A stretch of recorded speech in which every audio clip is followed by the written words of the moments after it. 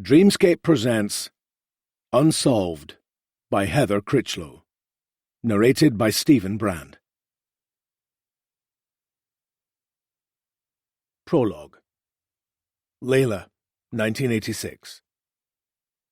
Layla presses her face against the horse's flank, soothed by the warmth of her body, the softness of the chestnut hair. Eager to be out, Ruby skitters, her hooves clatter on the chuckies, and she traps Layla against the fence. As she pushes the animal's side to move her away, Layla feels the thoroughbred's coiled energy, a sense of danger and unpredictability. Quick to temper when crossed, the mare has bitten other riders in the past. Layla understands the impulse.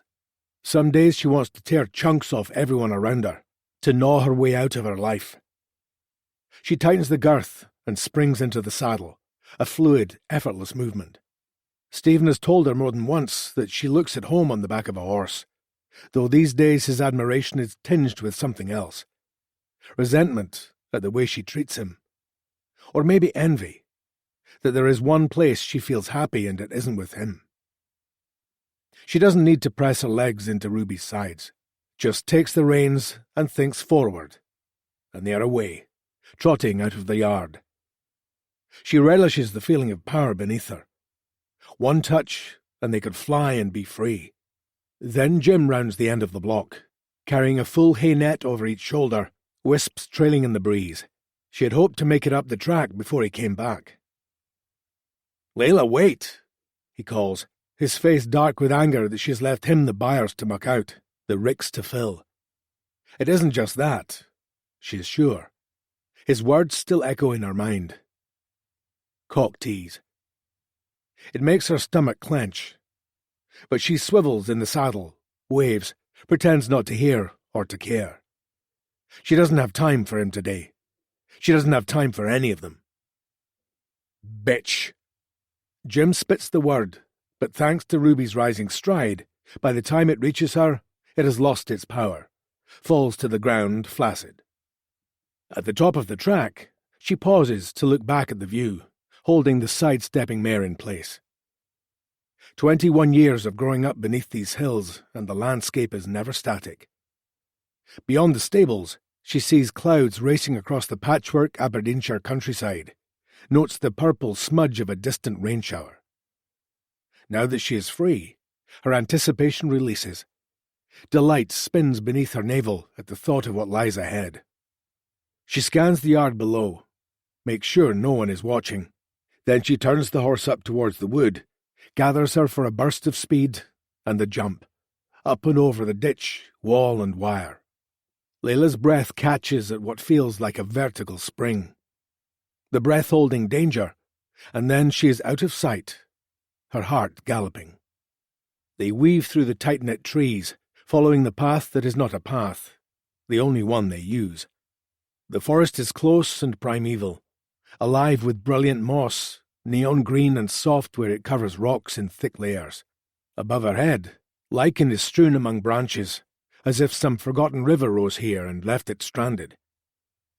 The trees drip with moisture, and the air feels alive, as if everything is pushing her forward, conspiring, leading her astray. Layla shivers at the notion. But then Ruby snorts, shakes her head to loosen the pull of the reins, and the feeling vanishes. The horse's hooves slip a little on the sodden ground, and Layla has to concentrate. Must take care not to catch her leg on one of the tree trunks that crowd the narrow gaps they shimmy between. As they leave it all behind, she starts to breathe more evenly, to allow the tight defensiveness she wears to loosen a little. The horse walks more easily. They flow together, away from the things and the people that try to hold them down.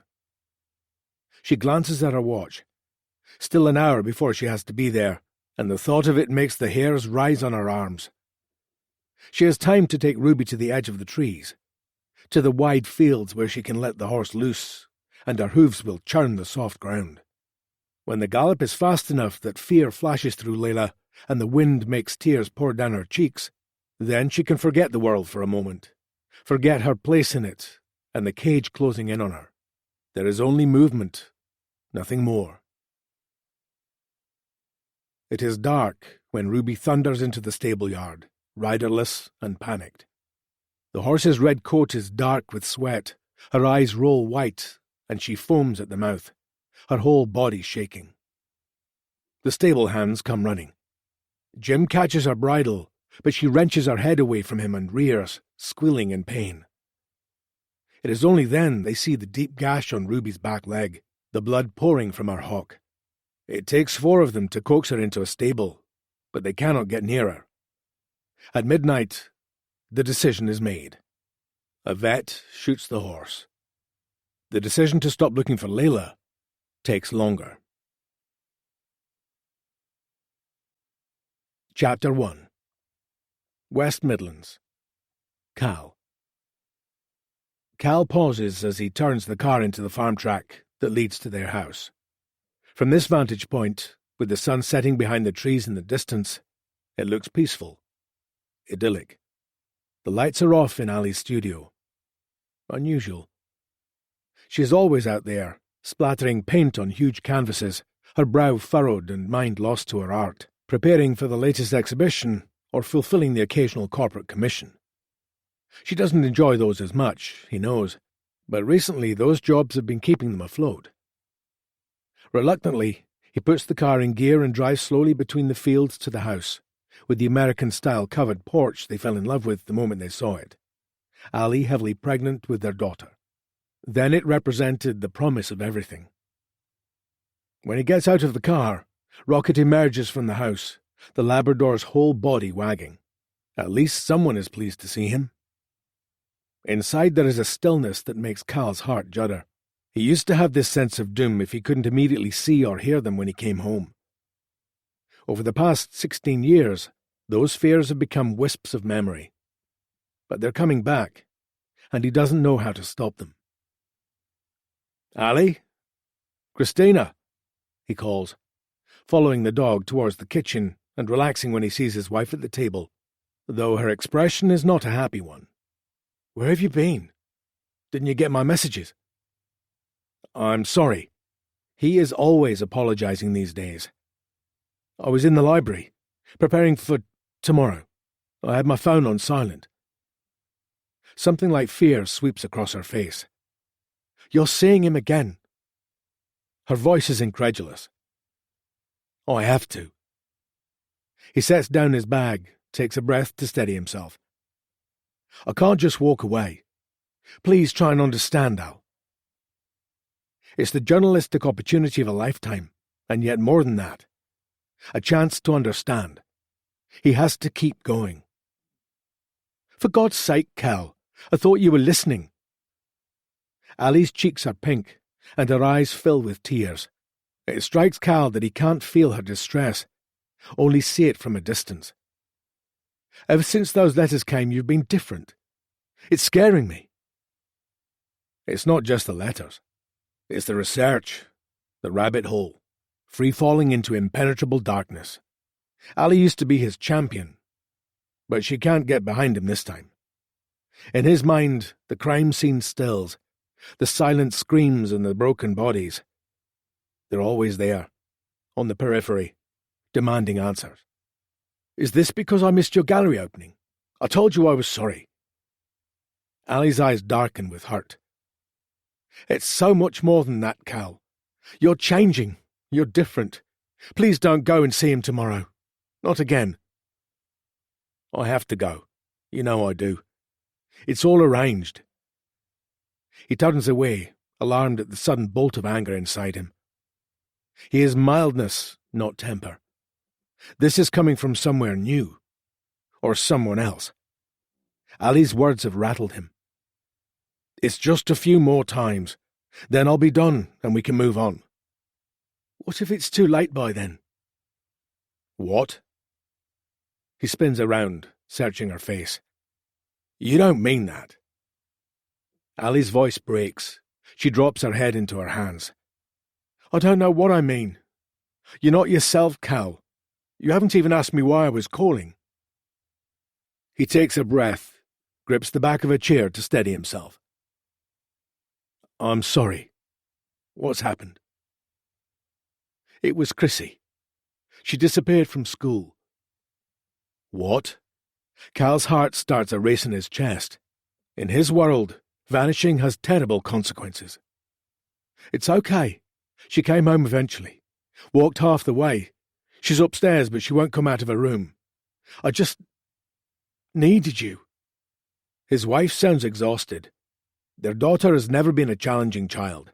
Neither of them knows how to deal with these recent developments. At 16, Chrissy is clammed shut, and any attempt to prise her troubles from her only increases her vice-like grip on her secrets. Has she said anything? No. Ali shakes her head, and a tear runs down her cheek. She turns her face from him and swipes at it as if she no longer trusts him with the deepest parts of herself. Cal thinks about reaching out for her, pulling her to him. It seems such a simple human way to react, and yet the chasm between them is jagged and impassable. Shall I try and talk to her? He doesn't want to do anything without Ali's permission, feels he has invalidated his right to decide by not being here earlier. Ali sighs, a twisting of frustration and sadness that he tries not to see. You can try. She bites her lip. Anything to avoid talking about him, I guess. As he walks to the stairs, he hears the back door slam behind her. Cal stands at the foot of the stairs for a moment. Blackness crowds his vision. Images flicker on and off in his head. It frightens him. These snapshots of pain have come from nowhere. Have come from him. When he is calm, he ascends and knocks softly at his daughter's bedroom door. Normally there would be music drifting out, the sound of chatting or a YouTube video. But today there's nothing. Maybe he can draw her out, and they can all spend the evening together, do something normal, banish this creeping darkness. He's always been able to get through to Chrissy. Their connection is a golden thread, unbreakable. Go away, Mum. It's not Mum, it's me. No reply. Can I come in? He asks, turning down the handle slowly and waiting. I'm coming in unless you tell me not to. He quickly steps into her room, and his breath catches in his throat. She's sitting on her bed, her hands wrapped around her knees, defiant, pale face turned to him. The living, breathing reincarnation of another teenager. Her image is Margot's, startlingly so. The power of genetics astounds him when he gazes at the inherited waves of reddish hair that frame her face. It takes him back to when he was 9 years old. 9 years old and about to lose a sister. Cal looks sadly at the chair by the bed. Chrissy used to keep it clear for him, demand that he cuddle whichever soft toy was in favour, settle a blanket over his knees. Now it is covered with discarded clothes and papers. I'm busy, Dad. Things to do, people to see. She scowls, no hint of softening. It's inevitable, he tells himself, as he perches on her bed, and she turns her face away like her mother did moments earlier, that a daughter will draw away from her father. It doesn't mean anything. He forces himself to take a breath, struggling not to say the wrong thing. You had your mum worried today. It is the wrong thing. Chrissy snorts. But not you, because you didn't even pick up your phone. Cal's heart rate stutters. He feels a closing down inside himself. It's all too hard. He hasn't felt this way for years, not since Margot vanished. He feels the urge to shout, to shake her, to get through to her. It frightens him. He does not want to be his father. Oh, I'm sorry, he says instead, bearing himself to her in the way he couldn't to his wife. Admitting it. It's this series I'm working on. It's getting inside my head. Some of the victims were Chrissy's age, snatched on the way to school, terrorized, discarded. Images seared in his brain. Close-ups of narrow wrists, bound with rope that burned and cut the skin. He swallows. Chrissy stares out of the window at the purple leaves on the copper beach, shading the side of the house. Even through the fog of his own crisis, He can see she's not okay. What's going on? This isn't like you, walking out of school. Her head jerks around. How do you know what's like me? You don't know me, not anymore. She fixes him with sea-green eyes that brim with tears she is trying to hold back. He feels afraid of her, like he's failing her without knowing how. I want to help. Then leave me alone. She makes the words sharp, then turns, facing away from him, eyes on the tree that has sheltered her since childhood. He doesn't know what to do. Sits, for a moment, withering under uncertainty. Then he rises, slowly, goes to the door, wishing she would turn and tell him to stay, hating himself for floundering. From the doorway he glances back, torn, wanting someone to tell him what to do. In that moment he wishes for Margot, 10 years older than him, sparky, wise, always on his side. He has tried to run from the pain of her loss, but it is impossible. It only grows, finds new ways to work at him. Now, looking at Chrissy, he wishes so desperately that she were here. She would understand. But then, if she hadn't gone, maybe none of this would be happening at all. Chapter 2. The building is daunting to approach. After several hours in the car, Cal is stiff. He shifts the bag that holds his recording equipment further up his shoulder. He gazes up at Broadmoor's Victorian facade, taking in its arched windows and the imposing gate that stands between him and the man he is here to meet. The famous clock tower shines in the weak sunlight. Dread runs through him. Every time he comes, he is sure Dubois will cancel, change his mind, even at the final moment. Today he wishes he would. Last night's upset folds shadows over him, but it's more than that. He's afraid. Getting in takes even longer than previously. When he shows his photo ID, the guard studies it intently. No hint that he's seen Cal before. He has his fingerprints checked, his bag scanned. The staff are always alert, on edge. Leave your things in here. The man gestures to an open locker. Securing permission to take in even the most pared-back recording equipment required months of letters and the approval of the Secretary of State. He unloads the essentials, an ambient microphone only, and slides his bag into the locker. Even solicitors are not permitted to take in more than pen and paper. Alone in the blank interview room, he waits. He needs to settle his nerves, to pull on a mask quickly, or Dubois will see. The man is a snake, watchful, deadly. Cal is aware that he is being recorded by the cameras that litter the institution, mechanical eyes that probe every movement. He smooths his trousers with his palms, breathes deeply. As much as he knows he should, he can't just walk away. His ratings have been on a downward slide for a while now. He may have been one of the first British true crime podcasters, shifting rapidly from dry radio documentaries to the new medium, but a tidal wave of competition followed. Cal's producer, Sarah, barely conceals her impatience, and he knows she is aggrieved to be landed with him, would take any excuse to offload the dead weight she inherited from her predecessor. He is on a knife edge. But then the letters arrived. Dubois, Woodland Killer, the face of evil, had never once granted an interview. Cal was given exclusive access. Hints were dropped that there was more to reveal about the other victims, the missing who vanished without a trace. Police estimated there could be 20 more, 30. Maybe Cal could be the one to find them. Even Sarah seemed excited. This series would be the one to elevate the podcast. But Dubois is a slippery subject, and every time Cal tries to tighten his grip, the man slithers away. Instead of baring his soul, he has inveigled his way into Cal's head. His dreams teem with terrifying details, heartbreaking pain, feelings that bring back memories. Before Cal can fully collect himself, Dubois steps into the room, handcuffed to a minder. The man's diminutive stature and ferret-like features are infamous. His picture published so many times in the papers that every time it startles Cal to see the echoes of that image in folds of fat. His skin is even paler today, and he wears nondescript jogging bottoms, a loose t-shirt. A far cry from the strong, fit man who lured young women with his striking looks and easy charm. Dubois spends much of his time alone. Other patients don't take kindly to him, and there have been attempts on his life.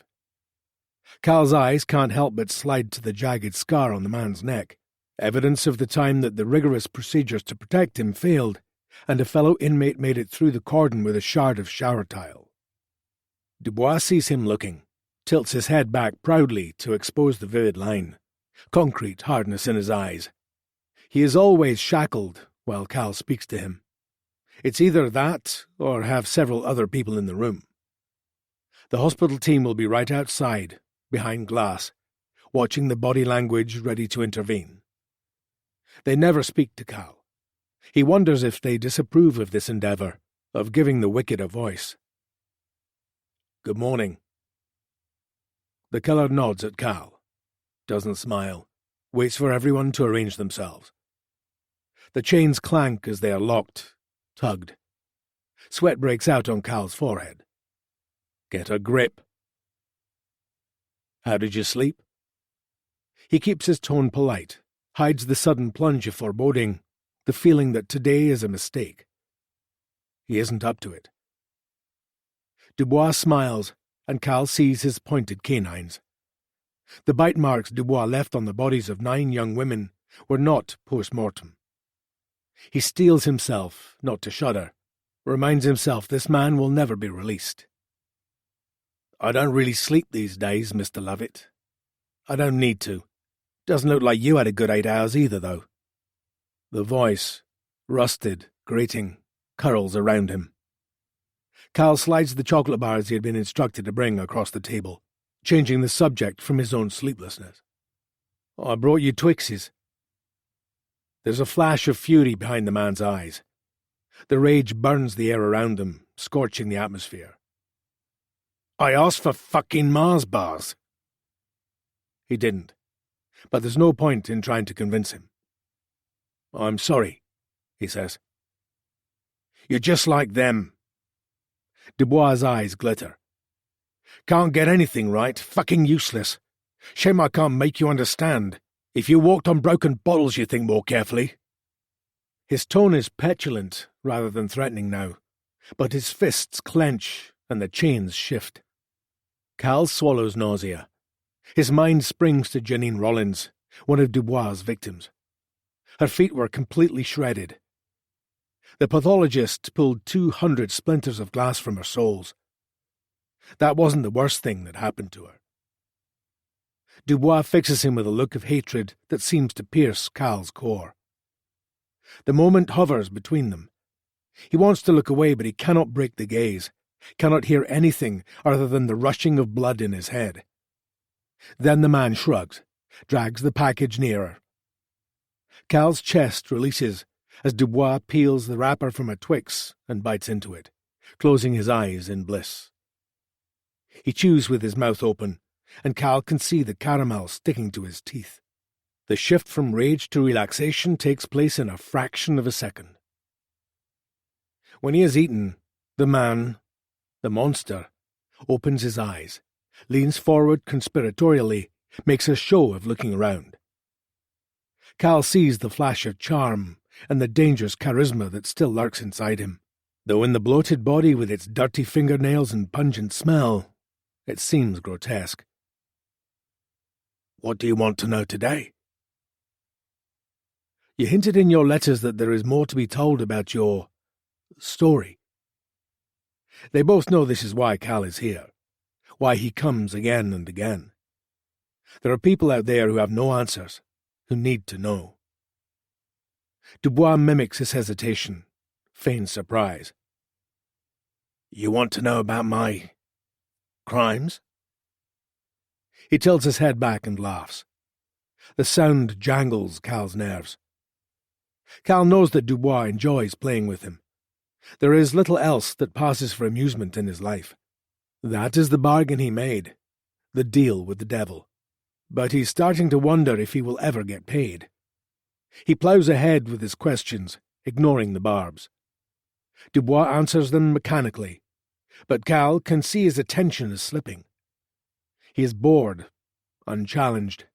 His fingers stretch as far as the chains allow to scratch at dry areas on his arms, dead skin drifting from them. Cal tries to look interested in the stock replies, searching for a chink in the standard narrative. Normally he is good at this, enjoys the thrill of the chase, but there is something about this man that slices through him. "Tell me more about your mother," he says. This subject is off limits, but he is desperate. Dubois gives yet another shrug, but there is something in the set of his shoulders that convinces Cal it is the route to more. "She died when you were young. Maybe you don't remember her." "I was 12, but she wasn't exactly worth remembering." "That's a shame." Dubois moves uncomfortably in his seat, his fingers return to his arms. It fascinates Cal to see the discomfort and the distaste on his face. All the more reason to push at the bruise. "My father is the interesting one," Dubois says, picking now at a fingernail, his voice dangerously quiet, warning Cal away. "Really? What did he think of your mother?" He regrets the challenge almost immediately. Dubois jerks his head up, his face contorted, his body pulling at the restraints. "He thought she was a fucking whore." The violence of the hissed words is stark. Cal knows what this man has done, what he is capable of doing, but even so, the instant hatred, the veins popping in his head, shocks him. He gathers himself, concealing the rattling feeling inside. Dubois spits out his venom. "She was fucking half the village." Is that true, though? Patricia Dubois, the model for her son's loathing and lust. In truth, she was having an affair with one local farmer, seeking solace from the reputedly ferocious temper of her husband. "I remember one night." Dubois' pupils dilate, and Cal represses a shudder at the snake-like expression that slides onto his face. "My father got us out of bed to watch. He used his belt, made sure she was sorry. She screamed. I can still hear her, you know." He taps the side of his head with a chained hand. "Then he told her she could go, but not with anything he'd paid for. He took it all off her, every last stitch, kicked her out into the snow and made her run, naked." Cal's heart beats faster at the vacant delight in Dubois' eyes. He tries to imagine a father waking his young children to terrorize their mother in front of them. It doesn't take a psychologist to understand the origins of the man's sadism. He learned it on his father's knee. Dubois made his victims run too, but he never let them get away. "How did she die?" His voice comes out a whisper. Dubois holds his gaze. "A farm accident. Such a shame. But you do have to be careful around tractors, I've heard." He barks out a laugh. "Her face when she realized." "When she realized what?" His mind fills with pictures of the tractor shed, runs away with thoughts. Dubois wasn't there. No one was. That's the story. But retelling his mother's death seems to have refreshed the man, woken him from his stupor. He lowers his voice to a flat whisper that Cal has to strain to hear. "She wasn't the first, you know." Dubois holds his gaze as if craving the reaction. "Your mother?" For a moment, Cal can't grasp what he's talking about. "No," he says as if it were obvious. "Mandy." He wets his lips, and all Cal's journalistic instincts stand to attention. This is it. The payoff for these hours of oily revelations and the images that will never leave his mind. Dubois flicks his eyes to the glass, behind which a nurse stands motionless. "They think she was." He stretches and lets another superior snort free. "All of you do." "You went to college together. She was unkind to you." Cal stumbles, aghast at the way his thoughts are slipping from him. He knows this is a distortion. It was Dubois who showed an unhealthy interest in poor Amanda Lyons. She turned him down, and he waited months to retaliate, nursed the rejection, fed it. But Cal has to be willing to play along. She wasn't the first to treat me that way. His eyes shine. I made them all sorry, in the end. Amanda Lyons was found tied to a tree, tortured. There was river water in her lungs, but no river nearby. He'd moved her from place to place. He kept her alive. Cal forces his mind away from the known victims. They have their justice, such as it is. So, who was the first? Dubois shrugs, leans back again, apparently having lost interest. He stretches a hand for more chocolate, takes his time unwrapping and savouring. Cal wants to scream. He pictures himself wrapping his hands around the man's neck, squeezing out the truth. The vividness of the image shocks him. There is something about Dubois that makes the air cold, changes you. It's like a contagion. A few moments later, and Dubois is glassy-eyed with the sugar rush, following another manic tangent. One woman, her husband was playing away. He leans forward and cackles wheezily. And they pinned it on him. He died in jail last year. Appeal denied. He folds in two, laughing, as if this is a joke. It is hard to navigate the ping-pong nature of the man's thoughts. There are no rules. There is little to cling to. Tell me about her, then. Dubois shakes his head, irritated. Maybe another time. He smirks, returns his gaze to the window and starts humming, an old tune Cal recognizes but can't place immediately. Eventually it comes to him. Daisy, Daisy, give me your answer due. The sweet sound is incongruous in the small interview room. He can smell the man's sweat, mingled with the sickly odour of the chocolate, the closeness of the air in a building where so many windows are sealed. From the room, you can see 12-foot walls, flanked by security fences, topped with razor wire. Beyond is a forest, the nearest trees felled to increase visibility. All of Dubois' victims were found in Woodland. All of his known victims. Cal wonders what he thinks when he looks out and sees the dead stumps. The Woodland Killer. That's what they called me. It is as if he can read Cal's mind. The notion sends an icy chill through his blood. He swallows, nods. It's irrational. It's just this place getting to him. All the same, he is relieved when Dubois turns back to the window and he can collect himself for a moment. They don't know the half of it. The machine voice grinds out the words. Before Cal has time to digest them, to understand, Dubois swivels to face him again. Don't you ever feel like you might just snap? Cal shakes his head. Can Dubois see his thoughts? The sick feeling that nestled inside him after Margot went stirs. He has never truly rid himself of it, but mostly it slumbers. I think you're lying. Cal's eyes are drawn to the man's mouth, his tongue probing at cracked skin. To yourself. Maybe. He forces the word out, for rapport, for the story. All men feel it. The sight of them. Dubois returns his gaze to the window. Cal wishes he could breathe fresh air.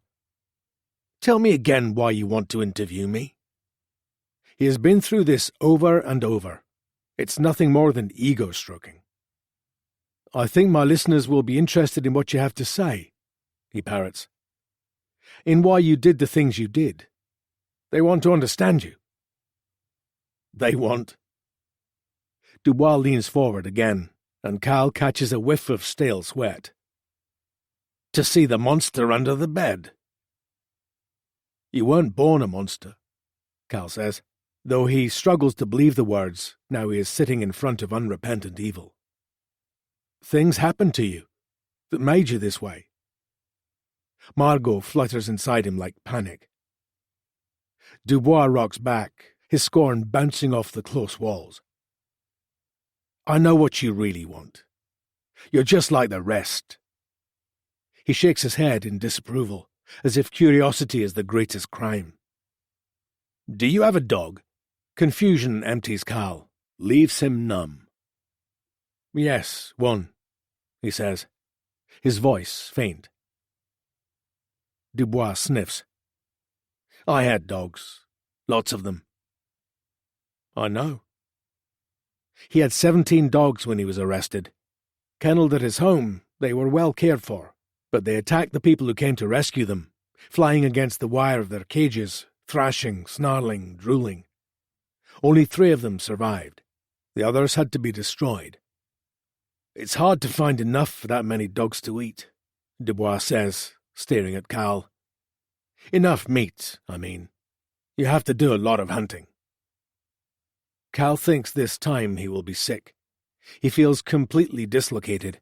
The interview has slipped from his control. There is a rap on the glass and he startles, making the killer laugh. Tick, tock. Time's up. Lock me up, throw away the key. It won't make a difference. In the end, we're all dumped in our own scrapyards, aren't we? Cal's brow creases in confusion at the words that sound like riddles. He is desperate to leave the room, and yet anchored in place by the horror, by the need to know. Can you give me a name before you go? The key is turning in the door. The nurses start to file in. Dubois shakes his head sadly, pondering.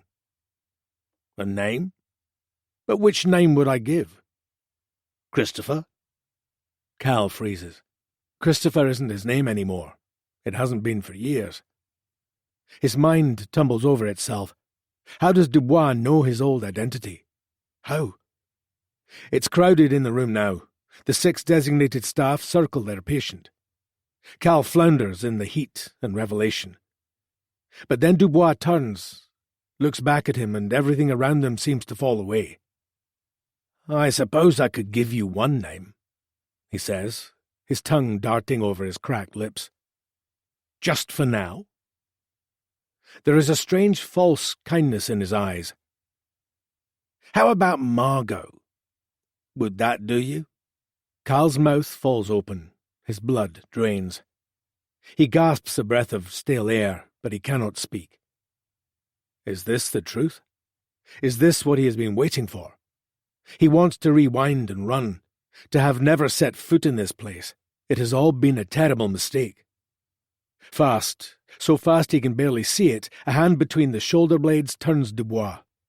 They whisk him away as if on rails, adhering to an immovable timetable of routine, stopping for nothing.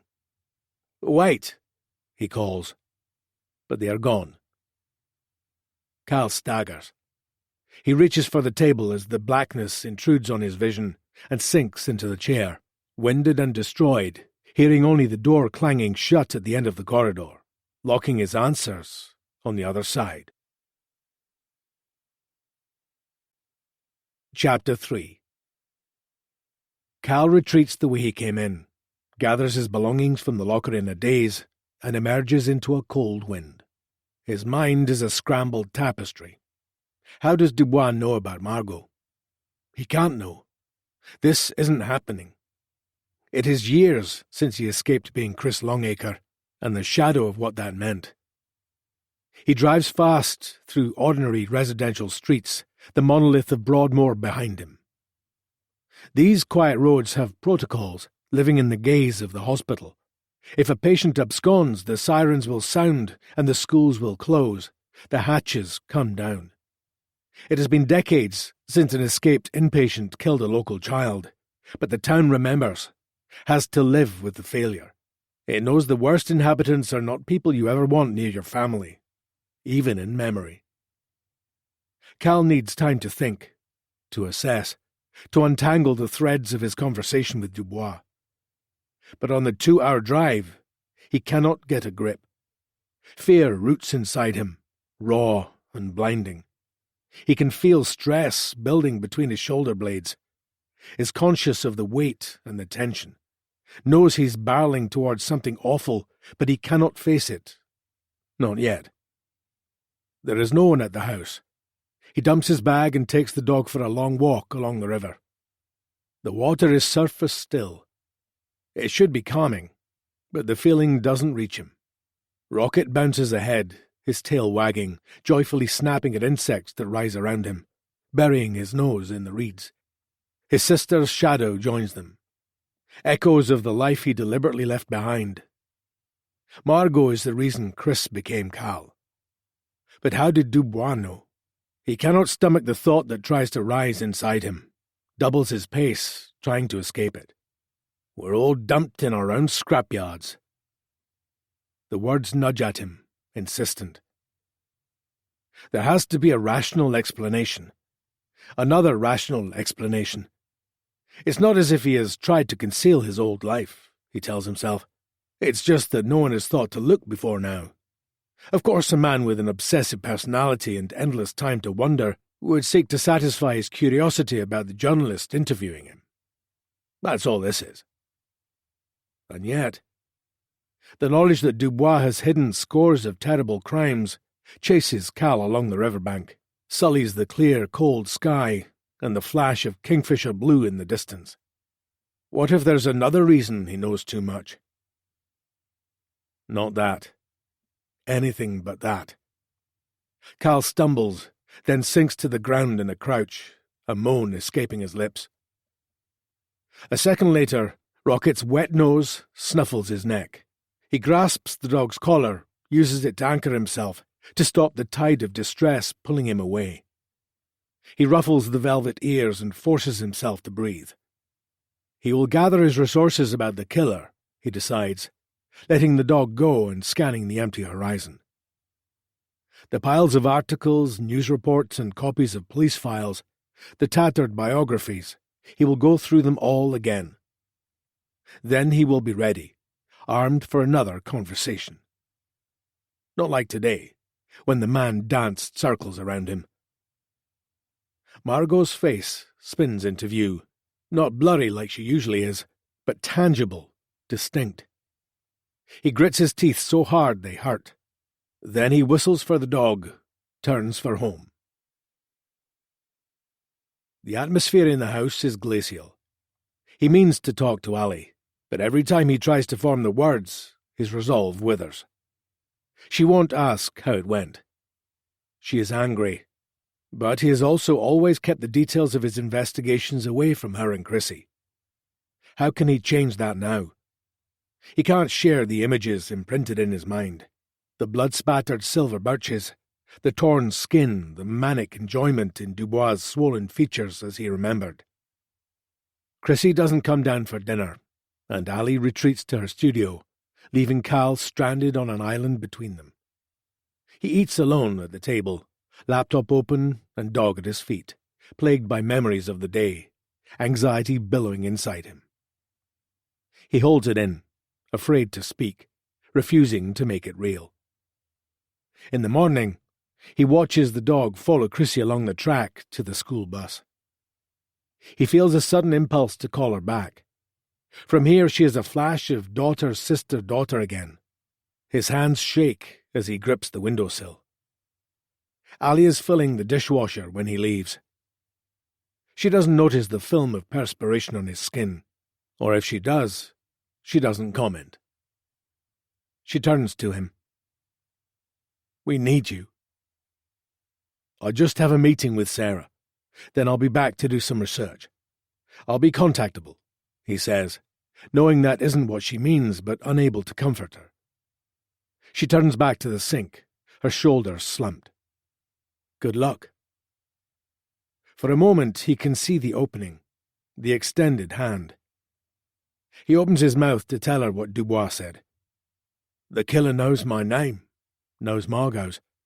Help, Ali, help me." But the words stick in his throat, and he thinks he will choke. He closes down, just like always. In Birmingham, it feels reassuringly busy. Pausing at Victoria Square, he takes comfort from the people around him, the sense of safety they offer. But as he gazes, the thoughts darken. What secrets do they hide, these people, whispering around them, falling between their outlines? The now dry statue of the reclining woman looks strange in her bed of foliage. He can't get used to the decision to turn off the fountain, beach the goddess. Leaving the square, he glances at his watch. He is late. The metallic body of the bull ring towers over him like an alien life form, and he quickens his step, conscious that Sarah will not like being kept waiting. Sure enough, he sees her at a window table in the cafe, glancing at her watch and tapping her foot. Cal's last producer was sitting out his years until retirement. Either he understood that interference could ruin the carefully calibrated tone, the fragile relationships with his subjects' families, or he didn't give a shit. Whichever reason, it suited Cal perfectly. Sarah is different. She wants to coordinate, market, push. To be fair, she probably doesn't like him very much either. She's on the up and he's dragging her down. She wants star ratings, publicity, forward motion. He knows the ratings slide has placed him in the production company's crosshairs. Her latest idea is a live audience event. He has tried to explain to her that no one is going to pay 10 quid to sit in a hall and listen to a middle-aged stubbly bloke in a mountaineering t-shirt talking about missing people. This is not strictly true. He knows he has some very dedicated fans, but he doesn't have any desire to meet them and shatter their illusions. He's going to have to tell her, he realizes, as he weaves through the chairs to her table, struggling to squeeze past a harassed mother with a buggy and screaming child. He can't keep it a secret. He feels jittery even before the caffeine, as if the killer's malicious gaze has branded him somehow, as if she will know as soon as she looks at him. "Sorry," he says, putting his rucksack on the chair and shrugging off his coat. "Can I get you another?" Sarah frowns, taps a manicured fingernail on the table where a tiny cup sits empty. "Espresso." He marvels at how she managed to get here from London so early, looking immaculate in a white shirt, black trousers and heeled boots. She wears jewellery that looks like modern art and always behaves as if she's just downed 7 coffees. He has a feeling Chrissy and Ali would love Sarah. He has to queue for a while, and he can see her staring at her phone, increasingly frustrated at the delay. As he places the coffees on the table, he tries to arrange the words in his head, but she launches straight in before he can speak. "How did yesterday go?" "Good." "Really? Because I've listened to the other recordings, Cal. There's no substance, just hints." "It's early days. I'm getting him to trust me." He shivers at his own words. What parts of yourself do you have to sacrifice to earn the killer's trust? "We need something juicy to get the ratings.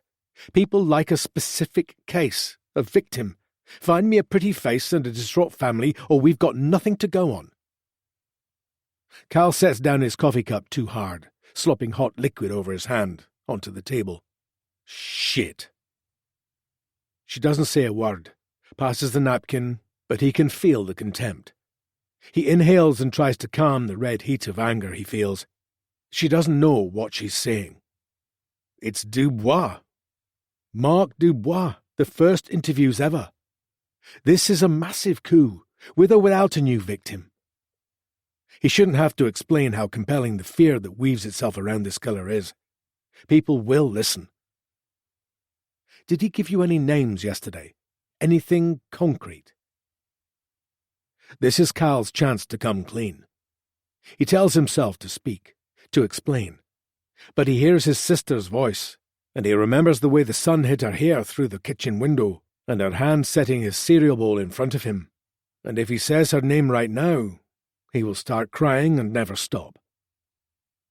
Sarah is oblivious to his distress. "We only have 2 advertisers lined up so far. It's not enough. I need clips I can use to hook more. We need to start psyching up your fans." The producer's words tumble over him. Costs, timescales, audience, episode length. Time, Time. Guilt and fear and secrecy pound inside Cal, tying him in knots and paralyzing him. Then another thought intrudes. What if he tells her, and she pulls him off the story? It is the kind of thing she would do. He cannot risk it. I have another session with him next week. I'll get him to talk. After that. He'll tell her after that. Sarah sighs, then knocks back her espresso in one swift movement. Standing, she looks down at him from her vertiginous heels, disdain in her eyes. You had better. Chapter 4. Cal doesn't go home straight away.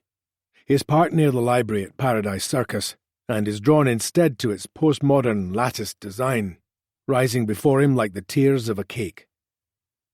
Inside he goes to the true crime section, searches for Dubois' salacious history. Half a dozen attempts at dissection, nestled alongside tomes on the Yorkshire Ripper and Myra Hindley. Everyone in the country knows his name, his face. Cal doubts his victims would be recognized by anyone. Their lives are a footnote to his notoriety. When one of those missing names, those fractured lives, could be your own sister's, it is less easy to understand why the perpetrators get all the attention. Deep down, he knows it is fear, the monster under the bed, the need to tell ourselves that if we are vigilant, well prepared, it cannot happen to us. It can, though. He knows it can. The library is distractingly quiet. He skim-reads the books, going back over the details, searching in vain for the period of time he's interested in. He wants to know he is wrong, that it cannot be. But there is nothing that covers that year. He works feverishly until lunchtime, barely looking up as he scans and scribbles, rushing past the pages that bear the gory details. In the last book, there is a section of photographs in the middle. He doesn't want to look. He knows he shouldn't, but his hands turn the pages automatically. It's the policeman he notices first, young and ash-grey in the background, smoking a cigarette. It could seem disrespectful, but Cal can forgive him. He knows the 20-year-old found the woman lying under a blanket at his feet. Her shoes are next to her, high heels set carefully in the mud, and a bleached arm protrudes from the makeshift cover, fingers curled, broken nails encrusted with dirt.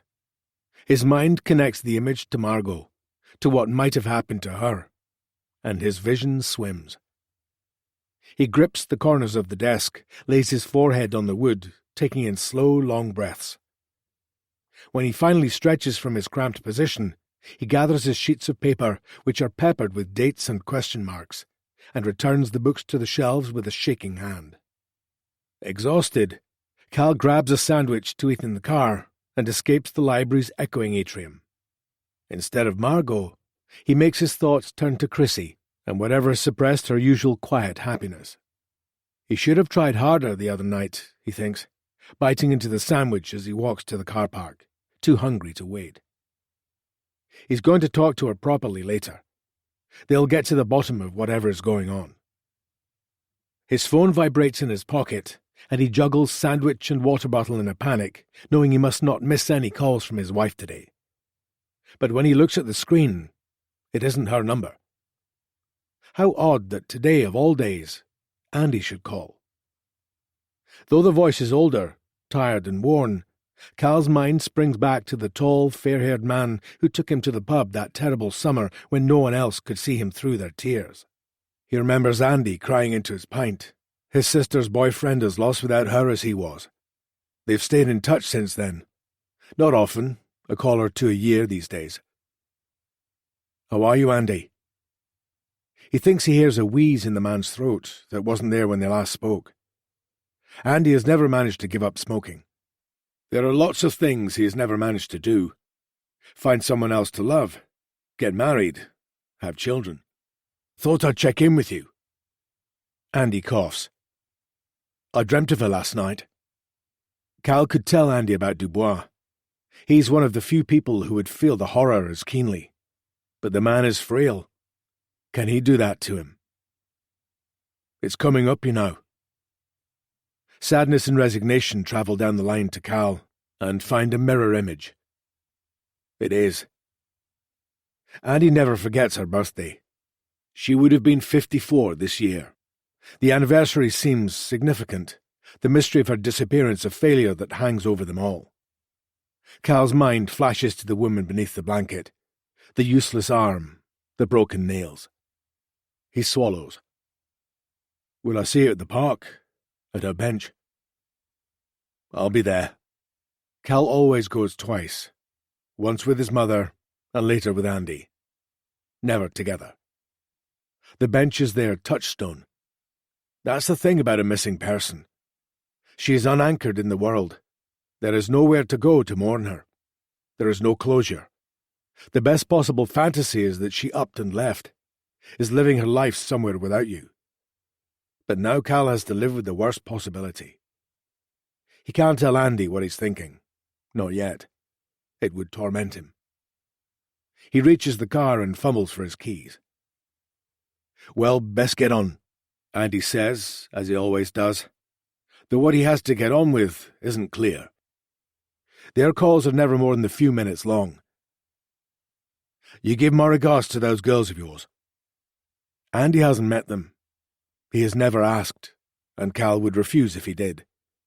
He never lets Allie come with him to the bench, though she's asked year after year, so badly wants to be there for support. He keeps it separate. Chris and Cal. Then and now. Chris isn't really alive anymore. He slipped away when Margot vanished. Cal wouldn't know what to do with him if he came back. By the time he drives home, Cal feels bone-tired, hopeless and dark. He takes the steps up to their once-adored porch slowly. The air feels heavy. Allie.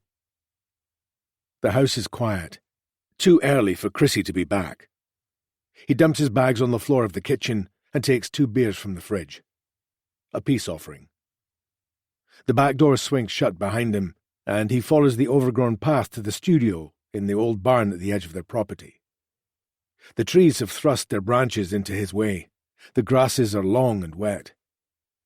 He can see the route that Allie weaves daily, so he follows her footsteps, the beer bottles clinking between his fingers.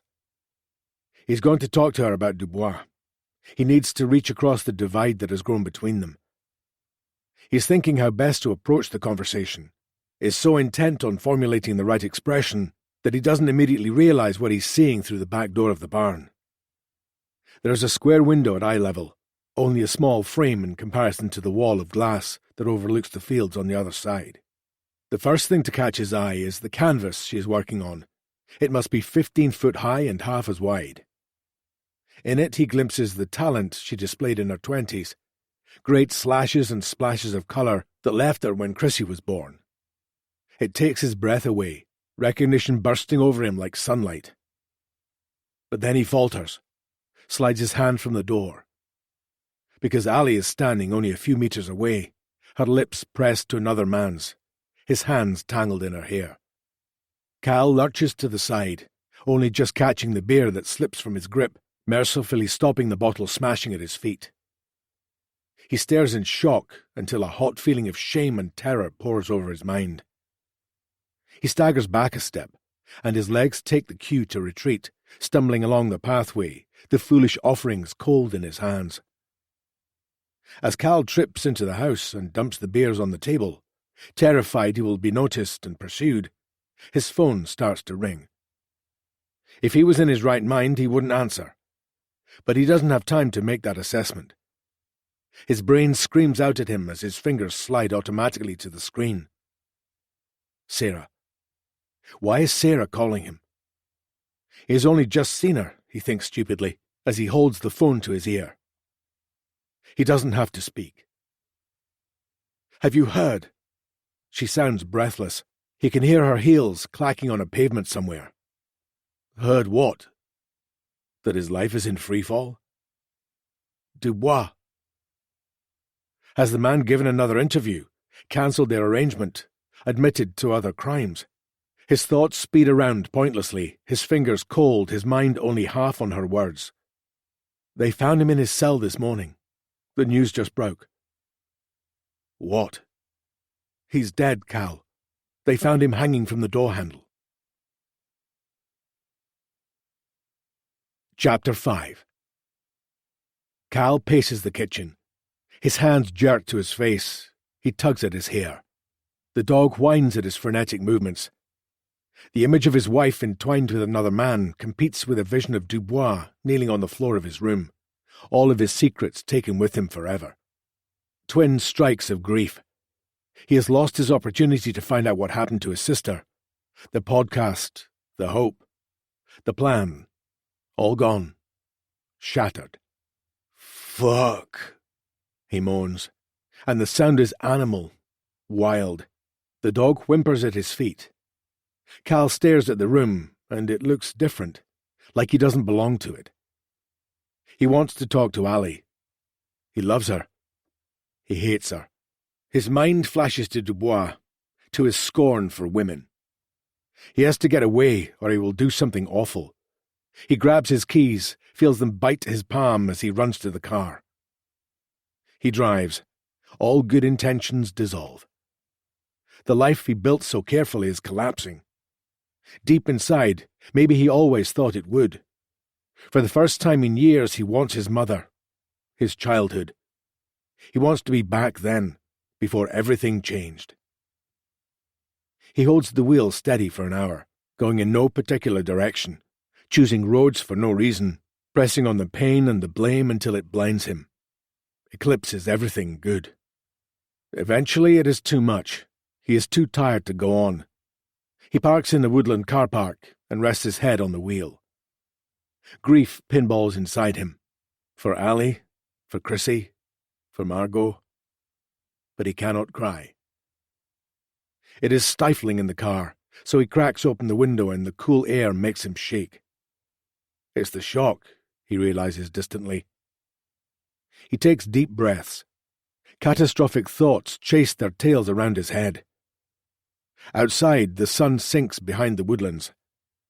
People come back to their cars with dogs and children, only to be replaced by others, all casting a wary glance at the lone man who remains in his car. This is just the kind of woodland Dubois favoured. The sort of place he took his victims, where they were later found tied to trees, eyes glazed, screams still on their lips. They did not die quickly. How many times was Dubois, a man in a car, glanced at and forgotten? He closes his eyes for a moment, steadies his breathing. He can't let himself fall down that rabbit hole. He will never come out. It is dusky dark when he arrives home for the second time, excuses on his lips. He will not reveal what he saw earlier. He needs time to take it in, to decide what to do. But the knowledge of Ali's infidelity is poison in his veins. When he reaches the kitchen and sees her concerned face, he is floored. Did she see him outside her studio? Is it now? Is this where it ends? I saw it on the news, she says, taking his bag from him, setting it down. What are you going to do? He looks dumbly at her, only then notices Chrissy at the table, her face an equal mask of concern. I'm really sorry, Dad. It was such a good scoop. Dubois. He wants to cry at the sight of them. His family, united for a moment. Too late. Cal runs his hand across his head, playing for time and composure.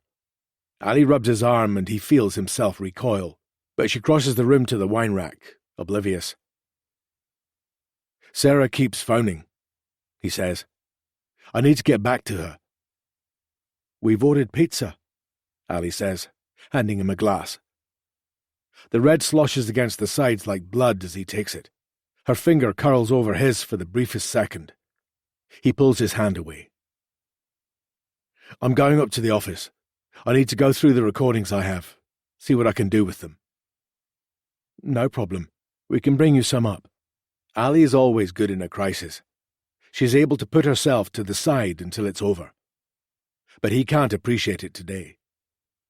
Upstairs he clears old papers from his desk and piles them on the floor, trying to shift the image of Ali and the other man from his mind. Who is he? Tremors of rage compete with despair. He's afraid of himself. Work is the only place he can escape for a while. From his bag he takes the books and the notes, gathers anything related to Dubois. He starts to arrange his thoughts, using a piece of paper to create bubbles of possibility, linked to each other by arrows and lines. He's putting it off. Listening. Ordinarily he loves the editing stage, cutting and slicing the words to create something new, tell the story. Not this time. He starts the recording. All at once the room is filled with the killer's scratchy tones. He listens to the wheedling charms, the pointless small talk. The time he now knows was wasted. He can hear the way the man ran circles around his conversation, only really said what he wanted to, slippery and conniving. It's a myth that you need to hang from a high rope to die. Cal knows that. Dubois could asphyxiate himself if he had the motivation. But there's something about the death and its timing that makes Cal uneasy. Dubois was having fun with him, taunting and provoking. Would he drop a tiny clue and then kill himself without waiting for the punchline? It just doesn't make sense. His heart beats faster. He has reached the part of the last recording where the man seems to lose sense of reality. The strange sing-song floats around him. Only now he can't listen without seeing Margot's face, imagining Dubois gripping her perfect skin, picturing her terror. What if her final moments were with him? There is nothing worse. Surely there is nothing worse. And all his life he has believed not knowing is the ultimate pain. The door to the room opens, and for a moment Margot is standing there, her hair framing her face. No marks on her skin, no pain in her eyes. Then the vision disappears, and it is Chrissy, a pizza box and the half-empty bottle of wine in her hands. Her brow furrows with confusion as she listens to Dubois. He slams his hand down, clicks the mouse frantically to pause the interview. She cannot have this inside her head. Silence pours in, cleansing his ears of the tarry feeling. He has spoken to murderers so many times before, but this is different. This one has crawled inside Cal's head and laid his eggs there, waiting to hatch. Pizza's here. Thanks, Chris. There it is. The name he relinquished. He gave it to his daughter. It's hers now. He notes her fragility, the sad way she moves. Does she know what's going on with her mother? Is that it? Could he ease the burden if he tells her it's okay? He knows. She places the box next to him and peers at his scribbled thoughts, lingering. He reaches out and pats her hand. It's cold. You okay? She nods. The veins in her neck are faintly blue against milk skin. A reddish curl falls across her face, and she brushes it away. You know you can tell me anything, Christina, don't you? The words spring from nowhere. He says them gently, but she startles all the same, like a deer in the woods. I mean it, he says. There's nothing so big it could ever come between us. Nothing you could do. You know that, right? Cal isn't sure what he's trying to say. He feels so emotional, as if the world is about to end. Their world. I'm here, if you ever need me, for anything. Chrissy puts her palms flat on the paper chaos, studies her fingernails in the lamplight. Then she nods. Thanks, Dad. And like the deer in the woods, she is gone, leaving only the imprint of her absence and the voice of evil behind her. Cal stares at the door for a moment. Then he clicks the mouse. I suppose I could give you one name. The voice taunts him. How about Margot? Chapter 6. By the morning, Dubois is everywhere. Every news channel, every talk show leads with his death. His face, the old slimline version, is plastered across both broadsheets and tabloids. Smaller portraits cluster beneath him, his victim smiles betraying nothing of the horror to come, with fewer column inches than their killer. It makes Cal itch to see them. He may never know, now, if his sister should be one of them. The news channels scrape so low, they even interview released convict Jason Barr. The man briefly shared a cell with Dubois 15 years ago. Cal's skin crawls at the sight of the broad, suited shoulders, the presenter's courtesy, the rapt attention afforded him. Barr, a man who did 20 years for clubbing women over the head when they left pubs and nightclubs, is soaking up the attention. He knows Sarah wants to release their recordings too, but he avoids her calls. His mind is collapsing in on itself. He can't even look at Ali. He stays in his attic office all day, waiting for the courage to deal with it all, hating himself more the longer he delays, listening to the recordings over and over again. At midnight, he folds the laptop closed and stares at the shadows on the wall.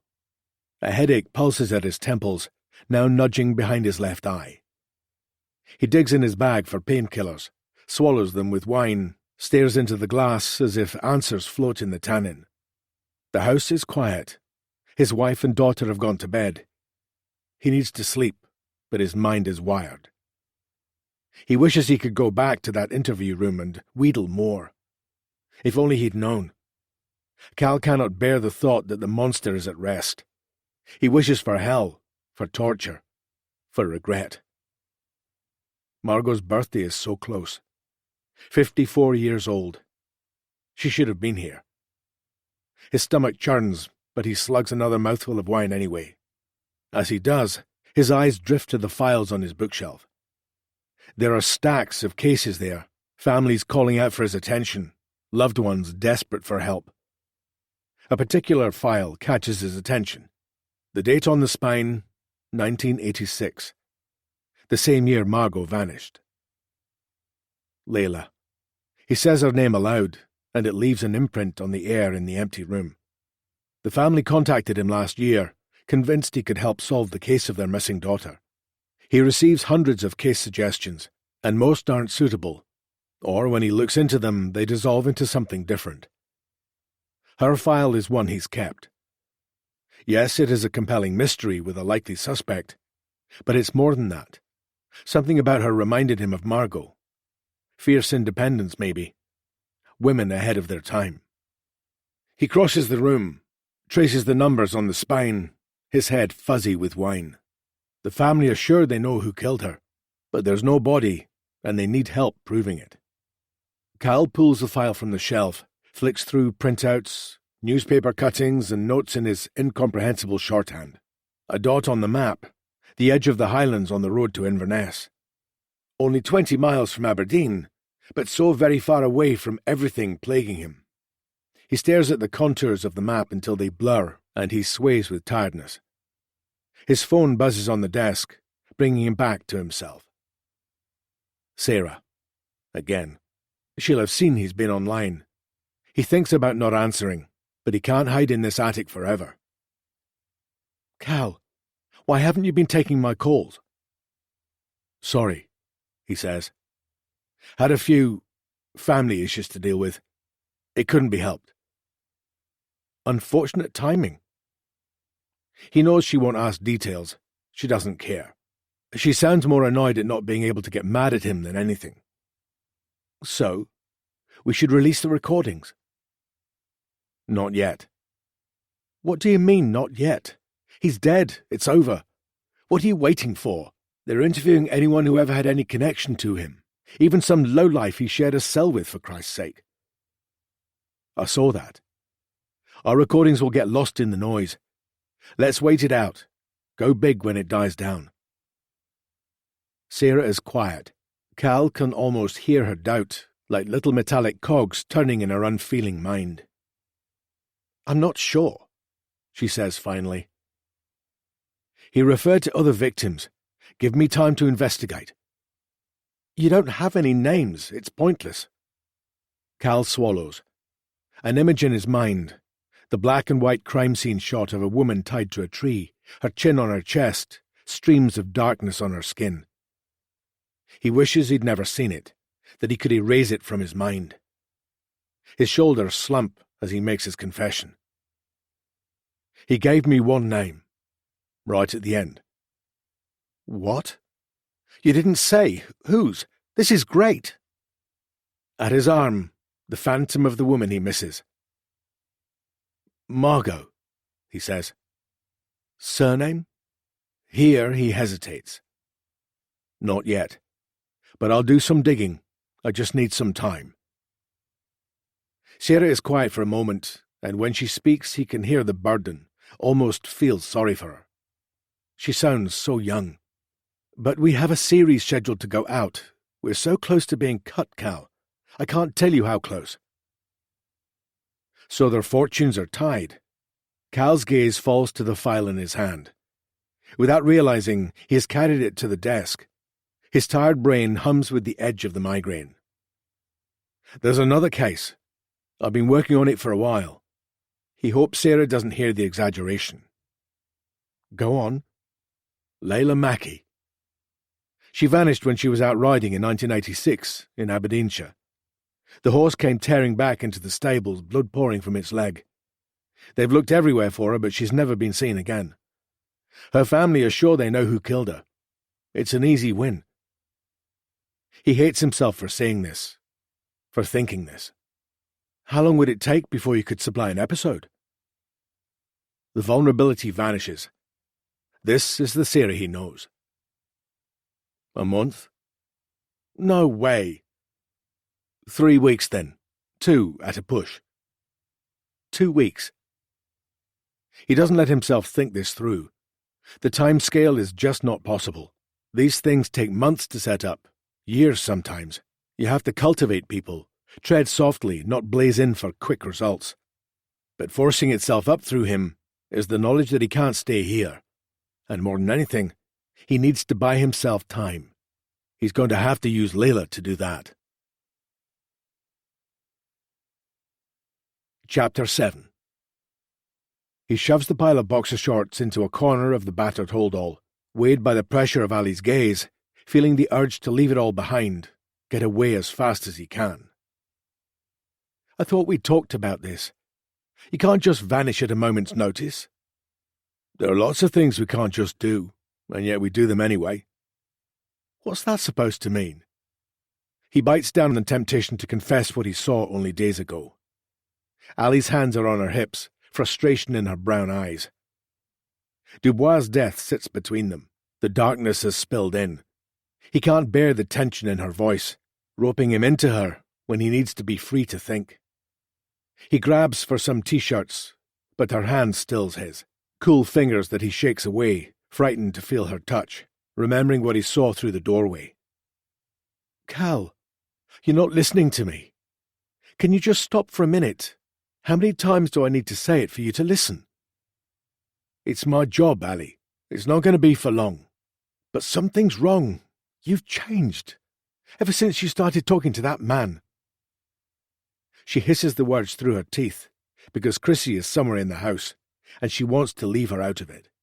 This feels different to fights they've had in the past, like they're standing on the edge. What are you talking about? You're carrying him with you, Cal, more than you ever have before. It's getting to be too much. You bring this atmosphere into our house, our lives. I can't keep living with the dead, with the effect it's having on you. Her words are sharp darts of truth. He hates her for them. I'm sorry I'm not cheerful enough for you, Ali. His voice rises. If my need for answers, my past, is inconvenient, then I'm really very sorry. Ali's mouth drops open. She throws her hands up and her eyes blaze with anger. That's not what I mean, Cal. Don't make this about her, about Margot. I've always been there for you. Tears threaten. I would have been if you'd let me. A whisper of shame crosses his mind, but he tucks it away because he doesn't want Ali to be right and reasonable. He just wants to get the hell away from her. He throws a shirt on top of the bag. I can't keep doing this. Her voice is low enough that he has to concentrate as she enunciates. You aren't listening to me. It's scaring me, Cal.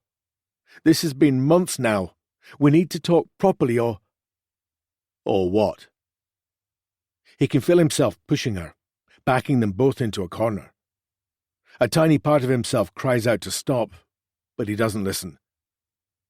Or maybe there's no point anymore. Ali's eyes are brimming. She's waiting for him to rescue them. He can feel her despair, and it scares him that he doesn't care. Maybe that would be for the best. The words are out before he can stop them. What do you mean? I saw you, Ali, in the studio, with him. Her face flares with heat, regret and guilt filling her eyes. Oh, God. I'm so sorry, Cal. It was one moment. Why didn't you say something? I could have... She reaches for him, but he pulls his arm away. Who is he? He doesn't want to know, but he needs to. His mind keeps cataloguing everyone it could be. One of their friends from the village pub. A gallery contact. Who? It's making him hate all other men.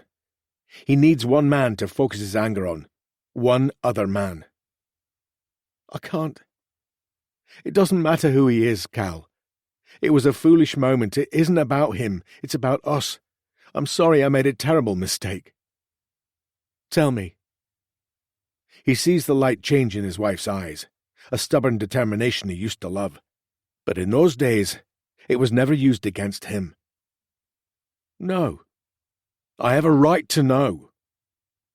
Ali sucks in a gasp of air, and he knows he's gone too far. You have a right to nothing. She turns on her heel, a smudge of green bright on her cheek. Her long brown hair flows out as she pivots. It's his last glimpse of her, striding away from him in her baggy artist overalls. He hears her feet on the stairs, then the door slams, and seconds later the car's engine guns, gravel complaining beneath angry tires. Then silent. Cal finishes putting clothes into the holdall. He places it neatly in the hallway, beside the recording equipment that will take up most of the room in the car. He concentrates on every movement, trying not to let reality rush in. Chrissy walks in through the back door, her curls standing out around her head, catching the sunlight. He is relieved she has missed their argument.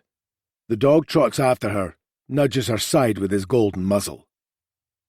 Where did Mum go? Cal sighs.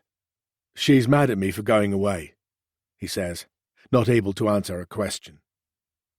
But you have to. He meets her eyes. They are Ali's eyes, but he can't tell what they're thinking any more than he can fathom his wife. He has a sudden flash of terrible foreboding and loss. Before they know it, she'll be gone.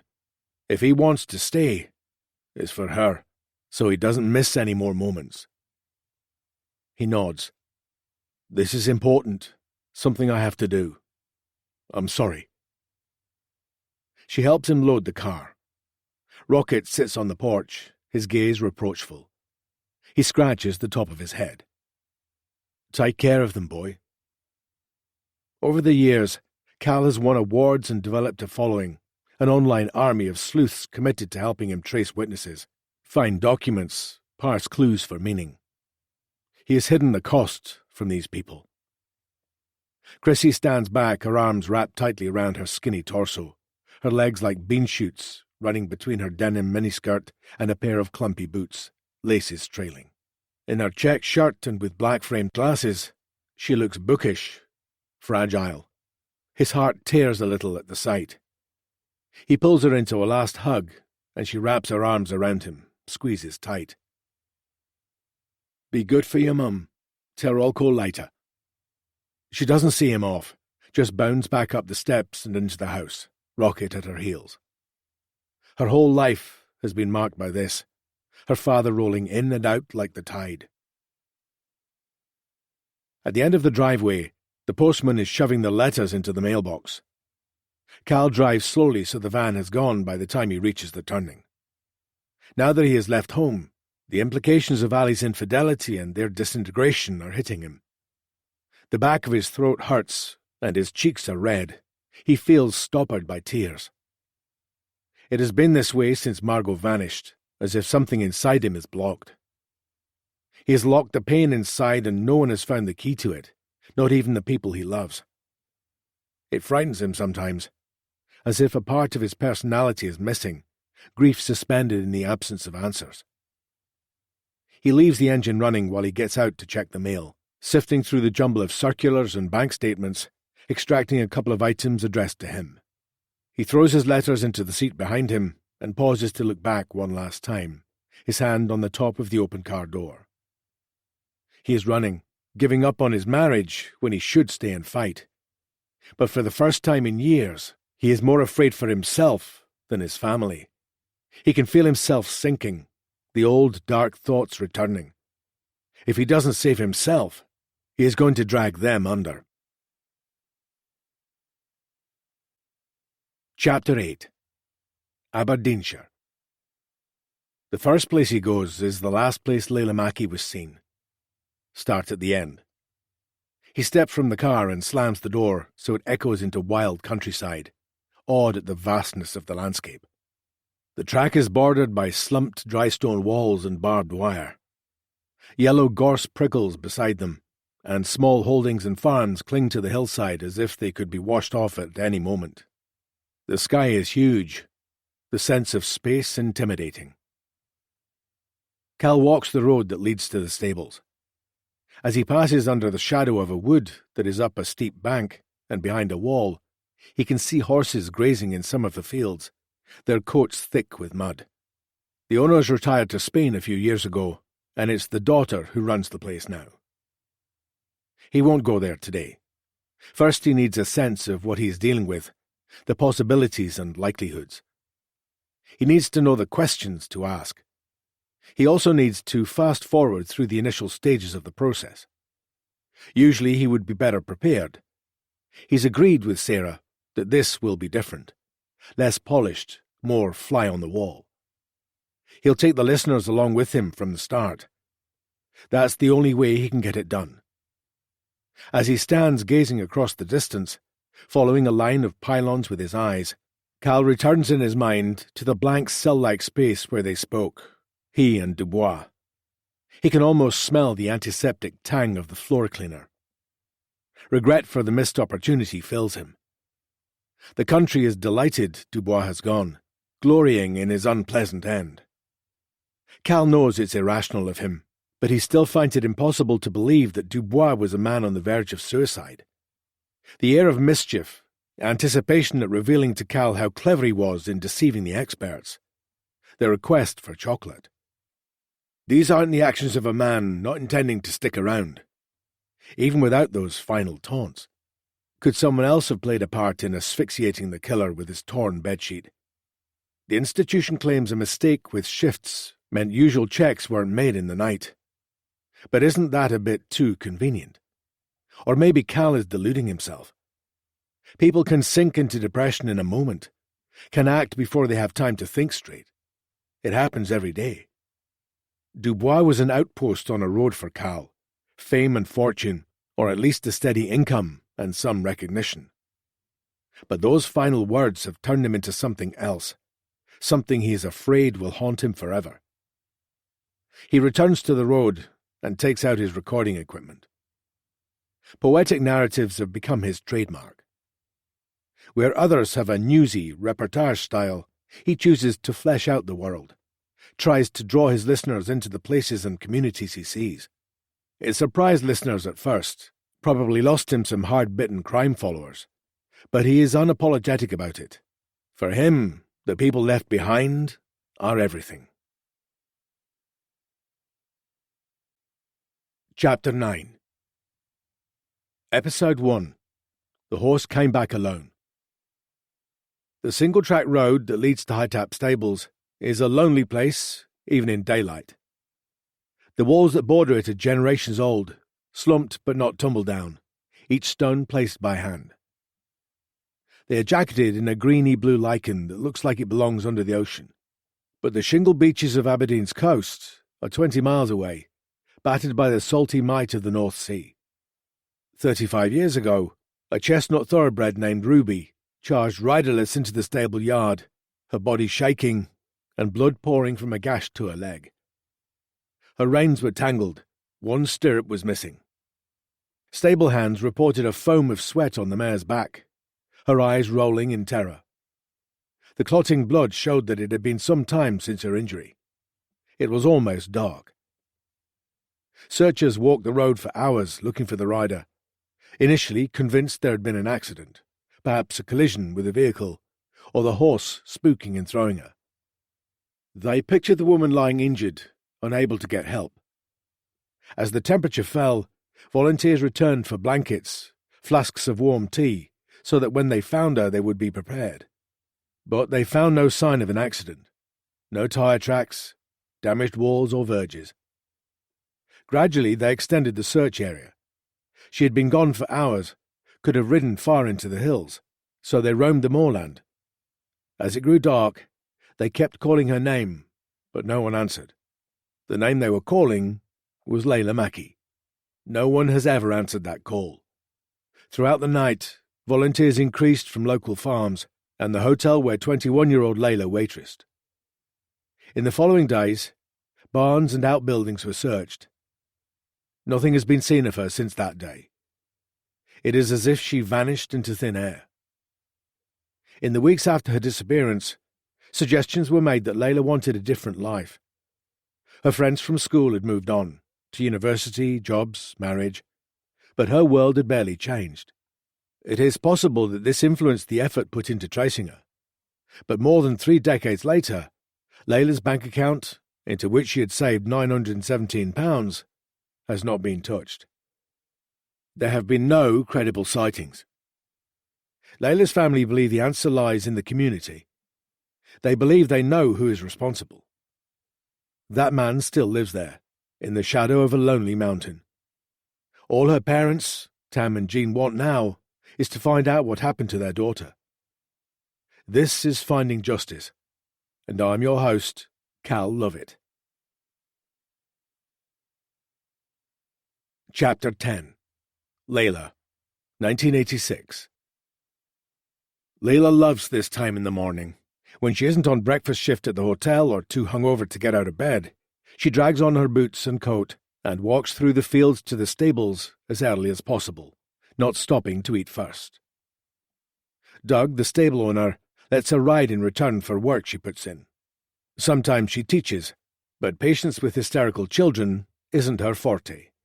So when she can, she volunteers for the mucking out, grooming, filling the hayricks, and checking the water troughs. She isn't afraid of hard work. The driving rain or snow doesn't put her off. She knows that's one of the reasons Doug likes her. On sunny days, there's no shortage of help. When the mud is ankle-deep and the wind is tearing into the hill, Layla will still be there. Today the dawn is a line on the horizon, grey clouds moving fast across the lightning sky. There is a bite in the air, but it's not as sharp as the cold winter mornings when the darkness lingers and it feels like she's the only one left on the planet. Morning. Doug is already leading 2 horses into the bottom field. He will have been out for the last 30 minutes feeding them. Ruby and Joey need doing. Layla nods, slips into Ruby's stall gratefully. The mare shakes her head up and down, anxious to be out. Her breath steams in the cold air. She shoves her nose into the head collar Layla has taken from the hook outside, spooks at the wind as she steps into the yard. Easy, girl. Layla strokes her soft neck, buries her nose in the horse's sweet-smelling flank for a moment. Steady. Ruby's hooves clack on the concrete as she follows Layla to the end of the block where Joey, an old faithful of the stables, patiently sticks his head over the door for his head collar and lead rope to be fitted. He walks calmly out when she pulls back the bolts. He would take himself to the field, if they let him. Joey nudges Layla with his nose. She rubs his muzzle affectionately and digs in her pocket for a treat for him, while Ruby sidesteps and angles for her share. Flanked by the pair, one lead rope in each hand, she takes the track to the field, feeling a sense of calm and rightness she only gets in fleeting moments like this one, away from people and life, and the sense of purposelessness that has plagued her since school. An hour later, all the horses are fed and turned out, their stables mucked out and fresh sawdust added to their beds, water buckets refilled. Numb with cold, she follows Doug into the farmhouse kitchen where his wife Sal is frying bacon and his daughters are getting ready to walk up the track to catch the school bus. He holds the door for her, and she slides in past him, feeling his breath on her face. It makes something in her stomach flip. She leaves her muddy boots in the porch, nodding at the girls as she slides across the tiled floor in her socks and sinks into a chair, rubbing her hands to warm them. One of the collies noses her, and she strokes its head, then shoves it away so it returns to the range. "All right, Layla?" Sally's never particularly warm to her. "Bacon?" "Thanks," she says, the feeling creeping back into her fingers and the cosy kitchen dissolving her unease. "If there's some going." She pours herself a tea from the ever-present pot on the table and takes a piece of toast from the rack, ravenous. During the day, the stable hands and riders use the kitchen off the tack room to make themselves hot drinks and microwave food. Access to the main house is a privilege reserved for the most devoted, and Layla knows others resent her for it. Sometimes she wonders if Sal resents her too. She is never as easy with Layla as she is with the other helpers. Sal sets a plate of bacon on the table, and Doug sits opposite Layla, passing her a bag of floury rolls so they can make fat sandwiches, dripping with grease and warmth. His feet touch hers under the table, so she bends her legs, draws her toes under her chair. As she squirts ketchup onto her bap, Layla feels Bridget's eyes on her, glances up and meets her gaze. Bridget's curiosity slides away quickly, her cheeks flame. The girl must be 13. Layla knows she is jealous of her freedom to stay here for the day with the horses, has heard her begging her parents for the day off before the shows. Bridget has no idea that Layla burns with jealousy at the difference in their lives. Doug and Sal are strict with both girls, have high expectations of what they can and will achieve. It's only now she has been spat out at the end of her education with nothing to hope for that Layla sees this is the true gift, not the freedom and the disinterest that characterizes her own parents' attitude to school. It's not that they don't care, she thinks, more that they have never believed that she had it in her to rise to the top. So she didn't. She messed around, flirted, smoked, and drank her way through her teenage years, enjoying her popularity, not noticing that most of the others had plans and were studying in the background, however much they claimed to be slacking off. In the last couple of years, those friends have fallen by the wayside, largely deserting Aberdeen for Glasgow and Edinburgh, meeting new people and forging new lives. When she sees them in their university holidays, she feels more alone and adrift than when they are away. "Girls, time to leave." Sal points to the clock, and Bridget and her younger sister Paula grumble as they slide their feet into boots, pick up bulging school bags, and pull waterproof jackets on over their blazers.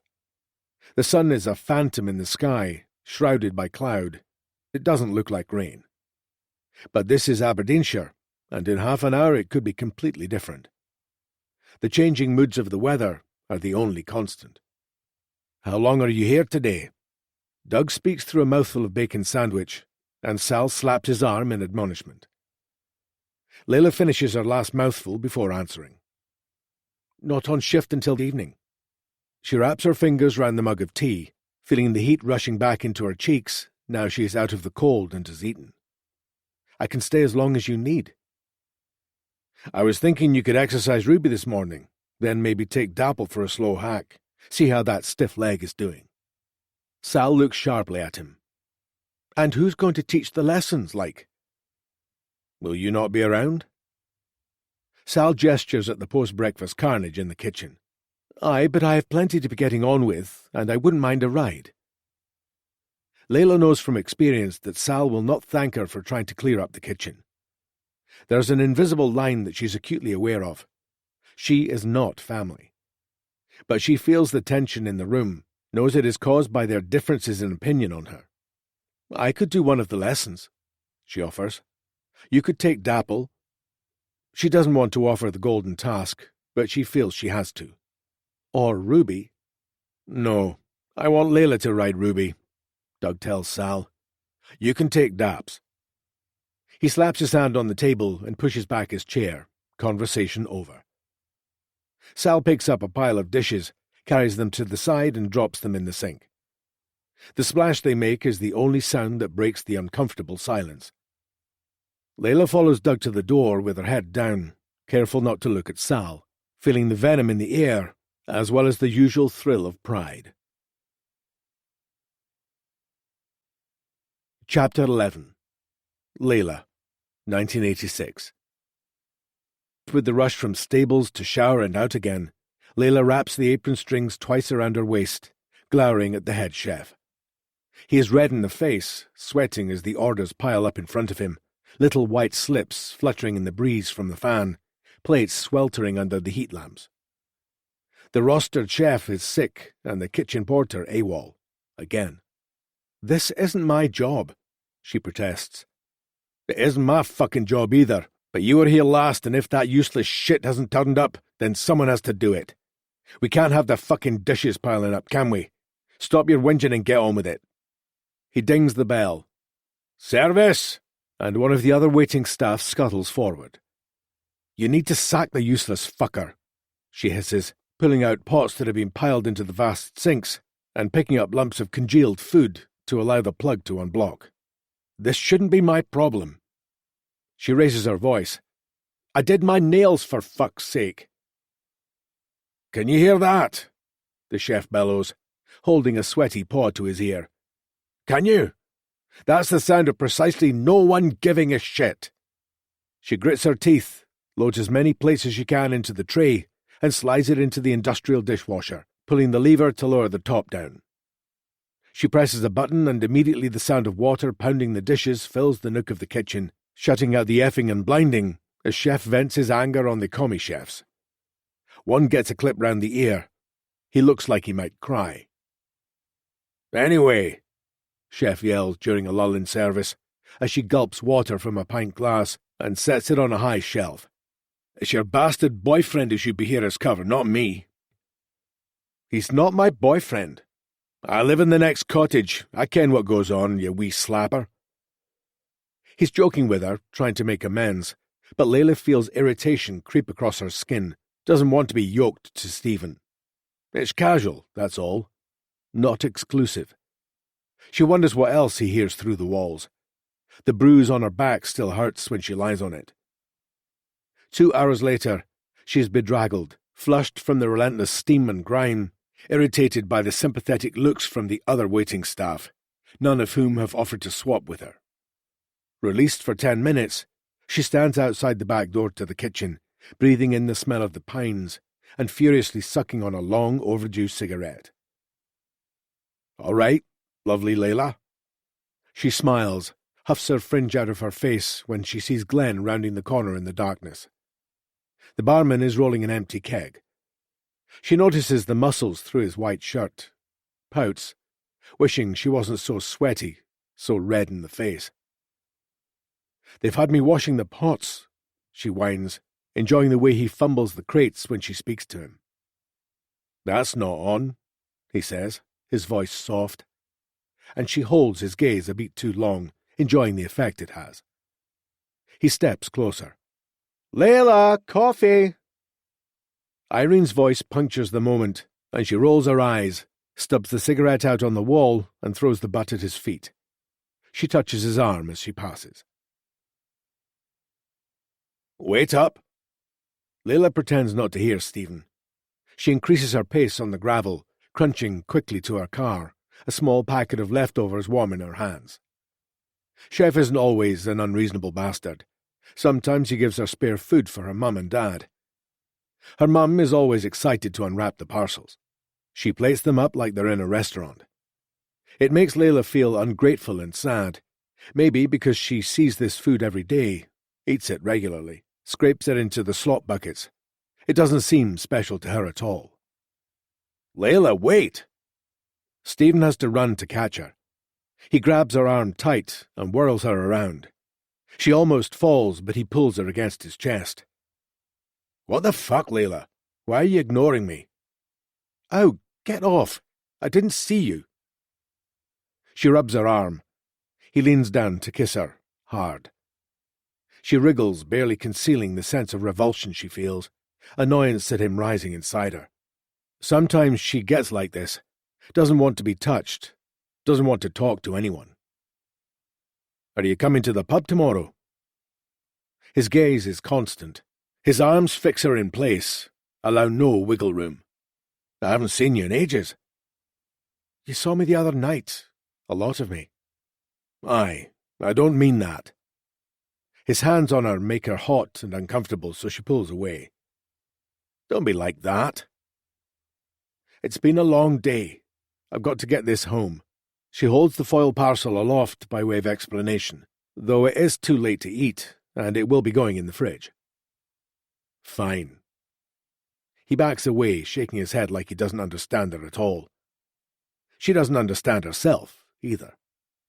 Stephen, don't be like that. I'll come down after I've had my supper tomorrow, for a bit. He pauses, looking hopeful. Are you sure? I've said I will. I'll see you then. She slams the car door harder than it needs, knows he watches her as she drives away. Her arm still hurts, but she'll go tomorrow because something is better than nothing. Her parents have left the hall light on. It's always like this at the end of a shift. It's late. She should go to sleep, but she's exhausted, awake. Her feet throb with pain and heat. She won't be sleepy for at least an hour. She unbuttons her sleeve and inspects her bicep. A bruise is already flowering, tender to the touch. Layla slots 2 slices of bread into the toaster and massages her feet while she waits for it to ping, lifting each in turn and rubbing the arches, the balls flexing her toes. You should wear flat shoes. She jumps. Her mother has come down in her pink velvet dressing gown and is standing on the threshold looking in at her, the buttons done up to her neck. Mum, don't creep up on folk. How long have you been standing there? Surreptitiously, she rolls her sleeve down to cover the marks. Not long. You should get to bed if you're riding in the morning. Aye. Layla grabs the toast and slathers butter on. I will do. Jean watches her, saying nothing, and Layla half wants her there, and half wants to turn and shout, What? She lays her knife on the side and takes a bite of toast. Her mother huffs and bustles in beside her, lifting the knife and taking it to the sink, putting the lid on the butter, walking it to the fridge. Leave it, Mum, I'll do it. But Jean ignores her, takes a cloth and wipes away the grease, follows it along to parts of the surface that are perfectly clean. Mum, I said leave it. I might have some more. I'll do it after. The walls close in a little more. You never do, though, do you? Her mother stares at Layla, looking for more faults. You'll eat us out of house and home. Make sure there's some of the loaf for your dad in the morning, will you? For fuck's sake. Layla huffs under her breath, taking her plate through to the lounge and flicking the TV on to one of the few late options, a talk show filled with sick pranks that hospitalized the participants. She waits for her mother to start on at her about her language, but when she turns to look through to the kitchen, the cloth hangs neatly over the tap, and Jean has gone to bed. The darkness pulses at the window, its emptiness filling her. Chapter 12. Layla, 1986. He's a wee shite. Layla catches the threads of conversation from the back door of the hotel, where she's eking out her cigarette break as long as she can.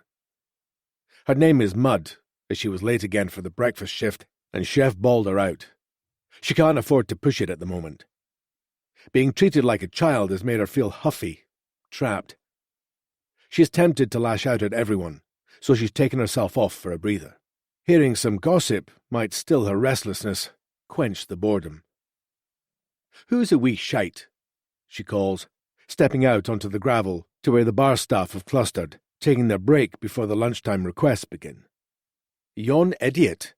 He thinks he's God's gift. Irene huffs on her own fag and folds her arms. Glenn gestures to where a spotty boy is staring at a box of empty bottles, a sulky look on his face. Full of it, that one. Who is he?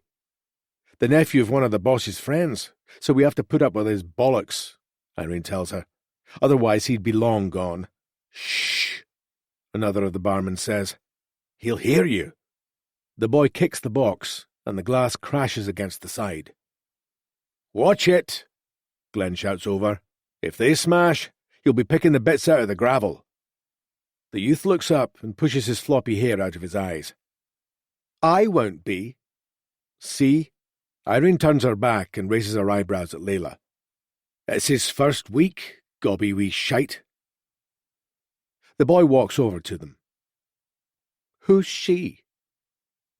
He points at Layla, and she almost laughs as he makes a play of checking her out. He must be 3 or 4 years younger than her. Have you done any of those boxes yet? Glenn steps in front of Layla and fixes the boy with a glare.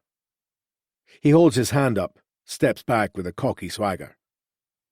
All right, Grandad, keep your hair on, I'm doing it. He's been doing it for the last hour. It should have taken him 5 minutes, tops. Glenn grimaces.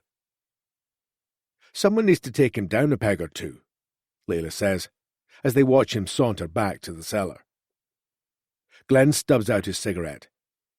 Aye, and it might just be me if he carries on with his nonsense. He sighs. More than my job's worth, though. Better get back to it. Funny day for a wedding, Thursday, but I don't imagine it'll change the amount they drink. Irene echoes his sigh, picks at the corner of her lip. It's going to be a long afternoon.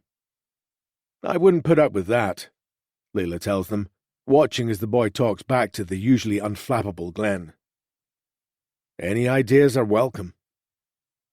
I'll give it some thought. She laughs and returns to the kitchen. It's a hell of a shift. No one is in a good mood, and the minutes drag as the wedding runs late and the food threatens to be dry and inedible. Chef is in an unbearable state, turning the air blue with his ranting, so when the duty manager attempts to calm him, Layla takes advantage of the moment to sneak into the ballroom and breathe some fresh air. As she flips back the door into the corridor, one of the younger waitresses, a schoolgirl who normally helps out at the weekends but came in early evening to help with the wedding, brushes past her, cheeks red, tears in her eyes. What's with you? The girl turns her head away, doesn't slow her pace. Hazel? Nothing. Need the toilet. Layla frowns.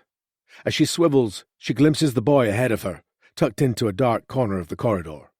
The brazen look sends chills through her. What did you do? He says nothing, just shrugs, then drops his gaze to her chest and moves his hand to its crotch. So briefly she thinks she might have imagined it. She hears her name called. Better go, he says. She can't get the boy out of her head.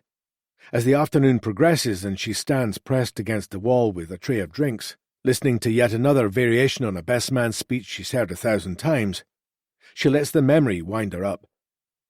She can see him washing glasses behind the bar. When he comes out to collect more, he catches her eye and smirks. Hazel is quiet, keeping her head low. By the time the meals are cleared and the band is tuning up, Layla has reached a satisfying boiling loathing. The weather is dry enough for them to have kicked the guests out onto the lawn while they clear and the tables are moved back off the dance floor. She needs the reprieve. The bride's father is wandering hands, and more than half the guests are already half cut. Glenn slips past with a tray of empties, and she catches his eye. Is he still winding you up? She gestures to the bar. Glenn rolls his eyes. He's worse. Doesn't shut his trap, ever. I think he upset Hazel. What did he do? She won't say. Don't let him near her, though. I won't. You come up with a way of sorting him out? He's joking, but Layla flushes with an idea. I might just have. Glenn draws closer, and she leans in as she tells him her plan. She can smell his aftershave. His arm grazes hers, and she feels a flutter of excitement as the lights dip and the first guests reappear. Layla! The head waitress sticks her head out of the kitchen. You can take a break while they start. Tell the others, she murmurs to Glenn. In the car park, after work. The word goes around, and the smirks and smiles carry them through an arduous shift. It's 1 a.m. by the time the music wraps up, and the guests stagger off to their rooms or the main bar to continue drinking. Layla surprises a couple behind a potted palm, giggles at the flash of thigh and their red faces as they scuttle off. The crowd in the car park isn't big, just the waiting staff, the bar staff, and a couple of chefs. Hazel went home early with a headache. The boy has no idea what's about to happen, and Layla relishes the shock on his face as Glenn and another barman grab his arms while the others cluster around him, laughing. "What's going on?" His voice has already lost a fraction of its cockiness. The sound of his confusion makes her giggle. "Off, off, off," she chants, and the others follow her lead. The chefs step forward to help as he realizes what's happening and tries to make a run for it. He's outnumbered, but it doesn't stop him kicking and lashing out. "Fuck off! Get the fuck off!" There's a whirl of movement, and someone manages to get his trousers to his ankles. This is where it ends. A harmless warning, or it should do. But a cloud of adrenaline and excitement seems to have settled over them all. Layla can almost taste the shift in the air. Maybe it's him. The boy is yelling obscenities, writhing, making it all so much more dramatic than she imagined. A different person is holding each limb so he can't escape, and they don't let go. She doesn't tell them to. His underpants have Donald Duck on them. Layla thinks of Hazel, of her shamed tears, hoots in glee at the retribution. She catches Irene's eye and shakes her head at the look of worry on her face. "It's just a bit of fun. Don't look so serious, Irene." "Aye, but—" Layla ignores her. She cups her hands to her mouth and shouts, "And his kecks!" Not really expecting them to do it, but she is in control now, holding the puppet strings. No one questions. All they hear is the direction. One of the other waiters dashes forward and tugs them sharply down, and then they drop the boy and dart back.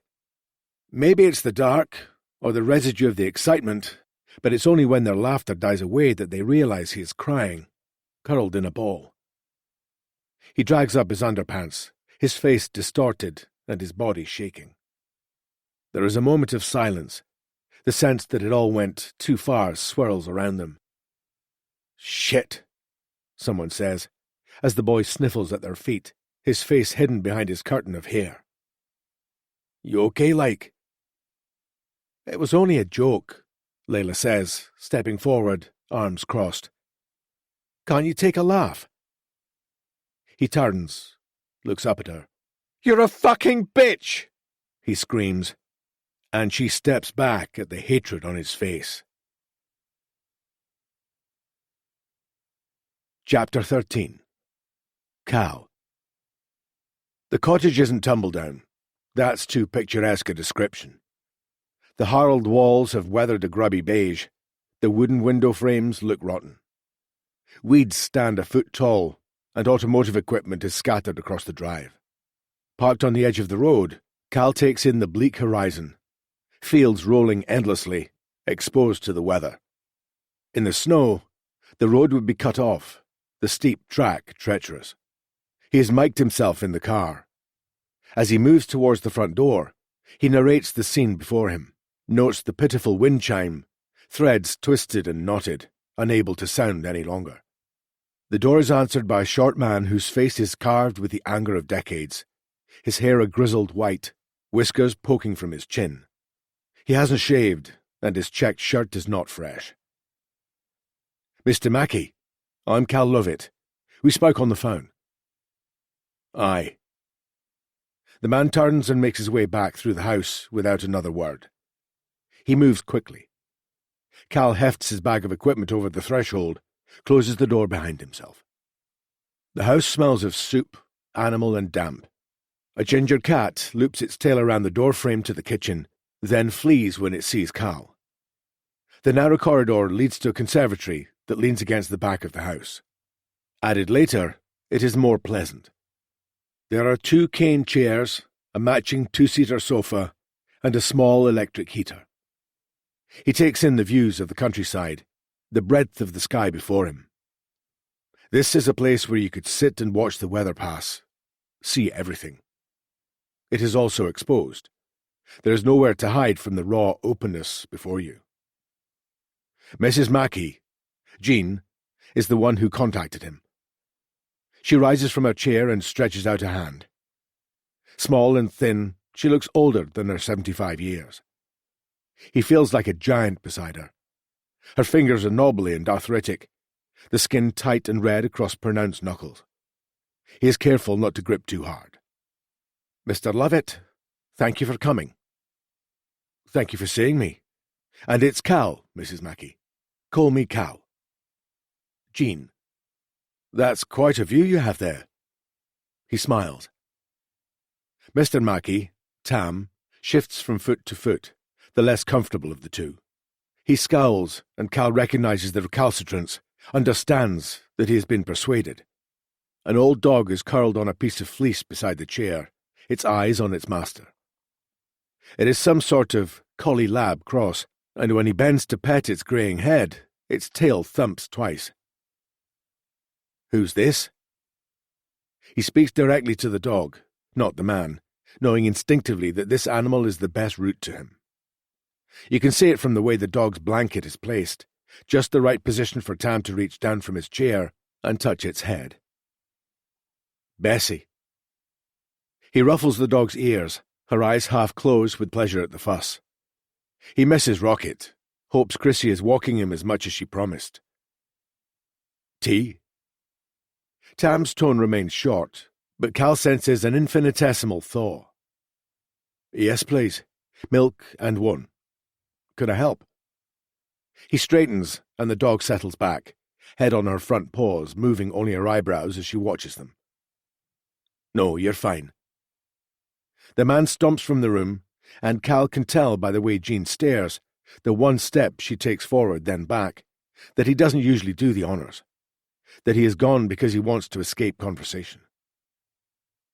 "He's nervous," Jean tells him, perching on the edge of her chair and gesturing for him to take the two-seater. "I understand. It's not easy to talk about it." She nods, and he takes in the pile of photograph albums to her side. Neatly stacked, prepared for his arrival. He unzips his bags and draws out the microphone packs he will need. Tam takes a long time with the tea. Finally he returns with a tray on which 3 cups have been placed in a triangle formation, along with a plate of pink wafer biscuits. Cal accepts the cup of tea and takes a pink wafer, smiling his thanks. The wafer is like sweet cardboard, but he knows they will feel more comfortable if he eats one. "What do you need from us for this, then?" Tam slurps his tea, eyes the recording equipment. "Today let's just talk about Layla, if that's okay. It would really help me to know a bit about her, who she was and what happened that day, from your point of view, the people who knew her best." Jean sniffs, and her hand is already on the top album. "Knew her best." Tam repeats the words as if they are foreign.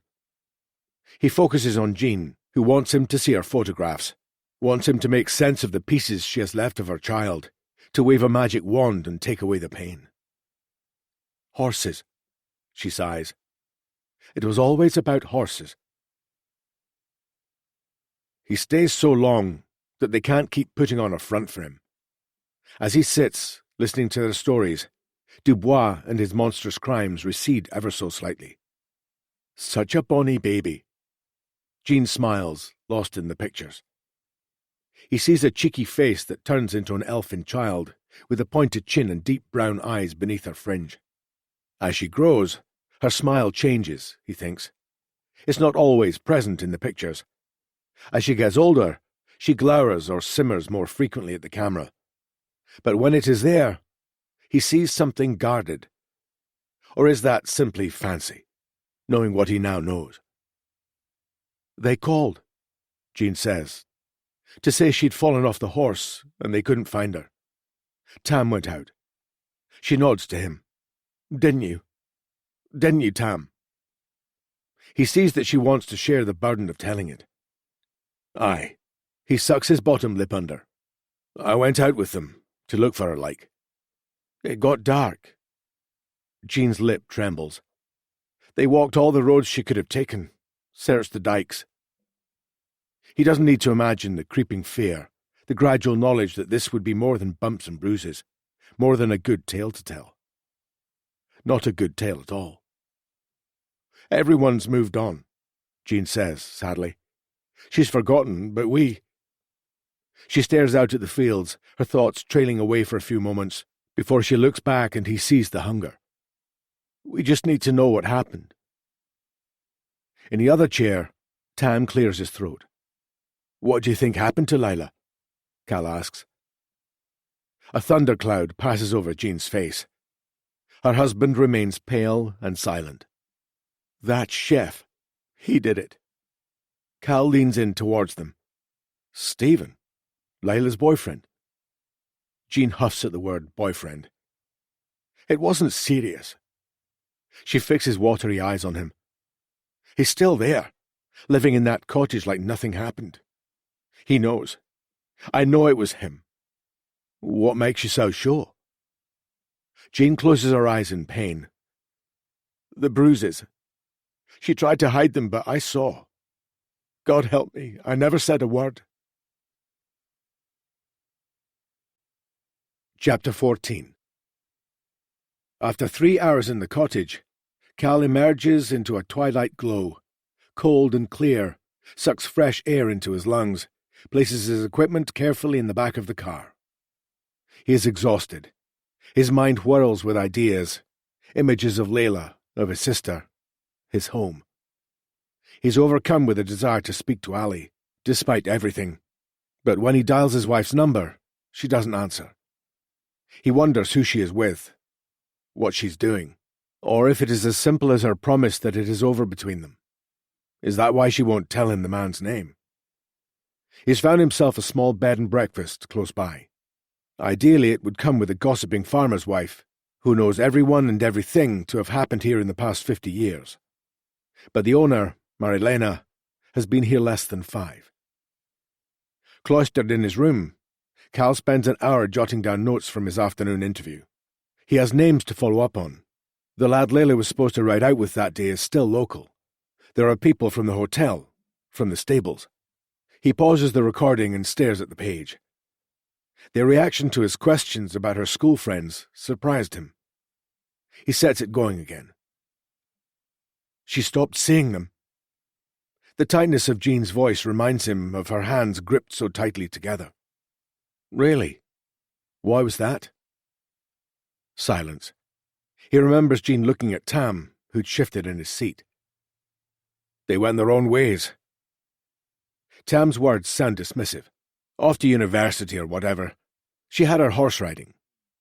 Was there no suggestion Layla might go to university? It was Jean who answered. There wasn't the money, and she didn't need it. She was just fine here.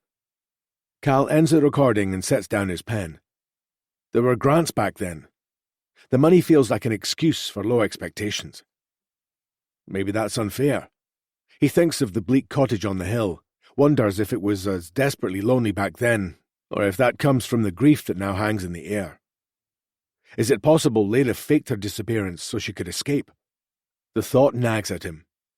He knows the urge to run, that it can make you take rash decisions. If Layla is alive, that's a good resolution. But he dreads another story blowing up in his face. There are only so many times you can start again. He pours a drink and dials Chrissy's number, keen to hear her voice, to connect with home in some way, to be there for her in a way he cannot, or at least does not, manage in person. Her voice is tight. All right, love? Yeah. What's up? He wonders if the way he left, the argument with Ali, still reverberates in their home. She sighs. Nothing. School. Nothing. Tell me. No, it doesn't matter. What about you? Are you there? Have you been to the scene of the crime? She hams up the last 4 words to make him laugh, and he knows she's changing the subject. But he's relieved that she still wants to talk to him, so he lets her. Not yet. We don't know if there is one, to be honest. I met Layla's parents today, though. And? They just want answers. Will you get them? Her voice is wistful. I'll try, love. There's a moment of silence, and then the words seem to burst from her. Mum says you're always chasing Auntie Margot's ghost, and that will never be enough, that you haven't dealt with it. He feels a spark of anger, sadness, that Ali confides in their child. Chrissy knows only the barest details about the aunt she never had. His parents clammed up the year after Margot went missing, and never unlocked themselves again. So his side of the family is a disappointment, composed of broken people, ghosts, and the absence of cousins. He likes that when his daughter talks about his sister, she acts as if she knew her, like it matters, but it worries him that Ali's anger spills out when he isn't there. Mum shouldn't say that to you. It isn't true. Isn't it? No. Margot's been gone a long time. But you don't have answers. He's silent for a moment, listening to his daughter's breath down the line. From the window he can see the full cold moon bathing the countryside in silver. Sometimes there aren't answers, he tells her. That isn't the truth, and he wonders if she knows he's lying. There are always answers. Finding them is another thing entirely. He can't escape the belief he has missed the only chance he had, that his answers hung from a hospital door. Is Mum there? He asks. There is a pause, then his daughter's voice tightens again, this time with regret. She can't come to the phone. But she's there? Where else would she be? Nowhere, love. He curses himself for involving her. I should go. Maybe speak to you tomorrow. He waits for her to tell him she's busy, out with friends. I'll be here. Unable to sleep, he goes back out to the car for his bag of paperwork. It's breathtakingly cold. Stepping into the pure darkness is like plunging into a pool of ice water. A thin fog drifts around the building. Cal jogs to the vehicle, pressing the button to unlock it, the car's lights flashing and illuminating the path in the mist. He leans into the back seat to grab the rucksack and notices the letters lying there. Was it only yesterday that he stood at the end of the drive beside the mailbox? He grabs them and rushes back to the warmth of the bread and breakfast. If he doesn't throw them away here, he'll only have to do it later. In his room, Cal sets the little plastic kettle to boil and tips the paperwork onto the desk by the window. While the water bubbles noisily, making the tiny kettle bounce and judder, he tears open the letters, discarding the inevitable offers of Wi-Fi and insurance. The last letter is different, a neat handwritten direction on the front. He half recognizes it, but his mind is elsewhere as he slides his fingernail under the seal. When he sees who it is from, Cal throws the paper onto the bed in shock, as if it's capable of burning him. The sight of the elegant penmanship makes his skin crawl. It's a letter from beyond the grave. He has unwittingly driven all this way with a piece of the Woodland Killer in the car behind him. The kettle clicks off, and he wipes his forehead. Suddenly, the peaceful dark beyond the window seems to encroach on the room. He closes the curtains to shut it out, pours himself a cup of tea, all the while conscious of the discarded letter on the bed. He is sure whatever is in there will make sleep impossible, but how can he leave it until morning? He takes a deep breath, sits down, and lifts the page. Dear Mr. Lovett, Christopher, do you mind if I call you that? It was a pleasure to see you again today. I find I rarely have the opportunity for such stimulating conversation, and I hope to speak with you again soon. I hope I didn't alarm you. My little surprise earlier. You must forgive the indulgence. It gets a little dull in here, and the look on your face was a picture.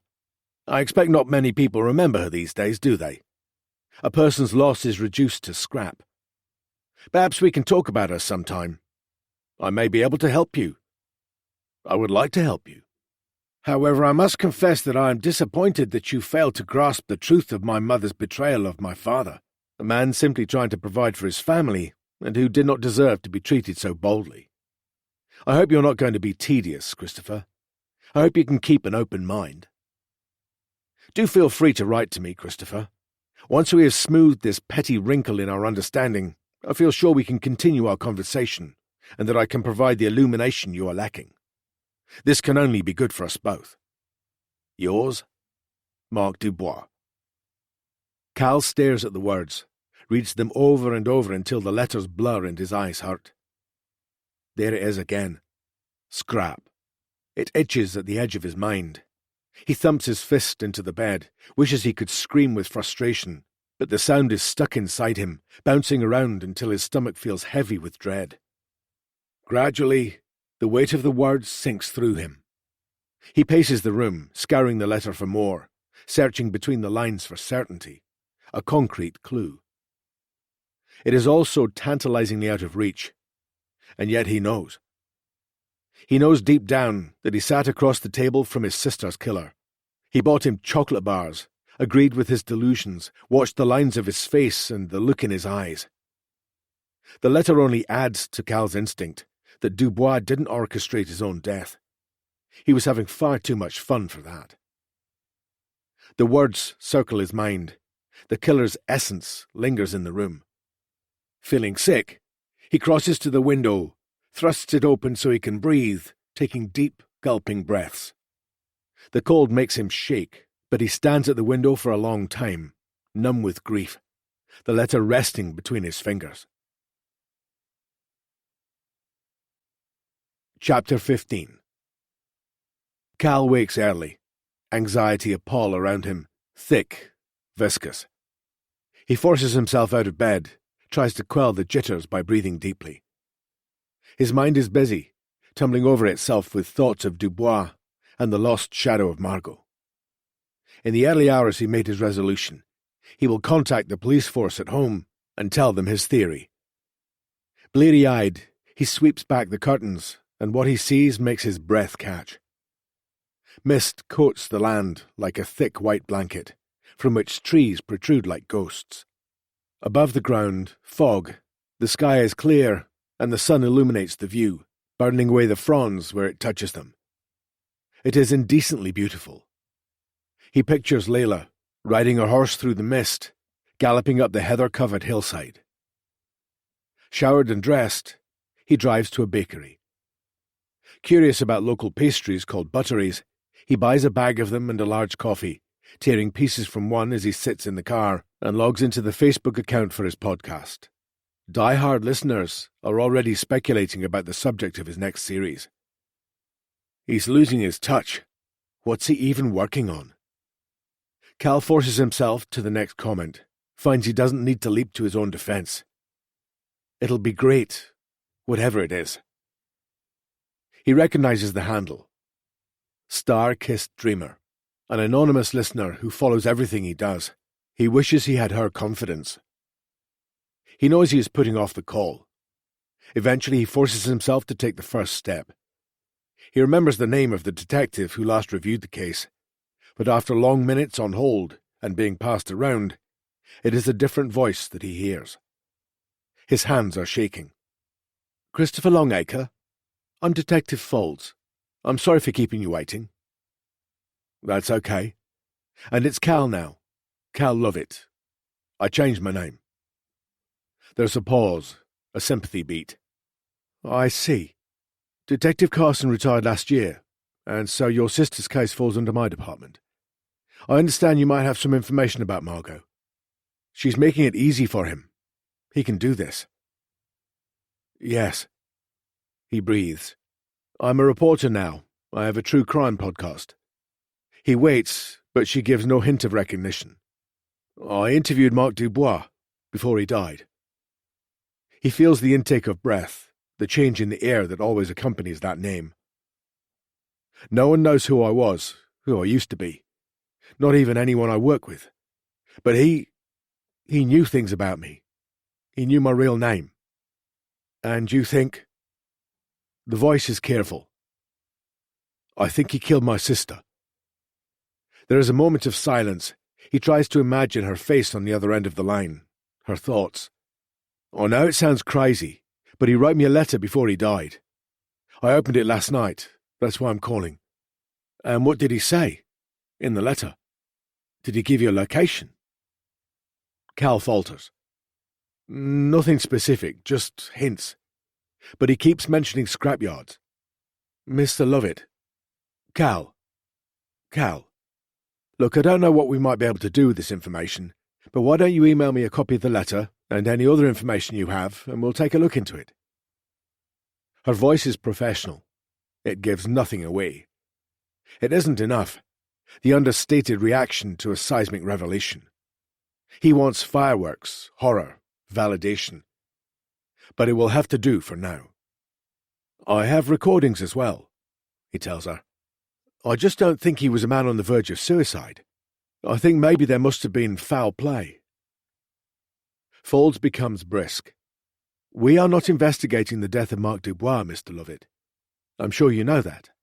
Any concerns you have about that need to be directed to the force in charge of that investigation. I know. I'm sorry. For a moment, Cal worries he has blown all his credibility, turned her against him with lunatic accusations. But as regards your sister, I'm happy to take a look at the letter and listen to the recordings you have. That's all I can do. Thank you, he stammers. I appreciate it. I'll send them through. When she hangs up, he stares at the letter. The word scrap dances in front of him, clicks into the memory of the recording. Scrapyards, he remembers. Scrapyards of our lives. The cottages sit in a row of 3. The furthest one is as neat as a pin, garden blooming with flowers and regimental vegetable rows. He sees courgettes, carrots, lettuce. The other 2 are less maintained. One has a scrubby patch of ground strewn with children's toys, faded plastic diggers filling with rainwater. Stephen's house is the middle one. A soggy deck chair sits next to a sand-filled bucket that appears to be 2 inches deep in fag ends. Cal is conscious that he hasn't been invited onto the estate. Microphone ready, he knocks on the door in the centre, waits. When no one answers, he presses his face to the glass in the door, cups his hands over his eyes to see. He's not there. The voice makes him jump. A woman in a blue dressing gown stands on the doorstep of the cottage with the abandoned garden toys, her hair wild, her eyes puffy. She gestures at the trees with an unlit cigarette. Stephen.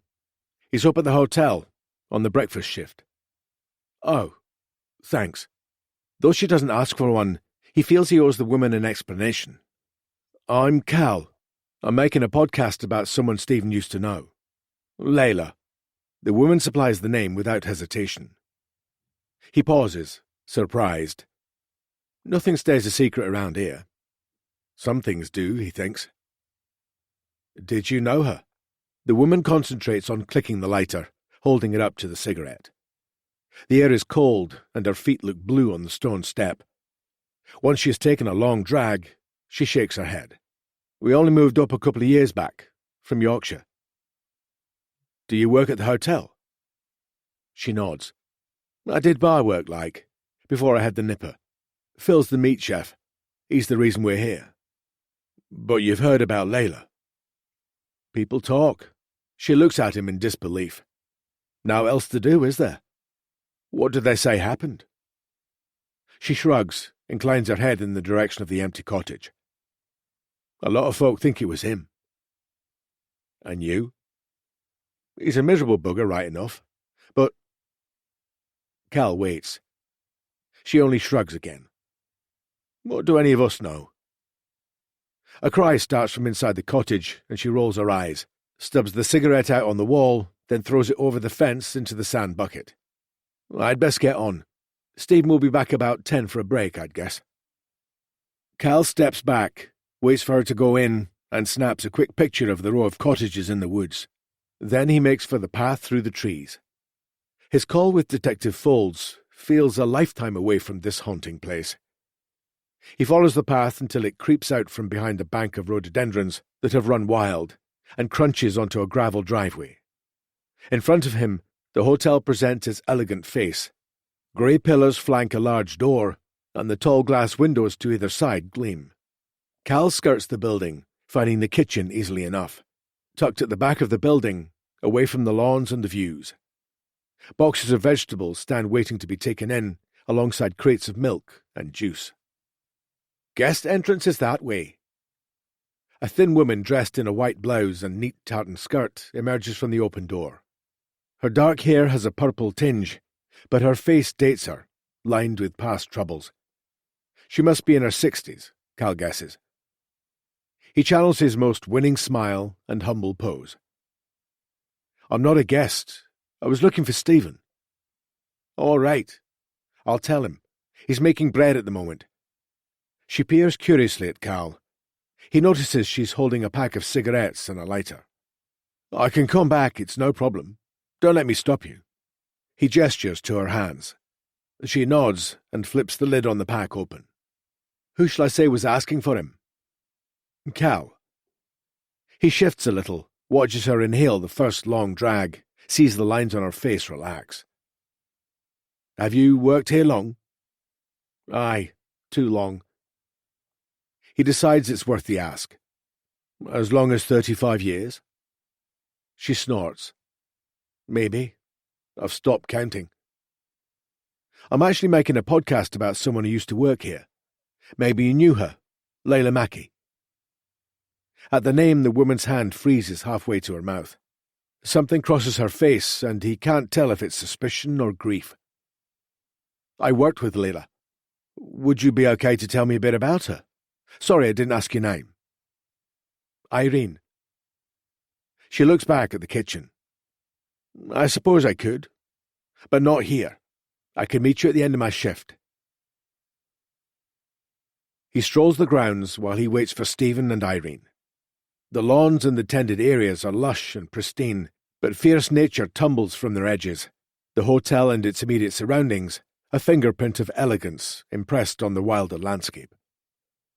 He thinks of his own garden, still suffering from last summer's parching. Everything here seems brighter, a more significant shade of real. Did Layla ever walk across this manicured green with its croquet hoops and tidy edges? Probably not. The staff entrance and car park are hidden from view, reality kept at bay. Cal waits a little way between the hotel and the cottage, hoping to intercept Stephen. His mind keeps drifting to the letter, to the repetition of the language, the sense that it means something. Flashes of cold bodies left in empty woods, broken, defiled. He has just decided that the chef isn't coming when a man in whites strides into sight. The man is tall, extremely muscular. If it weren't for the ingrained frown, maybe he would still be good-looking. Inexplicably, Cal thinks of Dubois, folded with fat in his hospital unit. Stephen? The man startles, halts, and the edges of his frown deepen. What? My name's Cal. I spoke to Irene a bit earlier. Maybe she said. I'm making a podcast about Layla. A hunted look enters Stephen's eyes. Cal thinks he sees pain before anger masks it. I've got nothing to say. He sets off walking again, and Cal scurries to keep up. Layla would have been powerless against such size and strength. I don't have an agenda. I just want to talk to you. Stephen stops. The blood has risen into his cheeks. You're just going to say what everyone else does. That I was the boyfriend, it must have been me. People say that to you? Not to my face, but I know they're thinking it. It's the way they look at me. The silences when I walk into a room. It's been like that for a long time. Cal is surprised to see the distress surfacing. He senses Stephen wants to walk away, but he's also bristling with the unfairness. You ever thought of moving away? Maybe I should have. Stephen looks directly at him, his eyes a hollow challenge. But I don't have any reason to run. Look. Cal takes his most reasonable tone. I don't have a theory I'm trying to prove. Stephen snorts. I just want to find out what happened to Layla. This could be your chance to put your side of the story across. All these people who turn away from you, who look at you differently. They'll be listening. There is a long pause, into which cold wind blows, and Cal shivers in his warm jacket, noting that the chef doesn't react, even though he is only in his whites. No. Can I leave my card, just in case? The man shrugs, but takes the card Cal offers. It's all he can do for now. Hope that time and a chance of redemption will erode his resistance. He meets Irene in the car park, and they decide to do the interview in her car. Cal likes people like Irene. She's straightforward, happy to be recorded. You can see her edges. "I'm glad someone is looking into it," she tells him. "Still think about Layla sometimes, and wonder what happened to the lassie." "Tell me what she was like." Irene looks out of the window at the looming hotel. "You know, I rated the kid. She was sparky, smart. But some people found her difficult. She could be cruel." Cal waits, knowing silence will be the key to keeping her talking. Irene looks uncomfortable, as so many are. The aversion to talking ill of the missing means he gets a sanitized version, a softened sense of their nature, overlaid with kindness induced by loss. "There was this one incident, with this boy who worked on the bar. I mean, don't get me wrong, he had it coming to him and all. And it wasn't just her, but I don't know.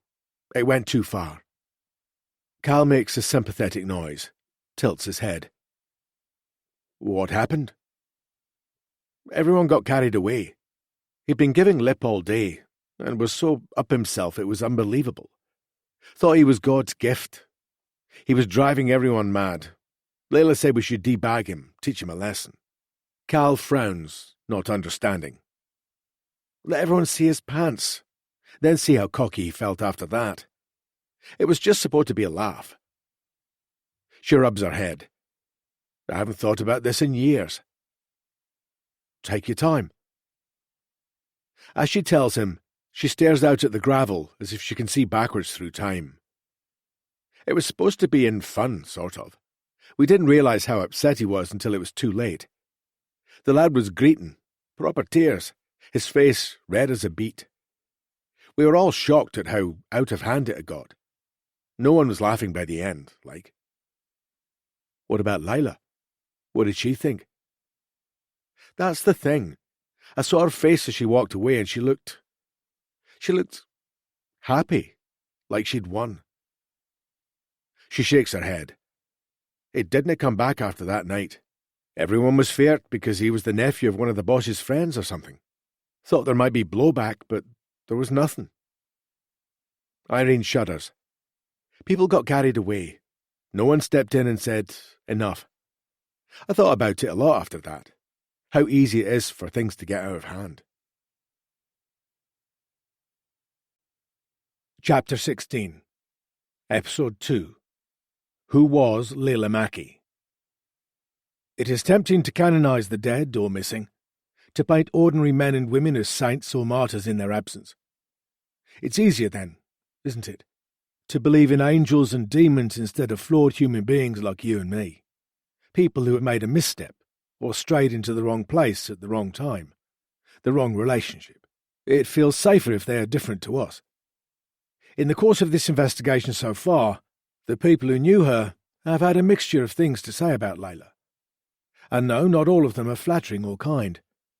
The underlying anger beneath some of their recollections has made me pause a couple of times, stunned that she made such an impression they still feel it so many years down the line. But then they haven't had the chance to air those grievances with her, as they would usually do. Perhaps it is understandable they have festered. I'm grateful to those people for speaking honestly to me, because the only way we're going to make progress, to discover what happened to Layla 35 years ago, is by building an accurate picture of her. Before we examine that day and night in greater detail, let's look back at Layla's childhood in the remote croft on the side of a hill. Speak to some of Layla's school friends as well as her parents, Jean and Tam. She was wild, you know. Didn't ever listen in class. She used to drive the teachers mad. Chewing gum, wearing makeup. She was funny. If it was a dull day, you could count on her to liven things up. That's Eilidh Cameron speaking, one of the girls in Layla's form class at secondary. I didn't hang around with her or anything. She was off with older kids, the boys. They all loved Layla. Another friend who prefers to remain anonymous. I don't like to gossip. There was one school trip where I think she ended up in the boys' dorm. You heard things. I don't know if they were all true. She was a bit of a bitch, to be honest. I was bullied by her in S3. Obviously, it's not like she deserved what happened to her or anything, but, you know.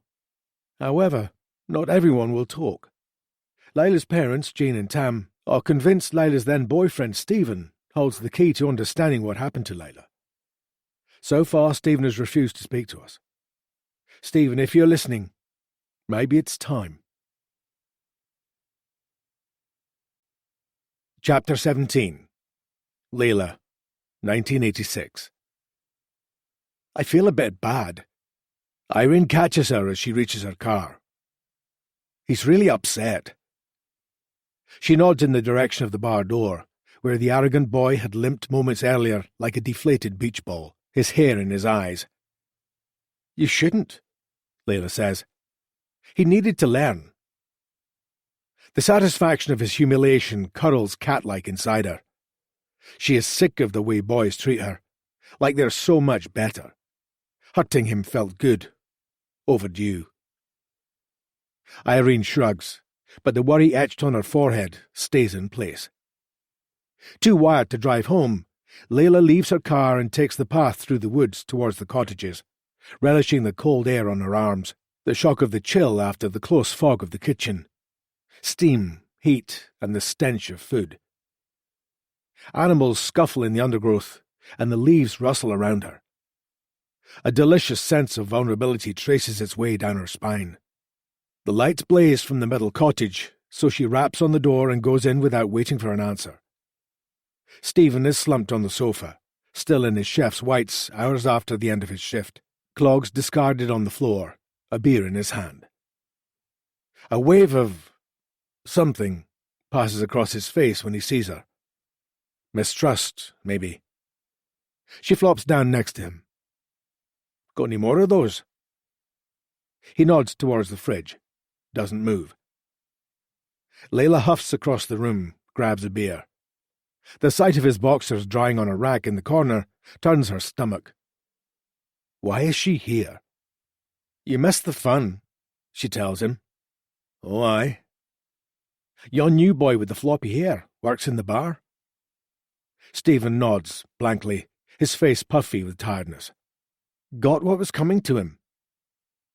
She cackles, feeling again the soaring sense of angry power. It isn't that lad particularly. Just a million like him. Never doing a hard day's work, arrogant as their fathers. She knows the type. Met one, met them all. She can still hear the beat of music from the wedding disco ringing in her ears. What did you do? Wasn't just me. She turns wide eyes on him. Everyone got involved.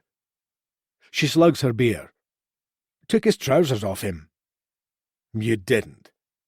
And his kecks? She laughs again and swigs fast, so the bubbles of beer foam in her throat. Stephen rubs at the red gold stubble on his face. Ach, I don't think that's funny. She snorts. He deserved it. He's just a kid. He's a dickhead. She flounces back on the sofa, irritation filling the hollow, hungry parts inside her. After a moment, Stephen's hand creeps up the inside of her thigh. She brushes his thick fingers away, pushes her legs together, smooths her skirt. He makes an exasperated noise. Fuck's sake, don't sulk. I'm not. Why are you here, Layla? I'm the one that should be pissed off. You didn't show up at the pub the other night after you said you would. What's going on with you? Sorry, I forgot. The silence he allows to fall around them makes it clear he doesn't believe her. He stands and puts his bottle of beer down hard on the overflowing coffee table. It makes a hollow thud as it hits the wood. I'm off to bed. Are you staying, like? Layla shrugs, turns away from him. She wants to feel special, but Stephen never seems to understand that. Do you even want me to? Maybe I should just go. She spits the words at him, pushing when she wants to pull. Something sparks in his eyes at her anger, like she is better when she fights him. More interesting. He stops, returns to her, sliding his hand around her waist even as she pushes him away. He fixes his grip and holds on as she backs away, his breathing heavy, the weight of him against her. Fuck off, Stephen. You don't mean that. He holds her gaze and grips her wrists, forces her back so she is leaning on the laminate worktop. She bucks her hips against him. He laughs. "Fuck's sake, Layla. You're a prick tease." "Go on, then," she says, gritting her teeth and turning her head as he tries to kiss her, glad when it makes him angrier. He isn't gentle, and she doesn't care. As he drags her skirt, tights, underwear down, and lifts her onto him so carelessly her back scrapes against the cupboards, she doesn't close her eyes. Instead she stares, slack-eyed at the mess around them, the washing, the dirty dishes, and the beer bottles. The void of night beyond the window gapes and threatens to suck her into its darkness. But she doesn't care, even imagines she sees a flicker of movement. Let them look. They grapple and sweat, and as he comes, she grips him tight inside her and digs her nails into his back. She thinks of the boy on the gravel with his pants around his ankles. She's glad. Chapter 18. Layla, 1986. Layla balances the heavy tray on one arm, hooking her fingers over the edge onto the starched napkin that lines it. She uses her spare hand to flick open the swing door and lurches through, the silver cruet set rattling and ice tinkling frantically in the glass. She hates people who have room service. Lazy arseholes who can't be bothered to use their legs and make it down to the dining room. They always want the works as well. Heavy, full breakfasts, racks of toast with jams, fruit, precarious coffee pots. Sometimes there's a tip, and that almost makes it worth it. Sometimes it's generous. Other times it makes her want to spit in their faces. She makes her way along the hall and knocks, lifting one knee to help balance the tray and then holding it up for long minutes, feeling the burn in her arms, composing her face for what will lie beyond. They don't send the sweet and innocent waiting staff up if they can avoid it. Not after one 15-year-old weekend waitress got the fright of her life, full frontal from an old man. Dirty prick. She'd have dealt with him. They know that, so she gets more than her fair share of laden trays. She sighs, furious at being made to wait. Part of her is tempted to dump the tray on the floor and hammer on the door, but she pictures the complaint and can't be arsed. Eventually it swings back and she steps forward with a breezy tone designed to needle any hangover. "Morning!" She is disarmed by the neatness of the room, the smartly dressed occupant. The curtains are open. He is handsome. "Thank you." He holds the door open to allow her to pass through, and then strides back to pick up the phone handset. The room does not have the fuzzy morning smell of alcohol and sleep. He gestures at the table for her to put down the tray, and she does, then turns to go. "Wait," he whispers, covering the handset with a palm, his eyes crinkling at the corners. She hovers while he concludes the call, business that sounds like a foreign language, some deal, lawyers, paperwork, most likely oil-related. She rocks on her heels, her feet sore, and takes in the details of the bedroom, an unfamiliar place in a building she knows like the back of her hand. The view of the grounds offers a new perspective. She wishes she was riding one of the horses across the lawn, churning the precious green stripes. He puts down the phone but doesn't immediately speak. Layla knows he is looking at her, huffs her fringe away from her face. She's not used to being disarmed by men. She is irritated, and yet also curious. "Thank you," he says. "It must be a pain to have to bring this all the way up here." He holds out a neatly folded £10 note, and his fingers touch hers as she takes it. "I just can't get away from the telephone." Though he gestures at the paperwork behind him, his eyes remain fixed on hers. She smiles. "It's not a problem." Jim is thudding about in the last stable. Layla has finished mucking out, sustained by bacon rolls and a warm coffee in the farmhouse kitchen when she arrived. She saunters towards the final door, watches him sweeping the sawdust back into a neat bed, where Jasper has spread it around the stall like he always does. A barrow of sodden clumps sits beside him. "I'll take that for you." She steps in and reaches for the handles. It's close in the rich-smelling space. His face colours pink, and he lets the hair flop over his eyes. "Thanks." She smiles, enjoying the way it makes him even more flustered, then hefts the handles of the barrow and wheels it round the back of the block to the 6-foot-high pile that is decomposing there. She pushes the heavy load up the plank onto the top of the pile and dumps it at the furthest point, compacting it with her feet. A few flurries of sawdust whisk away as she tamps. She stares at the distant clouds, wondering if the lessons will be called off later, if the weather will be too bad for the delicate little snowflakes whose parents drive up here in their shiny cars. She feels an odd falling sensation, like panic, shakes herself and returns with the barrow, propping it against the wall. Jim holds up a head collar and lead rope. Doug says we can take Duchess and Ziggy out for an hour. He looks so excited, unguarded.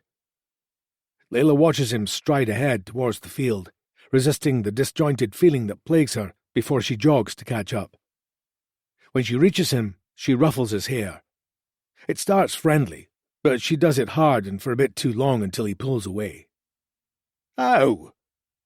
Don't be such a baby. They continue in silence.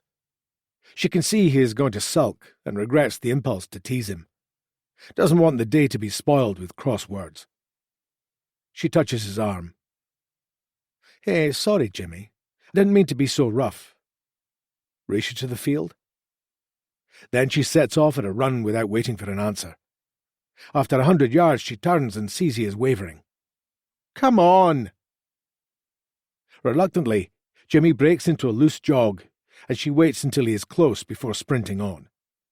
She can hear him speeding up behind her, their feet skidding on the loose stones that litter the track, and feels a rush of pleasurable terror at being chased, losing the notion of where she is, just escaping into something easier and purer. They crash into the gate at the same moment, out of breath from pelting uphill like children.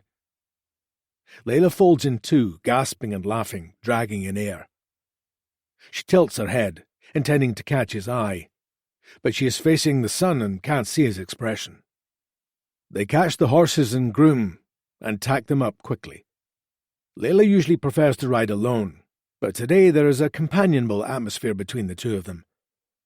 They let loose in a field, and she relishes the way the horses match pace, galloping side by side in perfect unison. They stay out for over an hour, and she feels able to slough off the stresses of the previous days, the anger and bitter feelings that have raged inside her. It is a relief, this casting away of something she hadn't realized had taken such a grip. Back at the stables, she slides from Duchess and grins at Jimmy. Thanks. I needed that. He blushes, and she busies herself with untacking the horse and rubbing her down. It feels like he's being weird again. If only things could be simple. Layla. He holds the gate to the field open and watches as she releases Duchess, who kicks up her heels and then rolls in a patch of mud. Would you like to go for a drink one night? The suggestion floors her. Jimmy is more like a younger brother to her than someone she would date. The reflex to slap him down is strong, but she catches sight of the flush on his neck and feels an excruciating beat of embarrassment. Jimmy, I don't really... His face clouds over. She can almost see dislike germinating in his eyes. It's shocking. She steps back. He turns away. Jimmy, don't be like that. You're just a cock tease, Layla. That's all you are.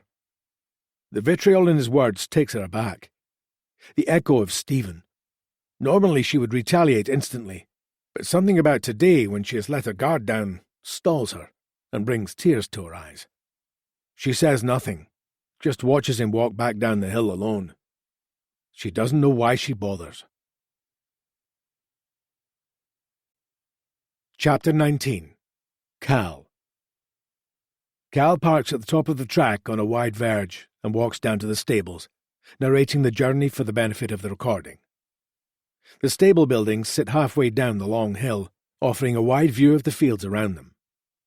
Most of the surrounding paddocks are muddy, churned by horses over the long winter. He counts 20 of them, grazing impossibly short grass. This is the way she rode on that last journey. These are the last views she saw. Did she look back? Did she have some inkling of what was coming? Did she know? No one has ever been arrested in connection with Layla's disappearance. The police interviewed Stephen but couldn't make a charge stick against him. In such cases as these, it's usually unlikely that a stranger is involved, but Layla's case is extraordinary. Was there someone watching Layla as she left that day? Did she cross paths with a killer? Perhaps his fixation with Dubois is colouring his views about the rest of the world. For the millionth time, Cal wonders how Detective Folds is getting on with the information he emailed her. Pushing the thought away, he squares his shoulders and trudges down to the yard, where an old farmhouse is flanked by stables and newer barns. An iron 5-bar gate blocks his path. He remembers images of police cars parked on this verge. There was no gate then. "Can I help you?" A woman wearing jodhpurs and a body warmer slides back a stable door, driving the bolt across before she strides towards him. The horse left behind whickers and kicks at the door impatiently. "Quiet, Star," the woman calls. She holds a plastic brush in her hand. The horse shakes its head up and down vigorously. "My daughter's always wanted a horse," he says, displaying his most unthreatening, winning smile. "They're not for sale." She must be in her late 40s. Her skin is ruddy, weathered, fair hair tied back in a bun, strands held in place with a net and clips, as if she is about to go into the show ring. He holds out his press card. She squints at it, waits for him to speak. "Cal Lovett. Don't worry, I'm not here for a pony. I'm making a podcast about the Layla Mackie case." The sun breaks out from the cloud cover behind him, striking the woman in the face so that she has to shade her eyes. He sees clearly the distrust for him, this southern journalist at the gate, someone likely to lack sensitivity, determined to blaze in and solve the mystery. But this is what he is good at: changing minds, getting people on side. "I don't want to disturb you," he ploughs on, "but I'm working with her family to try and get some answers, and you're helping Jean and Tam. They know about this?" She still looks suspicious, but he can sense a tiny thaw. "Yes. I'm just hoping to see where she spent so much time. I know this place was important to her." He waits, sees her consider. "I'd need to check with Jean that what you say is true." "It is, I promise. We could call them now." She makes no movement, so he gestures to the gate, pulls back the sprung mechanism to join her on the other side. "All right, then. I'm Bridget." "Thanks. I really appreciate it, Bridget." Cal takes a deep breath of relief. His feet crunch on large grey stones that line the route down to the grooved concrete outside the stables. Another fast-moving cloud has passed in front of the sun, and it is cold in the shadow. "Were you living here back then?" She nods. "Do you remember Layla?" "I was 13. I remember her." She sets the plastic brush down in a tray of horse grooming equipment. "Just give me a minute." She strides towards the house, legs long in her riding boots, leaving him with the grumpy horse. He stretches a hand out, but thinks better of it when the creature puts back its ears. Instead, he thinks of Layla and tries to picture her here. He has seen a photograph of her jumping a gaping ditch on the back of a horse, hatless, hair streaming out behind her. He skirts the yard, peering into empty stables that have sawdust beds a foot high on the floor, raked neatly but still reeking. There's a picture of Margot riding a pony on a beach, taken before he was born. His mother used to keep it on the mantelpiece, but after she vanished, it was all cleared away. "I'll show you around if you like." He's been so absorbed in his thoughts that he hasn't registered Bridget's return.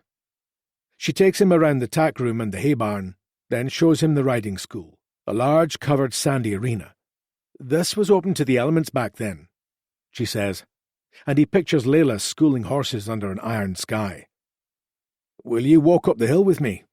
Do a short interview as we go?" She nods. "Aye, I suppose so. I've an hour before the kids come back from school." He has the strange sensation he gets sometimes from people, that she wants to talk to him, that there is something unsaid from those days, and his arrival is a relief, a chance to unburden herself. He waits, letting the silence weigh between them. "I remember that day, you know," she tells him, when they are standing higher up the hill. She runs her hand along a tangled piece of wire, fixing the fence, as if she can't possibly remain still. "No one ever asked me about it, though." He imagines an overlooked teenager, irritated at being ignored. "Not even the police?" She shakes her head. Her eyes are fixed on the stables below, where two girls are wheeling a barrow through the lower fields, stopping to lift horse dung into it with large forks. At first it was the horse everyone was worried about. Dad was furious. He assumed she just stayed out too long. She was always doing that. "Horses are valuable." She laughs, and it's a mixture of awe and bitterness that circles them. People put up with a lot from Layla. She was an incredible rider and a hard worker, but it was more than that, too. He waits. A sort of power. It sounds silly, but it felt like everyone was under Layla's spell. All she had to do was look at a man and they'd fall at her feet, like they all wanted her but were a little bit afraid of her. Were you afraid of her? She comes back to herself, seems to realize that they are standing on the crest of the hill in the present day. Maybe a little. Tell me more about that day. She was supposed to go with Jim. They had to muck out first, but she took off without him. He called her a selfish bitch, and worse. Said he was going to make her pay. By the time he was done with two people's chores, there wasn't really time for him to ride. She still hadn't come back, and it was getting dark. Did you see her leave? No. I looked for her, though. We all did. Dad and I drove the roads in the Land Rover. We kept stopping the car and shouting her name. We walked into the fields and listened in case she'd been thrown off and couldn't move. She looks at him. I was even angry with her. I had to miss a trip to the cinema in Aberdeen that I'd been looking forward to for ages. I didn't realize that while we were bitching about her carelessness. She swallows. He knows these thoughts, these dark imaginings. What was he doing at the exact moment Margot went missing? Did he feel it in some imperceptible way? It seems impossible that he could carry on oblivious at such a seismic moment. You couldn't have known. I just wonder, did she hear us, calling for her? Where did she ride? He hopes the change of subject will jog further memories. That way. The only way. She gestures in the direction his car is parked, but Cal notes the hesitation. You aren't sure? She shrugs. Where else could she have gone? Do you have a theory? Bridget exhales as if embarrassed. I didn't think at the time. Only really wondered years later. Layla never did what she was supposed to. She used to jump the craziest things. Ditches, walls that shouldn't have been possible. She took risks no one else would dream of. She points to the trees that sit high above the road, a tangle of pines, some of which seem to have fallen like toothpicks in the wind. He hears an ominous creaking, as if they are alive and in pain. I had a fancy that she went in there, but that's mad. The wood is overgrown and looks impenetrable, a vertical bank before it. He steps forward, curious. Will you show me? They climb the bank and wall. Cal catches his hand on a hidden snarl of barbed wire and he swears, sucks the blood that blooms from his palm. When they are over, they thrash their way through ferns as tall as he is. Bridget is right. This is crazy. But then, in the cool darkness, he can see the impression of what once may have been a path. Large boulders are strewn to its sides, covered with thick moss so bright it almost glows, flanked by foliage. No birds sing. Where would this come out? Up near the hotel, maybe. But there are fields that touch it at different points, she says. It could be possible to go in lots of different directions. Did anyone ever tell the police this? I don't know. It seems so unlikely. I'm probably being ridiculous. She shrugs, and he can see she is glad to have shared the burden of the suspicion, however fantastical it seems. As far as he can tell, everyone worked on the assumption that Layla took a particular route. His mind swirls with thought. What if, All this time, they've been looking in the wrong place. Chapter 20. Jim the stable boy now works at a lumber yard near Kintore. Cal drives along the A96 in the direction of Aberdeen. The road appears slashed through the countryside, bypassing villages it must once have weaved through. It doesn't take long to reach the yard, which is silent, deserted as he wanders into it. Vast bodies of trees are stacked high on one side, sawdust carpeting the ground, eddying in the breeze, older flakes clumped in puddles. There is a shout, no words discernible, though the warning is clear, and he looks up to see a man emerging from a porta-cabin wearing a navy boiler suit that is faded and stained. "You lost." The tone of the man's voice, the aggressive way he comes towards Cal, suggests he has no intention of welcoming a stranger. Cal knows instinctively that he needs to play a different role with this man. That openness and friendliness will not crack through the harsh exterior. He holds firm, uses his height to his advantage. "Maybe you can help. I'm looking for Jim Campbell." "What do you want with him?" Cal examines the hard angles of the man's face, the strong arms and the cold, dark eyes underneath overhanging brows. "I'd need to tell him that." "I'm Jim." Now that's confirmed. He can see the shadow of the stable boy from the few photographs taken at the time. He wore a flat cap then, jeans with holes in the knees. "It's about Layla Mackie." A brief storm of anger crosses the man's face. "You police?" "Nope, not police. Journalist. I'm doing a podcast on the case." Cal extracts a card from his pocket, takes one step forward, and holds it out. The man waits a beat, then shakes his head, shoves his hands in the boiler suit pockets. "Can you not let it rest?" "Layla's family want answers. I'm here with their blessing. The Queen is dead. They'll get no more answers than that." "What makes you so sure?" "It's been more than 30 years. Police at the time couldn't find anything. How would you do any better, like?" Cal squares up a little. People remember things differently with time. They don't always want to protect the people they did back then. Seems to me that being killed turns people into saints and no one will speak the truth." "You didn't like Layla?" He's careful to form this as a statement, not a question. "She was a selfish bitch. Good luck finding anyone to tell you that now, though." "You were meant to be with her that day." "Aye. Stupid cow left me with all the work." "Did you see her go?" "I shouted after her. She didn't pay any attention. That was the way she was. Aye, doing what she wanted and leaving others to clean up her mess." "Did you actually see her ride along the road?" "She rode right past me." "But did you see where she went?" "There's only one road out." The man shakes his head as if Cal is dim. "Could you have taken the horse into the forest?" "The woods at the top." He looks surprised for a second, then spits on the floor, glares at Cal while he considers. "I wouldn't put anything past her." "So it's possible everyone was looking in the wrong place?" "Maybe." "Did you not want to follow her after she left without you?" Jim's face turns a beetroot shade, and Cal sees the shadows of the kind of anger that comes with rejection. Maybe he liked Layla a little too much back then. Maybe she turned him down. "I've work to do." Cal holds the card out again. "Can I leave my details, in case you think of anything?" He knows the man takes it just to get rid of him. Jim folds it over in his palm.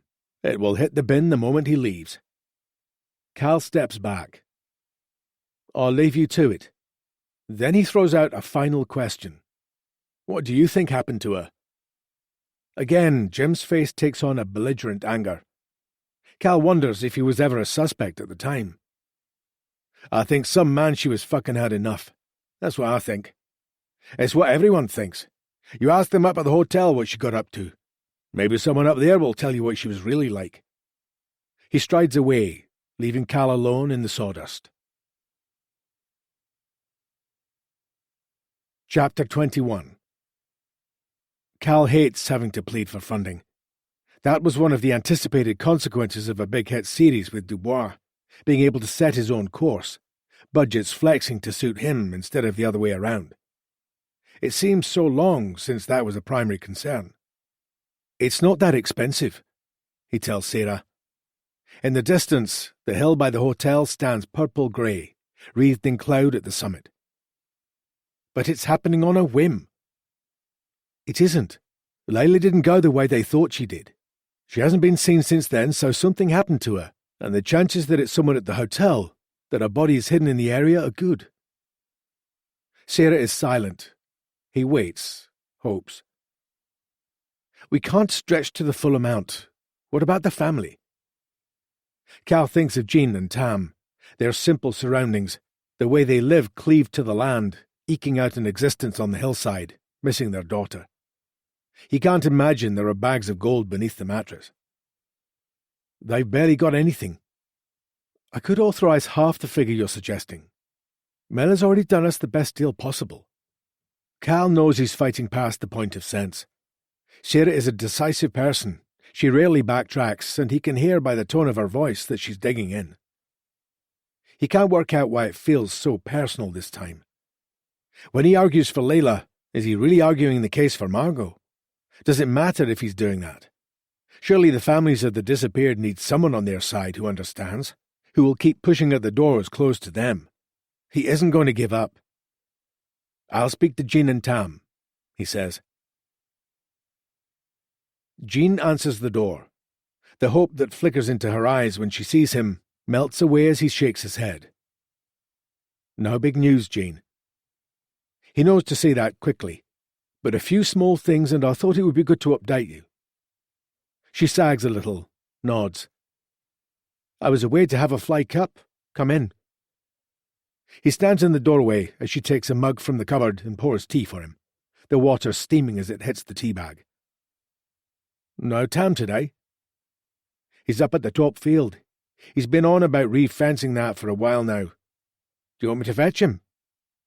No need. They settle in the conservatory. So, one thing that came up. The lady that runs the stables now. She seems to think maybe Layla didn't ride out the way everyone thought. He sips his tea while Jean digests her confusion.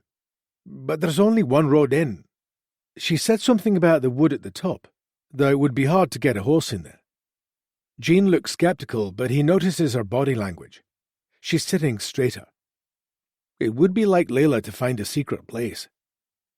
Really? She smiles, and her eyes brim. She pats her pocket for a hanky, wipes her face.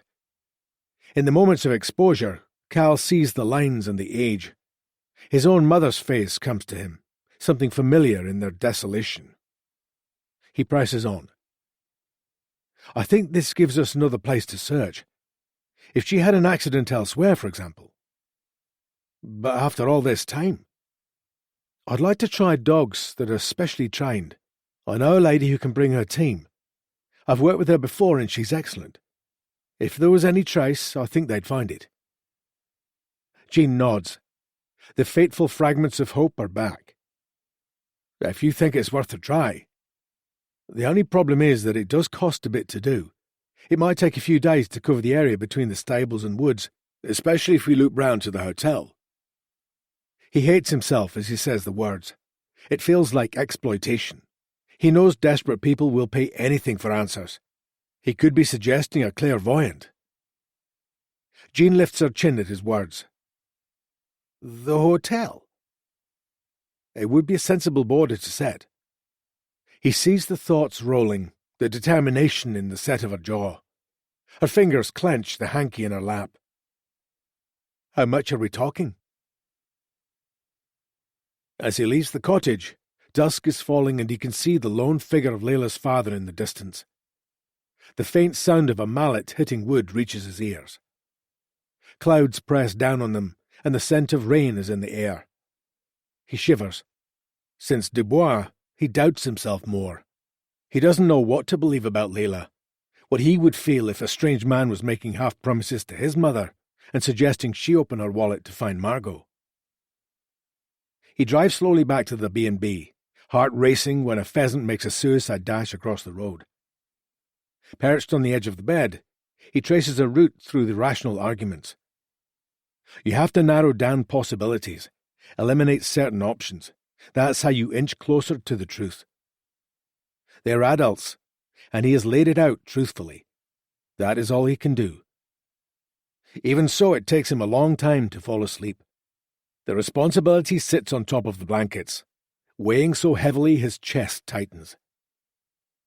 Eventually, he must sink beneath consciousness, because he dreams. A hot day, sunlight fierce overhead, refracting from water, making his eyes sore. A wriggling maggot on a hook, thick hands over his, helping him cast into deeper water, where grasses overhang the banks, and shoals sleep in shade. In his dream he is 7, maybe 8, his knees raw with the permanent bruises of childhood. He stares and stares at the water, but the fish don't bite. It doesn't matter. They eat their sandwiches sitting on tickly grass, thick wedges of ham between doorsteps, melting penguin biscuits. In his sleep, he settles, relaxes. It's a mirror of a real day, a day with his father before. On the bank, he scrambles to his feet, dusts the crumbs from his lap. Across the water, in the distance, he can see lines of cars, rotting and rusting into the earth, turning to scrap. Chapter 22. Episode 3. The Wrong Place. The day Layla went missing, she seemed distracted. Staff at the hotel reported that she showed up late for a breakfast shift. She yelled at the chef when he remonstrated with her. After she left early, the chef spoke to the hotel's management, and a verbal warning about her behaviour was due to be issued the following day. It wasn't needed. Layla never worked there again. From the hotel, we know she went home and changed her clothes. Her mother heard her come into the cottage and go upstairs. She slammed her wardrobe door against the wall, and Jean called up to her, angry about the noise and Layla's lack of care. Those were the last words she spoke to her daughter. I've never forgiven myself for that. I was so angry. She was difficult, always had been, but it had been getting worse. Her father was beside himself. Maybe she should have moved out. Living with her parents can't have been fun, but... Anyway, I heard her, but I didn't see her. She was only in for 10 minutes before she went off to the stables. I wish I could change that. I'd give anything to go back. At the stables, Layla was supposed to work through a list of chores with stable hand Jim before riding the horses. Instead, she tacked up the best horse on the block, a young thoroughbred called Ruby. Before Jim could stop her, she had ridden off without him. Sue was a regular at the stables at the time. She remembers that afternoon clearly. Jim was red mad. He was swearing and saying how he was going to get her back. I think it was worse because he was sweet on her for a while. He asked her out, I think, but she turned him down. He wasn't the only one, though. I saw the way Doug looked at her. We all did. In episode 1, we detailed the extensive searches that took place on the riding routes near High Tap stables.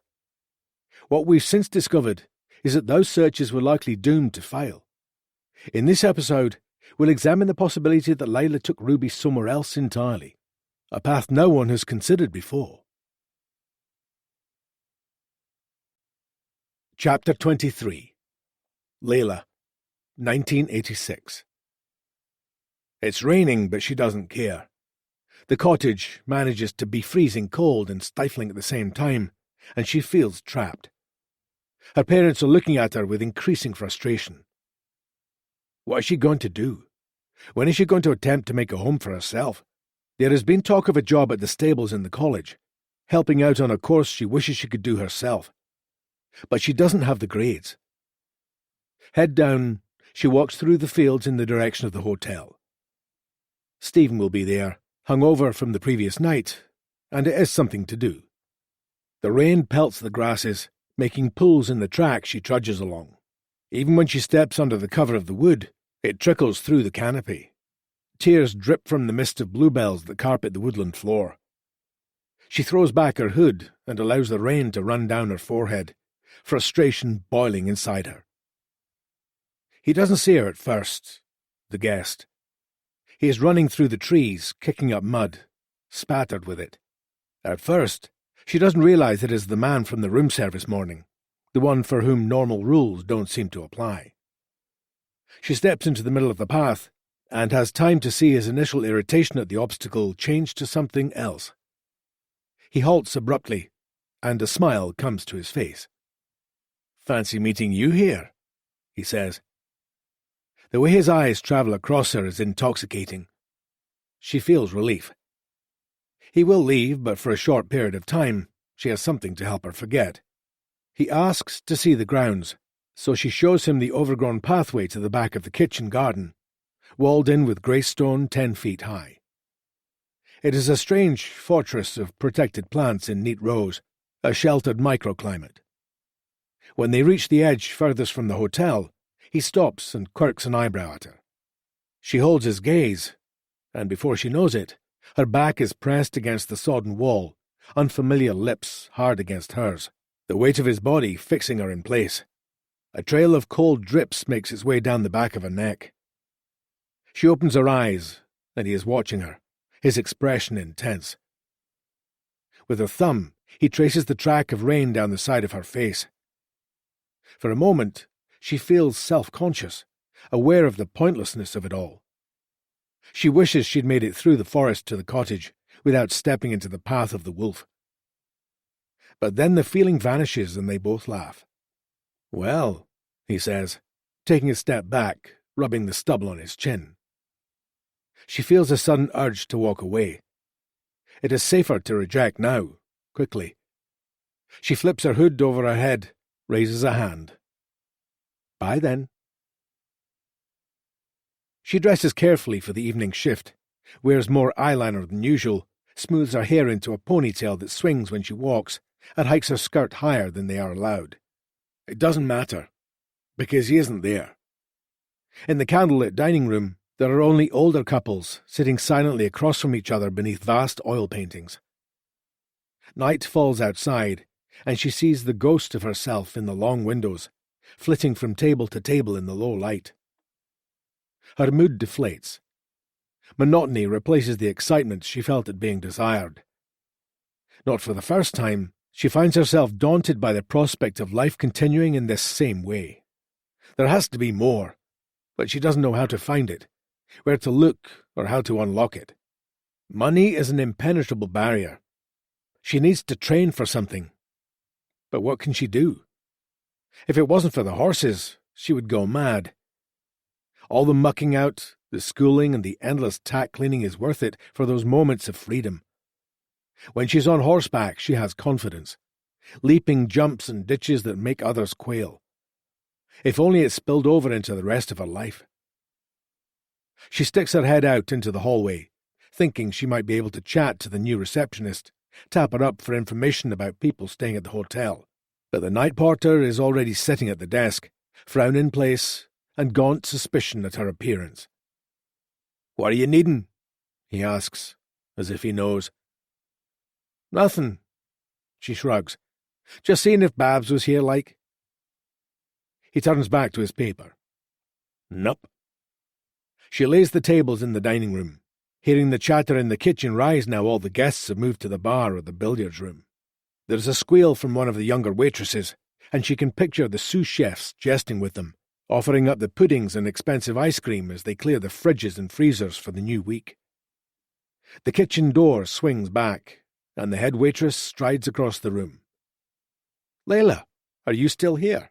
Away with you. The night porter can tidy up these bits. He's little else to do." She grabs her coat and bag and scuttles down the creepy back corridor, out into the car park, which is overhung with starlight and the dark silhouette of the hill above. Behind her, the hotel and its hodgepodge of turrets and towers glows with life and luxury. Layla holds a breath and turns on the spot, craning her neck to the constellations and grasping for a sense of herself, a clue of who she is meant to be. Chapter 24. Layla, 1986. She traces the rim of her wineglass with a wet finger, enjoying the grimace on Stephen's face. Cut it out. Layla smirks, sighs. Across the bar, a group of his friends are sinking pints, their voices loud and their faces red. So what do you think? Sorry? She refocuses on Stephen. Think about what? He frowns. About us going on holiday. I was thinking maybe Tenerife for a week. We could ask for the time anyway. It's not like we work in the same department. But then, they'll all know. About us. They all know already. And anyway, what's wrong with them knowing? Layla drains the last inch of warm wine so she doesn't have to answer right away. Nothing. That's not what I mean. Well, what do you mean? She means, I don't know if I want to be with you. I don't always find you that interesting. The sex is good, but maybe that's not enough. I make you hurt me, and you like to do it. But she can't say any of it. She pushes back the padded stool she's perched on, picks up his empty glass and hers because she can't help herself. Just can't leave it for some other poor sod to clear. Another? Stephen nods. She goes to the bar without letting any of the thoughts pelting around inside her spill free. Maybe she should go to Tenerife, for a break. But her ambivalence about Stephen isn't the only hesitation. It would cost most of the money she has saved. The escape fund. Is it silly to have an escape fund and nowhere to escape to? Probably. It isn't much, but she likes having it there. In her worst moments she thinks about the trickle of pounds in the account, how they are gradually building. The barman catches her eye and serves her earlier than he should. His shirt sleeves are rolled back to the elbows, and her eyes wander over his strong forearms, something in her brain activated and aroused by the movement, the capability. She glances back, and their table is empty. Stephen has joined some of the boys playing pool. He doesn't look at her. He's pissed off. She slides the banknote across the bar, then pockets the change and carries the drinks to the table. Sits alone. He ignores her for another hour, letting the pint warm, untouched, while he hits the pool balls too hard with the cue, and they ricochet across the table without finding their mark. She thinks about leaving, but then she catches sight of Doug and Sal coming in through the swing door and weaves her way to them. She sees the way Sal's eyes narrow, the sourness in her face, but Doug reaches out an arm to draw her in and buys her a drink. He is red-faced and half-cut, always an expansive drunk, though with an occasional cruel side. "Don't know what we'd do without this one," he tells the men lined at the bar, turning to his wife with a twinkle. "Eh, Sal?" She stays with them, ignoring Stephen, relieved that she has a place in the world, that she is useful, wanted. It's getting late, and she's tired, so she crosses to the ladies where she can splash some water on her face, cool down. When she looks up, Sal is standing over her. "I think it's time you went," she says. Her lips are painted bright red. Layla notices the sharp points of dangly earrings. "Doug asked me to stay for a drink," she says, injured. "And now you've outstayed your welcome." Sal doesn't wait, flips the door so hard that it slaps back and forth behind her. Layla goes to retrieve her coat. Stephen is at the table, a flushed look on his face. "Are you not wanting another?" "No, I think I'll get on." "You let him buy you a drink?" He raises his chin to where Doug is holding court. "I work for him." "No, Layla, you don't. It's not a job." "I do a lot for them." He looks at you funny. "Fuck off, Stephen." Layla grabs her jacket, her heart stuttering fast at the argument, afraid the people around them will hear, will say something to Doug and Sal. "Wait, I'll give you a lift." "I'm fine." "Don't be like that." "Like what?" Radiating animosity, they thread their way through the crowd at the bar. Layla forces herself to smile and wave at Doug and Sal. "Are you away?" Doug leans in, and she feels the hot sweat of beer and breath on her. Layla nods. See you in the morning. Sal is talking to a woman by the bar. She doesn't turn to say goodbye. The pub is small, and the heat of the bodies means the outside world feels even colder than it should. Rain drives sideways across the car park. She hesitates in the doorway, then feels Stephen's hand sneaking down the back of her jeans. Get off! She's drunk and smarting still from Sal's words. I can't fucking win, can I? What do you mean? Is this about the holiday? No, Layla. It's about everything. Just talk to me. What's going on? He tries to touch her cheek, and she flinches, then regrets it as she sees rage and despair slide into his eyes. She thinks he might cry, but instead he grips her upper arms, hard. What's your problem? Why can't you just have a conversation? She turns her head away, and somehow he ends up pushing her backwards so she's against the wall of the pub in the rain. His face is close, and the anguish and intensity she sees there frightens her. She doesn't want to mean this much to him, doesn't want to drive him crazy. Yet she keeps doing it, over and over. Please, just tell me what's wrong. Her arms are pinned. It doesn't hurt, but she can't move, struggles a little trapped against the wet stone, against the feeling of panic. Water runs down her face like tears, and she remembers the kitchen garden, this moment a distortion of that one. Stephen's face comes forward, and she kisses him to shut him up, to stop him asking questions she can't answer. She closes her eyes and tries to imagine she's back in the woods, but she can't recapture the scent of the earth and the leaves and his taste. Here there is only beer and smoke, boredom and normality. It isn't enough, and she can't explain why. Layla, I need you to take me home. I'm up early in the morning. He makes her wait while he takes his time finding his keys. The rain pools in the neck of her jacket. Her feet are cold.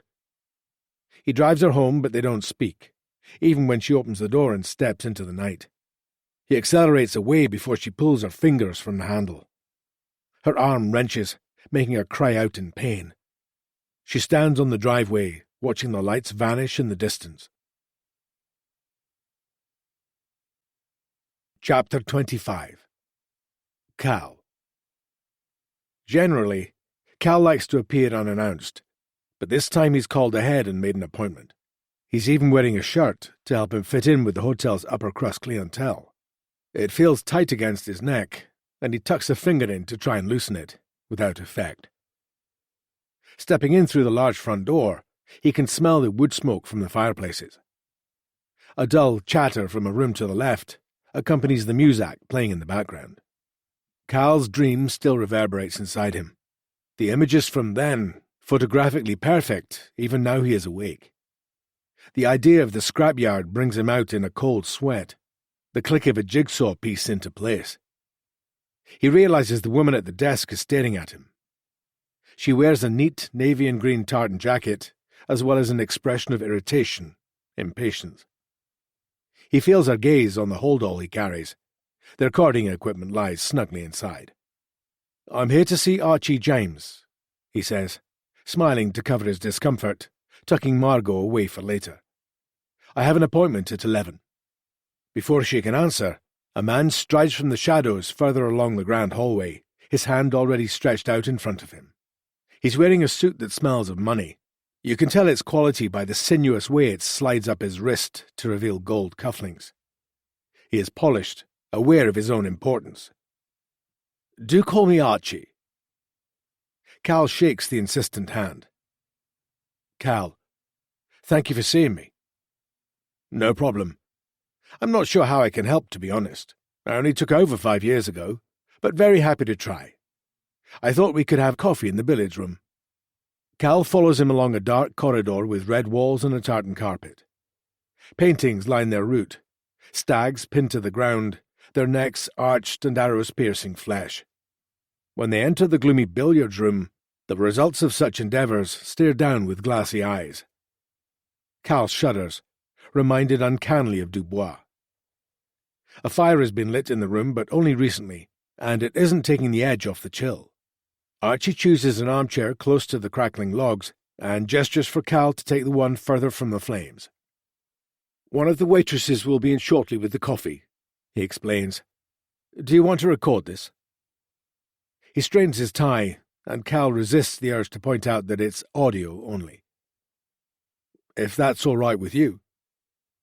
He unstraps the bag and takes out the microphones. "Of course, no problem. Happy to help in any way I can." It is tempting to smile at the sense of self-importance, the way Archie James acts as if this is his home instead of a business financed by a luxury hotel group. As Cal slides the microphone onto his tie, they talk about the hotel's history, the size of the estate and its hunting grounds, now much reduced from previous years. It is a struggle to keep his mind in the here and now. "I don't mind saying, I'd had my eye on the old place for a while." Archie chuckles. The door swings open, and a nervous-looking waitress carries a clinking tray across the room. Archie makes no move to help her. It is Cal who drags a side table closer so she can set down the heavy load. She smiles gratefully, and he realizes that she can't be much older than Chrissy. "Shall I pour the coffee?" He is about to say no, they can do it, but Archie speaks first. "Yes, do." The silence while the liquid pours is excruciating. The girl's hand shakes under the strain of the heavy pot. Archie waves her away without thanks. Cal feels dislike for the man coil inside him. The hotel had been in one family for years, had become a bit of a burden over time. He continues, "I came in and reinvigorated what was a pretty tired operation, then secured the investment, and the main group asked me to stay on and keep things in order."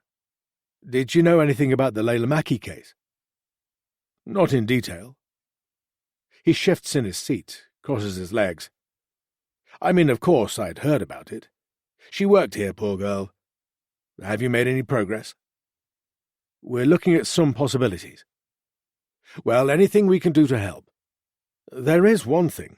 I'm hoping to use dogs to search some of the places Layla may have ridden that day. I wondered if you might allow me to search the edge of the hotel grounds while we're at it." The man looks at him over the rim of his gilt-edged coffee cup in disbelief. "You think dogs can find her?" "Cadaver dogs. If she had an accident and has lain undiscovered, then it would bring her family peace to have her remains returned to them." Archie pales. "Of course. I wasn't thinking. I can give you a map of the estate. It's just... the publicity isn't really... ideal." "We'll be as discreet as we can, of course. And anyway, I'd like to coordinate when we do this.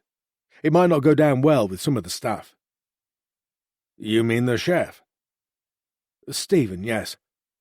Might be better if it was done while..." He gives a curt nod. "We could certainly check when he is on shift for you. Nobody wants a scene. Thank you. I don't want to upset anyone unnecessarily." "Naturally." The owner clears his throat.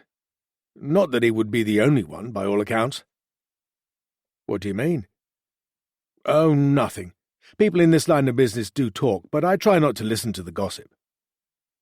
"And what do they say, in this case?" He is careful to keep his tone neutral. "I wouldn't like to cast aspersions on the dead, Mr. Lovett. I'm sure you understand that." "Missing." "I'm sorry." Archie James is only half listening, tugging at his sleeve to check the time on his gleaming watch. "Missing. Layla hasn't been declared dead." "No, of course." The silence between them is awkward. "Well, she may have had one or two male friends on the go, if you know what I mean." "Right. I see." Archie presses his hands to the arms of the chair, standing to end their interview. When they reach the front door, he adds, "Leave your details with the receptionist and I'll be in touch with a convenient time for the search." Cal smarts at the imperious tone. "I will. Thanks for your time." He waves from the stairs, leaving Cal stranded in the middle of the opulent hallway. Cal turns on the spot, tries to imagine Layla working here 35 years ago. The place clearly hasn't changed in a century. Though he is one tiny step closer, he feels frustrated. Layla is still an enigma, a shifting picture in his mind. Later that night, Cal walks the fields near the bed and breakfast, watching the dusk settle over the countryside. Thoughts of home and Dubois and Margot competing for his attention. Ali hasn't been in touch with him at all, not even when the episodes have gone out. They've never gone this long without speaking before. The break from her is both a relief and a torment. He wishes he had someone he could talk to about his theories, about Dubois and the scrapyard. The words from the interview run in circles in his head. The Woodland Killer, that's what they call me. They're another half of it. He spent an hour searching online earlier, desperately trying to pin the killer to a location that year. There is nothing, and no word from the police either. Uncertain, he found his childhood home on Google Maps, scrolling closer and closer, dragging and shifting until he found the river, the place he thinks they used to fish. Across the water, the swathe of unmarked land.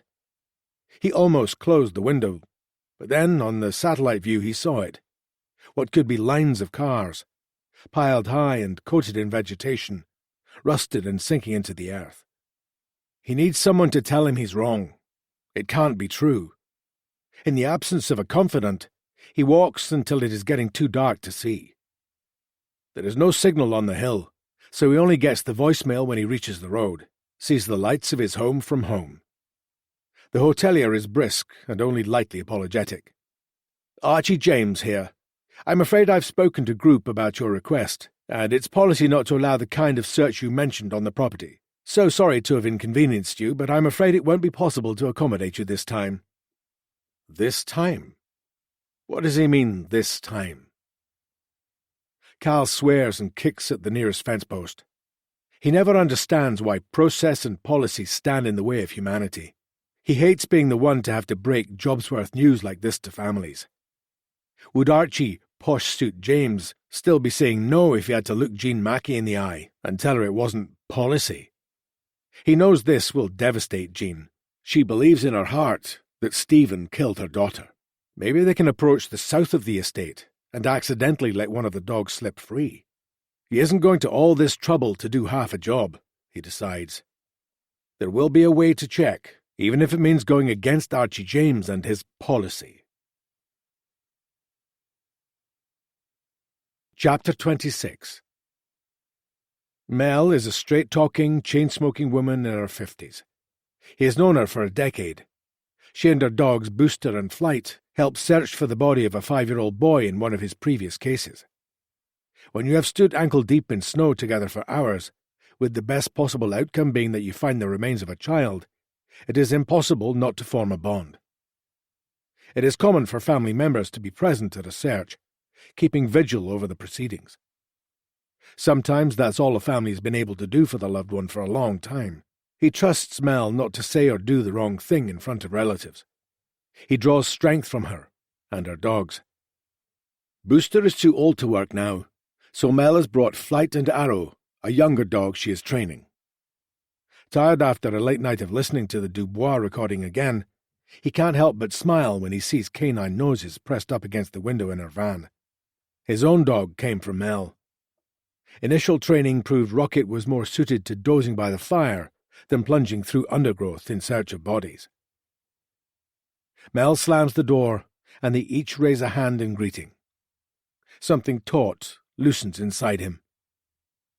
She opens the back doors to give the dogs air, and he stands by their crates, is rewarded with wagging liveliness, while Mel turns on the spot, surveying the landscape. The woods near the stables are on one side, but the moorland opens for miles. She gives a low whistle. This is going to be tough. Oh, no. I mean, you did say, but at least it's not a swamp this time. The hillside is thick with heather. If you step off the path, you might plunge as far as your waist. He has tried it and knows the ground beneath is uneven and treacherous, some sections boggy and wet. In the distance, there are groups of straggly trees, woodland islands in the heather sea, places only the deer visit. They spread a map on the bonnet of his car and are choosing routes when another vehicle pulls into the car park. The sky has turned to dark grey, and it seems certain the day will be squally. He expects both of Layla's parents to be here, but only Jean emerges. She looks nervous as she approaches them, wrapped in a warm fleece and wearing a tall pair of wellies that make her seem even smaller than she is. He tries to reassure her with a smile. The one she gives in return is wobbly. "No, Tam. He couldn't do it," she tells him. "He wanted to, but he's not feeling well."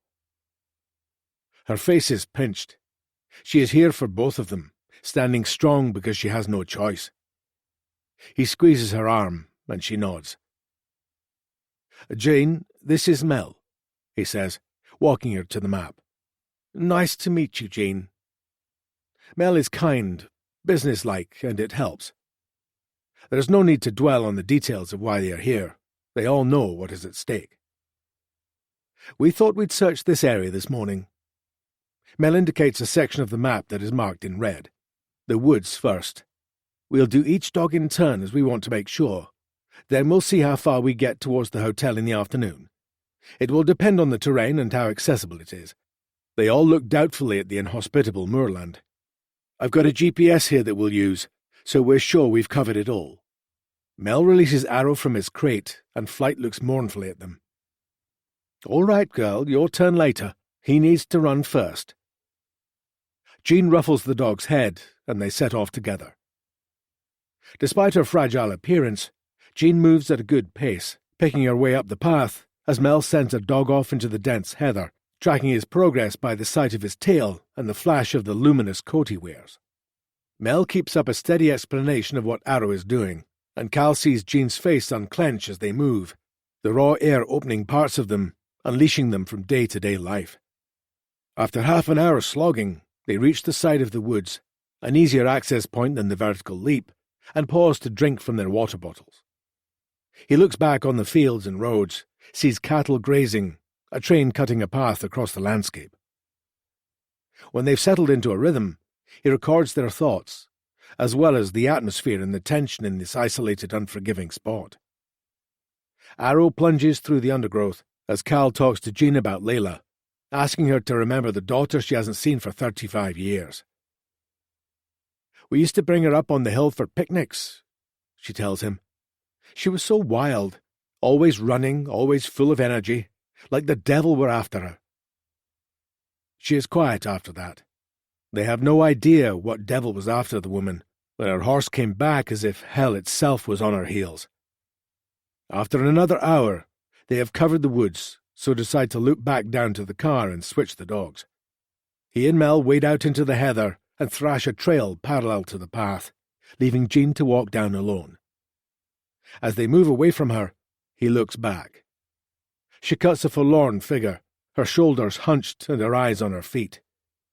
He describes her for the tape, feels her loneliness as a twin of the one twisting inside himself. When they reach the car park, they are hot and sweaty. Arrow has not scented.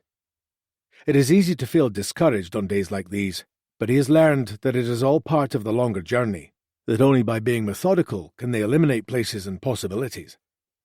He retrieves more layers from the car and a flask of hot tea. It is easy to become chilled when they stop.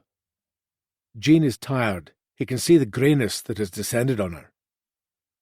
"Will you go home?" She shakes her head. "I'll maybe sit in the car." He and Mel eat quickly, conscious that the day is moving against them. "You okay?" She studies him for a moment. He is quieter than usual. He knows his mind is freewheeling. "Yes, sorry," he says. Mel shrugs, taking nothing personally. "Sometimes they just get to you." She opens the van door and throws in the sandwich wrappers. "I might have another job for you soon," he says, "near Birmingham." Mel scrutinizes him for a moment, nods. "Any time." They switch Arrow into the van and let Flight out. She sets off quickly, her wet nose ever twitching, eyes bright and her tail high.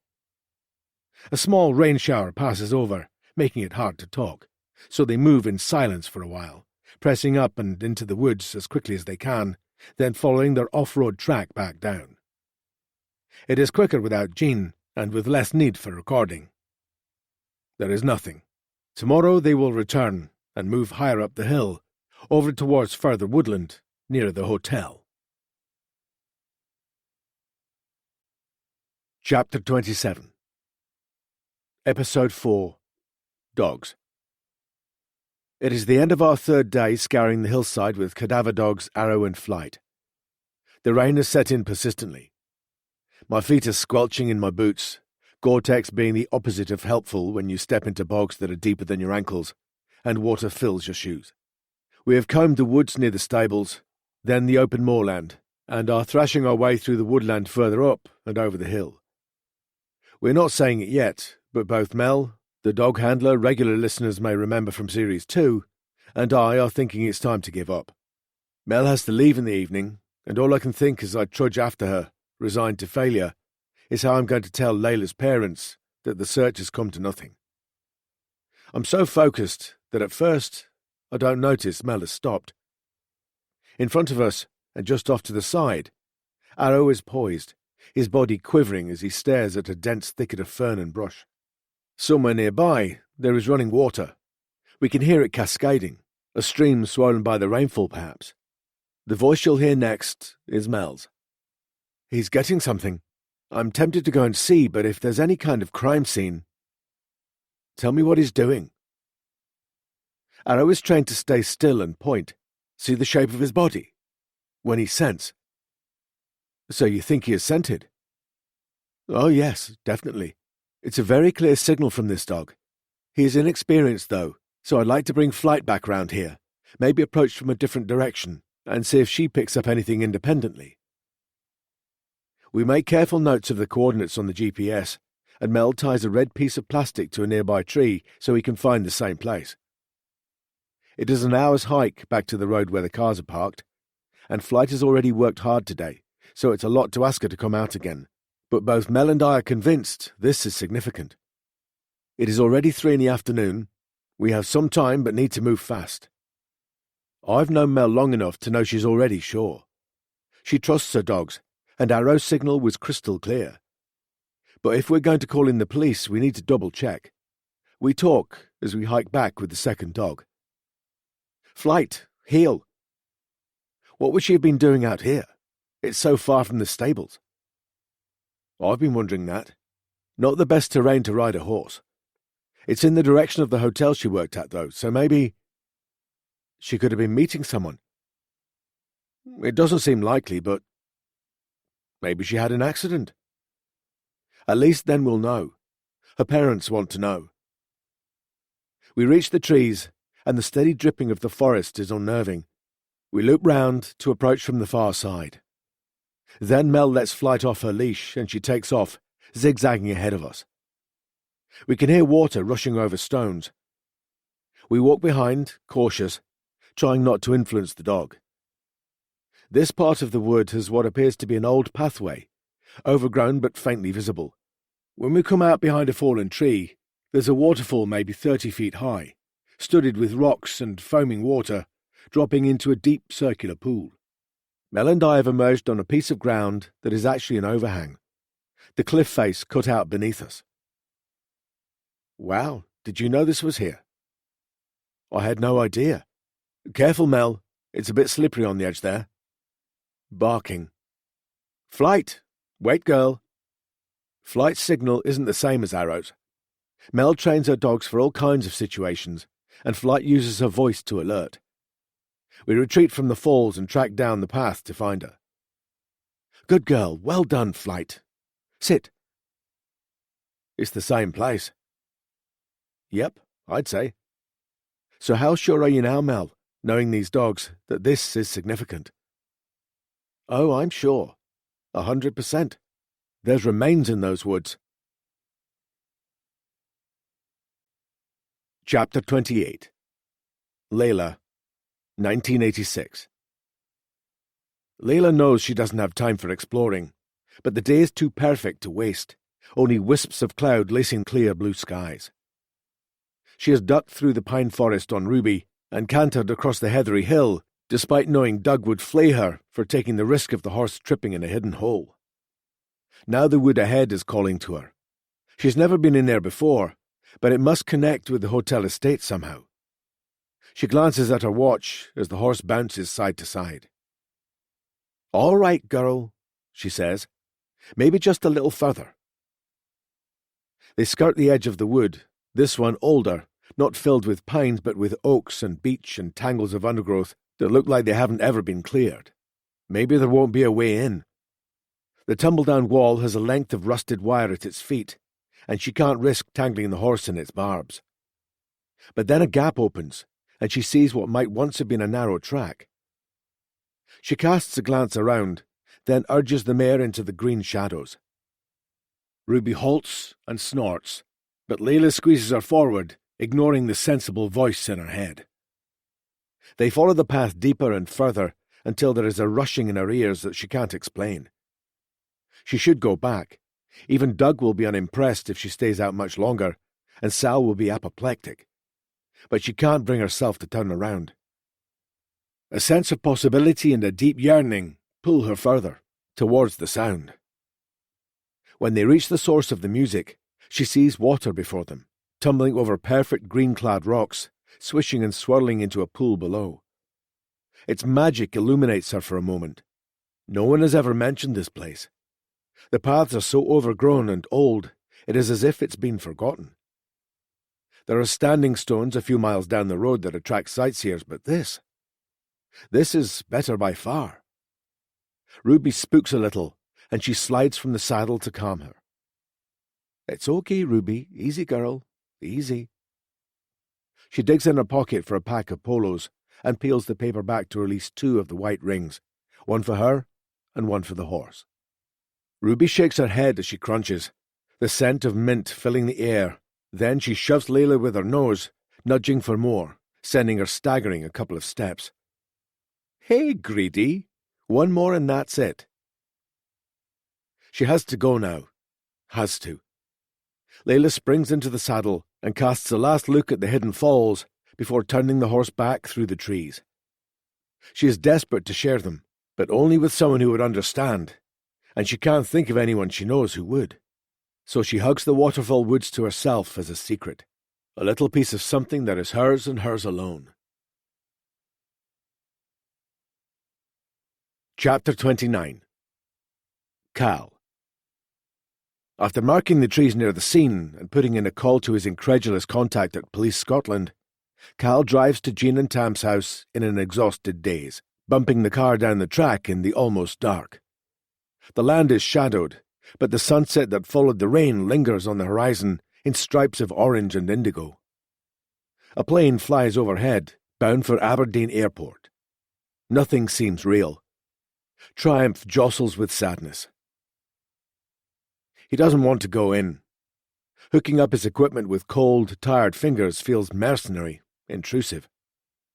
But this is what they have all signed up for, and the podcast is what makes the search possible. So he tucks any misgivings to the side and leans back into the steep gravel path as he follows it to the cottage door. He will slot his own feelings into a drawer in his mind. Tam opens the door a few moments after he has knocked. Layla's father has aged visibly in a matter of days.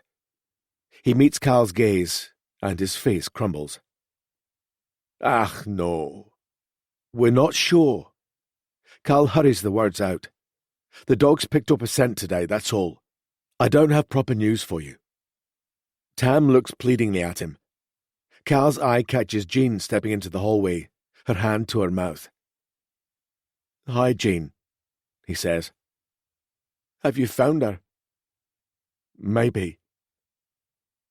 Tam recovers himself enough to step back and usher Cal inside. He sways a little as he crosses the threshold, conscious suddenly of the emptiness in his belly and the ache in his legs after days of walking, the tiredness that has sunk into his bones. He wants to be back at the guest house, having a hot shower, collapsing into bed.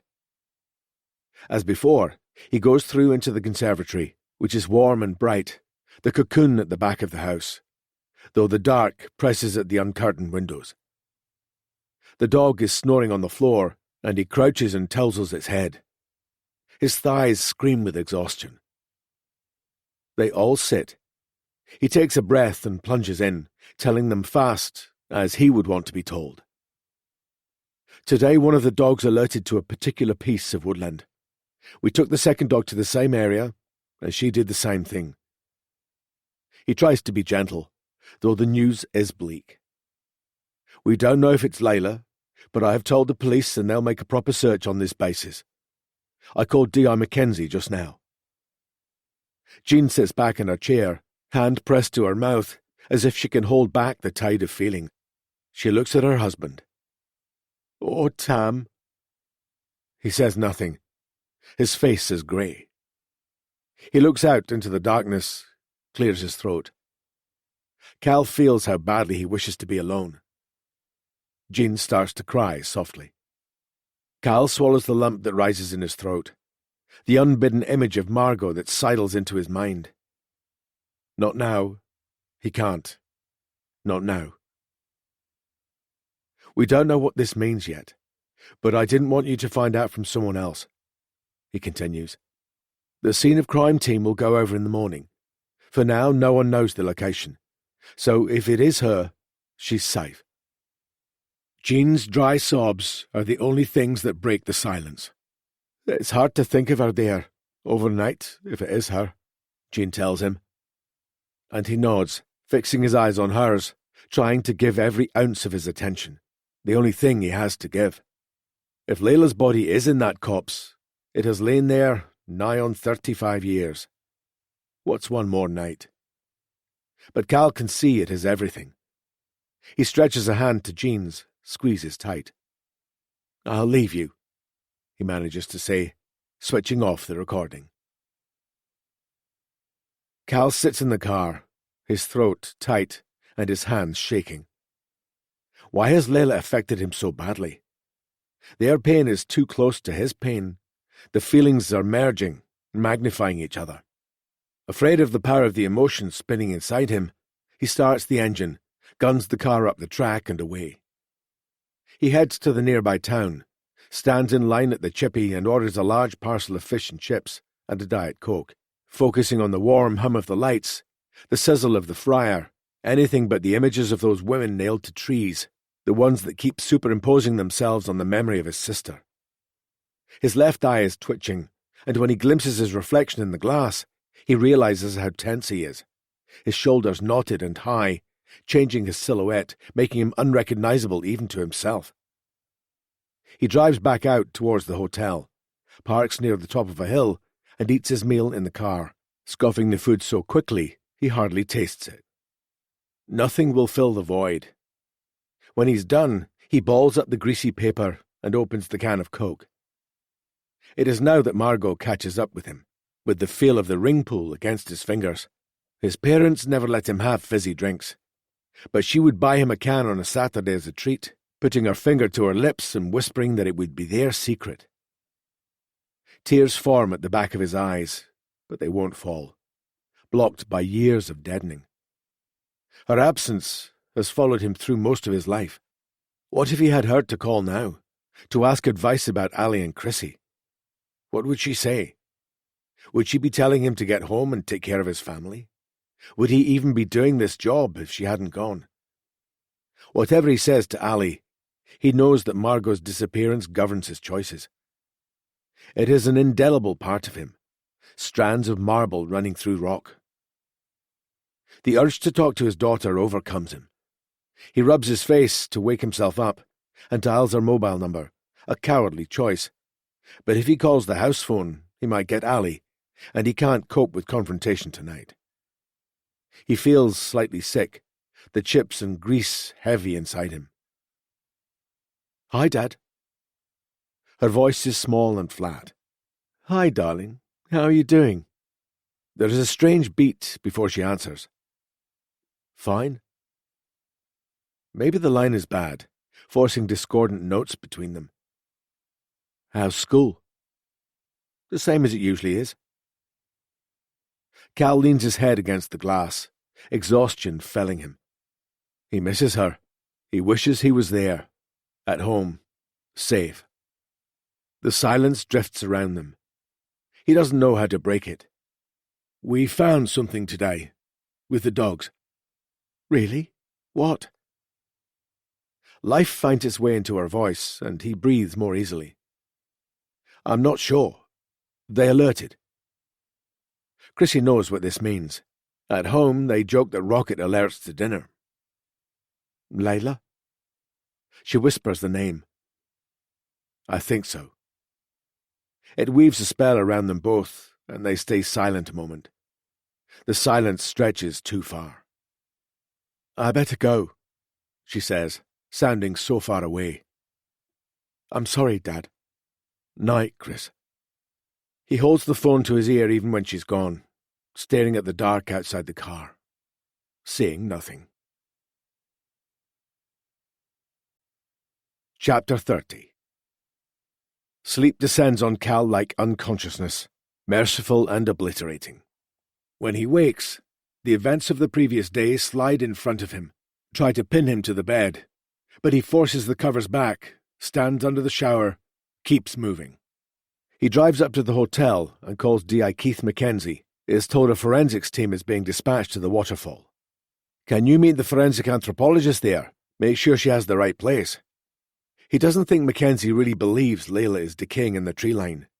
There is no way he would want Cal to be there, unless it was to witness his own mistake. This is a box-ticking exercise for him.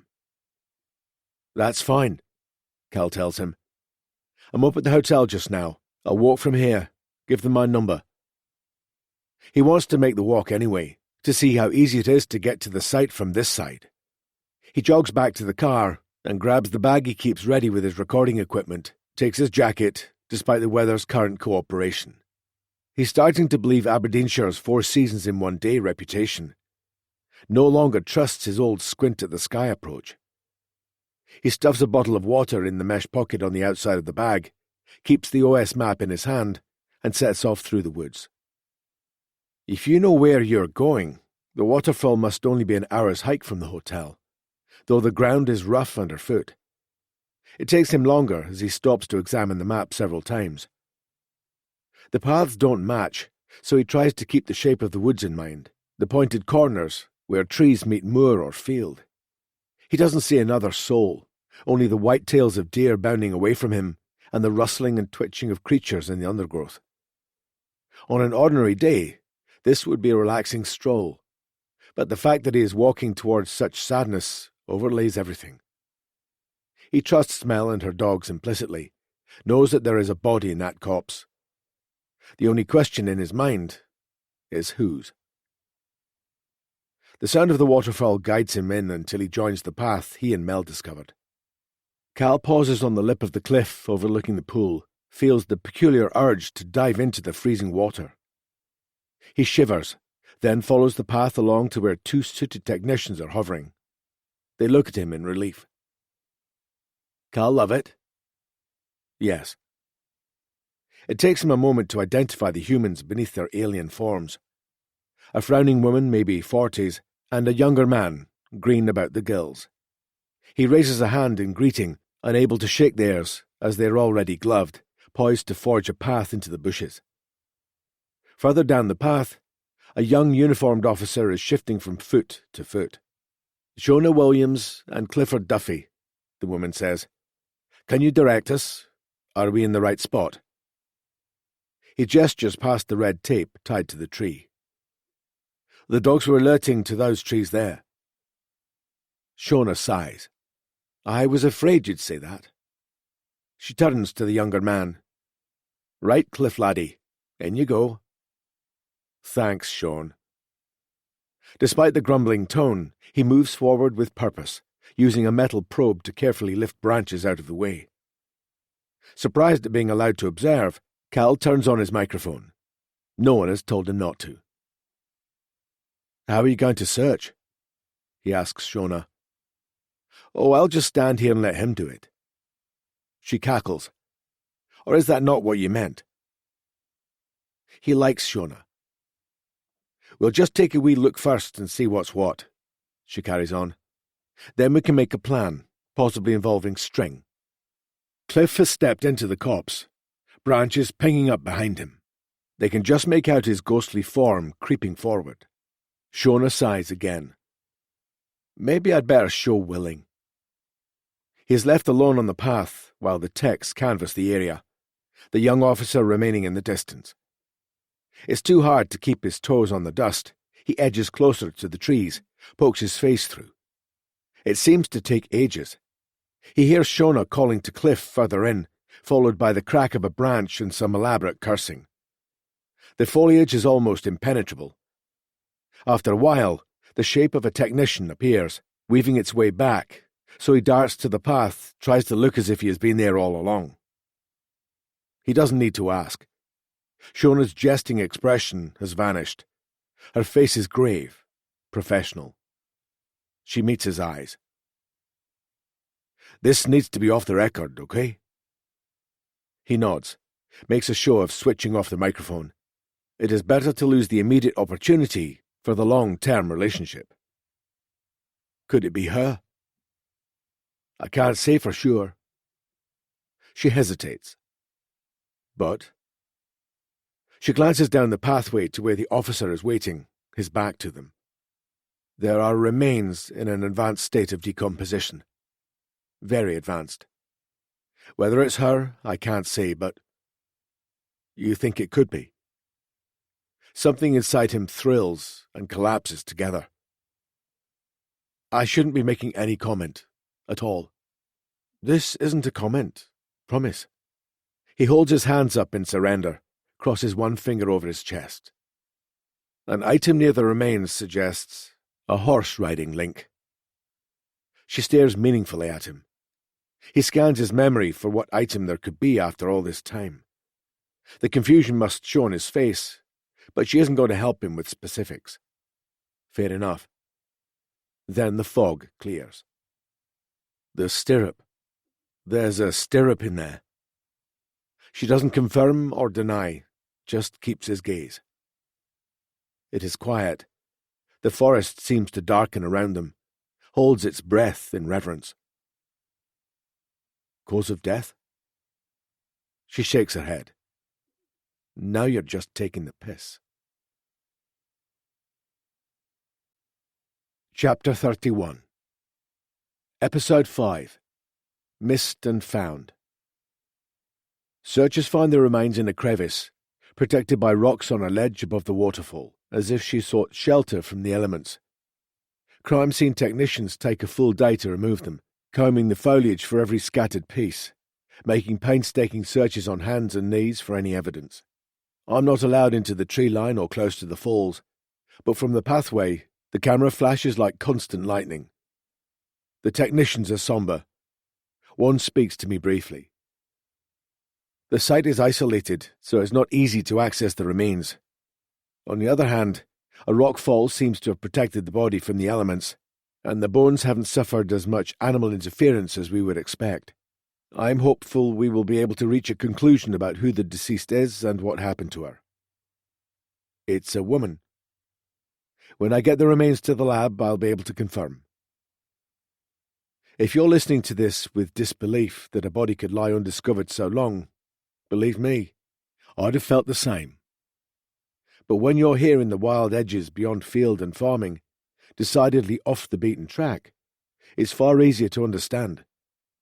We know that the horse Layla was riding that day came back injured and spooked, so right now we're facing the distinct possibility that Layla had an accident in a place far from home and was unable to summon help. It does, however, call into question the competence of the police in the original search. Both leading detectives who worked the case have since died, so we can't ask them directly about their investigation. It's also worth remembering this was a different time, and it was assumed by many that Layla had run away in search of a better life. If the forensic anthropologist confirms what we expect, we'll know that is definitely not what happened. Chapter 32. The day passes in a blur of anticlimax. He waits with Shona and Cliff until the bones are removed without fanfare or drama. Then he is left behind with the police tape drifting in the breeze and the promise not to step across it. More crime scene techs will go over the cops in the afternoon. The knowledge that Jean and Tam may get the closure they need is a relief. But that doesn't eclipse the nagging feeling that Sarah will consider the neat and simple conclusion a narrative disappointment. He bids goodbye to the boiling pool and the lucid green, the sinister sound of the plunging water sending him into melancholy spirals, beautiful and bleak together, forgotten bones in the rocks. Unwillingly, his heart starts to thud as his mind travels to other bones.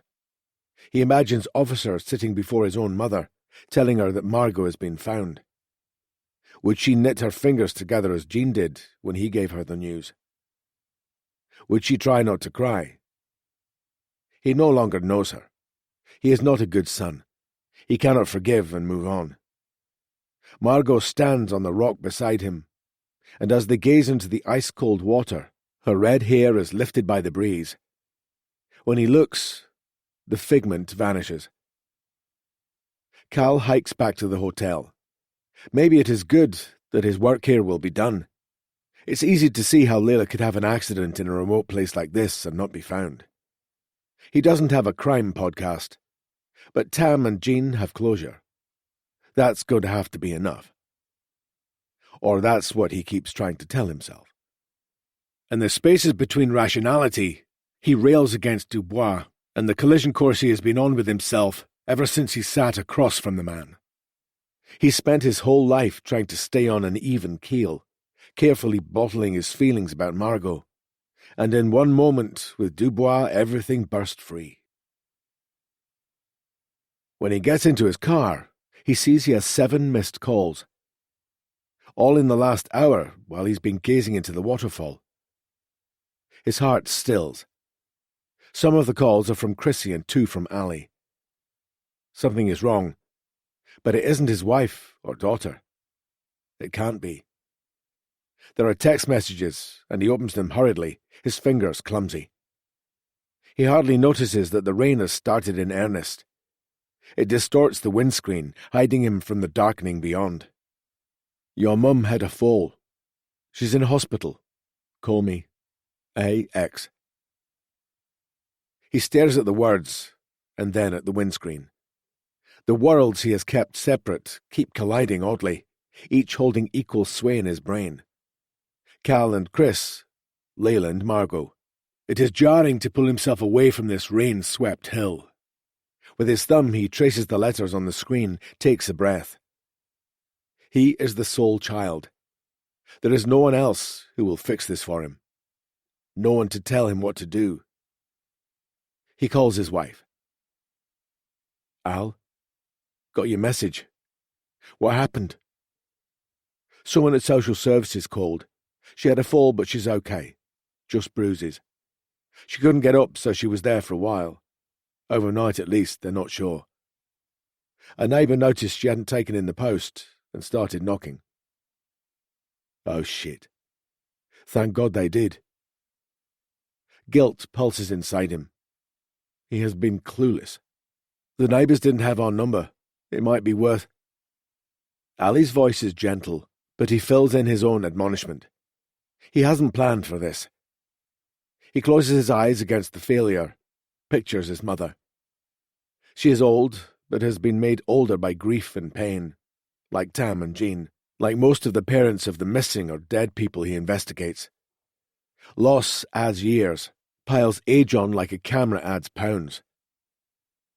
She needs one of those buttons, he garbles, but Ali is speaking over him. I have the number here for the ward. I called earlier, but they want to speak to you. She's insisting they discharge her, apparently. I could drive over there. Cal's mind buckles beneath the responsibility. No, I should be the one. I'll call them now. Okay. Thanks, Ali. I'm sorry you couldn't contact me. The pause, an acknowledgement of the past. He closes his eyes, wishes he could have her arms around him, smell the ever-present oil paint odour that is so intimately associated with her, has sunk into her skin. I'll text you the number now, she says. The hospital agrees to keep his mother in overnight for observation. She's asleep, and he tells the nurse not to wake her, hears the relief in her voice and reads between the lines. His mother is not an easy patient. He needs to go there, tonight or in the morning at the latest. Cal's mind flicks to Layla. He can't abandon Jean and Tam. The thoughts curl around him. He has to go to his mother, he sees that. And yet that means hurdling the past, their semi-estrangement. It means revisiting who he once was, just at the worst possible time, when Dubois' words are spreading like a cancer inside him. As he runs through the things he must do before he leaves, Cal's mind calms, opens a little. Maybe there are opportunities he can take while he is at home. He allows himself to linger on the idea of the scrapyard, the throwaway comment that could mean everything. It wouldn't hurt to take a look, to speak to the owners, pave the way for a proper search. He is standing outside the bed and breakfast the next morning, lifting his bags into the car boot, when he catches sight of a woman standing opposite on a footpath by a stile, stock still and staring. Then she raises a hand, and he smiles, recognizing her. Shona, just without the white crime scene suit. She beckons and he crosses the lane and climbs the stile. What brings you here? Don't know what you're talking about. Total coincidence. I love a country walk. She gestures to the path, then tucks her hands into the pockets of an oversized green jacket. Shall we take a stroll together? Coincidentally. He falls into step beside her, confused but willing to go along with the pretense.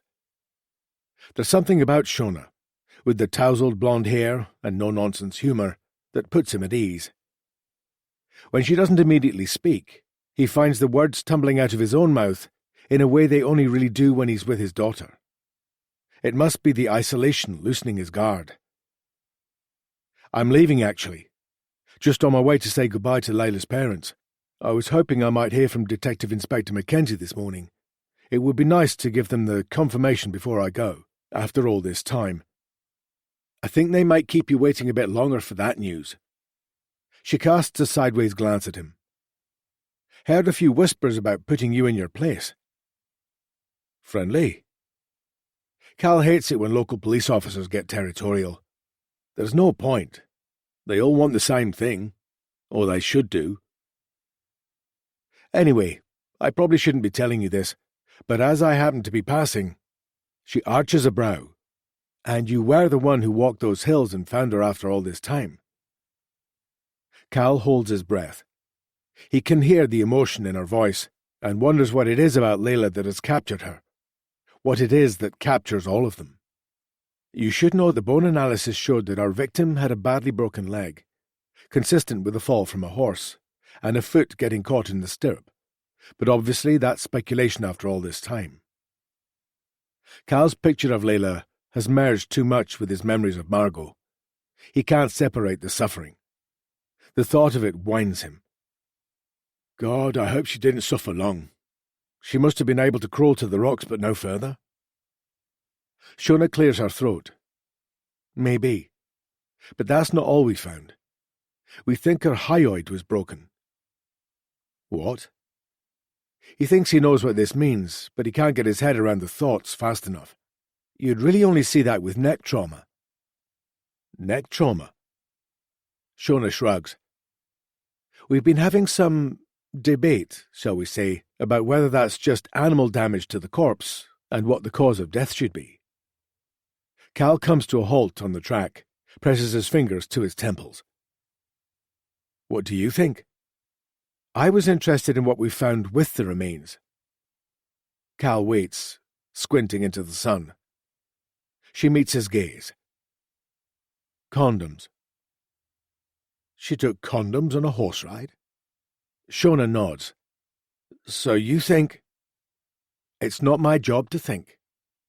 She looks back up at him, and he notices the way the light catches her blue-grey eyes. He shouldn't be noticing that right now. It's possible the hyoid fractured in a fall, or if she got caught in the rains, or it could be post-mortem animal damage. But it's also a classic strangulation injury. Cal stares unseeingly into the distance as he calibrates the meaning of her words. His mind springs back to the lonely, isolated falls, a place far from prying eyes, far from anywhere. If you wanted to be alone with someone, it would be the perfect rendezvous. You might want to unpack those bags. Shona is studying his expression. Cal rubs his head, his mind swirling. I can't. I wish I could, but... Things to do. Her words are light, judgment-free, but inexplicably, he wants her to think better of him. My mother, she had a fall. She's in hospital down south. I'm the only child, so... Shona's hand flies to her mouth. I'm so sorry. What are you still doing here? I shouldn't be delaying you. It's okay. They're keeping her in for observation. It's bought me some time. She gives a low whistle. Aging parents. It's hard being an only child when it comes to that. He doesn't know what brings the truth to his lips. He doesn't talk about Margot, ever. I wasn't always an only child. Shona tilts her head, waits for him to say more. The words rush free. My sister went missing when I was 9. We don't know what happened to her. He tries to clear his throat, but it makes a strangled sound. She reaches out and rubs his arm. I'm sorry, Cal. Only words, but there is something in the way she says it that reaches inside him. As they walk back, he marvels that he has told Shona, a woman he hardly knows, the truth he hides from everyone. Perhaps the grief is built so long it can no longer be contained, is spilling out of him, or perhaps it is something about the anthropologist that invites confidence. I wish I didn't have to go. Jean and Tam deserve more. Now I'm going to have to tell them someone killed Layla, and by the way, I'm off out of here. They'll understand. Oh no. I just wish I didn't have to let them down. You'll just have to come back then, Shona says simply. She steps in front of him as the track narrows through some trees and the bed and breakfast comes back into view. Anyway, you owe me a drink now. Cal's cheeks warm as he falls in behind her. Chapter 33. Layla, 1986. Layla is working a shift she wouldn't usually take, a weekday breakfast that means she's missing an early morning ride through the mists that have fallen over the hills during the night. She's carrying a heavy coffee pot to a table of rowdy oil company executives preparing for a day's shooting on the estate when she sees him. He turns his head slightly, away from the man he has been speaking to. There is something in his eye that lets her know he is thinking about that moment at the kitchen garden wall. But they are trapped in their different roles. They cannot speak. She blushes, dips her head, then sends one of the other waitresses out with the next pot of coffee, the only power she has. She volunteers to set the table for lunch in the library, a creepy room at the top of the stairs. She shakes free starched tablecloths, sets gleaming cutlery and shining glassware, trying to still her nerves. Are you hiding from me? The hoarse whisper makes the hair on the back of her neck prickle. She drops a fork, and it clatters to the floorboards, slips down the side of the fire grate. Let me, he says, joining her as she crouches at the fireside to retrieve it. When she stands, there is barely a whisper between them. He puts warm hands on her arms, and she shivers. I've been looking for you. Layla finds herself tongue-tied, heat rising in her face. She hates the feeling, shakes her arms from his grip. The certainty in his eyes flickers a little, making her feel calmer. I can't talk just now, she tells him. I'm working. How about later, then? Can we meet? She looks up at him, almost afraid of the effect he has on her. She longs to pull him towards her and wants to shove him away. Why? Because I can't stop thinking about you. He takes a step back, ducks his head. Sorry. She knows he's playing it under confidence because she does it herself. Small darts of excitement fire through her. The day seems less dull. She tosses her hair from her face. What time do you finish? 3. Can I buy you a drink? She laughs. Not here. Somewhere else, then. Layla pretends to consider, her heart dancing in her chest. Meet me at the foot of the driveway at 5. She wants time to go home, wash the smell of the kitchen from her hair. She wants to make him wait.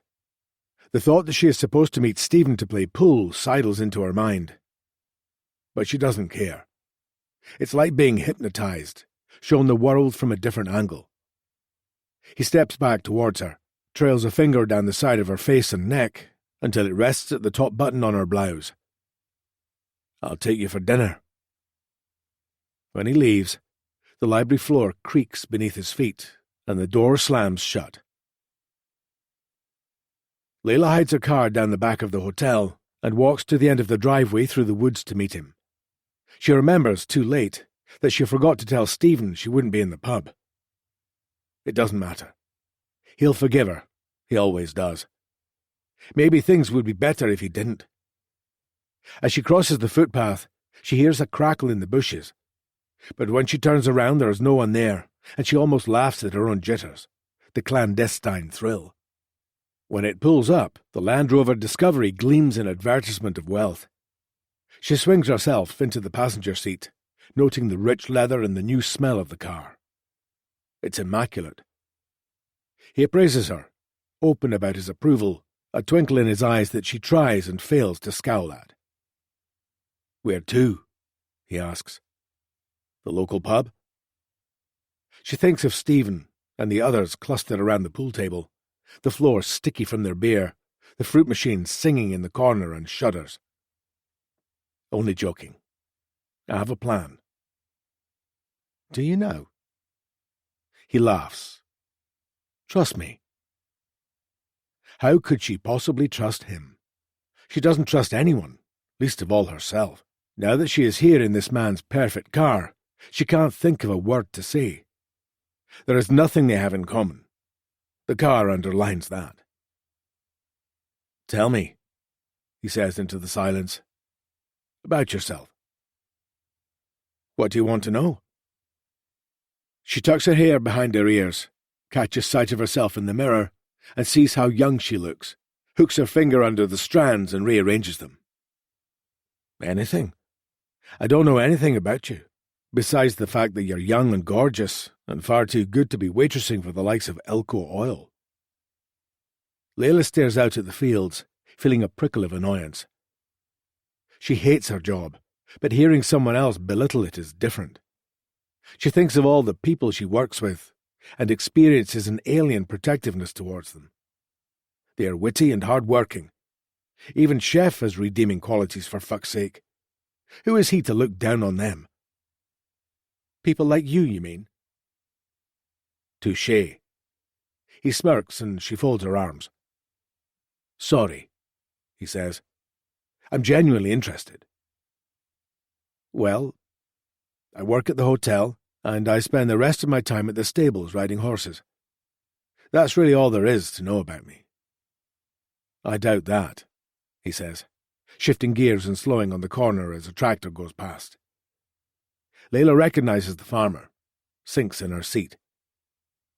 This was stupid, she thinks. Someone will see them. Aberdeenshire is a village when it comes to gossip. Wherever he takes her, there is bound to be someone who knows her. But there isn't. Somehow, Oilman, she cannot yet think of him as John, has a table at the best fish restaurant in the city, 20 miles away from the hotel where she works. It's early, so there's barely a soul there. All Layla has to do is follow the young waitress to a snug corner booth, feeling the presence, the weight of him behind her. She marvels at the foreignness of someone attending to her, shaking her napkin free and passing her a crisp menu. She's rattling with nerves, and she hates that. But here she is at least anonymous, concealed. He squints across the table at her. Too much? Layla raises an eyebrow, tries to regain her sense of control. How did you get a table here? You only asked me a few hours ago. I come here a lot. They made room. He slides the breadbasket to her, apparently dismissing the thought that someone could say no to him. Right. Layla takes a roll and breaks it absent-mindedly, feels it crumble on the tablecloth, soft and yielding. Pleasure at the thought of him making that call drops through her veins, kicks along with the sensation of power. At least she isn't fazed by the cutlery. She's laid enough ridiculous settings in her time. A laugh bubbles to her lips and breaks across the distance between them. He sits back and smiles. Outside, cold North Sea waves are thrashing the sands, driving their spray into the road. But in here it is cosy, and they are cosseted by thick walls and darkness. He chooses the wine and tastes it, while keeping eye contact with her. And when the blood liquid is poured, and the waitress is barely 2 steps away from their table, he leans back and says, "So be honest, what are your dreams? For the rest of your life? What makes you think I have any?" He laughs and takes a long draught of wine. "Don't you want more?" It irritates her beyond belief that this man with his wealth and his Rolex watch and his shrine of confidence is judging her life. It irritates her even more that he has tapped into her restless desires and is now casually tossing them across a restaurant table at her. She doesn't know how to say this to him without sounding petulant, shrewish. "Tell me about you," she says, realizing this date was a mistake, almost wishing she was playing pool at the pub. At least Stephen doesn't look down at her. Say whatever else you like, but not that. 2 bottles and 4 courses later, she stands to go to the ladies and finds she is unsteady on her feet, and the nervousness has dissipated. As she concentrates on walking a straight line across the restaurant, she is startled to see the transformation. The whole place is lit by candles and thrumming with chatter. 2 women lean conspiratorially across a table. A man scrapes back his chair, forcing her to sidestep. The richness of smells and the confidence and wealth in the room is staggering. She feels like a moth at a butterfly party, dancing too close to the flame. An older woman eyes her suspiciously as she passes, and she realizes the thing that makes her different here isn't her invisible economic status, but her youth.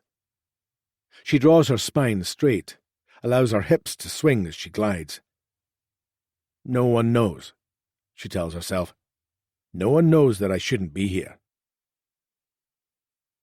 "What would you do," he asks over dessert, "if money were no object?"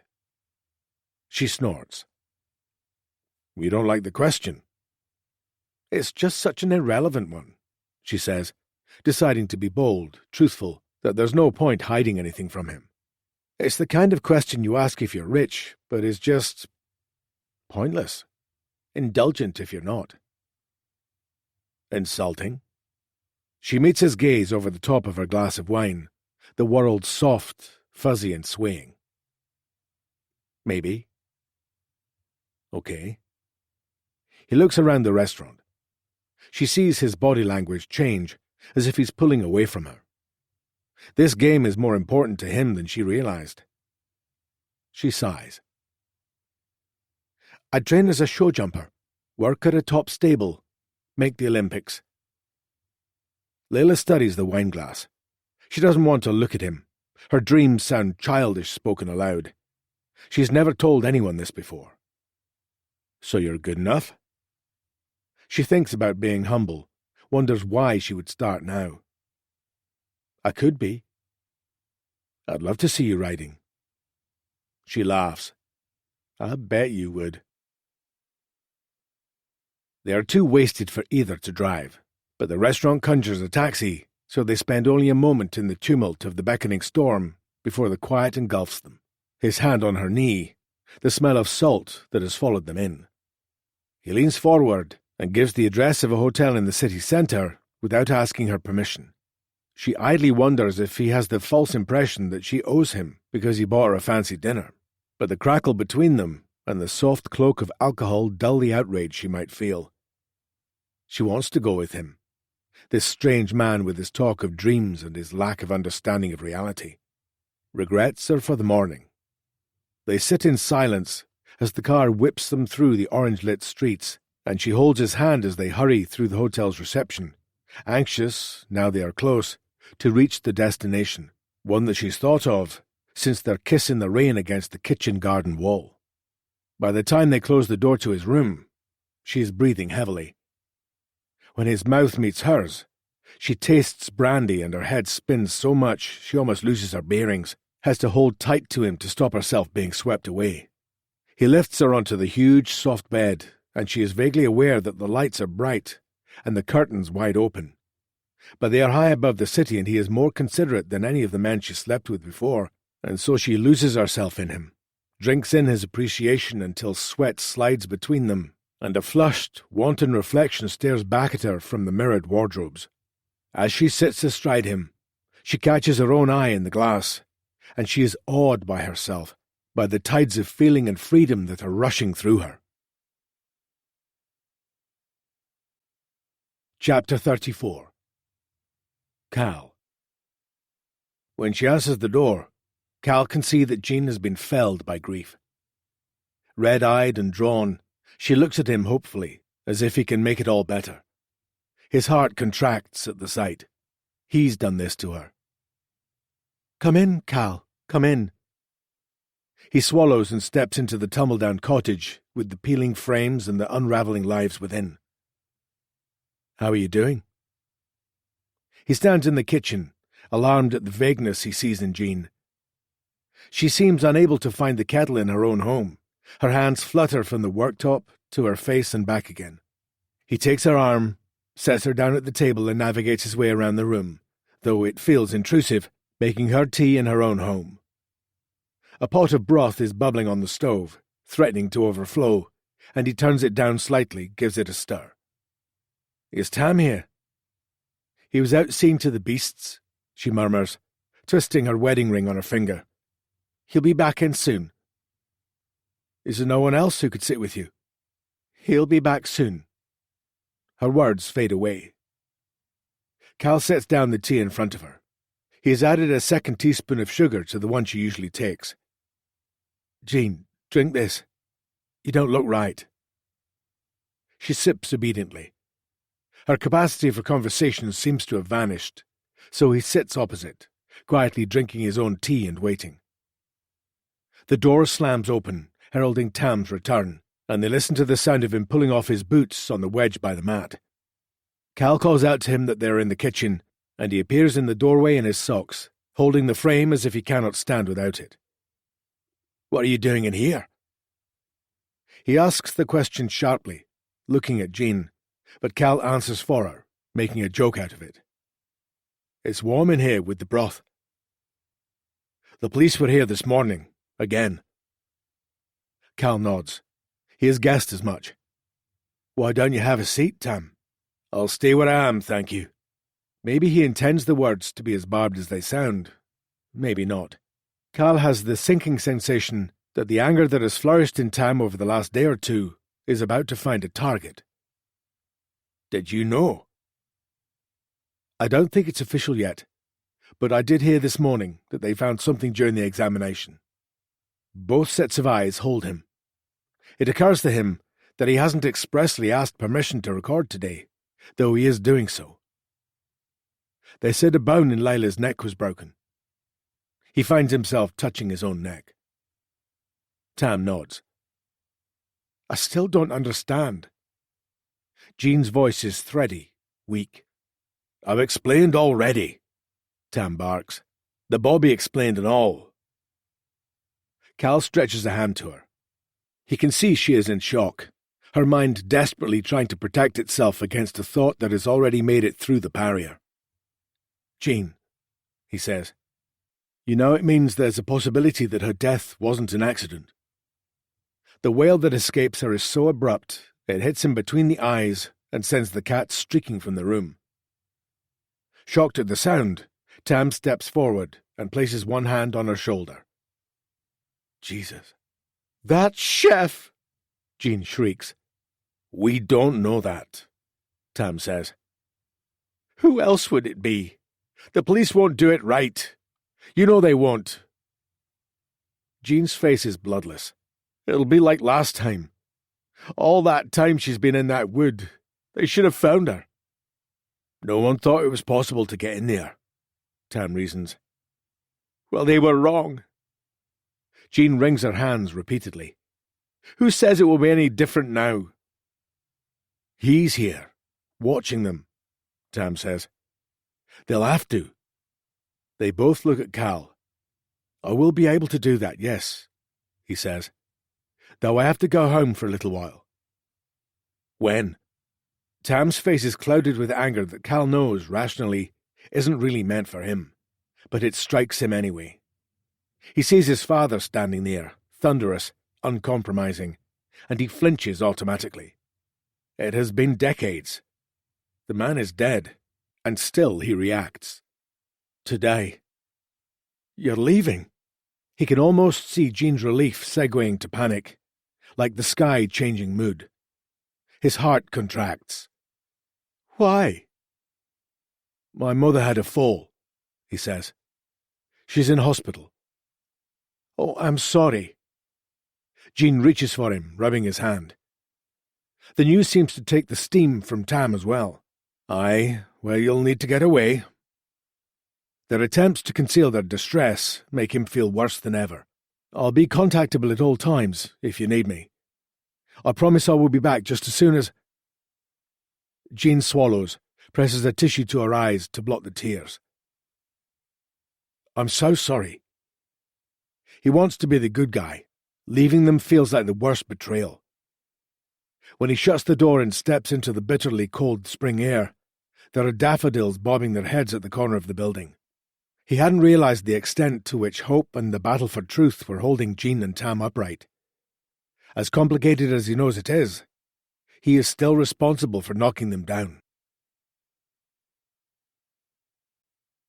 Chapter 35. Guilt and frustration sit beside Cal on the long drive south, while outside, the world transitions from wild hills and twisting cross-country roads to long, empty stretches of tarmac. The need to air his fears about Dubois is all-encompassing. There is someone he could talk to, Andy, but if he tells his sister's boyfriend what he suspects, it will make it real.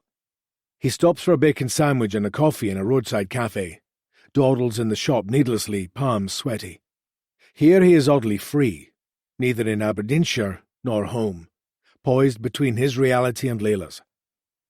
He wishes he could stay here forever, safe in the anonymity of a service station between the road maps and the boiled sweets.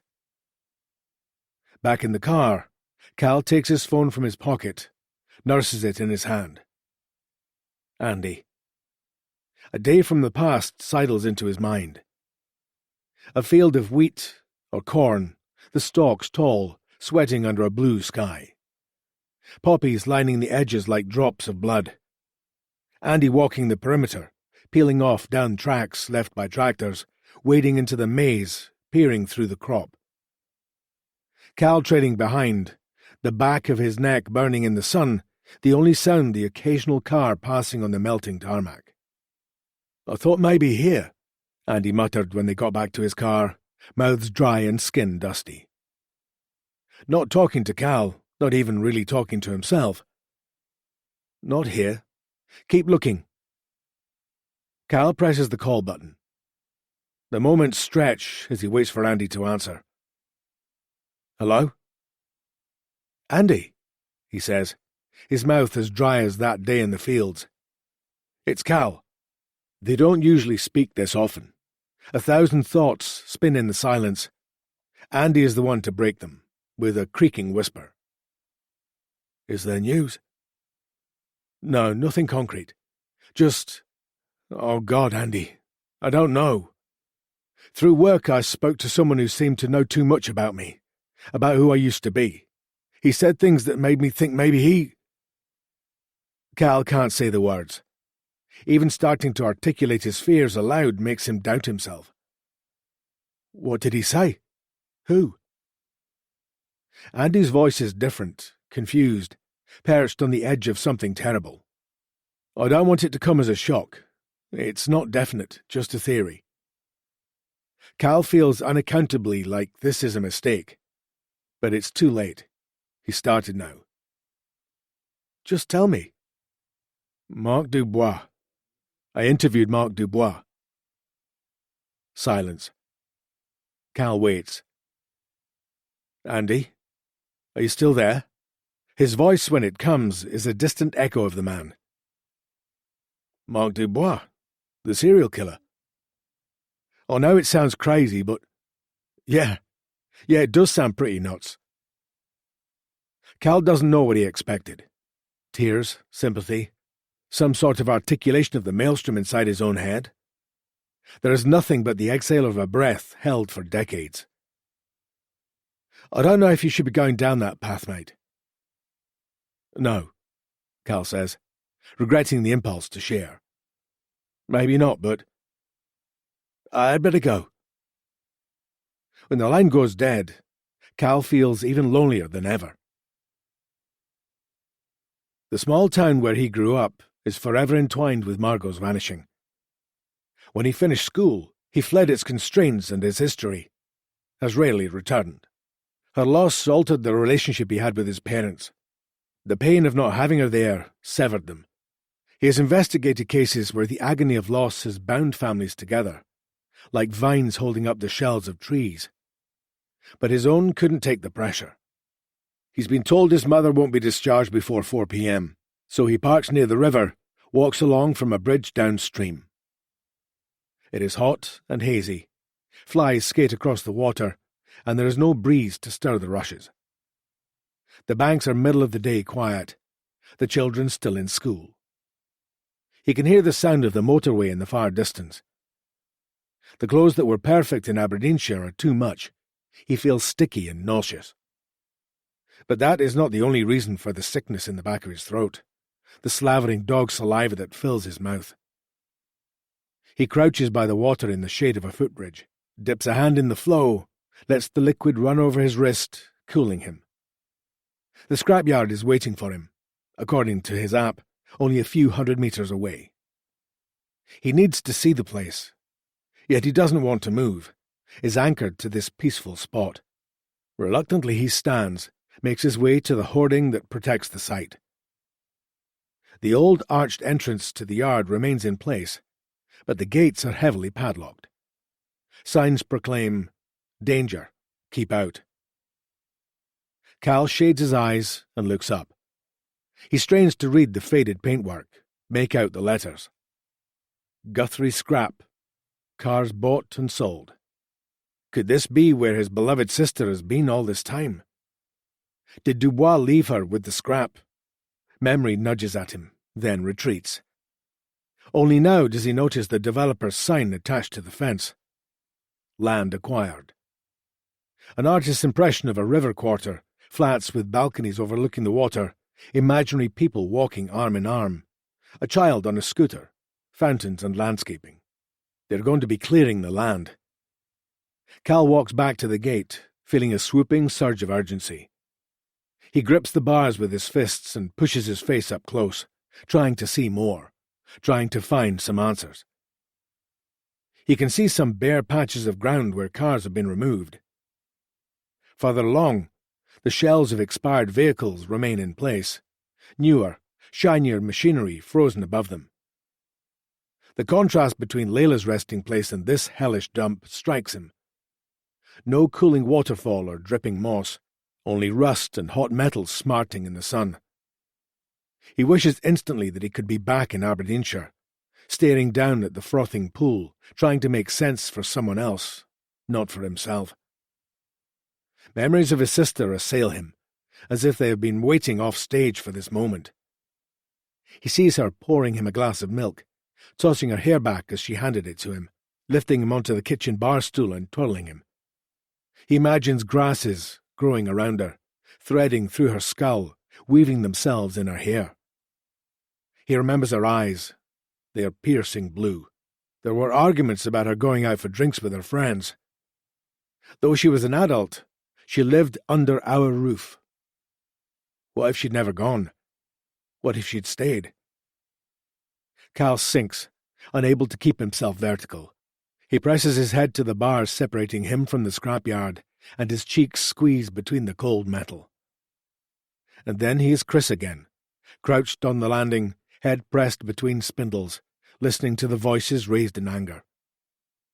Surprise rushes from him in a groan, takes the power from his legs. He didn't think he had any memories left to mine. He crouches on the ground and presses his head to his knees, wishing he could blot out the pain. The sun strikes the back of his neck, and finally, mercifully, he cries.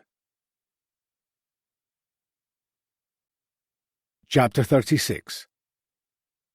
When he reaches the hospital, she's already gone. His mother, awkward to the last. She wouldn't wait for the discharge papers, a nurse tells him. Her steel stare softens a little when he rolls his eyes and apologizes for her. Now he is late and wrong-footed, a child once more. He should have come straight here, should have predicted this. He jogs to the car in the heat, flustered and exhausted, drives through streets that feel simultaneously familiar and alien. His mother opens the door, startlingly the same and different. Her hair is white, and though neatly waved, it is thinner than it used to be. As always, she is wearing powder and a fuchsia-coloured lipstick, but a little of the colour has bled into the wrinkles around her mouth. He bends and hugs her, wondering if she feels as awkward as he does. This will be the first night he has spent in his childhood home for over a decade. They sit at the kitchen table. He cradles a cup of too milky tea, nibbles at one of the plain biscuits she has placed on a plate. It makes him sad that this is all she affords herself. She has a generous pension and savings, but hardly anything in the house has changed. It's like stepping back in time. There is a fine line between simplicity and claustrophobia. You should have waited for the discharge, he tells her. I could have driven you back then. Magpie eyes fix on him.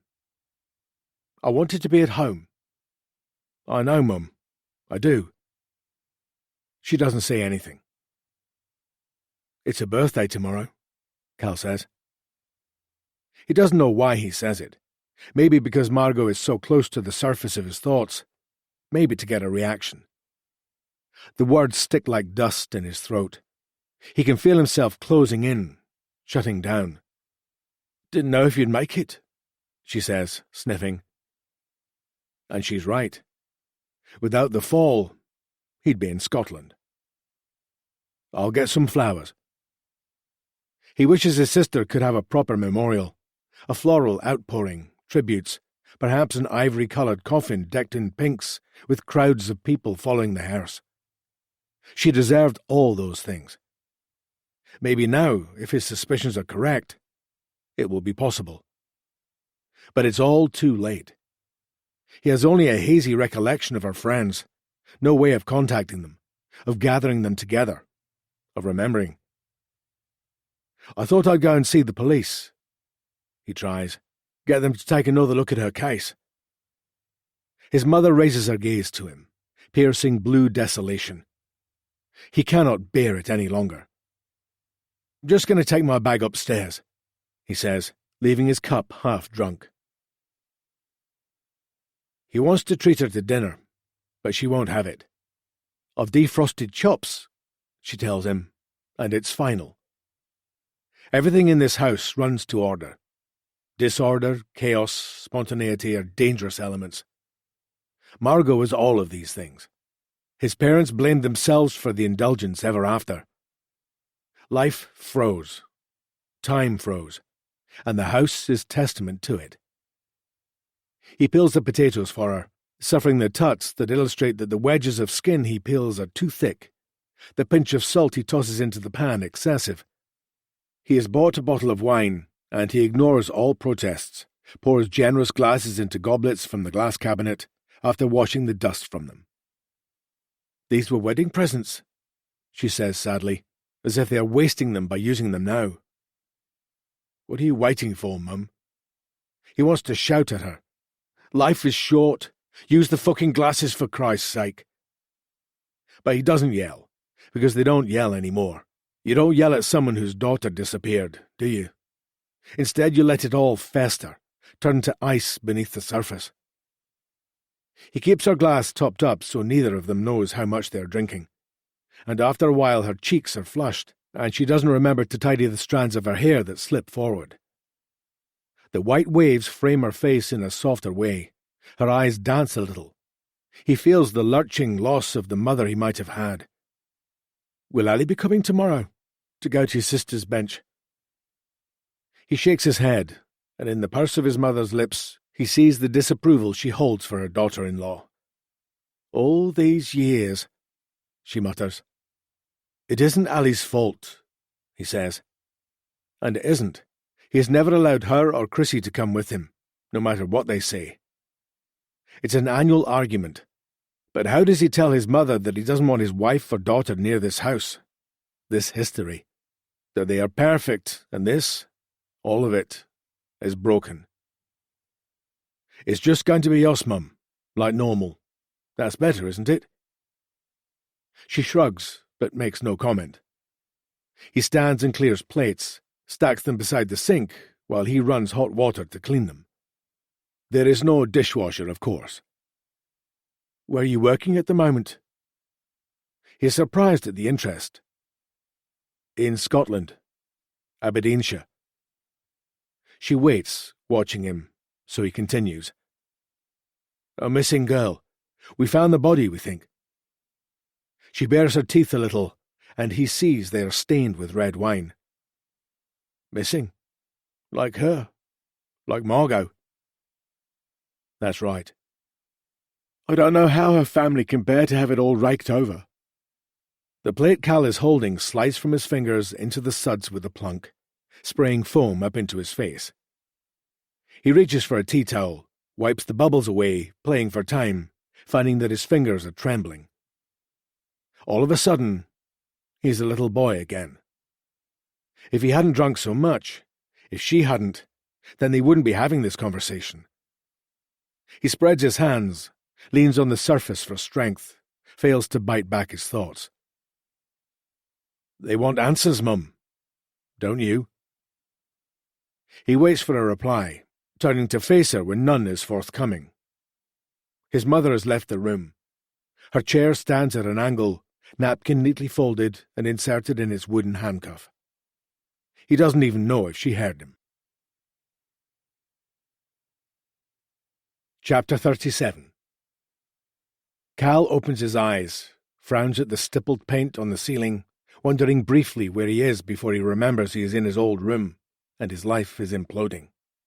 Oh, yes. He closes his eyes again, wishing he could delay the return to reality, but his phone is buzzing and he reaches for it, rubbing his face to wake himself. When he sees the messages, the links to headlines, Cal's stomach drops and his skin goes cold. He can't grasp the words he's reading. He clicks on the link and stares at a posed shot of Andy, his arms folded, Margot's bench in the background, and a stricken expression on his face. Police explore new evidence. Sicko killed my Margot. His Margot? There's a shot of her, too, with Andy, smiling into the camera. Only it's a smaller picture. Cal feels rage compete with bewilderment. Margot. In the news. His names. New and old. Complete exposure. It never for 1 minute occurred to him that Andy would betray his confidence. How could he? After everything, if he needed money, Cal would have given him money. Below it all, in a box at the bottom, there's a picture of Cal.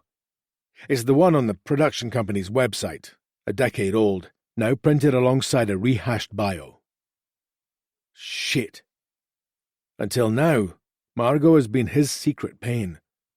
No one cares about the personal life of the podcaster when they're listening to true crime, so it hasn't been hard to hide it. Since he changed his name when he left home, he hasn't had to do anything, lie to anyone. He has never wanted his personal experiences to get in the way, hasn't wanted them to be relevant. He isn't the story. He is the conduit. Not anymore.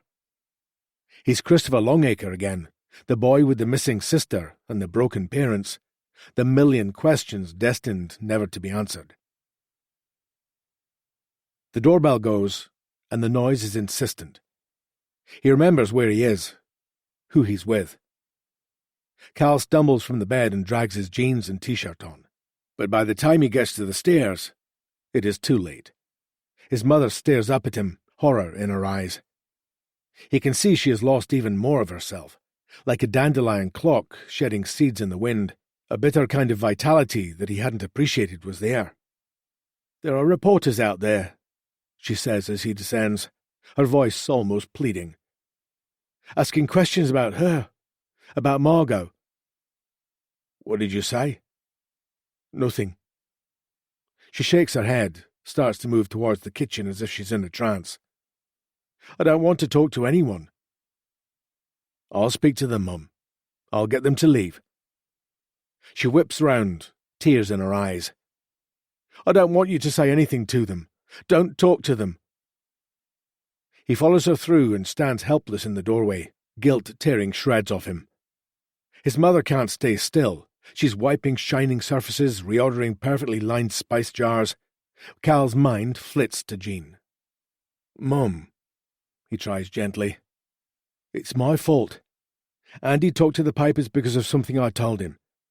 About someone I interviewed, Marc Dubois. I'm sorry. I'm so sorry." He isn't sure how much she knows about the serial killer. She doesn't watch the news, not since back then. Stories about missing people blindside her, and she prefers to live in ignorance and memory. Her hand is shaking as she pauses in her cleaning, stares out of the window at the neat lawn. Why is he doing this? I just want to be left alone. Is that too much to ask? But, Mum, maybe now it's out there again. It could help. Jog someone's memory. Help us find out what happened after all this time. No, Cal. I don't want it. Raking over your sister's life. The room around him shrinks a little. He fixes his attention on the cuckoo clock that has been on the wall since his childhood. It hasn't worked for decades. Like everything else in the house, it is paralyzed, waiting for Margot to come back and life to start again. Don't you want to know? She's been gone so long, Christopher. Your father is dead. It isn't going to bring her back. It's all too late. Her voice is shrill, almost panicked. It's not too late, Mum, but the look she gives him tells him that she doesn't agree. Margot's gone, she says. It won't bring her back. All of this digging and pushing. She becomes tearful. Won't bring her back. Cal makes a noise of frustration, holds his hair off his forehead, exhausted by it all. I know it's hard, Mum, but I still think I should speak to the police. It's out there. I want to help. She stares at him, anguish colouring her grey. This is the moment he relents, backs down, plays the part of the good son. A moment from the past flickers back again, that same feeling of pressing his head between the spindles on the landing, looking down on it all. He can hear the sound of a hand striking flesh. Neither of them moves. There are footsteps on the path, and then the letterbox flaps, making her jump. The person retreats. There is a faint beeping of a reversing van in the street. Life continuing as normal, while inside the terraced house everything is being cracked open. Cal tells the reporters to go away, offers his card, promises to contact them if anything happens. Anything to get them away before it's time to go to Margot's bench.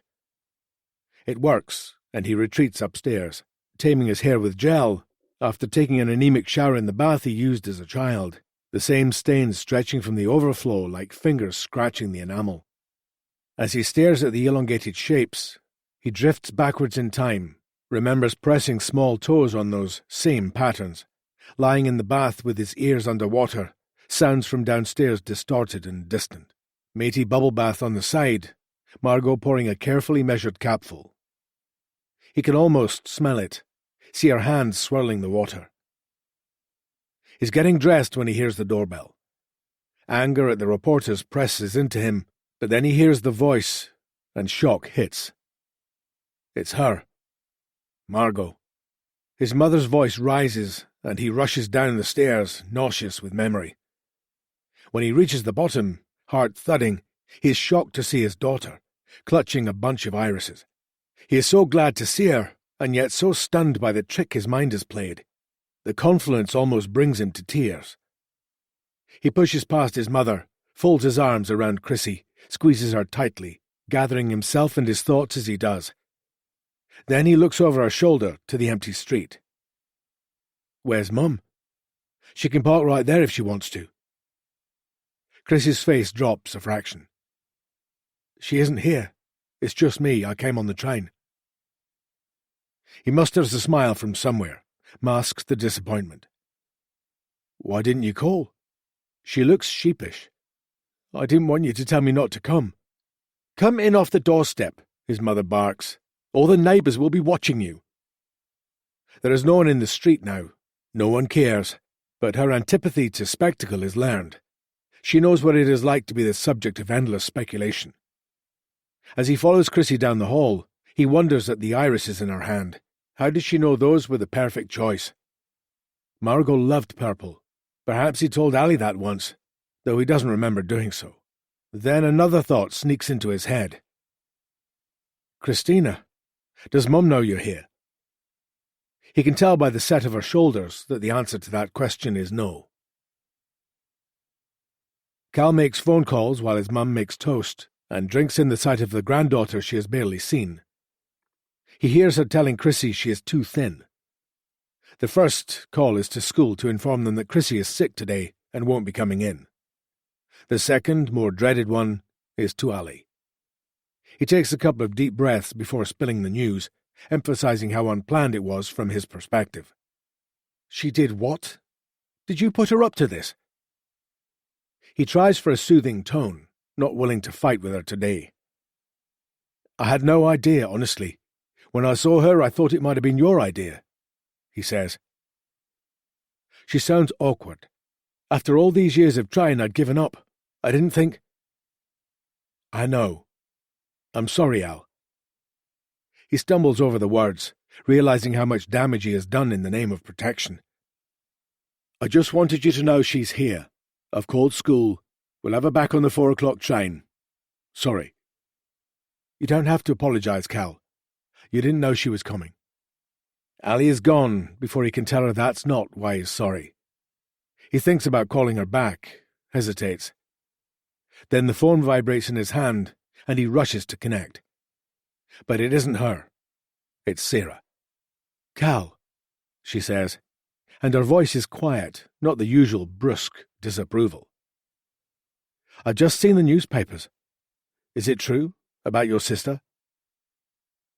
His time-worn instinct is to conceal, to change the subject, but it's too late for that. Yes, he says. It's true. I'm sorry, Sarah, it wasn't supposed to come out like this. Her stupid ex-boyfriend. If I'd had any idea, I would never have talked to him. Margot. She says the word softly. The name he gave you. I should have told you. And he waits for the storm to hit him, the recriminations and repercussions. But that's not what happens. I'm sorry, she says. I'm so sorry. We have time. I'll square it with the advertisers. Take all the time you need. He's both relieved and thrown by her sensitivity, forced to reconsider his antipathy. It's only later he remembers he didn't call Annie back. The weather is again hot and hazy. They drive to the green space where Margot's memorial bench is located. Cast into the sultry day, their progress feels glacial. At one point, his mother stumbles on the uneven ground, and Chrissy takes her arm. The sight of his daughter holding up her grandmother fixes a lump in his throat. They retrace the steps they've taken so many times, but he cannot connect properly with his memories of his sister. Everything feels awful and strange, more so than in previous years. Dubois has poisoned it all, and he has made everything worse. As he wipes the sweat from his forehead, his mind drifts only a few miles away, to a river where the wildflowers mingle with hunks of unwanted metal. Flashes of crime scene photographs, the pain Dubois inflicted. They lay their blooms on the bench beneath the plaque, but don't sit down, instead forming a semicircle around it. The bright sun bleaches the scene like they're fading into the past. Cal feels he should say something, but he doesn't know what. It's a struggle not to break down and cry. He notices a jogger look curiously at their little tableau before averting his eyes and sprinting on when he sees the flowers. His mother dabs at her eyes with a handkerchief she has clutched in her fist since they left the house. Chrissy strokes her back, and he watches the swirl of her hand, feels the tight burn of the sun on his neck. "Do you want a moment alone, Mum?" he asks. She nods, and he and Chrissy retreat to the edge of the pond. They turn their backs to give her privacy, and he feels Chrissy's fingers lace through his own. He squeezes tightly, bewildered at the realization that this year is so much worse than the one before it. 54. She should have been 54 years old. Grief hasn't acted in a straight line. It refuses to obey the rule that time should heal. Cal finds he misses Margot more the older he gets, not less. There is such anger and confusion welling up inside him. No sense of peace or acceptance.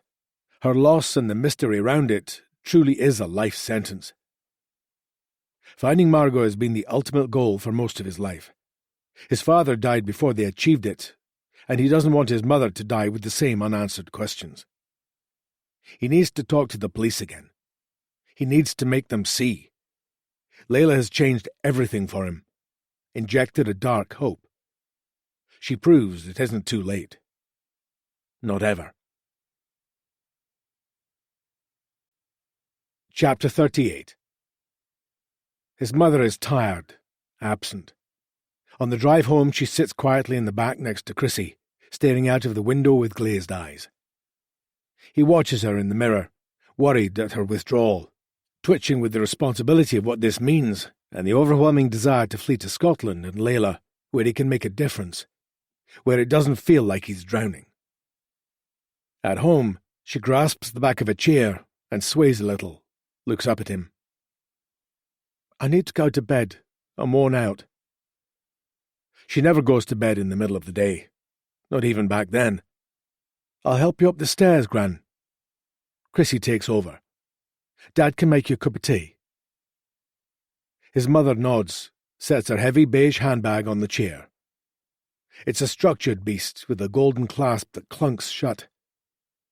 The handles stay upright for a moment, then drop individually as if they are alive.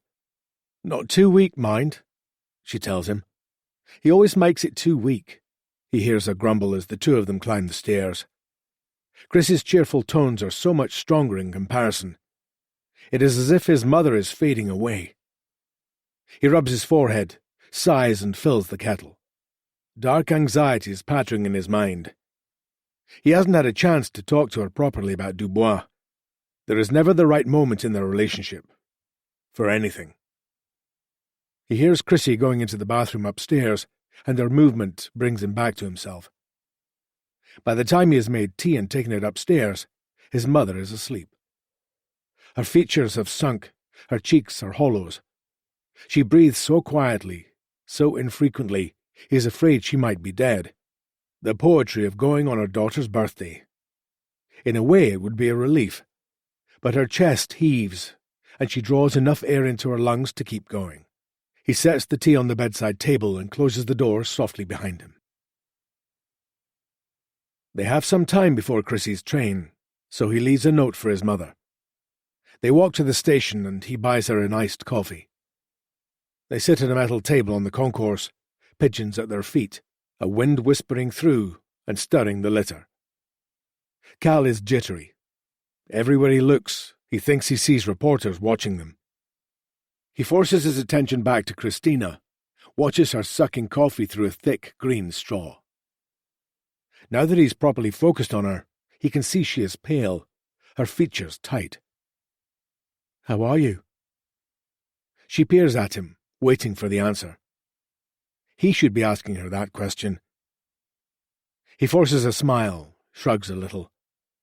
The truth is that he feels rattled, further from acceptance than ever. Something nudges at him, but he isn't sure what. He is struck once more by how haunting it is looking at Chrissy sometimes. The resemblance with Margot uncanny. The love so similar. Maybe that's all it is. She takes another sip of the coffee, making the ice cubes tinkle. Are you okay? He asks. Of course. She swivels to the side, trying to hide her face, and he sees with shock that there are tears in her eyes. He notes again the pinched look that is so different to the easiness of even a year ago. This isn't about her aunt or the emotions of the day. Sweetheart, he says, the water going still, revealing the world beneath. What's going on? He stays motionless, letting excruciating silence sit between them. It takes every ounce of restraint he has just to wait. Give her time. There's this boy at school. She tails off. He's never seen this grey fear in her before, and it sends his stomach plunging. You're being bullied. She half nods, half shrugs. He liked me. He asked me out, and we went on a few dates. Okay. The graveness of her expression makes him afraid. She swallows. I said I'd rather be friends, but he's started all these rumours about me. Shown people things. He leans forward. What things? Chrissy looks at him, her eyes pleading, her cheeks flaring with sudden heat. It's really hard to say, Dad. A sob escapes, and Cal waits. Something inside him drums a warning. She takes a breath and looks at her hands. He has pictures of me. Pictures? He's playing for time. He knows what she means. Cold spreads through him. She looks at him, her eyes begging him not to make her say it. I shouldn't have sent them. I wasn't thinking. I'm so sorry, Dad. No. He grips her hands in his. No, Chrissy. You have nothing to be sorry about, nothing. What he's doing, sending pictures of you, that's illegal. She shakes her head. He hasn't sent them. He's too clever for that. He just lets them see his phone. Everyone has seen them. Tears trail down her cheeks. He's really popular. He turned everyone against me. No one speaks to me anymore. They all hate me. How long has this been going on, Chris? Tears travel down her cheeks. Since Christmas. Christmas? Does Mum know? She shakes her head. He feels red rage, helplessness. He tries to remember everything Ali has ever shouted at him when he tries to wade in and fix things. Grips the chair to stop himself from springing up. It's really good that you're telling me now, sweetheart. I just don't think I can carry on, Dad. I'm so miserable. I don't want to be here. She tilts her chin up, and he sees the combination of misery and last-ditch determination. I've thought about... Cal's chest tightens and his heart thumps. He looks at his beautiful daughter, her face framed by those auburn curls that he used to twist around his finger and watch bounce back into shape when she was small. But things don't always bounce back. He knows that. He has spoken to so many parents who regret missing the signs, waited until it was too late, until things were irretrievable. What sort of thoughts have you had? Cal makes his voice soft and low, entreating her, somehow knowing that this is the chance, the window. He can feel it in the hairs on his arms, how everything hangs on now. You can tell me. Chrissy looks at him, tear-stained, as if not sure she can trust him. Then her shoulders drop in defeat, and she rolls up the sleeve of the floaty blouse she is wearing, the emerald green that sets off her hair and reminds him so much of his sister. He sees dozens of scars, some red and angry, others silvery and ghost-like. There are so many, so very many. Cal's heart crumples. I've decided, she says quietly, without drama. I'm not going back to school. Oh, shit. Exams in a few weeks, he thinks. What will Ali say? But above all, he thinks, no, you're bloody well not going back. We could stay here, he says. Call Mum? Chrissy shakes her head wildly, tears in her eyes. I want to go home, Dad, please. I want Rocket. Right, he says. Come on, I'm driving you. Chrissy falls asleep on the journey back. He wonders if the people he interviews feel this wiped out afterwards, if he would feel the same if he let the bottled-up thoughts fly free. He drives while his girl sleeps, feeling a fierce combination of failure and protectiveness. He doesn't know what he's going to say to his wife, but this can't go on. Chrissy is one of life's sunshine copers, or she used to be. He explained to his mother that he is needed. Guilt at abandoning her throbs in his chest. She looked so vulnerable, only just woken from her sleep. Chrissy showed him her phone, and before they left, he scrolled through the messages, horrified. The things the kids say, the links they have sent her under cover of false concern, the sheer volume of it all. Anorexia, self-harm encouragement, the slow drip of toxicity and mental abuse. He grips the wheel, breathes deeply to calm himself. He wants to break this boy apart. He hates him in a way he has never hated anyone. Anyone. They pass through familiar streets, bathed in the orange glow of evening sun. Pubs thrumming with pre-summer drinkers, people spilled onto every available patch of grass, staking claim to shade and air. After winding out of town, he turns down the track to their house and feels Chrissy stirring and then tensing beside him, the sight of the weathered clapboard bringing them both back to reality. "What's Mum going to say?" she whispers, and Cal squeezes her hand. "Let me worry about that." When they step from the car, the golden shape of Rocket barrels from the porch. Within seconds he is whipping circles around them in excitement. Chrissy crouches and buries her face in his fur. The front door opens, and Ali stands motionless, shock in her eyes. He realizes too late that he has blindsided her. She was expecting Chrissy, not the pair of them. He should have texted first. He raises a hand in greeting, looking around as he does so, panicked. Is he here? Ali registers him straining to see into the house behind her, and a cloud of sadness forms on her face. There is no one there.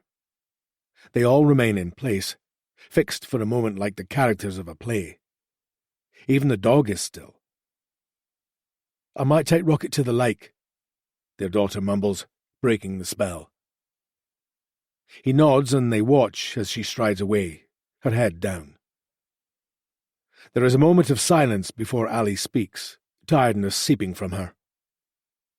"Cal," she says, "what are you doing here?" Chapter 39. Layla, 1986. He seems to like surprising her. She's back in the library, absorbed in memories of their date, doesn't notice him enter the room until a hand snakes down the back of her skirt and lips touch her neck. She feels small under his touch, controlled in a way that's both dangerous and delicious. He smells expensive, powerful, intoxicating. "Hello, gorgeous." She flushes under his gaze, liking the feeling of nervousness that runs through her. "What are you doing here?" "I had a meeting this morning.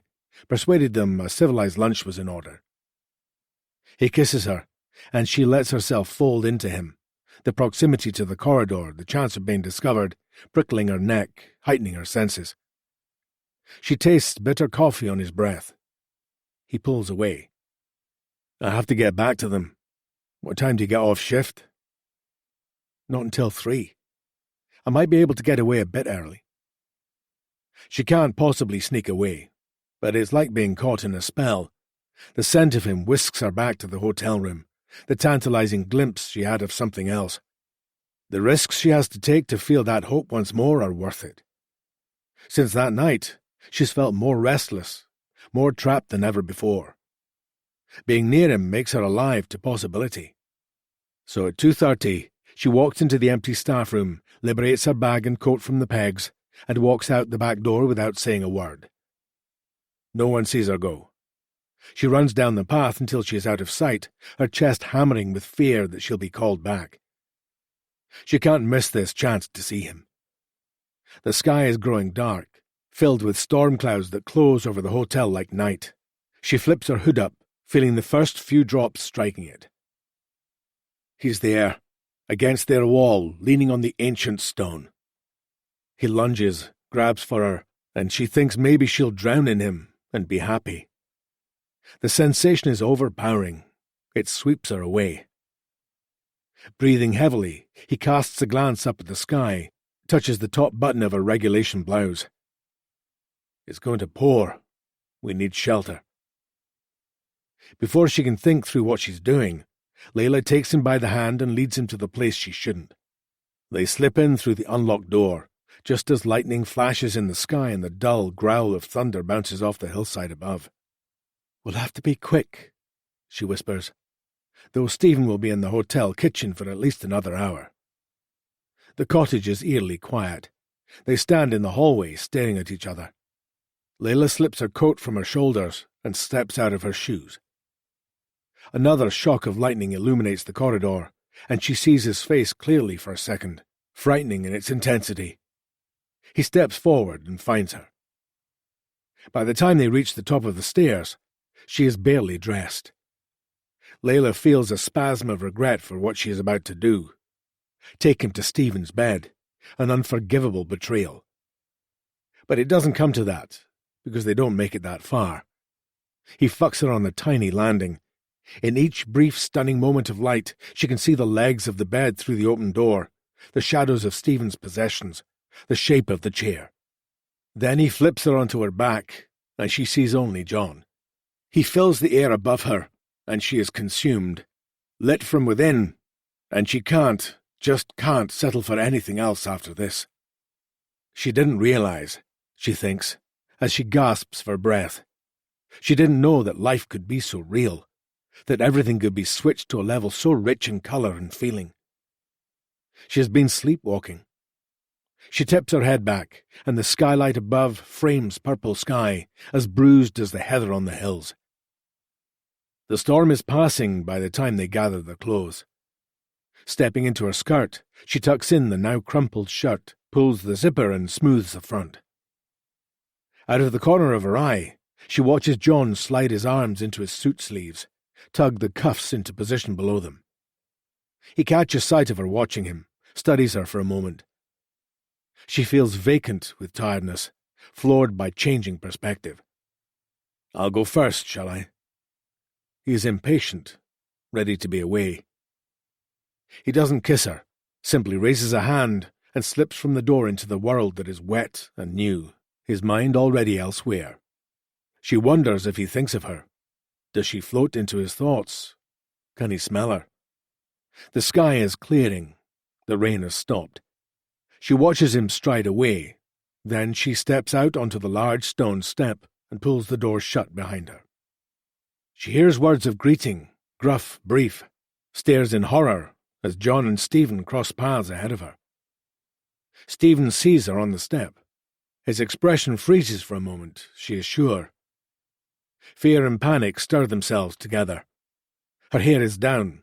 She must look dishevelled. Can he tell what they have been doing? How has the time fast-forwarded like this? She flips her hood up, then down again. Lingers too long. Has to stay where she is. He stops at the gate and stares at her. 1,000 calculations run between them. "You waiting for me?" She shrugs. "I was. Time's getting on, though." "Who's that?" He gestures after John. Layla repeats her shrug, though her heart stutters inside her. "Some guest. Took a wrong turn." "Did he now?" "See you later." She squeezes past him and he reaches for her, pulls her in for a kiss. She turns her cheek at the last moment, and it sears with heat as he plants his lips on the side of her face. "Layla." "Gotta run." She walks as quickly as she dares, feels the water from the potholed road seeping into her shoes, making her toes wet. She can't look back. She knows what is written on her face. Chapter 40. Layla, 1986. Her hair is still wet from the shower when she rushes through the kitchen door. "What time do you call this?" Chef shouts from behind the hot plate, but she can tell from his expression that he's in a good mood. In the staff room, Layla scrapes her damp hair back into a bun, tidies the strands that fall in her face, and slicks on some lip gloss that tastes cherry sweet and sickly. Piles of freshly pressed dish towels sit in cellophane packaging, and she has to squeeze between them. She slides her feet into heeled work shoes, doesn't notice Stephen until he grips her arm so tightly she cries out. "Where have you been?" His face is red, accusing. "Nowhere."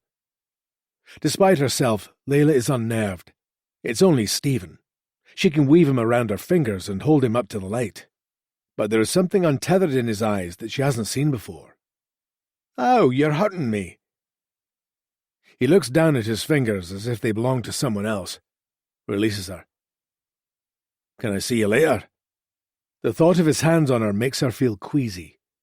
She thinks of John, how it feels that she would be cheating on him, how that shift of loyalty has occurred without her realizing. Everything turning on its axis. "I don't know what time I'll be finishing." "Hasn't stopped you before." She flinches when his hand slams into the wall next to her. "Damn it, Layla! What the fuck's wrong with you?" Afraid to meet his gaze, she can barely answer past the lump in her throat. "I don't know what you mean." He makes a growling sound of frustration, his hand still pressed against the wall, knuckles red. "I'm late, Stephen." Layla holds her breath as she ducks under his arm and twists away. She skids into the kitchen.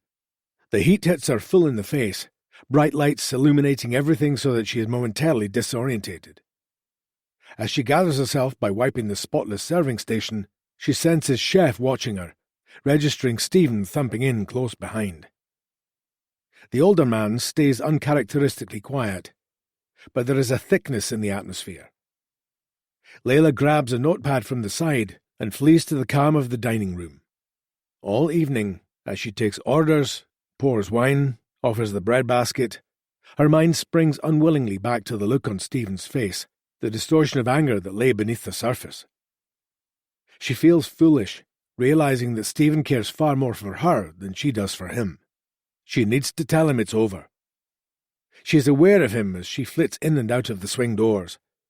His head bent over the sauces and meats, a look of furious intensity on his face.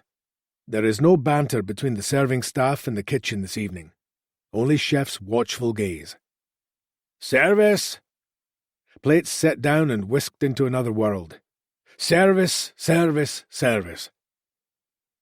Eventually, the last couple moves from the dining table to the drawing room, and Layla carries through their coffees and a little plate of petit four. From the hallway, she can see the moon high above the trees, turning the lawns platinum. Back in the kitchen, Chef is wiping down the stations, inspecting the fridges, all the jobs he usually leaves for the more junior members of the team. Layla cranes to see if Stephen is there.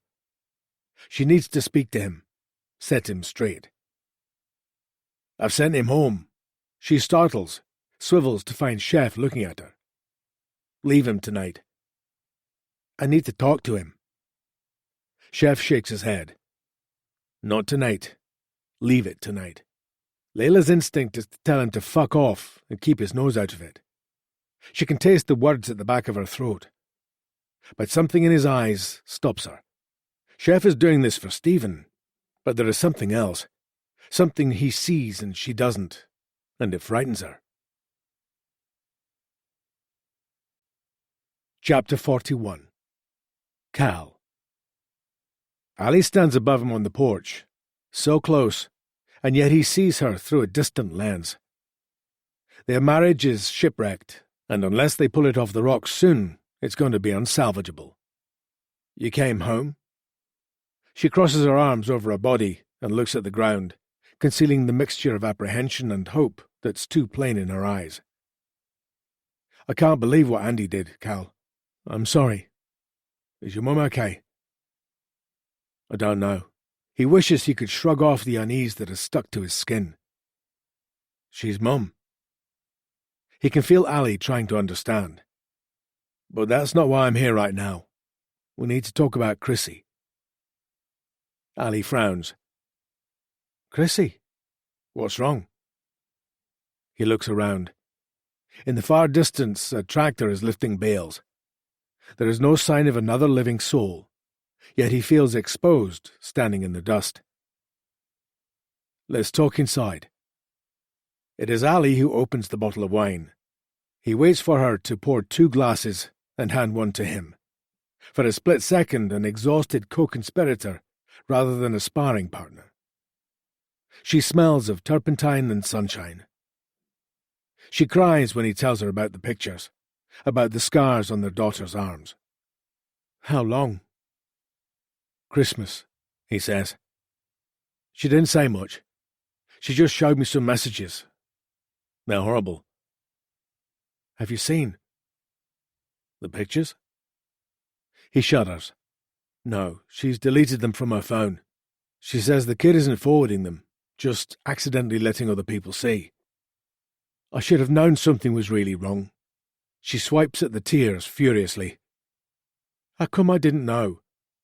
It's not just you. I didn't know either. But I'm the one who's here all the time. I should have known. I was there at the right moment, he says. It could have been either of us, she told. Ali sucks breaths in and takes another swig of her wine, eyes closed. Thank God she told you. Cal is silent, feeling their joint failure. He knows that they have not been focused on their daughter, but they have never needed to supervise her that closely. She is the sensible one to their chaotic lives. What do we do? She looks at him, helpless. She can't go back to that school, he says. It isn't worth it. She's got her exams. He shrugs. She can still take the exams. It's only revision and her art portfolio to finish. She can do that here. We can find her another school, a college for next year. I'll make some calls. Ali frowns in confusion, and he sees hope kindling. So are you finished with the podcast, now that you found it was an accident? Cal hesitates. His conversation with Shona feels 1,000,000 years ago. So much has happened since then. It wasn't an accident. They haven't released the information yet, but it was murder. I'm going back. There is a cold beat of sadness. When she speaks again, Ali's tone is gentle but laden with resignation. If you're going back, you can't be here for Chrissy. Cal feels like he's drowning. He sees how the absence matters. I'll ditch the podcast. You don't mean that. He nods, shoving all the practicalities and impossibilities to one side. I'll talk to Sarah. There was a moment when you could have done that, Cal, but it isn't now. Not now you found Layla was murdered. You owe Jean and Tam. She knows their names. She's been listening. He realizes that he has been thinking of Ali as selfish, when the truth is more complex than that. Then he thinks of the man in her studio, his fingers tangled in her hair. He looks at her, helpless. Everything around him is falling apart. I'll push back the gallery date, she says. It's fine, honestly. You have so much to be dealing with. No, you can't do that. They both know that the gallery offer is a once-in-a-career opportunity. Their eyes meet as the same realization dawns over them. So we both cancel, Ali says softly. Cal nods. She's more important. Did either of you think to ask me what I want? Chrissy stands on the threshold looking mutinous, her face a thundercloud of misery and anger. Of course, love. We only want what's best. Chrissy's face convulses in response to her mother. You never listen, she says, turning on her heel, ready to slam her way out. Why would you start now? Wait. He feels stuck between daughter and wife, more used to being the target of frustration than the voice of reason. "What do you want, Chrissy? Tell us." She tips her chin up. "I don't want to do my A-levels." "What?" "I want to try podcasting like Dad. I don't need A-levels. I just need a microphone." He cringes at the paraphrasing of things he has said in the past. Ali makes a stricken noise in her throat and sets her glass down awkwardly on the table. Wine slops over the side. "Your future shouldn't be ruined by this, Christina. What we need to do is go into school and sort this boy out. He's the one who shouldn't be going on to do his A-levels." "No, that'll make it all worse." Exasperation bursts from Ali. "But you can't just give up on your life. It doesn't work like that." "You don't get it, Mum." Chrissy almost screams. "I knew you wouldn't get it. That's why I told Dad." Cal thinks, "Fuck." Ali crosses the room, stretching her arms to their daughter, trying to hold her. But Chrissy shakes free and thunders away from them. "Chrissy, come back. We're only trying to help." She rushes to follow. "Wait! Wait! Wait!" Cal strides to the doorway and stops in front of her, forming a human barricade against a formidable wall of emotion. "Don't go up there, Al. Give it a minute." Her chest is heaving, her face red. Tears spill from her eyes. "Oh, God, Cal. Oh, little girl. I just want to make it better." She lets him put his arms around her, sobs into his shoulder. "We will," he says, stroking her back. "We'll think of something. She'll be okay." He wishes he believed it. Chapter 42. Chrissy refuses to come down for dinner. After they've eaten, Cal checks on her to find she is asleep, her face wan and her legs pulled up to her chest. He stretches a blanket over her, then tiptoes away. When he gets back downstairs, Ali has gone out to her studio. He is unable to settle, in limbo in the house that should be his home, so he winds his way through shadows and long grasses to find her. Light glows from the viewing panel in the studio door, and he is reminded of that day, the moment he saw. Ali isn't painting. She perches on the edge of an old armchair, her head in her hands. "I needed to get out of the house," she says, and he nods. Now that he's here, he doesn't know what to say. Around them, her canvas creations sit silent, great flashes of colour and bursts of inspiration. "How did it go today, with your mother, at the bench? I didn't have a chance to ask you properly." "Pretty awful. Andy's little revelation was badly timed." "I'm sorry. Where would he get such a ridiculous idea?" "Marc Dubois, honestly. If there was evidence, you would know."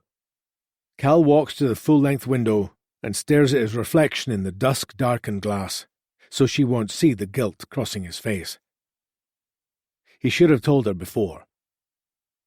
"Ali, there's something Dubois. When I interviewed him, he knew my real name." "What?"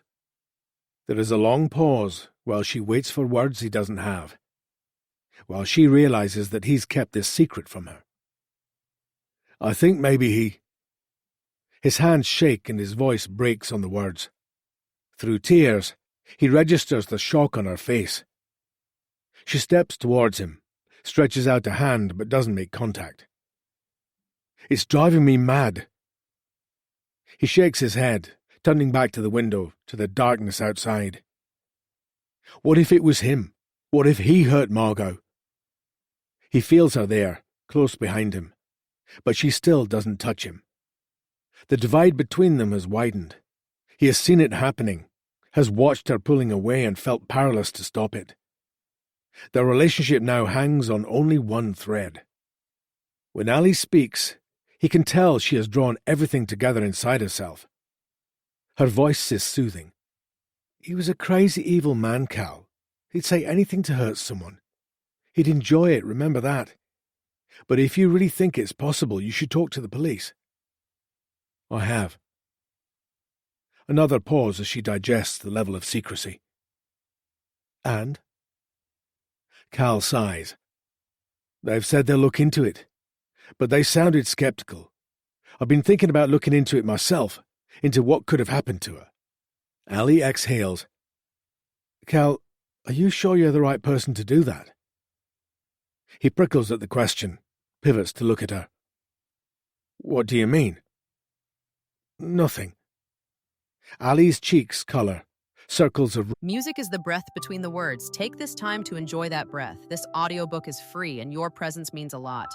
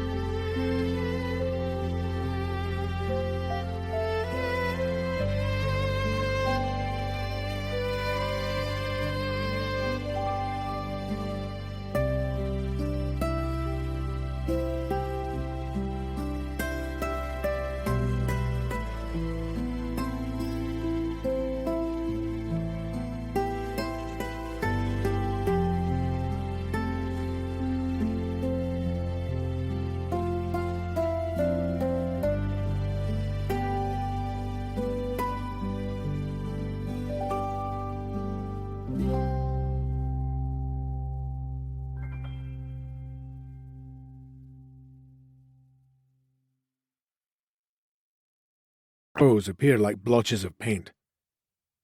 You're good at it, I know you are, but it would be difficult to be unbiased, dispassionate.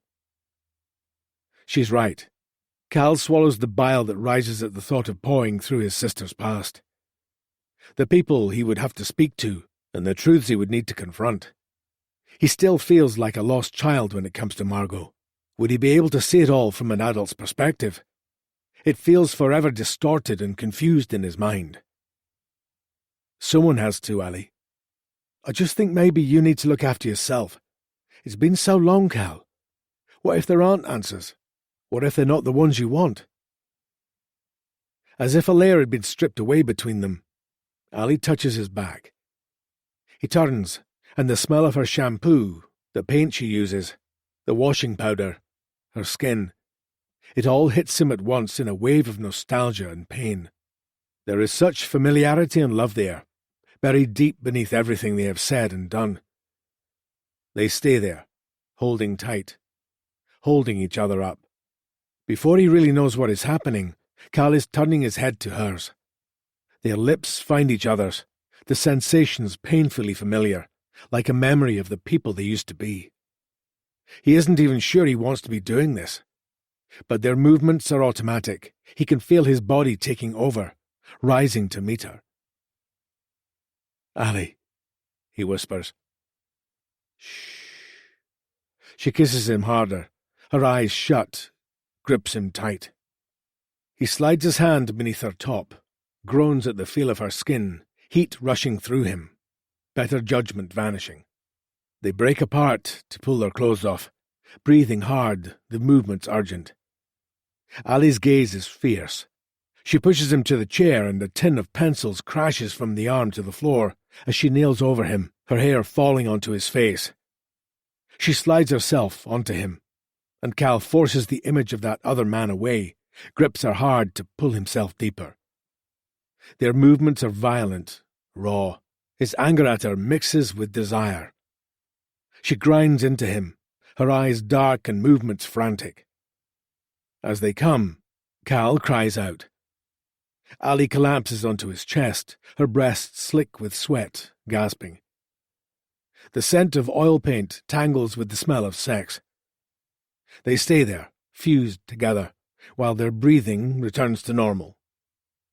Eventually, Ali pushes back, lifts herself off and away. She turns her back to Cal, gathers her underwear. I'm so sorry, Cal. What do you mean, you're sorry? That was... She spins to face him, and he is shocked to see the tears in her eyes. No, Cal. It wasn't. I just don't... He is suddenly conscious that he is naked, soft. They are no longer on the same page. He wants to get dressed, but dread pins him to the chair. Is it about him? He nods towards the place he saw them. Ali shakes her head. No. He was a moment of madness, that's all. I'm so ashamed. She rubs her face, and when she speaks again, her voice is spilling over with regret. It really isn't about anyone else. You know that. You feel it too. You didn't talk to me, Cal. You talked to Andy and the police, but you haven't spoken to me. And she's right. The last thread breaks. Ali. Cal's sadness whispers into the studio, but before he can say anything more, his phone vibrates in his jeans on the floor. Ali reaches out. It's fine. I'll leave it. It could be your mum, she says, passing him the jeans. There are too many ongoing crises to ignore the call. He withdraws the handset from the pocket and stares at the phone. It isn't his mother. It's an Aberdeen number. Cal? The voice is thin, tremulous. Jane? Yes, it's me. He presses the phone hard to his ear to hear her properly, his eyes drawn to the bright canvas in the corner. Ali is pulling her shirt over her head. He feels a desperate wave of tiredness overtake him. Jean sounds frightened. It's Tam, she says. He's in the Royal Infirmary in Aberdeen. He's had a heart attack. I don't know why I'm calling. I don't know what to do. He pictures her in the lonely cottage on the hill, the dark descending around her. Inexplicably, he thinks of the pink wafers, the weathered dog permanently placed at Tam's feet. A tidal wave of responsibility breaks over him. Chapter 43. The moon is a faded arc above the cornfields. Cal knows the pathways through them to the lake intimately, remembers walking at night with a sleeping baby strapped to him to give Ali some rest. Rocket snuffles at the hedgerows, staying closer than he usually would, as if he knows that everything is broken. Tam is out of immediate danger. A friend of Jean's has promised to take her into the hospital in the morning as she's too shaken to drive. Cal knows, logically, that he cannot be held responsible for the weakness in somebody else's heart, and yet he also knows that the timing is not coincidental. Stepping onto the lake shore, he listens to the quiet sound of water touching pebbles and withdrawing. It is calming, but just for a moment he longs to be back in that dripping Aberdeenshire forest, the pounding waterfall underlining his thoughts. Maybe there he could work out what to do. There are too many competing crises in his head. Chrissy, Margot, Layla, Ali. His marriage is over. He sees that now. He wishes he could work out the moment it failed, the crucial mistake he made. He wishes he had someone to ask for advice. Oddly, the person who springs into his mind is Shona. He has her number. He pulls his phone from his pocket, looks at the last message she sent. It is late, but he could send a text. He starts to type the words, longing for some no-nonsense advice, some levity. But he deletes the message, shakes his head. Shit, he tells the moon slivers on the lake. He calls for the dog and turns for home, aware that he is in danger of making a complicated situation 1,000 times worse. Ali is in the kitchen. He sees her from a distance. The lights in the house frame her as if she is living art, clutching a cup to her chest and staring out into the darkness. Her melancholy is beautiful. The knowledge that they have lost each other spears him. By the time he makes it inside, she is back at the kitchen table, a pan of hot chocolate steaming on the hob. Rocket takes himself straight to his bed in the utility room, flopping down with his head on his paws. Chrissy didn't want one, she says sadly. Help yourself. He fills his favourite mug with the velvet drink. How long will this be his mug, his house, his life? He has no idea what she wants or intends. It's too soon to even contemplate. So, he clears his throat, suddenly sure of what he's going to say, even if the idea is ridiculous. I've had a thought. Ali diverts her gaze from the mug in front of her, watching him warily through the tendrils of steam. Hear me out, and if it's a stupid idea, then we forget I said it. Okay. What if I took Chrissy with me? She stares at him. Took her with you? To Scotland. To Scotland, she echoes. He can't tell what she's thinking. She shakes her head a little, as if to dislodge a ringing in her ears. What? He leans forward, suddenly captivated by his own idea. It would only be for a couple of weeks. She'd have to take all her revision with her and work all day. There's a desk in my room in the B&B, and literally nothing else to do. It's in the middle of nowhere. I can keep an eye on her. She's been banging on about being a podcaster and not needing exams. Maybe she needs to see how it all works, that it's not at all glamorous. It will put her off, give you a break, and then she'll know she needs to get some more education. Ali laughs. Stupid idea. Really stupid idea. But there's something wistful and afraid in her voice. He ploughs on. She doesn't want us to fight the school. She isn't going to go back there with those kids. Let's just get her out of there. Make sure she does the best she can in her exams without that useless place. She looks at him, and the tiredness and tears in her eyes make his heart throb with loss. I'm her mother. I should be able to help her fix this. Ali. He reaches for her hand and squeezes. You are helping her. Your parents would have made you go back there. You know they would. She nods, as they both picture the military convention she rebelled against. I just wish she could turn to me. I'm failing her. She's being a teenager, challenging you. It's natural. It's just hit at the worst possible moment because she needs us too. She would have to knuckle down. She still has sketches to do for her portfolio, and piles of English and history revision. Maths, past papers. She's worked so hard. She doesn't deserve this. We'll take it all. I'll call the school and guilt them into giving us anything we need. We should call them anyway. Give them hell. Yes. It's all happening so fast. She lays her head on the table. Her curls fall onto the surface. He remembers wanting to push his fingers into the perfect spirals. It saddens him that he no longer feels that desire. Ali, what do you think? She lifts her chin, and he sees the pain in her eyes. I think I need to let her go. Chapter 44. Thanks for coming in and talking to us, Mr. Lovett. It's good to see you. No problem. He doesn't think she means it. There is a copy of The Sun on the table between them. Cal can see Andy's treacherous face on the fold. He uses the plastic stirrer to agitate the insipid machine coffee they put in front of him. Surely if anyone deserves a decent cup of coffee, it's victims and the bereaved. But no, the same crappy vending machine coffee seems to exist as standard in every police station he's ever visited. Perhaps it's designed for the perpetrators. Usually he comes to these places as an independent reporter. Today it's hard to connect with the thought that he's here for his sister. Snapshots stutter from memory, more strange unleashed fragments. An earring catching the light, her tights drying on the radiator, the bow of her lips as she slicked on red lipstick. Somewhere in the background, raised voices and the wire of tension sit like sickness. He pushes those thoughts away, but they push back. Her laugh echoes, and he clears his throat to dislodge her. I'm sorry for your loss. Detective Folds in the flesh.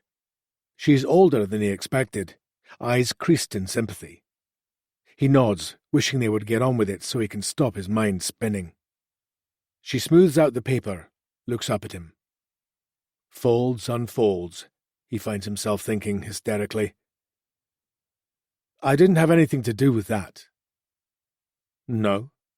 Well, I did tell Andy about my interview with Dubois, but I never expected him to do this. Cal lets the disgust show in his voice. I had no idea it was coming out.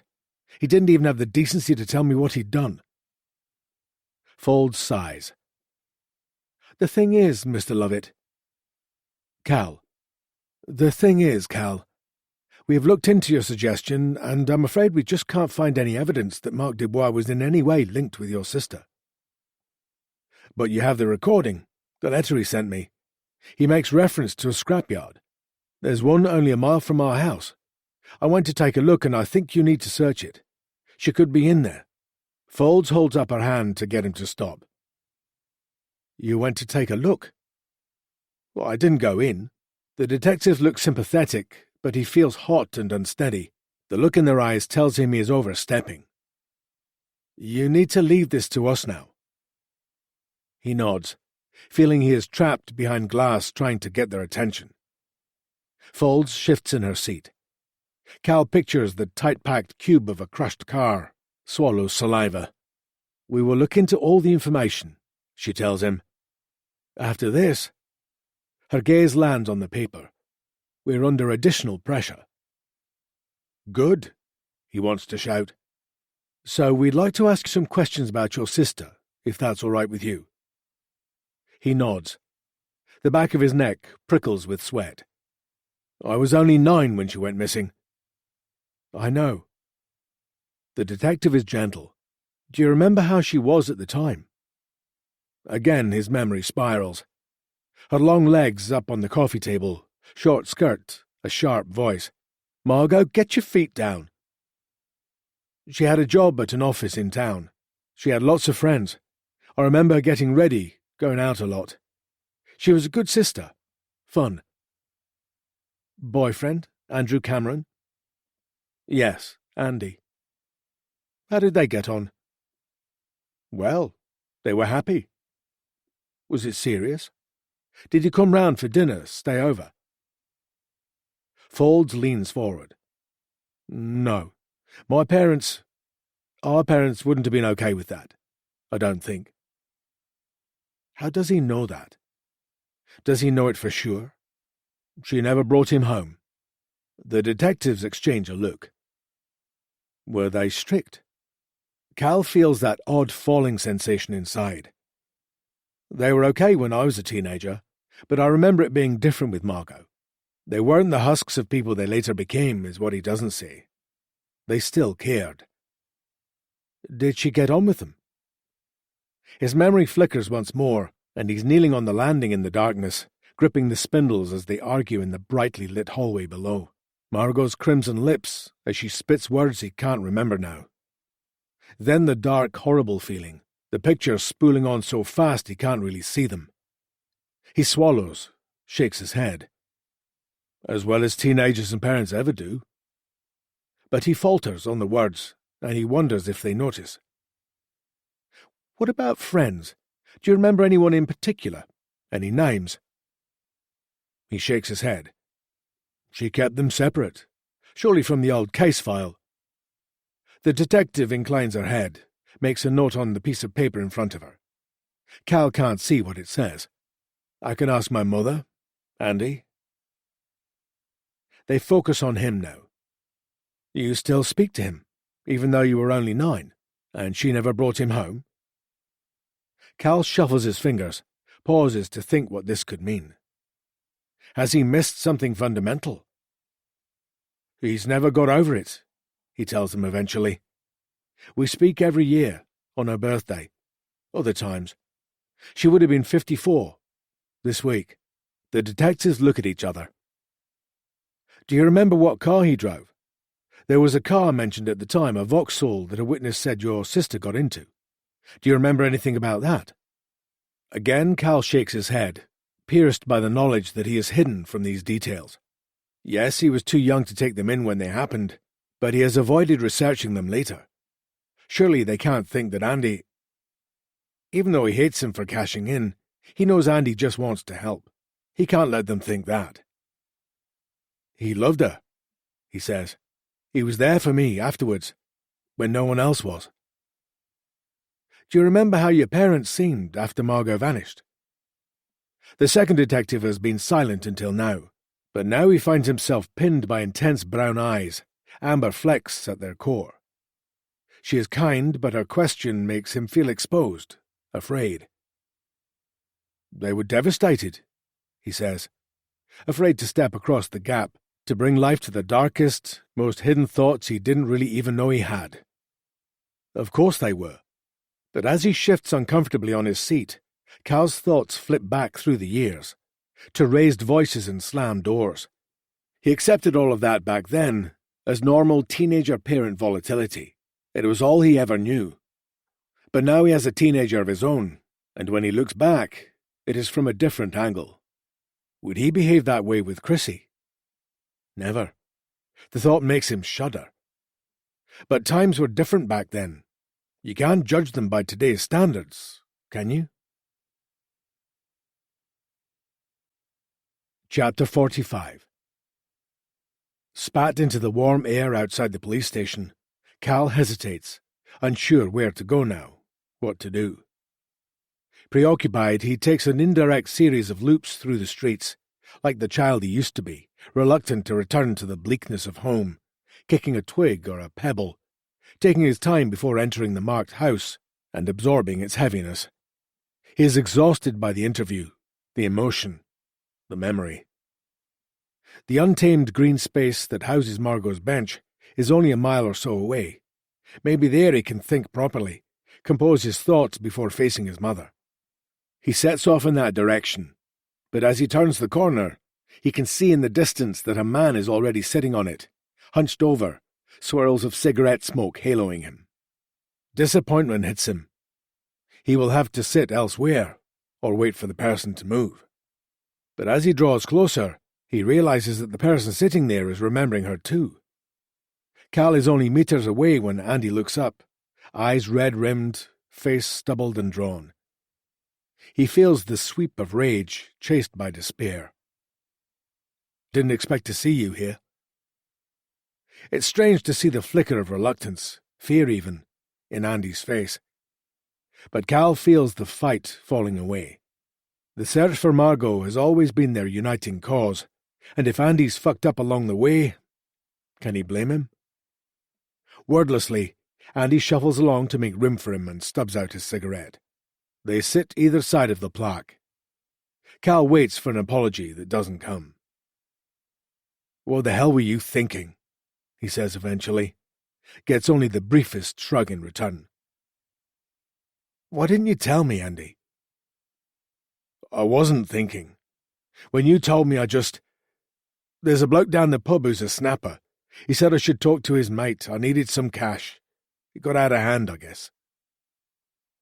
On the pond, a duck is plunging beneath the water and springing back up some distance away, shaking the drops from its feathers. Cal sighs. "I've just come from the police station. You've certainly put the pressure on, so maybe it's not a bad thing. But Christ, Andy, I had to explain to my boss, my family. I could have done with a heads up." "What did the police say?" His voice is unsteady. Something is off-kilter. Cal wonders if he's been drinking. Maybe the police have been pursuing their theory about the car. He thinks Andy did drive a Vauxhall back then. The other man rubs his hands on his trousers, which are threadbare and dirty. Unease germinates inside him. "Have you spoken to them yet?" "No, not yet." Andy stares at the pond, hunched forward so that Cal can hardly see his face. "Are you all right? You seem—" Andy clears his throat, and the sound is phlegm-filled, disturbing. "What did they say? Did they ask about me?" Cal pulls away a little. "What's going on, Andy?"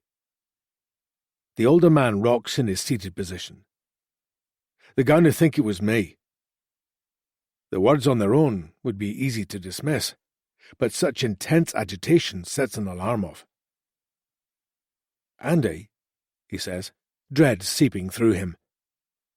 "Why would they think that?" "I saw her." The words are almost whispered.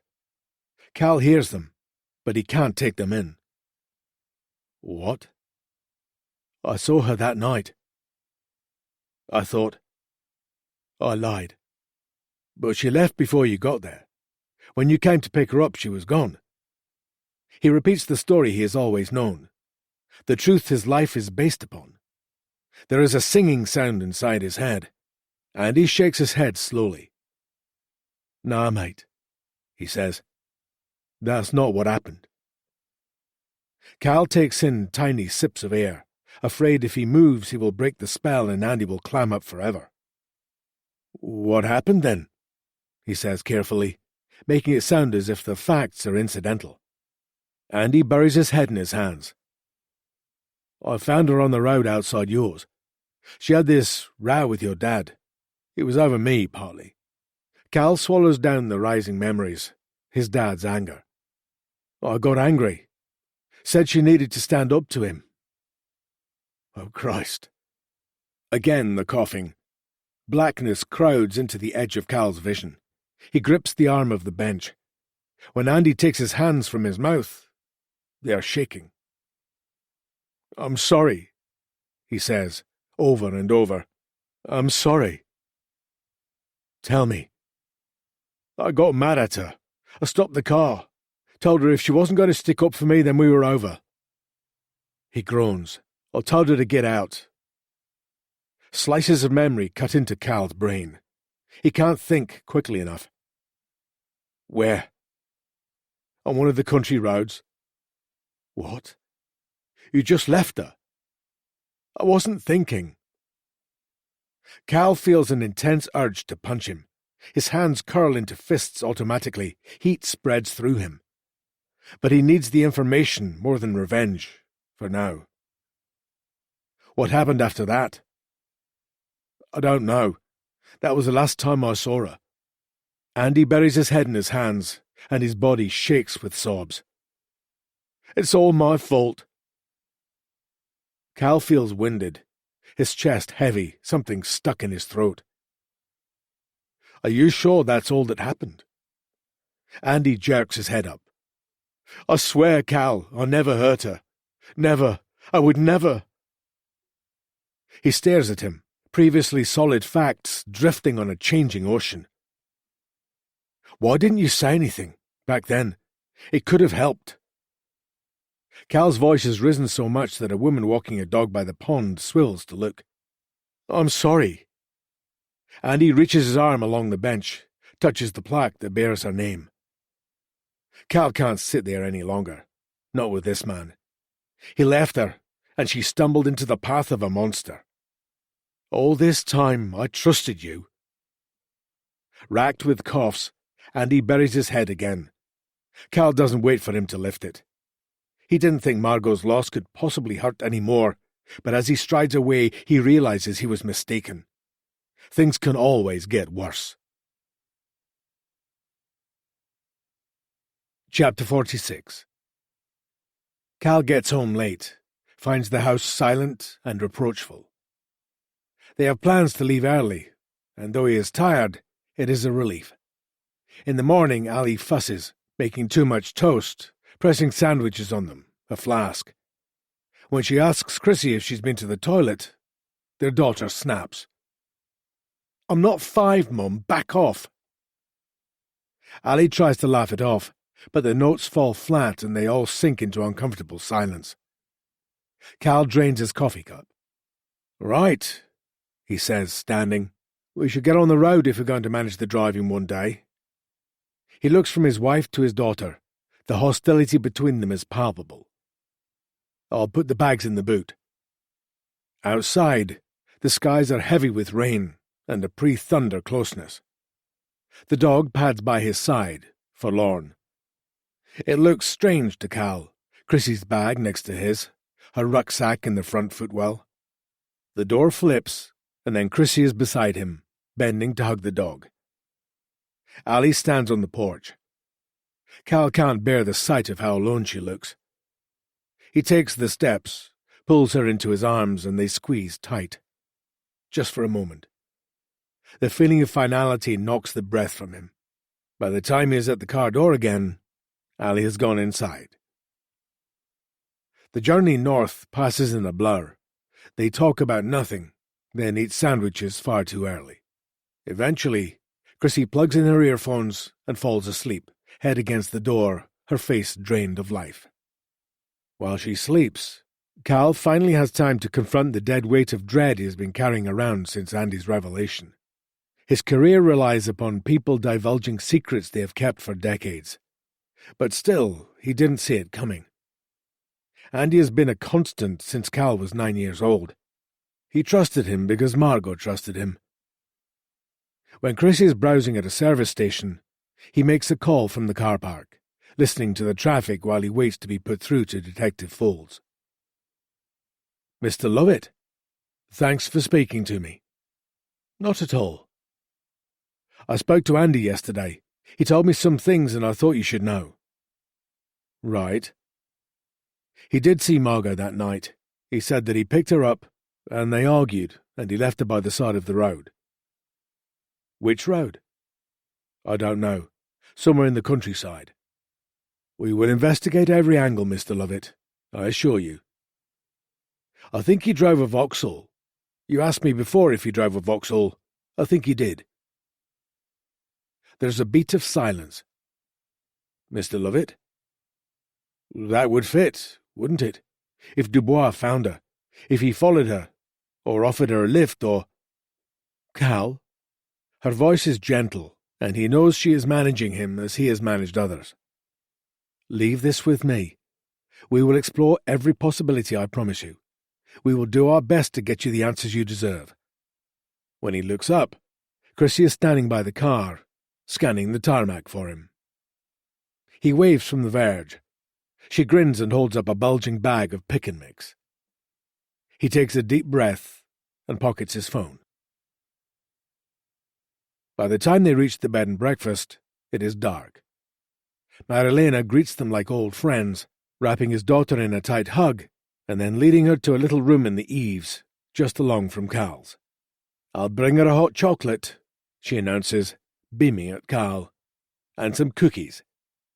She's never made me a hot chocolate, he whispers when Marilena has gone. Chrissy sinks onto the bed and smiles weakly. You're not as pretty as I am, Dad. It's good. Chrissy needs to be spoiled, looked after. She needs to come back out of her shell and find the world a less hostile place, a place worth being part of. Maybe one day Cal can do the same. Chapter 47. They are due at the hospital to meet Jean at 10. Marilena plies them with full breakfasts and multiple cups of coffee, so that Chrissy just has time to grab her revision, sketchbook and pencils before they go. At the hospital, he leaves her working in the canteen and makes his way through the maze of corridors, following markings on the floor. On the ward, Cal stands lost for a moment, scanning the beds. At first he doesn't recognize Tam. Wouldn't have found him if Jean wasn't sitting at the bedside, an empty chair waiting across from her. The old man at the end of the ward has his grandchildren visiting. A boisterous toddler launches himself onto the bed, and the child's mother shushes them. Cal's shoes squeak on the floor as he walks, and Jean looks up. She seems small here, out of place. "How are you doing, Tam?" The old man watches him from beneath bushy brows. It's Jean who answers. "They say he can come home in a day or two." "Nothing wrong with me," Tam growls. Jean rolls her eyes and gestures for Cal to take the chair on the other side of the bed. "I'm sorry I had to leave before." "Your name was Longacre," Tam says eventually. "Not Lovett." "I should have told you." Jean shrugs. "Why would you?" But Cal knows more is owed. "I don't find it easy to talk about her. You'll know that." Tam grunts. Cal senses a fractional easing in his body language. "But I'll answer any questions you have. You both deserve that. It takes bravery to speak out like you have. Margot, my sister, would have said I'm a coward. Is that why you do it, like?" Jean tilts her head. "The podcast?" "Aye." "I think it must be. But I can't imagine life if Margot hadn't disappeared. It changed everything. You can't go back." Others might probe, but they sit in a silence that is filled with mutual understanding. Cal feels the ultimate gift they are offering is privacy. "I've always thought that if I'd understood her a bit better, Layla would still be here," Jean says. Tam's attention jerks to her. "It's not your fault," Cal says. "Maybe not." "Ah, Jean." Tam rests his hand on top of hers, shakes it a little. She looks gratefully at him. "I thought finding her would help," Tam says, turning to Cal. Jean hands him a tissue from the box on the side, and Cal studies his hands for a moment. How diabolical that he wants what they have. And it doesn't? It just raises more questions. Jean sounds so very tired. "We're not there yet," Cal says. "Maybe this is the worst bit. We know she died, she isn't coming back, but we don't know exactly what happened. You don't have any justice." Both sets of eyes fix on his. Someone needs to talk. Cal feels grim responsibility pushing him down. "I don't know if I can make that happen, but I'm going to try." Tam falls asleep, so Jean walks through the endless corridors with Cal, keen to meet his daughter. They find Chrissy in a corner by the window, her head bent, her focus on her work. She looks beautiful, independent, like a university student, her fingers wound around a cooling cup of tea as she reads a textbook. He feels a rush of awe and pride. "Jean," he says, "this is my daughter, Chrissy." Chrissy smiles shyly as Jean slides in opposite her. Cal can see they're both nervous, so he heads to the counter for tea and cakes, leaving them to work it out. He takes his time choosing, and when he looks back from the till, the sketchbook is swiveled towards Jean, who is examining the drawings, her face more animated than Cal has seen before. He exhales a long, trapped breath of worry. For Chrissy, for Jean, for everyone. The sight of them together gives him hope. Not everything is dark. There is still light to be found in the shade, strength in the most unlikely connections. Chapter 48. They drive back out of the city. Chrissy watches the sky from the window. Her presence soothes Cal. He is glad he has the chance to shore this place. He wants to share the hillside and the falls, the wilderness where Layla cantered into oblivion, because he thinks his daughter is one of the few people who will understand the indelible mark it has made on him.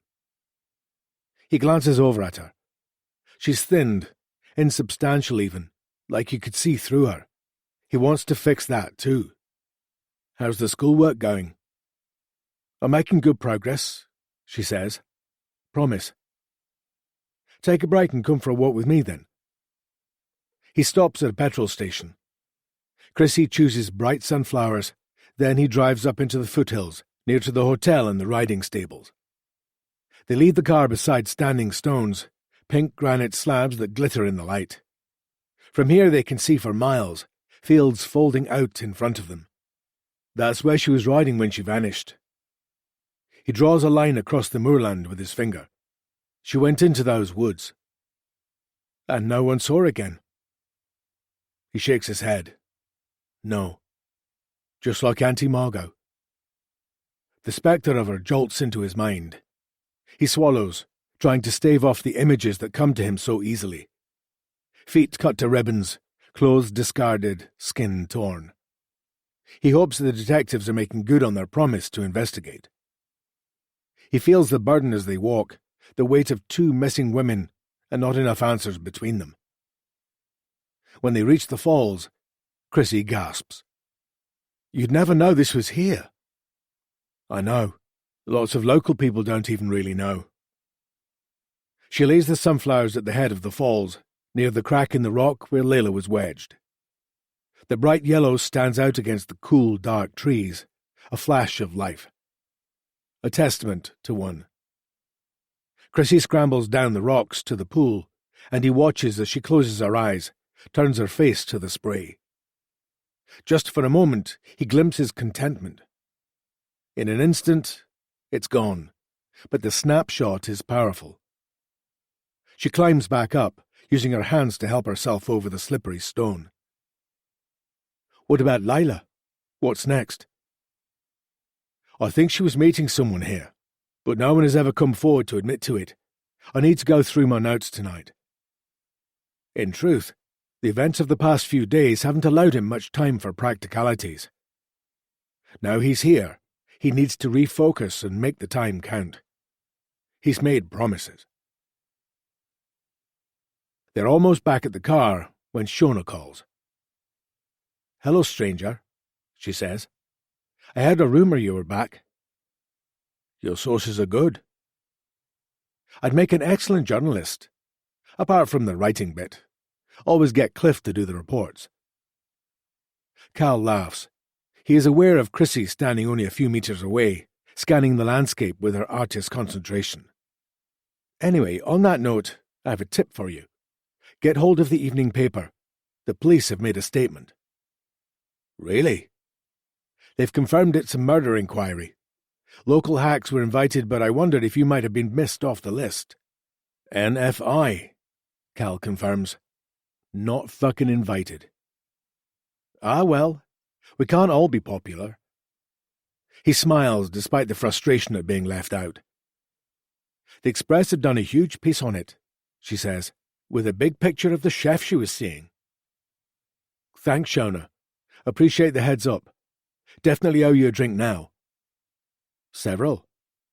He's about to say goodbye, but she hesitates and he waits. I saw the papers, Cal. I'm so sorry about your sister. A lump makes its way to the centre of his throat. His voice has to wobble past it. Thank you. When he hangs up, Chrissy looks at him quizzically. Who was that? He clears his throat. A friend, a forensic anthropologist who's working the case. She's helping me with the podcast. They've just announced they're treating Layla's death as murder. Chrissy glances back at the woods in the distance. That's a bit late. Better late than never, I suppose. Let me just search for these articles online, then we can head back. On the small phone screen, Cal scrolls through the piece, a hatchet job on Stephen. The photograph they've used seems to have been taken with a long lens on the hotel estate. The chef looks bulky, threatening. He sighs. Not good. I don't think Layla's ex-boyfriend is going to like it. I was hoping he'd come round, talk to me, but now... It turns out that Cal is wrong. By the time they reach the bed and breakfast, he has a text. 3 terse words. I'll talk now. Chapter 49. Layla, 1986. They are grooming Duke and Oliver, 2 of the eventing horses, early in the morning, first light streaking the horizon. Anticipation flutters inside Layla. Her fingers feel clumsy as she picks Oliver's feet and brushes his legs. She takes a deep breath. They are on their own, so now is as good a time as any. Doug, can I ask you something? Ask away. He doesn't break the momentum of the large brush sweeps he's making. He sounds less patient than normal, but she started asking now. I was wondering if I might be able to come and work for you. He moves his attention to brushing Duke's tail. It is knotted and tangled. What do you call this? A holiday? No, I'm thinking of studying, doing something with horses at the college. I thought maybe I could give up the hotel and work here instead. For you and Sal. That sounds like the kind of job that wants paying. He laughs, and it's a dismissive sound, derisive even, as if there is nothing further from possible. Layla has plucked up the courage, so she forces herself forward, even though her voice sounds small, and her belief that this is obviously a good deal for him as well as her is evaporating. Well, yes, but I could give more lessons for you. Maybe compete some of the horses more seriously.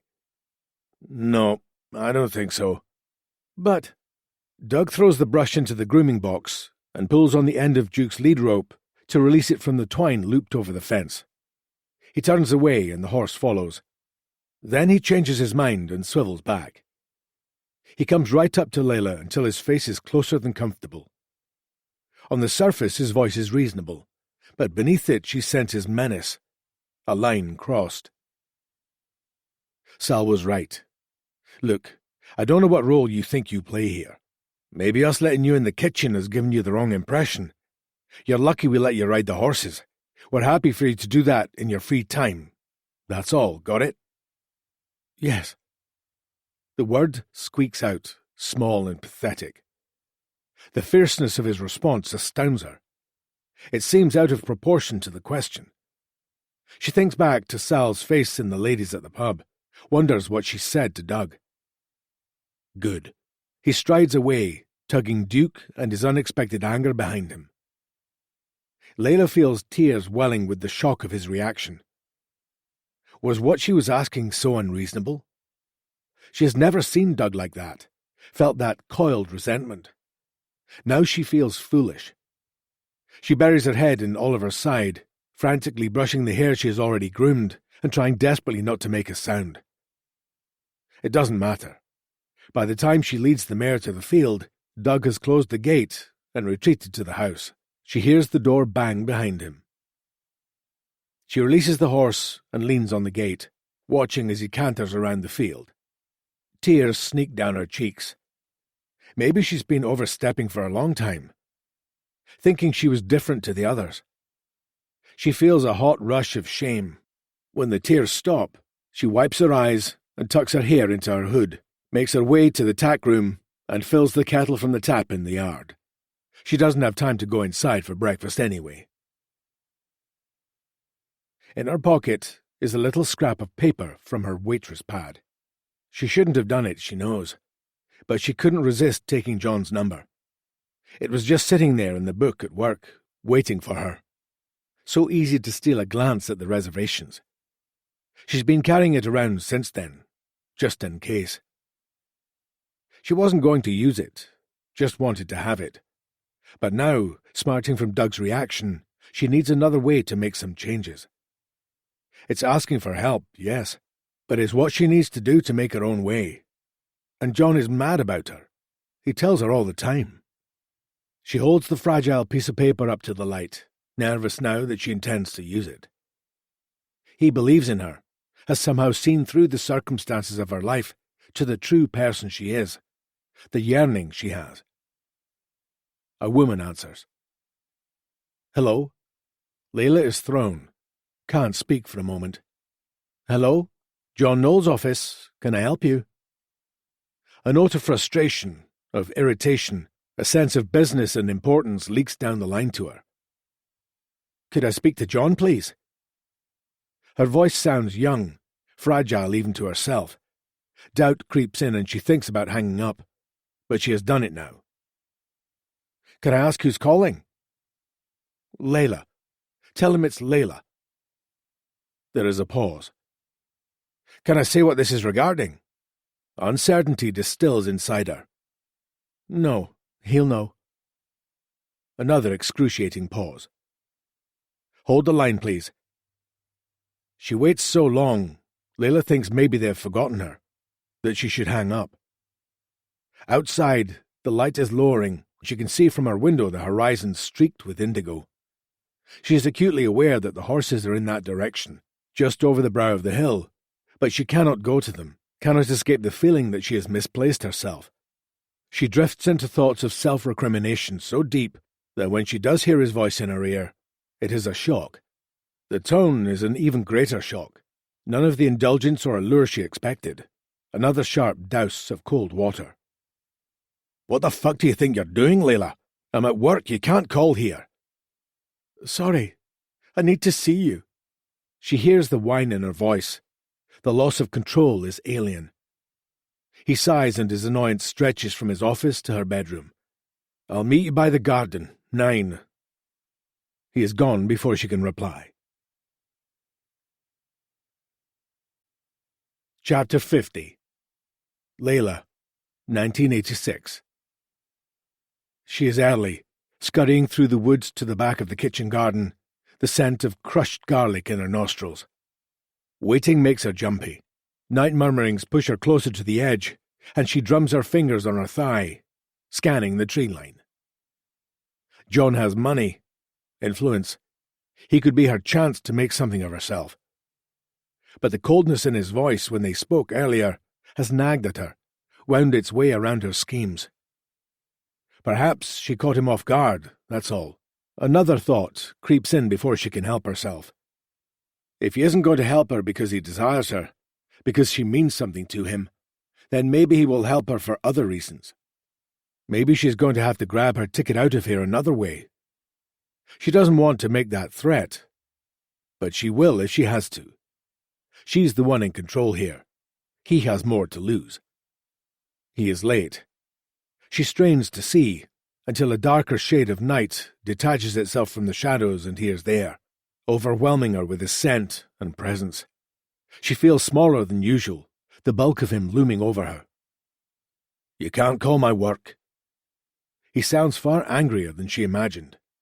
I missed you, she says, keeping her voice light. Don't be silly. I'll make it up to you. His lips meet hers, but more in punishment than affection. She is wrong-footed by the unexpected force, staggers, then makes herself yield to him, runs her hands teasingly along his waistline to his trousers. She feels for the zip, but before she can tug it down, he thrusts his hand out and grips her throat. You're not listening to me. I'm sorry, she whispers, frightened by the strength in his fingers, the pressure on her neck. The sudden snap in him. Don't phone my work ever. He hisses the words in her face, and tears come unwillingly from her eyes. Everything is different. She tries to reach for him, but he shoves her backward, presses her against the stone, rough and angry. Do you understand? She nods, crying harder now, panic rising until he releases her, and she gasps in enough air. He puts his hands to her face, wipes the tears away with his thumbs. When she tries to touch her neck, he holds her arms tight to her sides. Don't make a fuss. It's okay. And she knows it has to be. His hands are rough, his grip tight, but he sounds recognizable again, malleable, like maybe she can feel her way back to him. She is newly aware of the dark and the isolation.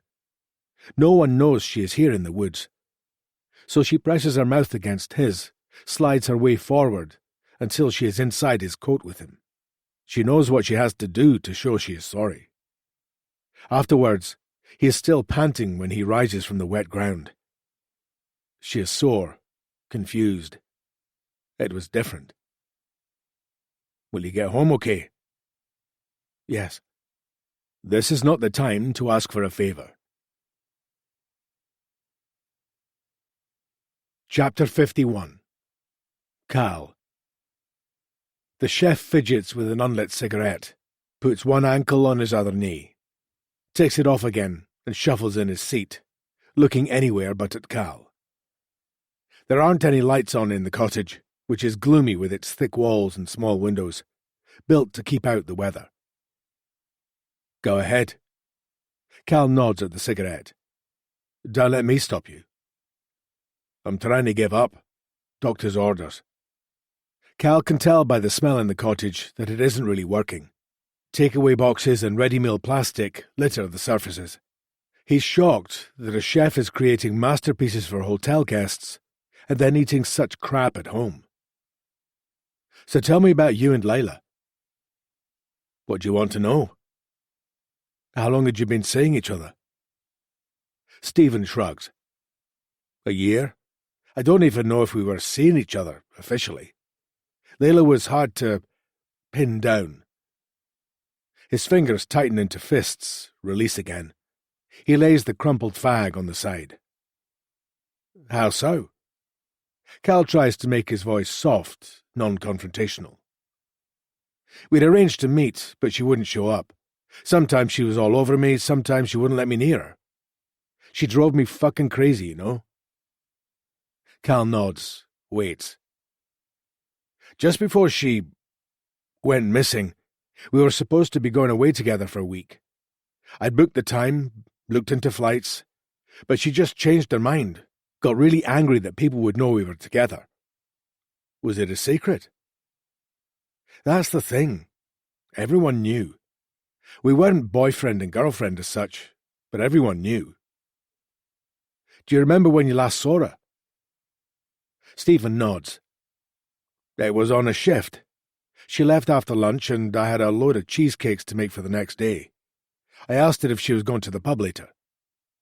The Bridge Inn? Yes. But she just shrugged and said maybe. So I didn't think it was strange when she didn't show up. I was playing pool.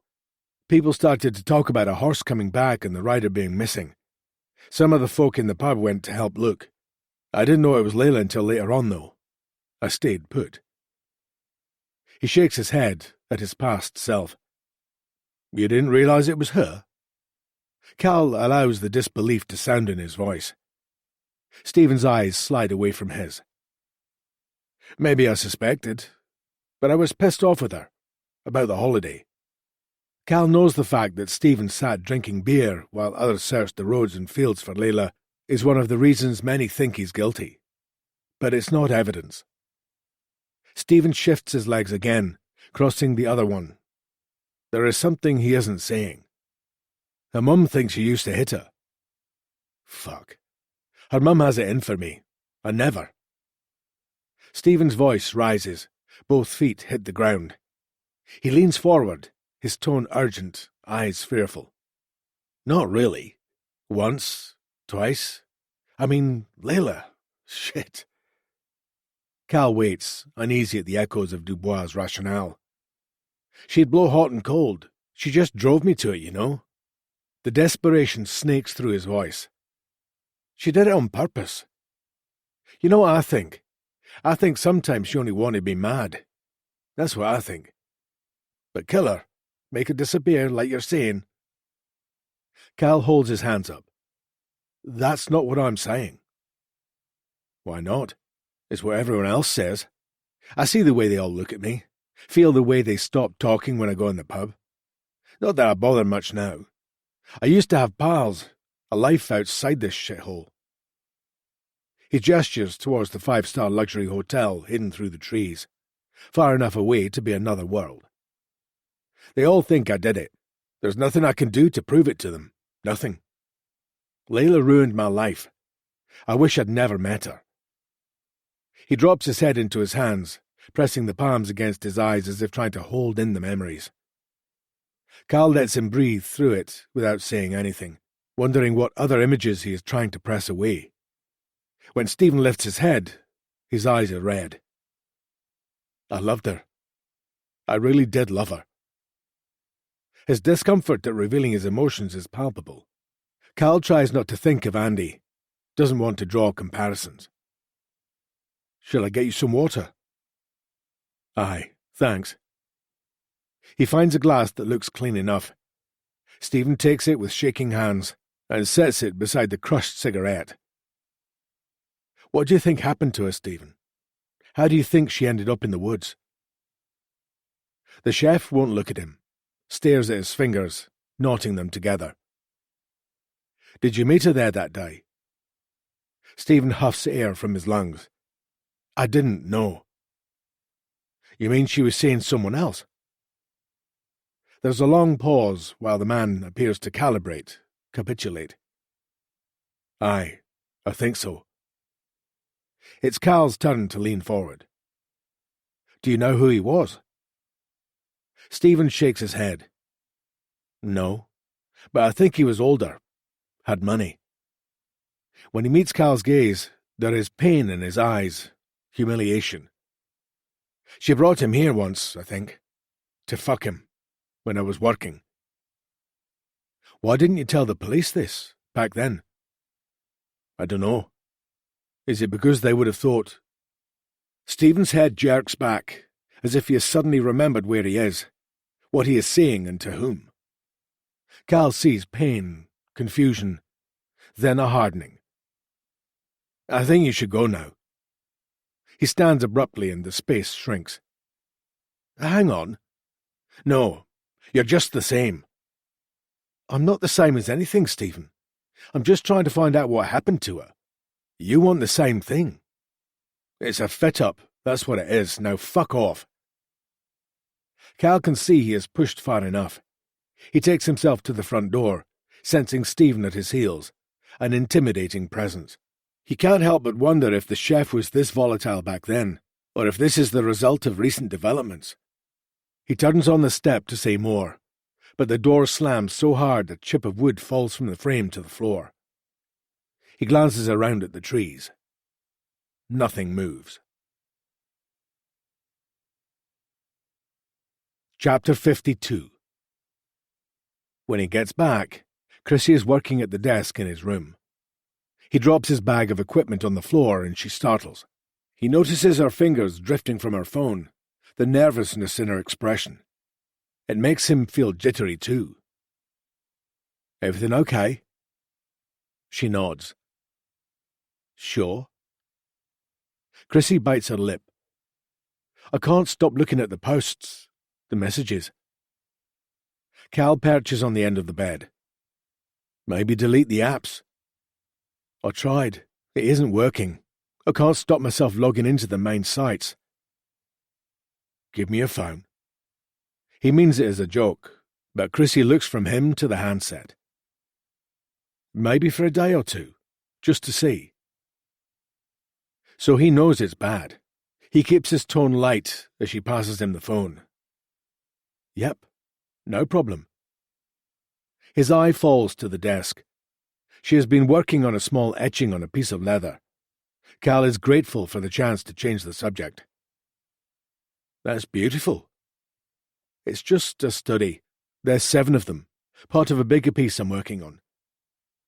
She stares at the little piece of leather for a moment, seeming lost as she turns it in her hands. What's the theme? 7 deadly sins. What's that one? No, wait. Anger. The leather is etched with a harsh yet beautiful explosion of spiky lines. Fury seems to jump from them. She nods, and he sees the ghost of pain cross her face. You hungry? Maybe we need to go and commit the sin of gluttony at the pub. Is he doing the right thing, jollying her out of her down moments? Should he be trying to talk her through it instead? Ali would know. He watches Chrissy shake off the thoughts as she rises and slips her feet into her shoes. Over plates of fish and chips, without her phone to distract her, Chrissy seems to relax a little. Colour graces her cheeks. How did it go with Stephen? Strange. He's so tightly wound. It's not hard to imagine him losing his cool. But he seems to think Layla was seeing someone else when she went missing. The place her body was found does have the feeling of an assignation. I'm just not sure it fits him. So who else could she have been seeing? That's the million-dollar question. She was restless, apparently. Bored. She didn't have a life outside the community, really, though. Didn't go to college, university. Spent all her spare time horse riding. How would she have met someone and kept it a secret? It doesn't make sense. Unless it was someone local who was married, maybe. What about the hotel? I have a staff list from the time. I'm checking those names out. And the guests? He stares at Chrissy, feeling pieces slot into place. Of course. She didn't need to go and meet people, did she? Chrissy says, simply. They were coming here, all the time. Chapter 53. He doesn't want to go back to the lumberyard, but something the stable hand, Jim said, has been nagging at him, so he forces himself to drive along the A96 in the direction of Aberdeen, heavy grey clouds pressing in on him from above. He mulls Chrissy's insight, daunted by the task of unpicking Layla's final weeks and days. There is always a moment in an investigation when it feels too big, too endless, too hopeless. Even though he recognizes this stage, it doesn't help the feelings of despair. Jean and Tam are depending on him. The man is out in the yard this time, wearing the same stained boiler suit as he cuts logs. The squeal of the saw slices through the air, and sawdust flies like sparks around him. Cal waits, sure Jim knows he is here and is ignoring him. The scowl on the man's face makes him wonder, again, if he was the one who hated Layla enough to strangle her and leave her body on the hill, despite the seemingly watertight alibi that he was with Doug at the stables. When the saw shuts off, he steps forward, filled with irritation. Jim, have you got a minute? He waves the microphone as a signal he is recording, and Jim's scowl deepens. Turn that thing off. I just have a couple of questions. I'm not interested. It's something you said last time, when you called Layla a whore. Jim stops in his tracks. Even he can hear the accusation. I didn't say that. You did. He spins round.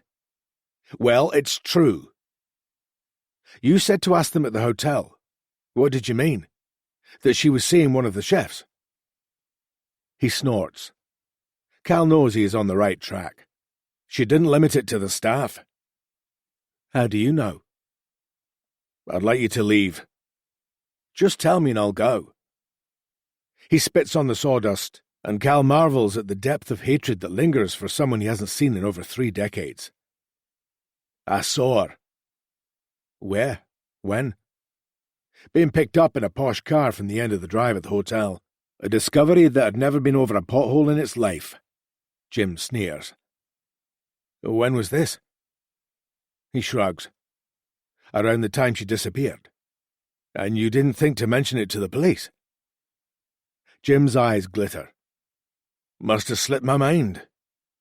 He steps back. You should leave. Wait.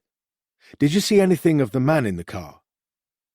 Cal watches Jim's footsteps falter slightly, a sense of unease creep into his expression. He knows there is something. You didn't like her, I get it. She wasn't a saint. But Tam and Jean, her parents, they're good people. They don't deserve this. They need to know. I don't want to be involved. The quickest way to get rid of me is to tell me what you know. Fine, but turn that thing off. Cal makes a show of switching off the recorder. He was older. Old enough to be her father. A bit of grey in his hair. Posh shirt. That's all I saw. I wasn't spying. Would you recognise him if I found him? Fucked if I know. He watches Jim stride towards the portakabin and slam the door. Cal stares at the silent saw, its teeth sharp, the wood bleeding sap onto the earth below. Chapter 54. Chrissy is settling in. When he gets back, Cal finds her in the kitchen, chatting to Marilena over tea and biscuits. He stands in the doorway, watching them at the old farmhouse table, which is bleached by years of use. The lines on her face have already relaxed, and the tightness in her shoulders is less pronounced. He is disconnected from his mother, his marriage is wrecked, but at least Chrissy is okay. He can cope, as long as she is. Hi, Dad. She grins when she sees him and brandishes a textbook. I'm not skiving. Marilena's been testing me. Are you sure she isn't getting in the way? He asks, worried that they are taking advantage. I love having her here. Marilena flicks him with the tea towel. I have to go and interview someone else now. Chrissy, you could come if you like. I have some sketches to do. Then I thought I might walk across the fields and try some landscapes if that's okay. Of course it is. I'll see you later. As he retreats down the hallway, he realizes she still hasn't asked for her phone back. He parks outside a neat, grey-harled box on an estate at the edge of Inverurie. The views behind it show fields of ploughed stubble, the twist of a river through the flats. He sees Irene, at the side of the house, carrying a basket of washing, a bag of pegs balanced on top of the load. Hi, Irene. Do you have a minute? He waves a paper bag. I brought butteries. You're learning. Are you going to hang my washing for me too? She cackles. He can picture her behind the bar, her sense of humour and sparky conversation putting people at their ease. But at the same time, there is a no-nonsense air about her. He wouldn't want to chance his luck. If that's what it takes. Come on back. I'll get this on the line, and then make you tea to go with those. The back lawn glows with the effortless green that all gardens here enjoy, the turf damp and springy. Irene whips sheets from the basket and hangs them so they flap and billow in the wind. Cal hands her pegs and peers anxiously at the sky. Another pewter day that threatens rain at any moment. She catches his gaze. It'll be dry in no time. He settles in the kitchen at the back of the house. A tortoiseshell cat twists around his feet. He takes in the details of the room to describe later. It's immaculate. Laminate shining, sink clean and sparkling. Sorry about her. Irene shoos the cat away. Nina, she's needy. It's okay. Cal scratches the cat's soft head, smooths her flank as she devours the attention. I like cats. Irene puts his tea down in front of him, then takes the chair opposite. She waits for Cal to take the lead. I wanted to ask you if there was anyone Layla was seeing at the hotel besides Stephen. Someone mentioned a guest? She shifts in her chair. There was always talk about that lassie. You never knew what was true and what just came from her rubbing folk up the wrong way. So, was there someone? Maybe. Irene stares out of the window to where the washing is dancing on the line. He waits, sensing again the conflict she feels. How memory shifts and turns and plays with your allegiances and your notion of what's right and wrong. He knows this himself. She turns back to him, and he sees tears in her eyes. When she was just missing, it seemed wrong to pass on the gossip. Back then, it might have affected how hard people looked for her, you know? He nods. But now, to think of her lying out there all that time, I can't help but wonder if we'd spoken up more, whether... She would have died right away, Irene. By the time the horse came back, most likely. There's no way anything you said could have saved her. He thinks of the way her neck was snapped, the stirrup nearby. I'd be lying if I said it hasn't weighed on me since we heard. I didn't expect her to be found so close after such a long time. She sighs. Maybe she did have something with the guest. I can't be sure, but... What makes you think it's possible? I was stacking some extra crates of drinks in the corridor one night. She came down the staff stairs and it was late. Too late for her to be there, so that's why I noticed. She'd been crying, and she just looked, like something was going on. Did she see you? Yes, but she didn't take me on. She went out the back door, and I went back to my bottles. Layla wasn't one to want comfort when she was upset. I'd never seen her cry before that. Not after either. I noticed, though, after that, couldn't help it. We were serving a private oil lunch about that time. One of the men at the lunch was watching her. Couldn't take his eyes off her. She was all red and coy.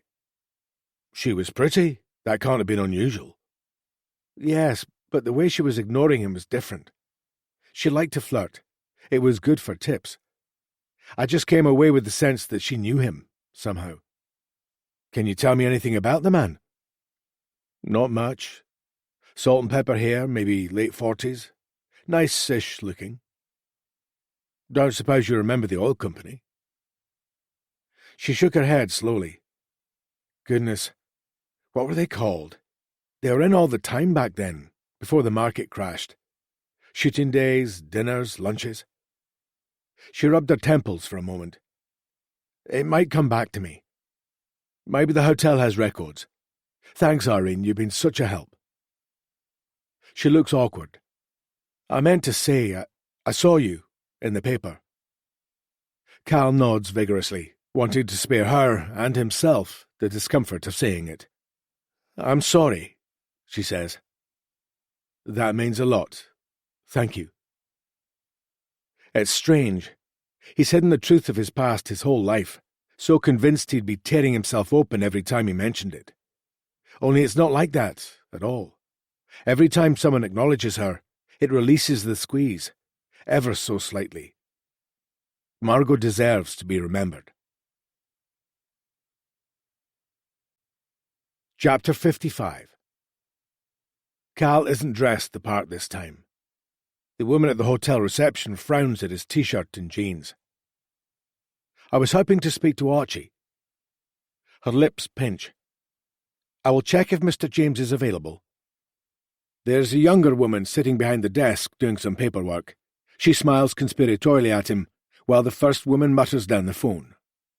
Archie is there a moment later, the smile on his face dented only slightly by the inconvenience Cal sees in his eyes. He doesn't care.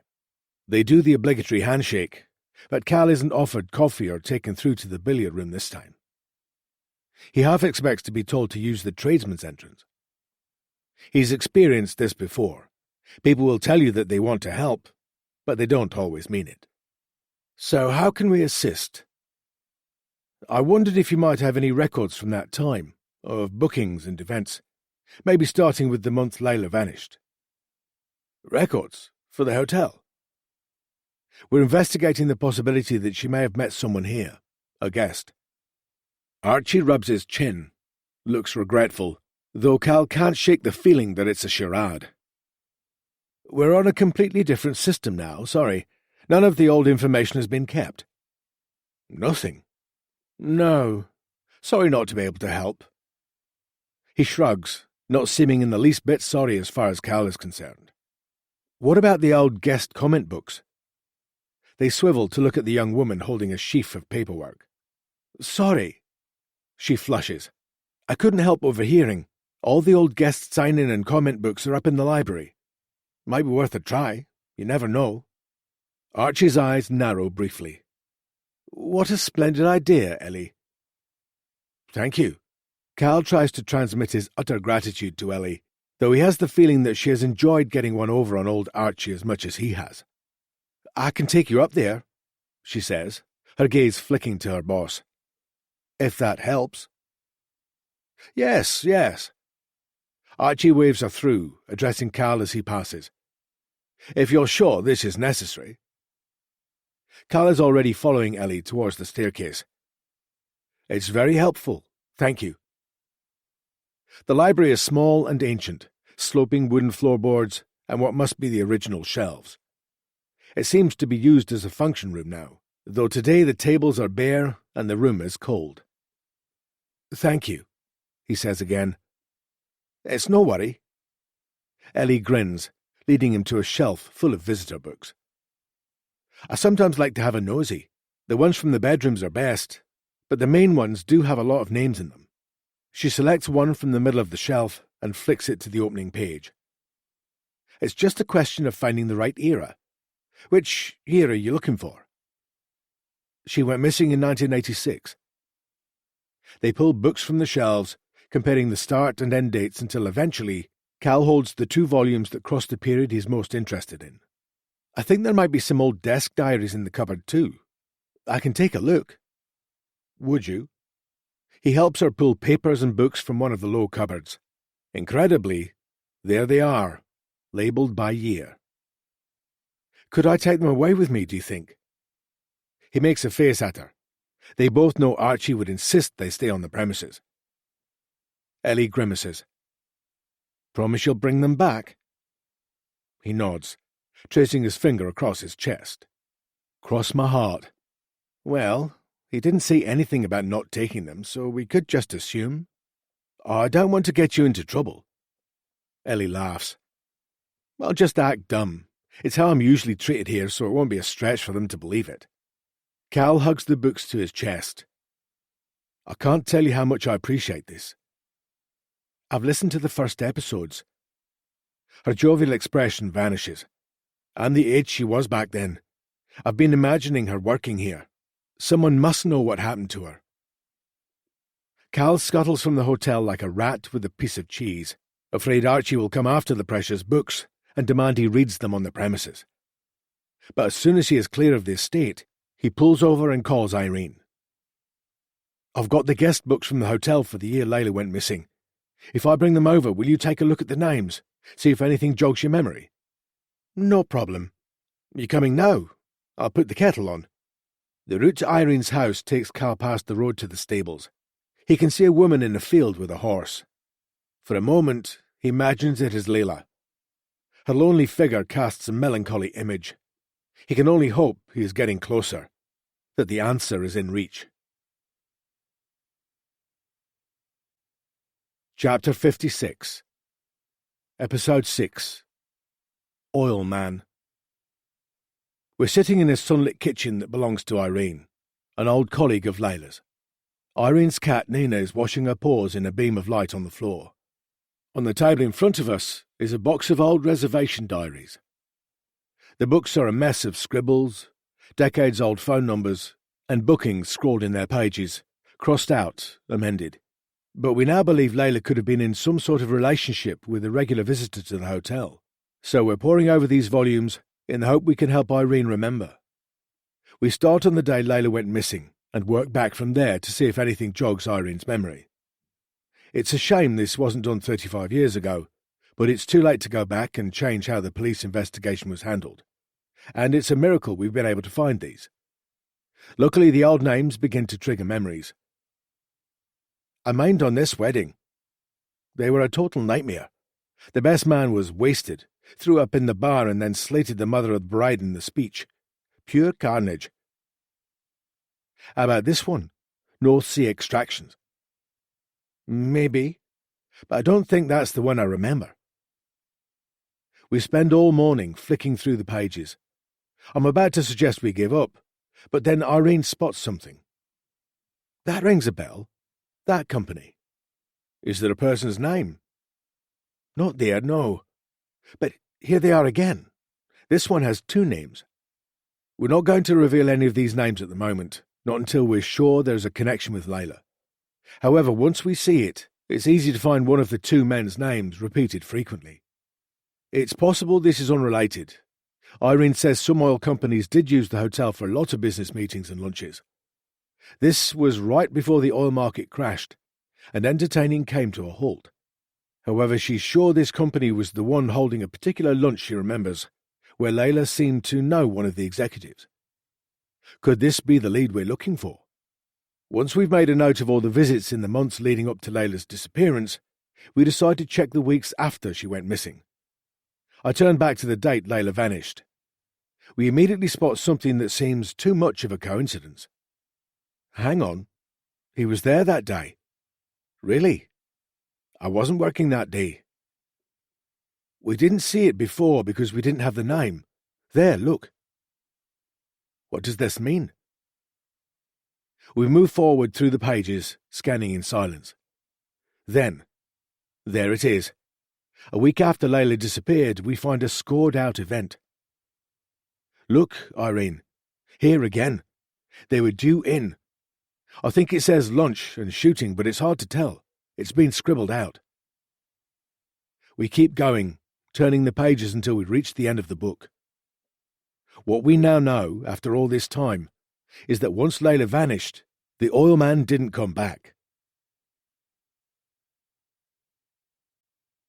Chapter 57. Cal parks on a narrow road only a stone's throw from the River Dee. He watches the house through a gap in the trees, a significant departure from the small cottage on the exposed hillside in which Layla lived. Here the rich green lawns are tamed, striped from careful mowing, and the grey stones of the imposing house glow in the post-rain light. Something inside him hums with the feeling that he's on the right track. Though John Knowles is retired from the oil company and moved his influence to the golf course, it was not hard to find him online. Chairman of the club, house on Deeside, fishing rights, river views, Balmoral just down the road. He sits for 2 hours before he sees movement. There will only be one chance to ambush him. If he fails, then Knowles will be forewarned and the advantage lost. Eventually, his patience pays off. A man he recognizes from photographs crosses the gravel driveway to a gleaming Land Rover Discovery, the same type of car as the one Layla was seen getting into, followed by 2 spaniels, tails wagging, tongues hanging. The man opens the boot and then squints up at the sky, encourages the dogs into the back. He is tall, in decent shape for his 70s, with grey hair. Cal sets off down the gravel driveway, warmed by the sun creeping from behind the clouds, adjusting his microphone. Knowles must hear the crunch of his feet, because he turns to face him, the car key dangling from his hand. "John Knowles?" The man frowns, his face papered with confident caution. "Can I help you?" "My name's Cal Lovett. I'm making a podcast about someone I think you used to know." John Knowles stares back at him, doesn't rush to fill the silence, though Cal is sure he sees a twitch in the man's jaw, a hardening on his face, the disappearance of blood from the skin. "Can you guess who that might be?" "I really don't have time for games, Mr. Lovett. You're on private property. If some old business associate has got himself mixed up in something untoward, that's really his affair." "It's like that, then," Cal thinks. "Affair? Interesting choice of word. Have you thought about Layla much over the years?" There is a long, slow moment when John Knowles looks at Cal, back at the house and then at Cal again. He can see him trying to calibrate what Cal might know, how to react. "Have you seen the news recently? It might not have made it to you. It's an old case after all." Knowles steps towards the car. "This really isn't a good time. I know about you and Layla." John Knowles turns sharply. "I think you should leave." They haven't released the exact details of where she was found, though. Not yet. "I don't know what you think this has to do with me." "You used to attend meetings at the hotel. Frequently." Knowles looks at him. His face seems greyer, his expression less sure. "Along with hundreds of other people in my line of business. But they didn't suddenly stop going there." "I don't know what you're talking about." He glances back at the house again. Cal takes the leap of assumption. "I know about the waterfall. Did something happen there, John? Did she want something from you that you weren't prepared to give?" The man's skin ghosts beneath his expensive skiing tan. "Is there somewhere else we could talk, somewhere more private?"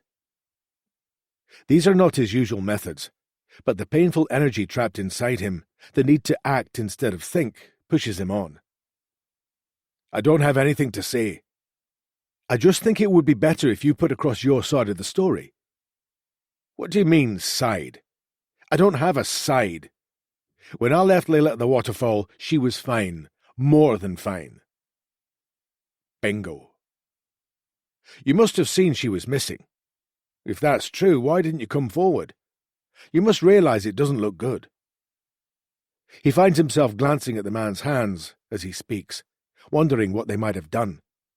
Did Layla know what was happening to her? Words stream from Knowles in a sudden rush. Look, I assumed she'd had an accident on the horse. Then the paper suggested she might have run away, and I couldn't be seen to be involved with an investigation like that. Layla was a lovely girl, but we weren't going to be... Serious? Exactly. Did she know that? Knowles sighs and rubs his head. Layla was smart, realistic. I offered her an out, and she said she wanted it. She knew what we had wasn't going to be forever. But now they found her, it seems pretty clear she died there, at the waterfall. Confusion furrows the man's brow. He's a good actor, Cal can admit. If you didn't know he was the last one to see Layla alive, then you'd almost believe him. She can't have done. Could you take me through that day? It would really help. John looks shiftily at the house, and Cal watches the indecision on his brow cloud into something blunt and unyielding. When he returns his gaze, the hope Cal felt for cooperation ices over. No, I want you to leave. Now. Mr. Knowles. But without another word, the man climbs into his gleaming car, slams the door, and accelerates away from Cal, leaving him alone on the raked gravel. Chapter 58. Cal emails pictures of the extracts from the hotel visitors' records to the police, reiterates the testimonies he has that Layla was involved with someone. He waits for news that they have questioned John Knowles, but instead, Jean calls to tell him that they have taken Stephen in for questioning. There is a high note in her voice. He can hear the adrenaline and hope, and yet can't give in to it. He has a horrible feeling the police are using the affair as evidence to mount a case against the chef. And increasingly, he finds he can't believe the man killed Layla and left her there all this time, so close to the place he lives and works. He doesn't seem cold and controlled enough to be able to tolerate the reminders, the presence, the drift on the breeze. D.I. Mackenzie refuses to take his calls, and the days roll forward. Stephen is released without charge. Cal lines up his notes, writes and rewrites the script for the next episode, splicing together thoughts and comments from the main players, skirting the edges of what he thinks is the truth, but cannot explicitly say, hoping the listeners will draw their own conclusions. Perhaps it is time for him to pack up and leave, monitor the situation from home, but Cal finds he cannot abandon his post yet. Besides, Chrissy is happy here. Watercolours of the Aberdeenshire landscape hang from every curtain rail. He isn't sure if they are part of her course or not. He doesn't want to ask in case they aren't. He finds himself awed by her unleashed talent, in a similar way he'd been when he met Allie and saw the way she made sense of the world, translating its complexity to paper in a way that makes him feel it, understand it. The primal washes of greens and greys reflect the countryside around them. She's captured the breadth and depth of the sky, the sense that here you can breathe more freely, that you're smaller, dwarfed by the landscape instead of dominating it. He isn't surprised it has inspired Chrissy. He feels a deep, almost religious connection to these hills, woods and fields. Every time he thinks of home, the anticipation of the decisions that must be made, the dismantling of his marriage overwhelms him. He liked his old life, cannot comprehend the thought that it is over, and they will have to move to a new phase. And then there is Margot. He sees her in his dreams, clawing her way from the earth, begging to be found.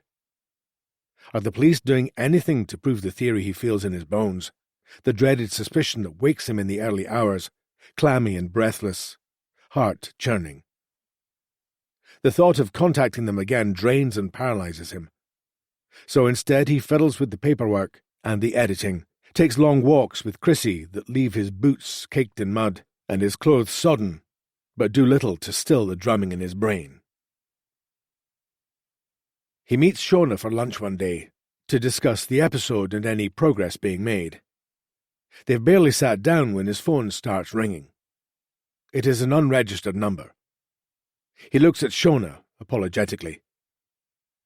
"I should probably take this." "Fine. I'll talk to the breadbasket." She lifts a roll and brandishes it at him, makes a show of plunging her face into it in despair. He laughs. It's refreshing that she really doesn't mind. He's still laughing when he answers, so the voice on the other end of the line takes a moment to register with him, and when it does, it cuts the laughter like a knife. "Mr. Lovett, it's Detective Folt." "Cal," he says automatically. "Are you somewhere we can talk?" He looks around the cafe, which is full and humming with sound. His whole world stills. Is this the moment? "Hold on." He signals to Shona and rises from the table, clutching the phone. "It's about Margot. I need to go outside." Sympathy fills her eyes and she nods, gestures for him to go. "Sorry, what were you saying?" He wishes he had brought his coat out with him. A stiff wind ruffles his hair and he turns his back to it, shelters against the building. Bloody weather. "I'm sorry to call like this, but we wanted to tell you as soon as we were sure." Cal stares at the rich grass in front of him, each individual blade. He feels his sister's memory like a rush of blood. "Okay. What have you found?" "The first thing I should say is that we've taken your accusations about Marc Dubois very seriously. I've put 2 of my best officers on it, and they've been very thorough." A small seed of concern shudders inside him. "Come on," he wants to shout. "Get on with it." And we are 100% certain that Marc Dubois did not kill your sister." "What?" His voice fails to make a mark on the air, only the slightest squeak. "We are sure that he was in fact in Ireland at the time." "Ireland?" Cal echoes. "That can't be right. There's no record of him being in Ireland." "I can assure you that we've been very careful. We have photographs of him at a country fair the day after your sister went missing. We've had those verified and checked, and we are certain he was there." She pauses. "We believe he may have attacked some women and girls during that time, but that is confidential for the time being, so I must ask you not to repeat it." Margot's face flashes into his mind, the clearest image he's ever had. Her face is regretful, sad. Shaken, he pulls himself back to now, to the present outrage. "You have to be wrong. I can send you the images. We've looked into transportation, and there is no way he could have abducted Margot and made it to the fair. We have triple-checked everything. I know this may not be a comfort right now, but you've helped us. There are new lines of inquiry, families who may find the answers they need. Just not him. Not his family." The air rushes from Cal. He drops into a crouch as his head spins. The blood rises skyward. Memory floods into his mind and saliva into his mouth. He is there again, in the anonymous room with the swollen version of a myth in front of him. We're all stuck in the scrapyards of our lives. He is going to be sick. It doesn't make any sense. Why else would the notorious killer break his silence for a little-known journalist? Bare his soul. He knew. Cal was sure he knew. A groan flows from him onto the cold earth, a bleak pain. He can hear the detective's voice at the end of the line, like it's beneath water, clouded by distance. Cal can't find his way back to the surface. Then a hand on his back, someone taking the phone. "He'll call you back. Cal, breathe. It's okay, I've got you." Shona's arms are around him, both of them crouched stupidly on the ground. He keeps gasping for air like a beached fish. Thoughts overwhelm him. He can't catch any of them long enough to make sense. "Sorry." He keeps saying the word over and over, embarrassed. Sorry that Shona has to deal with the breakdown of a man she doesn't even know. "It's fine. Just catch your breath. You've had a shock. He worries that the people in the cafe will be watching from the long glass windows. Then he realizes his mind is latching onto these tiny details because it can't fathom the bigger truth. If it wasn't Dubois, then what does that mean? He thinks of that last terrible night, of his father's anger and of Andy's confession, but he cannot process the logical steps. He sucks long breaths of air into his lungs before he turns his head to the side, looks at Shona. Her blue eyes are crinkled with concern. I think I can stand up now. Can we do it slowly? My knees have seized. She smiles, though her eyes are filled with worry. They ease upwards until they stand facing each other, locked in this awful moment, her hands on his arms, pinning him to the earth in case he spins away on the breeze. It wasn't him. It wasn't Dubois. He can barely manage to say the name. Let's get inside. You need a hot drink. Numb, he follows her back in, his gaze fixed on the floor and his cheeks burning with the feeling of being watched. Though when he looks up, everyone appears to be focused on their own conversations or spooning soup into their mouths, tearing bread. Shona deposits him at the table and goes to the counter, comes back with a large pot of tea and 2 pieces of cake. Coffee cake or lemon drizzle? He eyes the enormous wedges. Either. They both look good. Fine, let's split them. She hands him a fork. Take a bite. Now. Cal does as he's told, feels the sugar hits his system. She presses a cup of tea into his hands, and he realizes they are cold, and he is shaking. I told the detective you'd call back later, she says. Then she waits. She doesn't press him, and he thinks disloyally that it wouldn't be the case if Ali was here. What the tabloid story didn't say was that I interviewed Dubois right before he died. Shona grimaces. He shakes his head. I know. He never gave interviews. Ever. Made a big deal about being a fan of the podcast, having done his research on me. I was flattered? Is that the right word? But then he knew things. He knew my real name. He wrote to me. He made me think it was him. Why would he do that? I read all of these horrible details, looked at pictures of his victims, all the time thinking, it sounds as if he knew what he was doing, Shona says gently. Cal looks at her in disbelief, still trying to join the dots of the deception. I fell for it, he says eventually, still struggling to believe it. Because you're not a monster, she says. He takes another sip of tea, feels the heat returning to his face, his bones. Why can't I get my head around this? I think you're asking too much of yourself. Cal takes another bite of cake, but it crumbles tastelessly in his mouth, and he sets the fork down. His hands tremble, so he presses his cold fingers between his legs. She had an argument with my dad that night. He didn't want her to go out. I think he hit her. Cal puts his head in his hands. I didn't remember before. He was in the house, and I saw him hit her. No wonder she ran out. Shona's voice is quiet, tentative. And if she was upset, she'd have been more vulnerable, I guess. Cal feels tears snaking down his cheeks. He wipes them away, shakes his head. That's not all. I found out the other day that Margot's boyfriend did see her that night. They had an argument and he left her by the road in the middle of nowhere. All this time, and he kept that to himself when it could have helped. I thought I knew him. Turns out, I don't know him at all. Christ, he used to take me on days out to look for her body. What if he did something to her, and it was all an act? What does that make me? You were a child. It wasn't your fault. It isn't now. Cal fixes his gaze on hers, holding himself afloat with her rational strength. But in his head he revisits the years, the distant relationship he had with his parents, the closeness he had always felt to Andy. What does any of it mean? You don't need to solve this now. Shona reaches for his hand, and he struggles like a drowning man for the surface.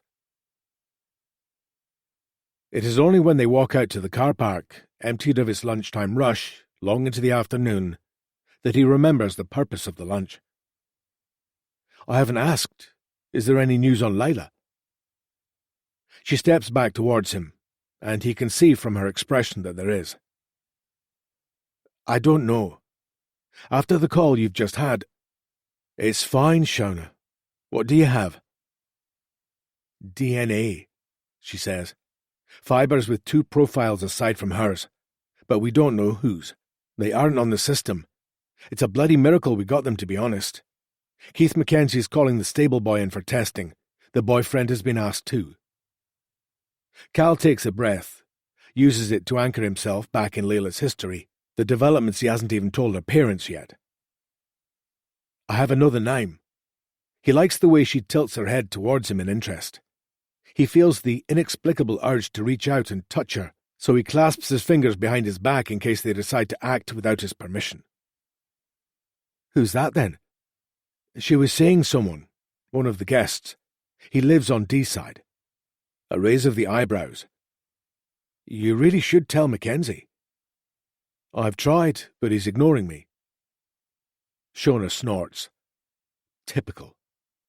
Then, "You don't happen to have any of his DNA, I suppose?" "Not on me now." Shame. Her car is closer, and by the time he reaches his, she is 20 meters away. "Shona!" he calls. "Yes?" "What would happen if I could get it?" She waits, and he thinks she will leave without answering. "It wouldn't be admissible." He shakes his head, dislodging the notion. "No." She shrugs. "But at least you'd know." He watches her go, a hand raised briefly, the blur of her face and a sense of loss, like something inside him is slipping away and waking up all at the same time. Chapter 59. Marilena has taken Chrissy shopping in the local town. The farmhouse is mercifully quiet. Cal takes the stairs slowly, using his phone to check his email to see if there is news. Detective Folds has emailed him as she promised. He swings open the door to his room and sits in the sunlight that falls through the high window, downloads several files, feeling waves of exhaustion, the relentless fate of those left in the dark. There is still a possibility, he thinks. Maybe he will see something in the pictures that they haven't. He clicks on the images first, colour photographs in 1980s definition. A man at a fair on a busy street, thick hair to his shoulders, curling a little and highlighted by the sun, the smile on his familiar face belying the devastation he would wreak. It is him, undeniably. In one of the images, Dubois clasps a mini-skirted girl to his side. Cal wonders, with a dropping sensation in his gut, if she grew to be a woman or if she is one of the new lines of investigation. Behind them, a banner on scaffolding proclaims the Puck Fair open. He stares at the photographs for ages, pores over each tiny detail, magnifying them until the sense is lost in the pixels. He can't find anything. Cal pictures Margot by the side of a dark road, stumbling into the path of something worse than the evening's arguments. His mouth floods with saliva at the thought that it wasn't Dubois. Someone else has to be responsible for whatever happened to her that night. It is torture, imagining the possibilities. His sister. Loved. Missed. He can see why the police are certain. Who knows where this will lead? Which missing women and girls can be laid to rest? Just not his. Not yet. Not now. Cal's hands shake as he closes the attachments, composes a reply to the detective, fails to compose himself. When he is done, he sets his phone on the desk. Stupefied by the heat of the sun through the attic window, he stares at it for a moment, trying to comprehend the information, the rewriting of his history. Then he scrapes back the chair and reaches for his keys. He has to get out. He can't breathe inside. Cal parks in the place where they coordinated the search, strides up the same pathway, driving his feet into the ground, following the grooves that water has carved in the path as it runs from the hills. His feet drum a rhythm as he goes. Margot, Margot, Margot. He always loved the delicacy of his sister's name. It is a further tragedy that the word became taboo in their house. Her memory hovered around them when she didn't come home. It made the air thick, filled the silences around the dinner table as the days turned to weeks, then months. It whispered in his ears at bedtime and when he woke in the morning. But they never said her name, just her or she, because they all knew who they meant. And every time they heard it, cuts reopened in their hearts, wounds that barely had a chance to close over. It wasn't Dubois. Then who? A terrible thought sneaks into his head. Does his mother know? Has she known all this time? Where is his sister? Will he ever know the answer to that question? Cal powers upwards, thighs screaming and breath heaving.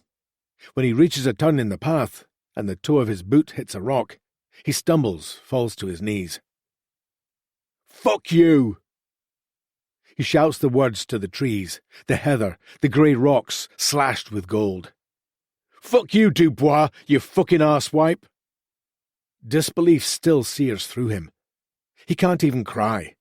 Only a dry sob as he pushes himself up from the path and ploughs across open ground. There is only one person he can really talk to about this. One person who was there at the same time, but he doesn't know if she's ever going to speak. He sinks onto a rock by the path, miles of empty countryside around him. Maybe it's time to try. He dials her number, and the wind whips around his ears. "Hello?" The voice, frail and questioning, grates on him. "Mum, it's me." She isn't used to social calls from him, so she waits, instinctively knowing there is more. "The detectives called me today, the ones looking into Margot. They say it wasn't him. It wasn't Dubois." A long exhale of breath precedes her sharp tone. "Well, that's good." "Is it, though? Is it, Mum? At least then we'd know for sure. We could bury her." She makes a tusking noise that irritates him even more. She never held him, he realizes suddenly, and with a desperate sadness. After Margot went, she never held him while he cried. The dark thoughts creep back in. He looks up at the clouds, scudding across the sky, gathers himself. "Do you already know, Mum? What happened?" "What are you talking about? How could I possibly know?" "Oh, I don't know," he says, miserably, backtracking, afraid now to know the answer to his question. Her confusion and upset floats into his mind, muttering from the other end of the phone, before words explode from her, emotion pent up inside for decades. "Why do you hate me so much, Cal? My own son, what have I ever done?" Cal. Not Christopher. She called him Cal. "I don't hate you, Mum, I just—" "What? Spit it out. I don't know how many years I have left in me." Cal takes in more shuddering breaths, stares at the lump of pinkish stone that glitters in the light. "Was it Dad?" he croaks, finally tears spilling down his cheeks. A sharp intake of breath. No, not your dad. He was devastated. He could never—" "You never suspected him?" "Not once."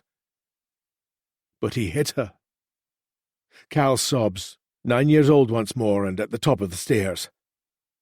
"I saw him hit her." "Is this what you've thought, all this time?" The wonder in her voice. "I just thought if it was Dubois, then it couldn't have been your father." Understanding clicks between them. Cal tries to stop crying, but he can't. "It wasn't him, I promise you. He loved her. He was too heavy-handed, and he lived with that for the rest of his life. He blamed himself. If he hadn't hit her, would she have gone out? He never forgave himself. I have never forgiven myself. Cal remembers the silences, the void, the greyness that never left his father's eyes. But his mother isn't finished. It's like he's woken something in her. But we never understood why you stayed close to that man. She spits venom into the words. Who? Andy? It must have been him. Your father and I were sure of it. All this time, and you kept in touch with him. You never liked him. He wasn't good enough for her. I didn't know you thought that, he says. I was only a kid. I didn't have anyone else. I didn't think it was him. But then he went to the papers and... Now I don't know. There is a long silence. He can't be sure, but he thinks his mother is crying too. It ruined everything, she whispers eventually.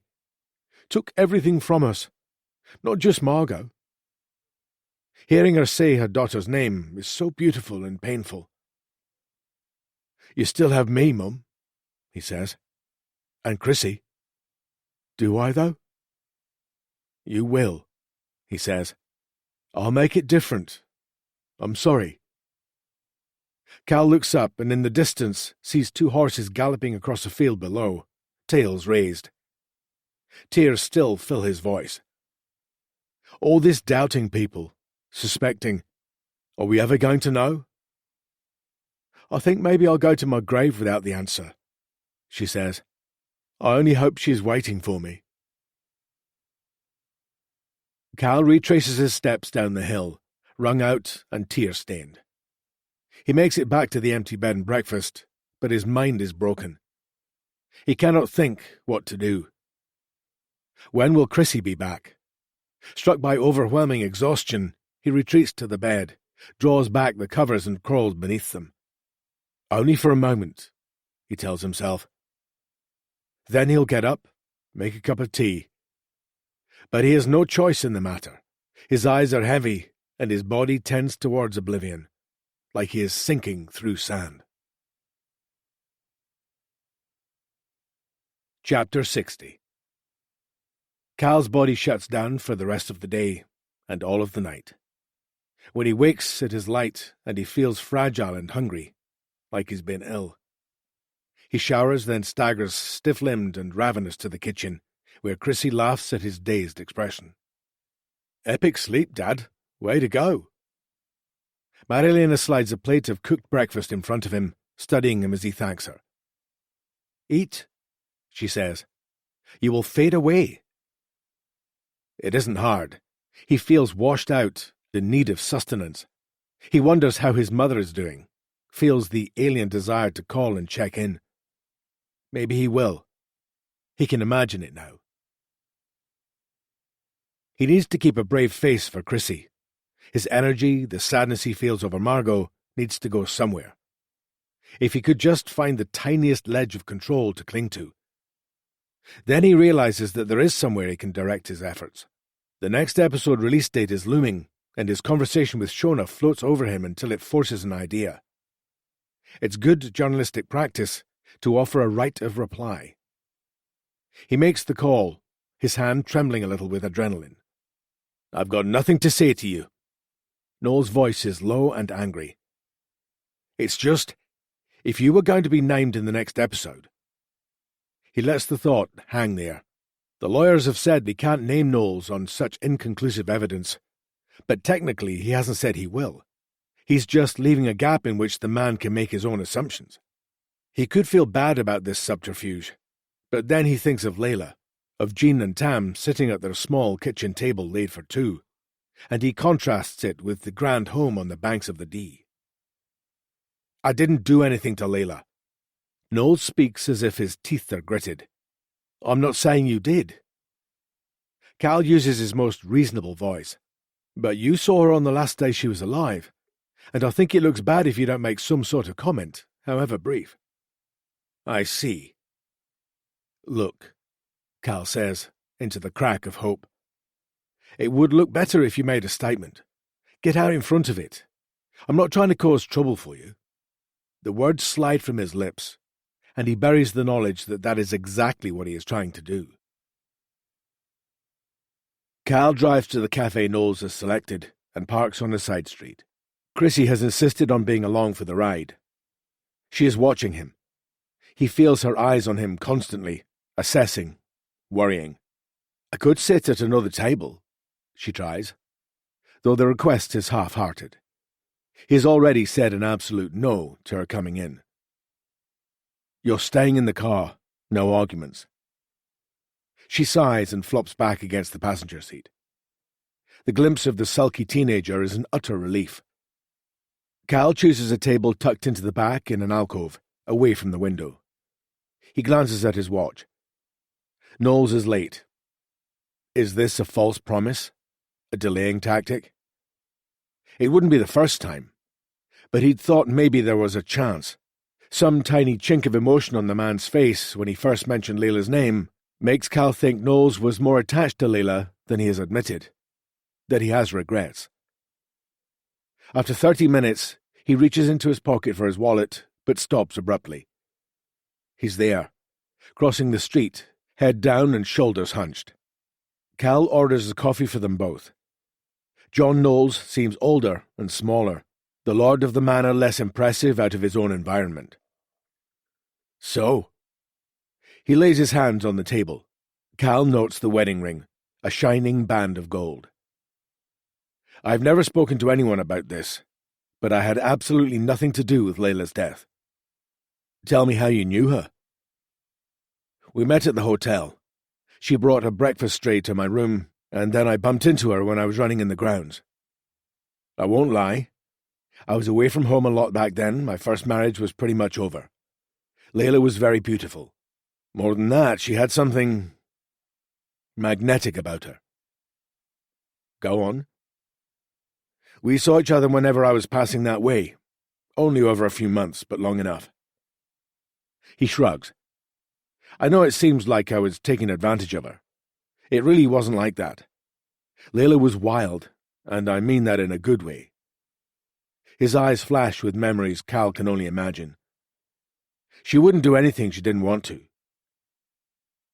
What happened that day at the waterfall? I wanted to see her. We couldn't meet in the open, too many people watching. She wouldn't take the risk.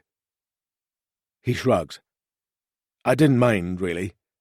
All the sneaking around was exciting, so we agreed to meet at the waterfall. And? She rode in, and we spent some time together. He looks meaningfully at Cal, and an image of tangled limbs and cold water assails him. I had a meeting to get back for. I left her there after we dressed. She was untying the horse from a tree when I looked back. That's the last time I saw her. Disbelief rolls through Cal. People tell themselves stories all the time. They use them to make sense of the world. What had Layla demanded that he wasn't willing to give? What had he done to ensure her silence? Wasn't it so much more likely that in that isolated spot he'd lost his temper, put his hands to her throat to quiet her, silenced her forever? So who strangled her? I don't know. Knowles won't meet his eye, and his fingers tighten on the cup. I didn't see anyone else. Cal thanks him, the words tying knots in his tongue on their way out of his mouth. He is hyper-aware of the crockery on the table, the waitresses hovering nearby. Knowles smiles tightly. I trust we can consider this business concluded, he says as he stands, dismissing the conversation as well as Layla's importance, her right to justice. It was a long time ago, and raking through it all won't bring her back. Cal tilts his head, neither confirming nor denying this fact. I raise a lot of money, you know, for charity. I do a lot of good. The self-righteousness takes his breath away. Cal knows all about his Rotary Club activities, the huge donations he makes, as if a few good deeds can cancel out a terrible past. These things, Cal says, his face turned up to the man, his fingers clasped around his own mug. They come back to haunt you. Knowles makes no acknowledgement. The door swings and he is gone. Cal glances around, then quickly extracts the evidence bag from his pocket. He tips the mug into the bag and seals it on his lap, all the while waiting for someone to challenge him. Relieved that the precious evidence makes it into his rucksack, He gathers his things and deposits a £10 note on the table. He feels a twinge of guilt at the underhand tactics. This is not the way he likes to work. But Jean and Tam deserve to know. He is not going home without answers. He calls Shona from the car park outside her building, and a few minutes later she emerges from a side door, hair pinned with a biro and wearing a white lab coat. "You did it." He holds out the bag. "Are you sure about this?" Their fingers touch as she reaches for it. Cal feels a tiny shock of static, like he's been stung. "Let me worry about that." Her eyes meet his, and he knows she felt it too. Chapter 61. Episode 7. Arrested. She was alive when I left her there. At the falls in the woods, the water crashes off the hills, ice-cold and transparent, dropping 30 feet to a deep pool studded with rocks. Unknown even to many locals, it's a dramatic and melancholy spot, though perhaps it is made so by the knowledge of what occurred here. We now know that this beautiful clearing in the woods was where Layla had arranged to meet John Knowles that day. Knowles, a wealthy Deeside man who made his money in Aberdeen's hitherto thriving oil industry, was a regular visitor to the hotel in which Layla worked, a popular location for meetings and shooting events. During one of these visits to the hotel, the two crossed paths and began a relationship in secret. Layla's then-boyfriend, Chef Stephen, says he knew nothing of this, though he suspected Layla was seeing someone else. She was distant in those last months, didn't want to meet up as much. I knew she was seeing someone. Once I thought I caught sight of her with a guest on a path in the estate, but I was never sure. As we reported earlier in the series, cadaver dogs found Layla's remains only a few metres from the waterfall, finally ending the decades-long search for answers. In the process of making this podcast, Layla's parents, Jean and Tam Mackey, have been through the ringer. The shock of finding their daughter, knowing for sure she had been murdered and her body abandoned, has taken its toll. A few weeks ago, Tam was hospitalised for a heart attack. It's no coincidence this happened while we were recording this podcast, raking through painful events. Fortunately, Tam is now at home making a recovery. "It's been so long." That's Tam, speaking from a chair that looks out on the hills in which his daughter vanished 35 years ago, only a few miles from where her body was found. "I just want to know what happened to her before I die." Jean, a small woman whose diminutive stature belies her strength, is sitting next to her husband. "We want to put her to rest. That's all we ever really wanted. We can do that now." They can do that because this week, John Knowles, now in his 70s, was arrested and charged with Layla's murder after police took a DNA sample that matched one found on Layla's remains. In this episode, we explain how chance comments led to the discovery of a relationship that had been hidden so long, and ask, how did police miss vital clues at the time of Layla's death? Chapter 62. Cal pauses the playback of the recording. He has finished the final episode, and it is scheduled to go out this evening. Sarah is delighted with the recent turn of events. It is rare to have such a neat end to a true crime series. National paper stories are planned for tomorrow, features in Sunday's supplements. He has everything he wanted, except one thing. He slips his headphones off, frowns at the rain outside the window. "You okay, Dad?" Chrissy looks up from the corner armchair, setting her textbook on her blanket-covered lap, her feet nestled beneath her. It is cold today. He nods, chews his lip. "Fine, love, thanks." But that isn't true. Something is nudging at his brain, a feeling of apprehension and discomfort. It's hard to disentangle it from his renewed grief over Margot, which sweeps in without warning, a harsh weather front. He has refused to talk to Andy. He no longer knows what to trust, what to believe. He shakes his head to dislodge the creeping feeling of unease. Tonight is a celebration of a sort. They are meeting for some drinks in the local pub after the podcast airs. Shona will be there. Irene, Jean, and Tam may pop in, though he isn't sure. The news of Noel's arrest, dispelling their mistaken belief that Stephen was the killer, has floored them. He knows how they feel. He keeps turning his own memories over in his mind, trying to create a plausible theory, failing. Tomorrow there will be a memorial for Layla in the woods, so at least he will see them then. The minister from the local chapel will say a few words, and Cal hopes this will be a helpful release for Tam and Jean. The funeral will follow later, but they were adamant that they wanted to have Cal at this ceremony, and so it has been arranged before he and Chrissy leave for home. He turns his attention back to the transcript, running over the key moments. There are frustrations. The second DNA profile, for one. He had expected it to match Stephen's profile, but so far Shona hasn't been able to get the results she needs, and Stephen has been asked for a second sample. He hopes tonight's episode will mean the chef can live his life again, hold his head high.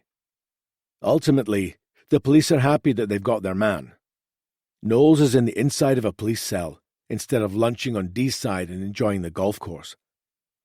There is no way of taking back the last 35 years of freedom, but his fall from grace offers some satisfaction. In the early evening, he and Chrissy go downstairs to listen to the podcast in Marilena's kitchen. She has invited some friends over, and the atmosphere is mercurial and expectant. Cal feels eyes on him, watching for his reactions. He nurses a cold glass of wine, lets Chrissy have a small glass, and picks at the bowls of crisps Marilena has laid out. He is fond of her, so grateful for the way she has drawn Chrissy into her home and offered no-nonsense comfort. The transformation in his daughter is incredible. He looks at her now, chatting to these women, her skin glowing, the shadows from beneath her eyes gone, and he knows it was right to bring her here, to take her away from the pain. He hopes the break will be enough, that when she is back in her own environment, she will be able to start a new school, a new life, without the past hanging over her. He has spoken to Ali. She's going to stay in the house for now, keep things normal for Chrissy. He's so often on the road, but he thinks he might stay with his mother for a little while, just to give them space. Deep down, they both know this is it. All that is left is to soften the landing. When there is a squeal of excitement and he hears his own voice from the speaker, Cal shudders and slips out of the back door into the garden. He knows every word, can't bring himself to witness other reactions. There is a bench at the foot of Marilena's garden that overlooks the fields, and he makes his way there, perches on the damp slats. The long grasses around it make him think of the scrapyard. He is in a thoughtful mood, but determined not to give in to sadness this evening. He sips his glass of wine in a silent toast to the victims, and manages to hold them in his mind together, those found and those still lost. It bothers him that so much time is spent on their killers. He knows he is part of that problem. "What are you hiding from?" He startles, and Shona laughs. "Your daughter said I'd find you out here. Do you want some privacy?" Cal shakes his head. "Not from you." She picks her way across the lawn, a glass of wine in one hand and a bottle in the other. He steals a glance at her as she sits next to him and refills his glass. She looks different. Her hair is styled. She's wearing lipstick. He notices, but it doesn't matter. He likes her either way. She touches her glass to his. "Tough few months." "That's for sure." He meets her eyes, and he can see the questions he has, reflected in her. "You're leaving after the memorial, then?" He nods. How can he explain to her that everything inside him is crying out to him to stay? That just sitting next to her makes him feel calmer than he can remember feeling for most of his adult life? But then he can see that he doesn't need to explain. They understand each other perfectly. They sit a hair's breadth apart and stare out at the hills. He feels comforted. "I need to come back and climb some of these," he says. "These are small fry. You need to go a bit further west, into the Highlands, out to Skye. It'll take your breath away." "I'd like that." He takes a slurp of his wine and forces the courage upwards. Things are a bit complicated in my life at the moment, but if I were to come back, in a few months, would you be up for going there with me? She smiles, and he finds himself bewitched by the creases at the sides of her eyes, unable to look away from her. She shrugs. I dare say. He nudges her, laughing. That will have to do. Chapter 63. Layla, 1986. Layla guides Ruby through the trees, her body warm from the gallop across the hill. The horse twists beneath her as they edge closer, and from her vantage point, she sees John framed by the water tumbling down the rocks, his back to her as he stares at the spray. The horse whickers when she dismounts, and he turns then, studies her seriously, raises a hand. She's so relieved the tension between them has passed. There is something about this place that calls darkness and secrecy to mind. It is cold and wild, protected from the light even on the warmest days. And those are scarce. As she looks down, she feels a shadow, a strange foreboding, but it passes like a cloud across the sun. She secures the reins to a tree and scrambles down the rocks to him, conscious of his eyes on her, the feel of her body as she moves, the way something powerful in him sucks her close. It is an alien emotion for her to want to go to him. She is so used to pushing people away. The rocks are thick with springy green moss, watered by the endless spray where the falling river hits the plunge pool and bounces up again. He catches her hand as she slides from the last rock, pulls her close, cradles her head as he kisses her. "Found you," he whispers. His hands slide beneath her jumper, and she shudders with pleasure at the touch. "I found you," she points out, but the words distort beneath their lips, and it doesn't matter. On impulse, Layla steps back and pulls a jumper and t-shirt over her head in one movement.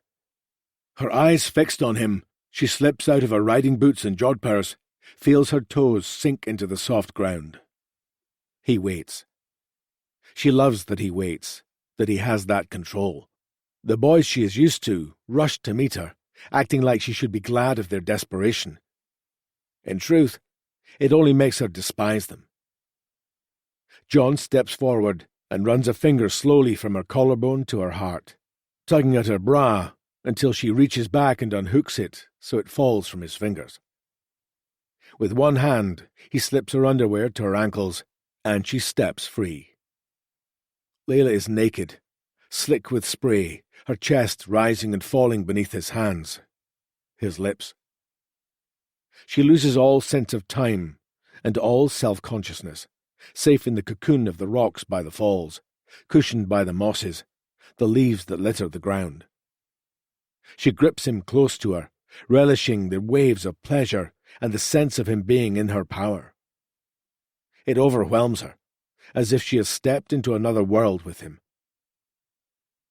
Afterwards, they huddle together in his coat, both reluctant to leave, though he has to get back for a meeting and she is conscious of the horse tied to the tree, impatient and restless. Layla feels the opposite, an odd sort of peace washing over her. For once, her mind is quiet.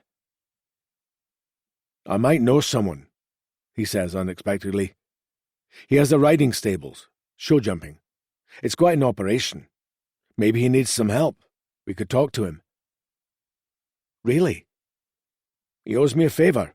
It would mean moving, though." He traces a line on her cheek. "Away from here." Layla dips her chin, takes a breath and a mental leap. He's finally asking her. Could she leave her parents, her life? After this afternoon, it seems less of a decision. She'll do it, go with John, be with him, form a life. "Yes, call him." He seems surprised. Had he not expected her to agree?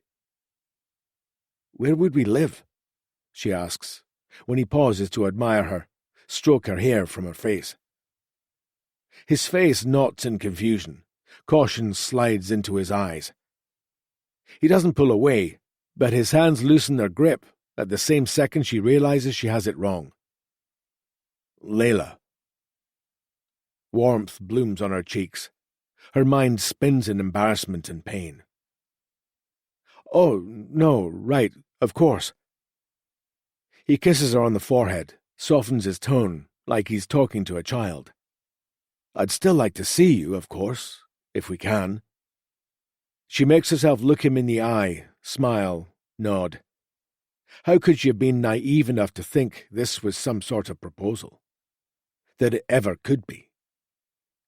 There are lodgings at the stables. Layla, are you all right?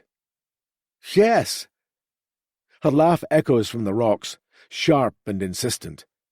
It sounds perfect. You should go, you'll miss your meeting. She steps back, sliding a little on the rocks, catching herself in time, retreating. I'll see you soon. She desperately needs him to leave so she can drop the mask. He gazes at her a moment. I'll call you later. It takes all she has, but she smiles. Bye, John.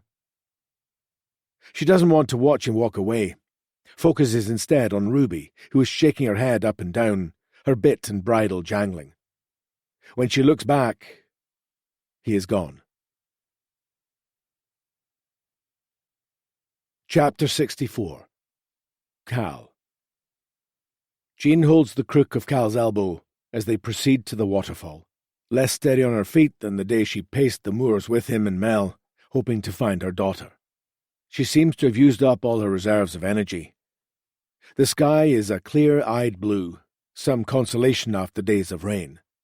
Tam so desperately wanted to come, but he had a bad night. Behind him, Shona is walking with Chrissy and a small delegation of hotel workers who have been corralled by Irene.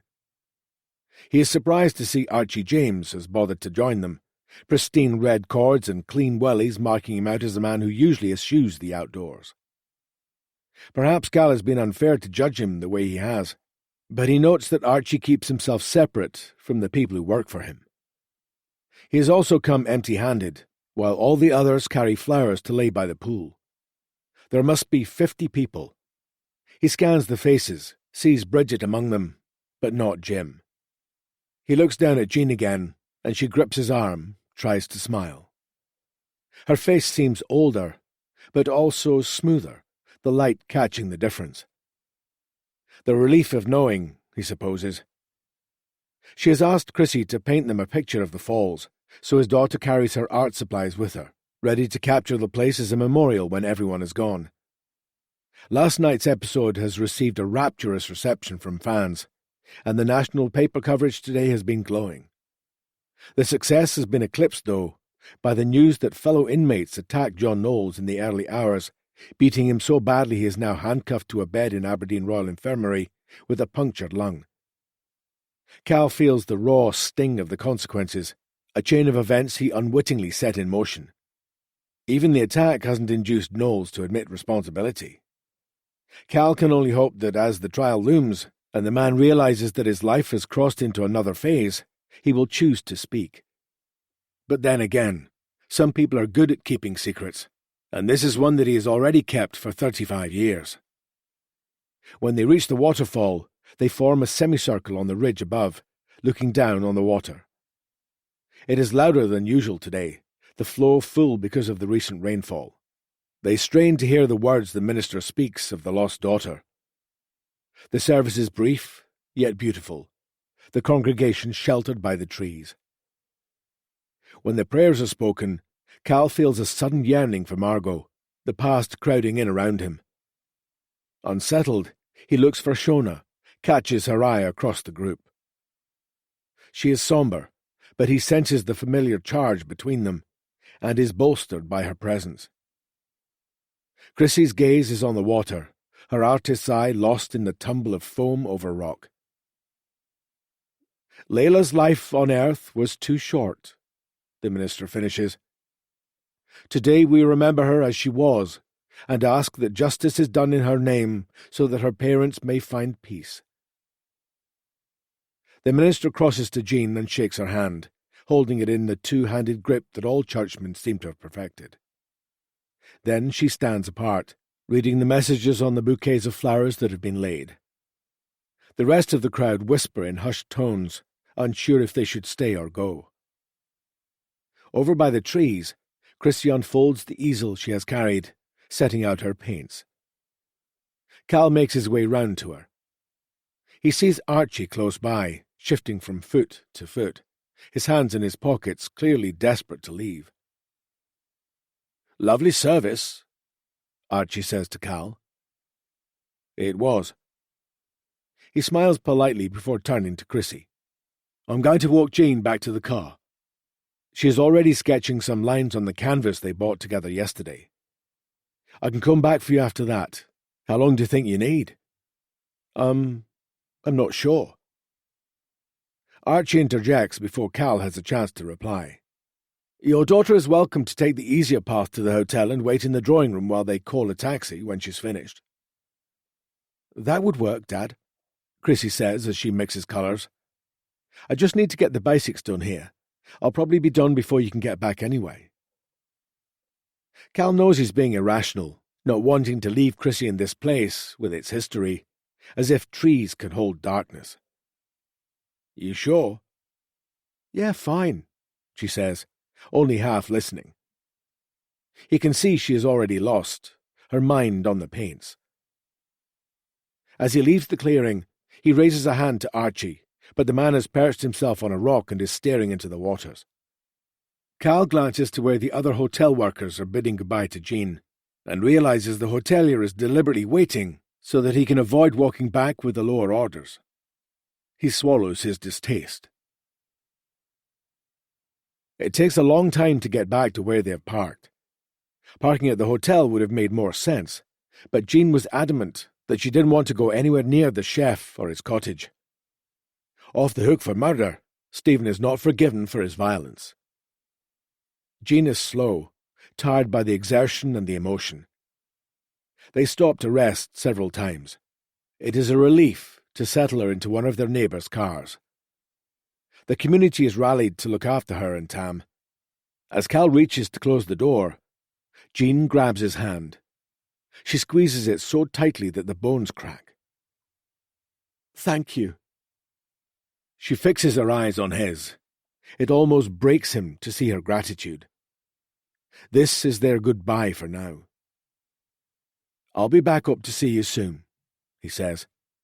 "I promise." "You bring that girl of yours." "I will." He slams the door, watching as the car pulls away and Jean flops back, finished. Getting everyone sorted has taken so long that he assumes Chrissy is probably done by now, on her way to the hotel. Perhaps he can intercept her. He scans the remaining cars, eager to speak to Shona, but then notices Irene waiting for him. She crosses the road, the tip of her nose pink, her eyes watery. "You did it." She leans in and gives him a quick, tight hug. "I couldn't have done it without you." Irene shakes her head. "Too little, too late, but I'm glad we were able to piece it together." Cal feels emotional, knowing he is only the conduit for the truth. He nods towards the line of trees in the distance. "It all came together, I suppose, in so many little ways. Even your boss was helpful. If he hadn't let me look at those old reservation books, we couldn't have worked it out." Irene's smile withers. The look in her eye makes something loosen, a swooping, falling sensation. "What is it?" "Nothing. It's just odd, that's all, that he would help." "I suppose. People generally want to help when they can." "No, I just mean, well, he hated Layla." Cal frowns, confused. "He only took over the hotel 5 years ago." Irene shakes her head, as if she is trying to dislodge something stuck. "He knew her back then, though. He worked here for a brief spell when he was a teenager. He was the one I told you about, the debagging." She swallows. "I thought I told you it was him." Cal stares at Irene, his mind churning. What does it matter? It's all done now. But something inside him whispers a warning. No, you never said. I'm sorry. I was just so ashamed of the way we behaved that day. I thought I did, but him coming back... I've tried to put it out of my mind, to be honest. Like it didn't happen. It's fine. He tries to reassure her, unsettled but attempting to conceal it. Irene has done so much to help, after all. He still made a difference. As he waves at Irene, Cal thinks of the broken man in the hospital bed, the killer in the place he should be. All the same, a terrible lurching dread sneaks into his body. He pivots on the spot, thoughts rushing, trying to slow them down and think clearly. That went well. Shona's voice fades as she registers his expression. Cal? He forces himself to focus on her. I just found out something from Irene, about Archie James, the hotelier. Her forehead creases. What? He knew Layla. She did something to him, and he hated her for it, but he's never even mentioned that he met her. He scratches his head, trying to remember clearly. More than that, I'm sure he's gone out of his way not to tell me. We've got Knowles, Shona says, but he can feel her uncertainty. But Knowles isn't admitting it. What if... Their eyes meet. Shona's mouth forms a grim line. Neither of them wants to say it. The second profile. Cal's voice rises in panic. I left him in the woods with Chrissy. What? She stayed to paint, and he was still there when I left. I'm sure she's fine. We can go back for her. Shit, Shona. Am I being ridiculous? I can't tell anymore. I can't think. I don't know what to do. It's like he is 9 years old again. Fear folds around him and he can't breathe. Can you call her? He shakes his head, hysteria bursting free. She doesn't have her phone. I have her phone. She's vulnerable. He knows this, and yet he's left her defenseless. What the fuck has he done? Shona puts her hands on his arms, anchoring him. She's probably already at the hotel, or he is. I'll drive there now. If she isn't there, I can walk down that path. You go the way we came, and then we can't miss them. Okay. Her words drift after him, but he doesn't hear them. He's already running. Chapter 65. Layla, 1986. Okay, Ruby, steady girl.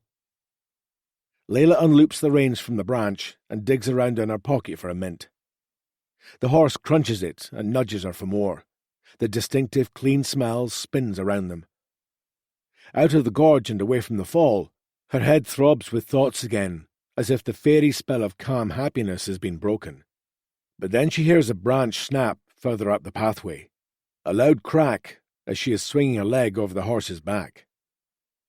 John returning, unable to leave her, abandoning his meeting at his responsibilities, changing his mind. She feels a strange sort of rush, sudden faith in her ability to lure him to her. But it isn't John who appears from the foliage. Disbelief races across her mind. What the fuck are you doing here? The horse skitters at the harshness in her tone, and she draws the reins in tighter with one hand, patting and calming her with the other. It's interesting what you see in the woods. Have you been watching me like a peeping Tom? That's probably as close as you'll ever get to a girl.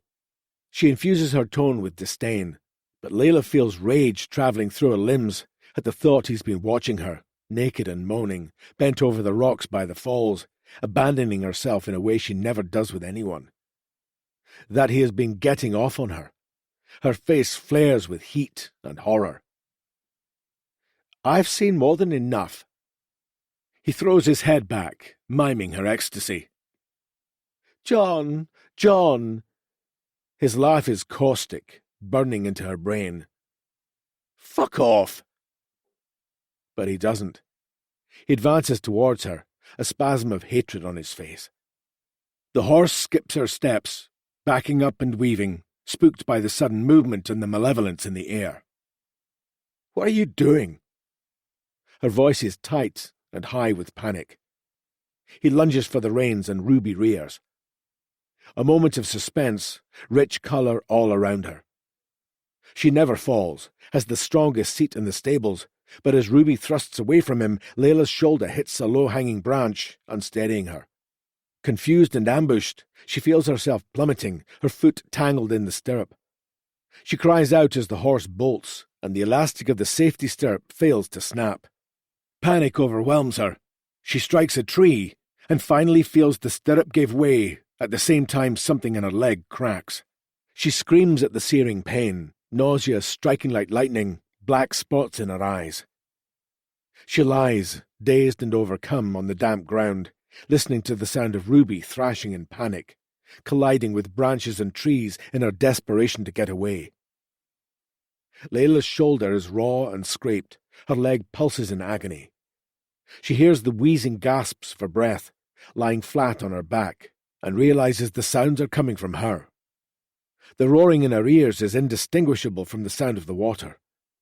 All she can see is a thick canopy of leaves above her, the writhing branches twisted and black. Then a face over hers. Layla draws in a proper breath and tries to sit, but he pushes her back down with his foot. "Get off!" The words come ghost-like from her mouth. Confusion courses through her, mingles with the hatred. She needs to get to Ruby. The mare will run for home in the stables, she guesses, miles away. She'll be terrified. He straddles her, and she gasps for air as his weight presses on her chest. "I can't breathe." The words take the last whisper of air. He stares at her, and the look in his eyes, the excitement she sees there, chills her. "You're a bitch." He lifts her head and thuds it back down with each word, his teeth clenched. "I hate you." "Please," she wheezes.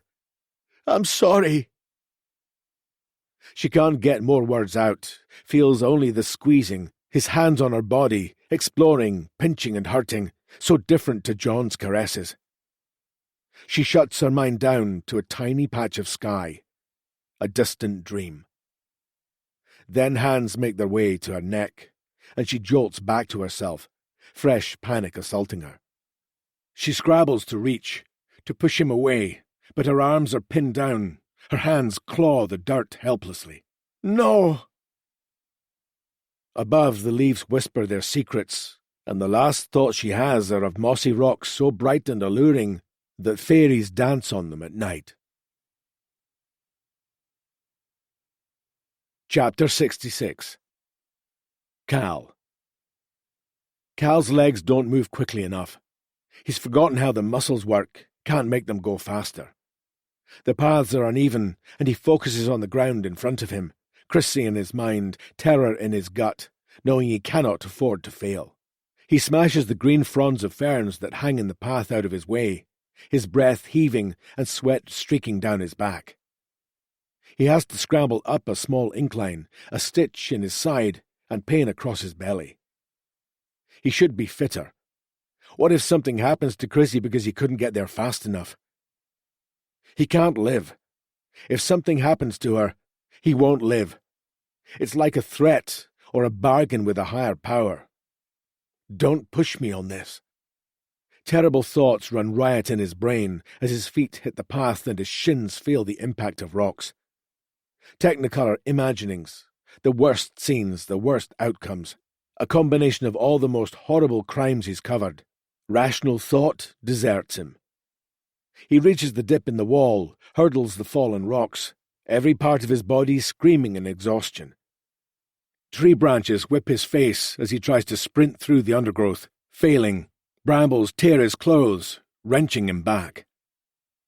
He is so convinced he will find the body of his daughter when he thunders into the clearing that he can't believe she is standing there, lifting her canvas from the easel, laying it carefully on a rock.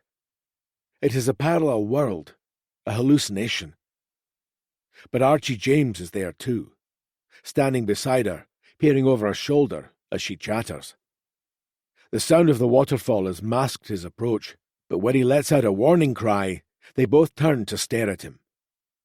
Cal doesn't care that he must look mad, hair standing on end, sweat pouring down his face. "Dad? I thought we were meeting at the hotel. Mr. James wanted to stay and see how the picture turned out." There's a hitch to her voice. It makes him cold. He is conscious now that he needs to conceal his panic. He realizes how close Archie is standing to Chrissy, how near they are to the edge of the falls. "Oh, I forgot, of course we were," Cal blusters. "Ready to go, Chrissy? Come this way, will you?" "Don't you need to sort these paints properly?" Archie says. "No, it's fine." She tumbles her precious colours into the bag. It is this more than anything that convinces him. She feels something is wrong. "We'll sort them later." He tries to keep his voice normal, but his desperation to get her away from Archie James is impossible to conceal. Reason and calm have left him. All he can think of is Margot, Layla. What's the rush? Archie James's oiled tones make Cal's skin prickle. He doesn't hide his distaste fast enough, sees suspicion dart into the hotelier's eyes, his bonhomie evaporating. Cal stretches out an arm to Chrissy, beckons. He has to get her away from the edge. She lets her bag slide from her hand to the floor, her face chalk beneath the leaf canopy as she steps towards him. With a sigh, he reaches for his daughter, steers her behind him, his body between her and danger. "Move to the path, Chris. I'm just coming. I'll get your things for you." She nods, and he feels intense relief at every step she takes away from them. He has no desire to confront Archie James, to ask why he's lied by omission. All he wants is to get his daughter away. But as he nears Archie, he sees the man's face contort with a cold knowledge, and he cannot help himself. A wave of fury sweeps through him. "You got away with it, then?" he hisses, as he picks up Chrissy's rucksack, angry for Layla, for every woman taken and tossed to the side by an arrogant killer. The memory of Dubois, his words, his teasing, echoes in his mind. What is it that compels them to gloat? Archie James has not had the grace to stay away, has stood at the memorial for Layla and watched her mother twisted in grief. Cal realizes with a shock that earlier Archie was sitting on the rocks where she was found, where he hid her. He is an abomination. Archie's smile is grim but satisfied. He keeps his voice low, but Cal is close enough to hear the hatred. "I don't know what you're talking about. Because you lost your trousers, she lost her life. Doesn't seem like a fair exchange." He isn't thinking, goading Archie, letting him know he knows. His gaze flicks to Chrissy. She's reached the edge of the trees. It's worth one last question. "How did you even know Layla was here? She can't have been meeting you." The hotelier shrugs and slips his smug exterior back on like a coat. He is a skillful shapeshifter, though Cal can see the anger simmering beneath the facade now, wonders how he missed it before. "So clever with your little podcast, and still you got it all wrong." John Knowles bruised and broken in a hospital bed. Dubois lies. A bleak sense of guilt stirs Cal. He is right. All of this searching and the wrong man lies in jail. He is no closer to finding his sister. The terrible sense of failure. He meets the cruelty in Archie's eyes, finds rage and unfairness boiling up inside him. He doesn't plan to do it, his daughter standing on the path behind them, but he can't help himself. When he lets his fist loose and punches Archie James, it is such a relief to let it all explode out of him. "Dad!" At Chrissy's anguished cry, regret and reality flood back into his brain. But the world swivels and the sky rushes in as Archie retaliates, landing a punch that throws Cal off balance. His foot catches in a groove of slippery rock, and he is pitched forward, too shocked to break his fall with his hands, blinding pain as his head hits a boulder. Stunned and groaning, he opens his eyes and sees only soft green moss, a splash of red on stone. He's too groggy to register the sight of his own blood, not quick enough to respond to Chrissy's scream of warning. Archie stands above him, face pale and terrible, cheeks swelling and wild calculation in his eyes. Cal groans, and Archie's boot hits him in the ribs, the pain like lightning bolts inside him. Archie is incensed, knocked out of reason. This has been a terrible miscalculation. He can't get off the ground, can't catch a breath to help himself as Archie kicks and roars in distress. His efforts to get away only roll him closer to the edge. The foaming brown-white of the water is thundering past so close to his head that his senses are overpowered. He can't call out a warning. "Run," he thinks, as he teeters on the cliffside, and his daughter throws herself at Archie, screaming and beating her fists against his back. "Run, Chrissy! Please run!" It is all unravelled in an instant. The sight of her causes him such intense pain that as his legs slide into nothing, he throws out both arms in a desperate, screaming attempt to reach her. He manages to grasp a large rock near the edge. His fingers strain to keep their purchase, to slow the momentum. His feet pedal frantically in space. He can see Archie fighting Chrissy off, pinning her to the floor so he is astride her, his hands on her neck, and a contortion of fury and madness on his face. "Shut up, Layla!" he screams. Cal bellows like an animal in pain, unable to wrench himself higher. This is every nightmare that ever stalked him. "Chrissy!"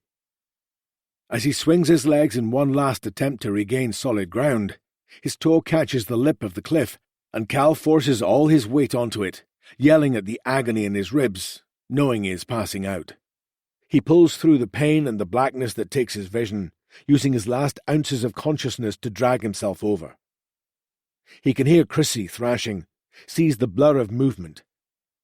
Archie James is strangling his daughter, and he can't help her. It's all his fault. Maybe if he reaches out he can touch her, and she will know he is here, that he loves her, that he is going with her.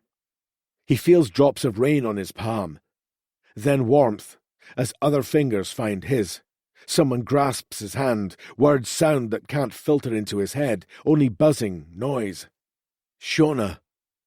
Adrift from consciousness towards impenetrable black.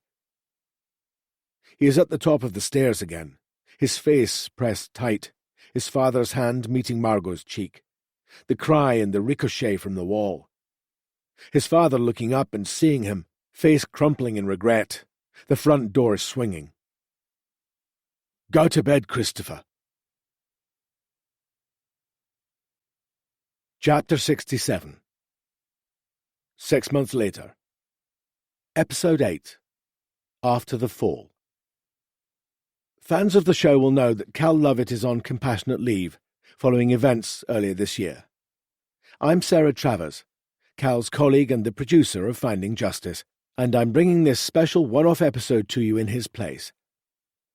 6 months ago, Archie James was charged with murder, thanks to Cal's efforts at uncovering the truth of what happened to Layla Mackey in 1986, when she rode her horse into the woods and never came out. On the day that his daughter's killer is sentenced to life in prison, Tam Mackey isn't in Aberdeen High Court on Castle Street. He is miles away, working on the hills that surround his croft, the place he loves, in sight of the woods that swallowed his daughter. Recovering from a heart attack, Tam is still too weak to sit through the details. Instead, his wife Jean has been in the public gallery for the duration of the 10-day trial. She has barely taken her eyes from the ex-hotelier, who sits before the judge with his head bowed. Supported by friends and family, she has listened to all of the details that have been gleaned about what happened to Layla that day beside the waterfall, as well as witness testimony about pranks at the hotel where Layla worked, that the prosecution argued formed a motive for James' actions. So far, Archie James has yet to break his silence about what happened that day in 1986. He has also yet to display any remorse for his actions. He will have a long time to think about it. Also in the gallery for the verdict was John Knowles, previously arrested on suspicion of Layla's murder using evidence discovered by this podcast. We would like to reiterate our apology to John Knowles for the distress caused to him and his family. Knowles is not the only person to have suffered in this investigation, but we deeply regret our part in events. We understand he has recovered from his injuries and wish him well. Epilogue. 1 month later. The audience is laughably vast. Sarah has so far resisted the urge to crow about being right. She is ticking off tasks on a clipboard with her trademark efficiency, but her hands aren't totally steady. She stands to the edge of the stage, peering out from behind the curtains at the crowd, then turns back to the wings, catches him watching. What? Cal holds his hands in a surrender position. I'll go and check the slides, she says, whisking away. It will be fine, I promise, he tells the air she leaves behind. He's even wearing a shirt and tie. The final minutes are rushing past.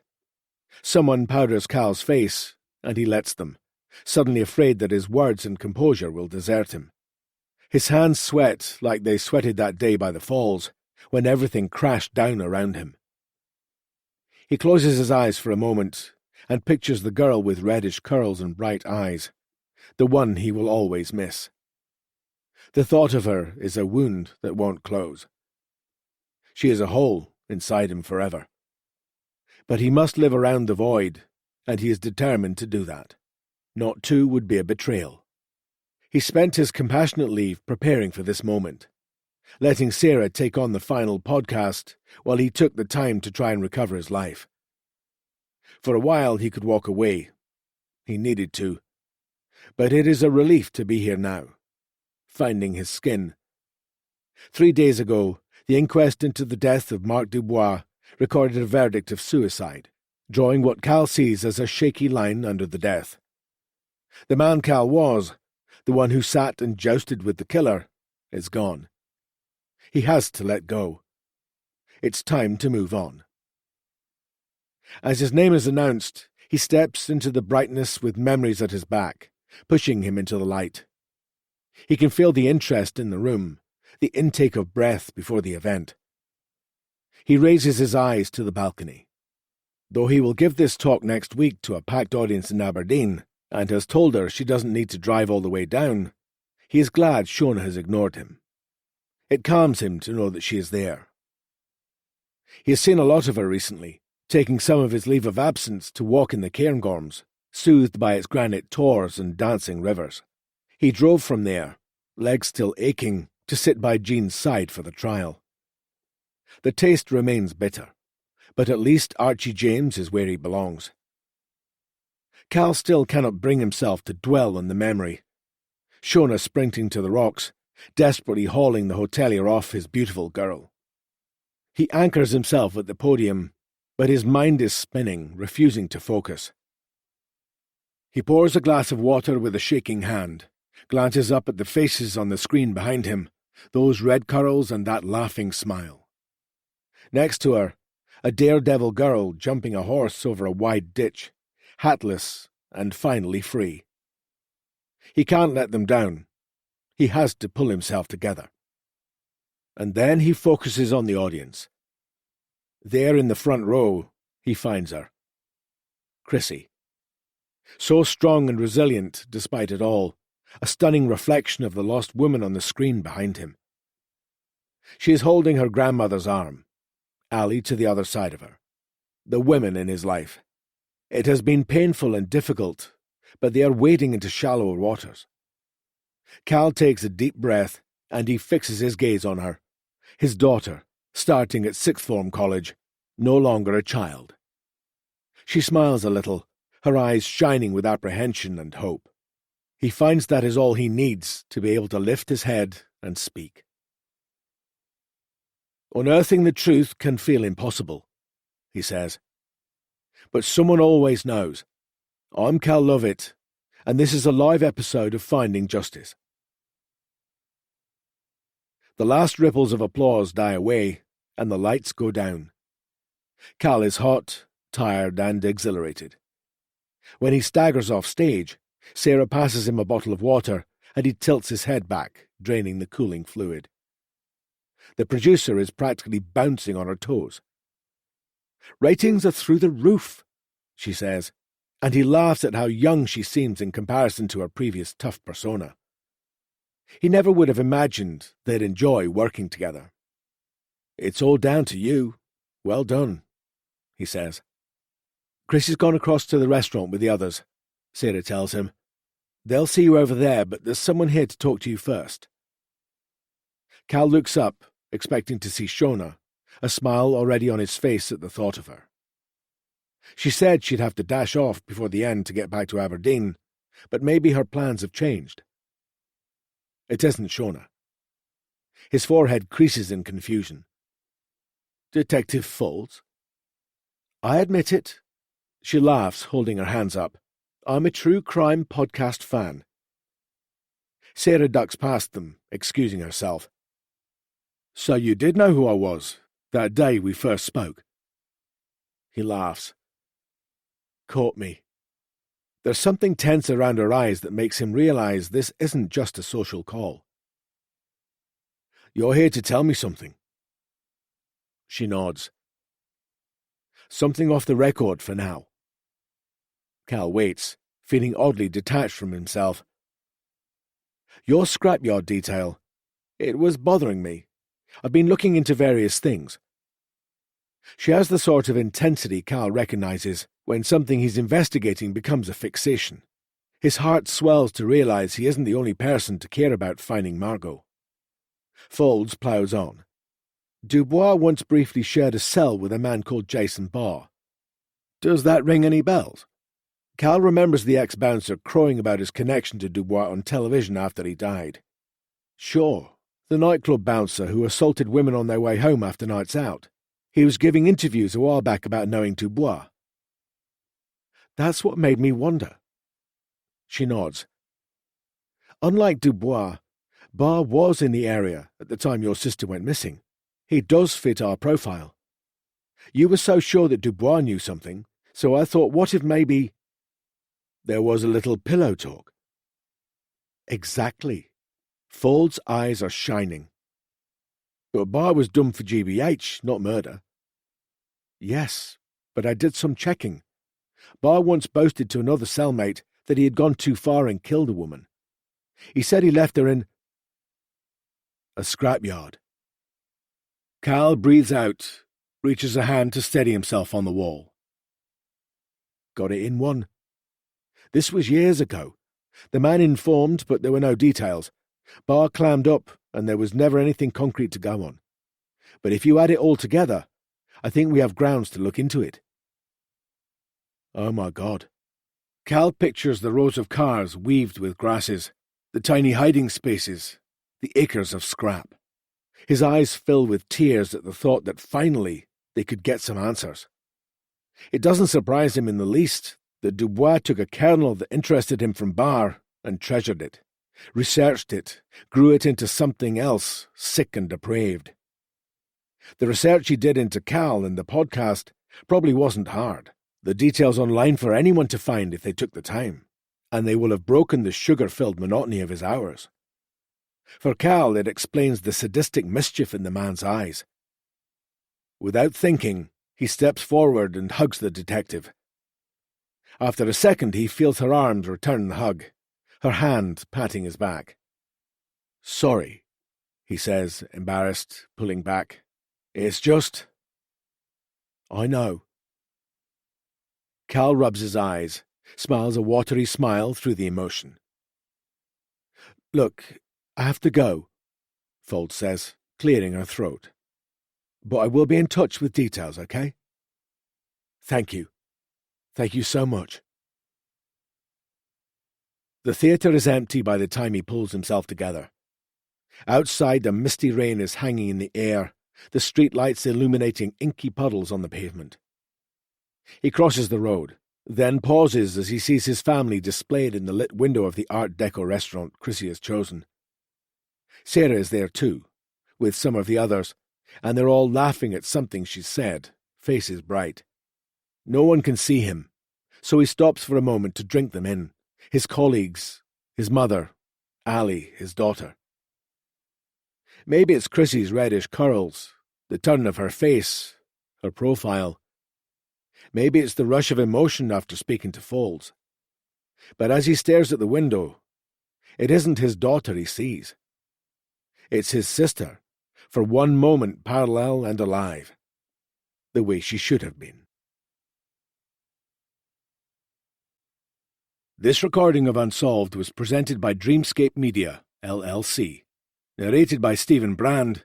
Produced by Ben Coy. Text copyright 2023 by Heather Critchlow.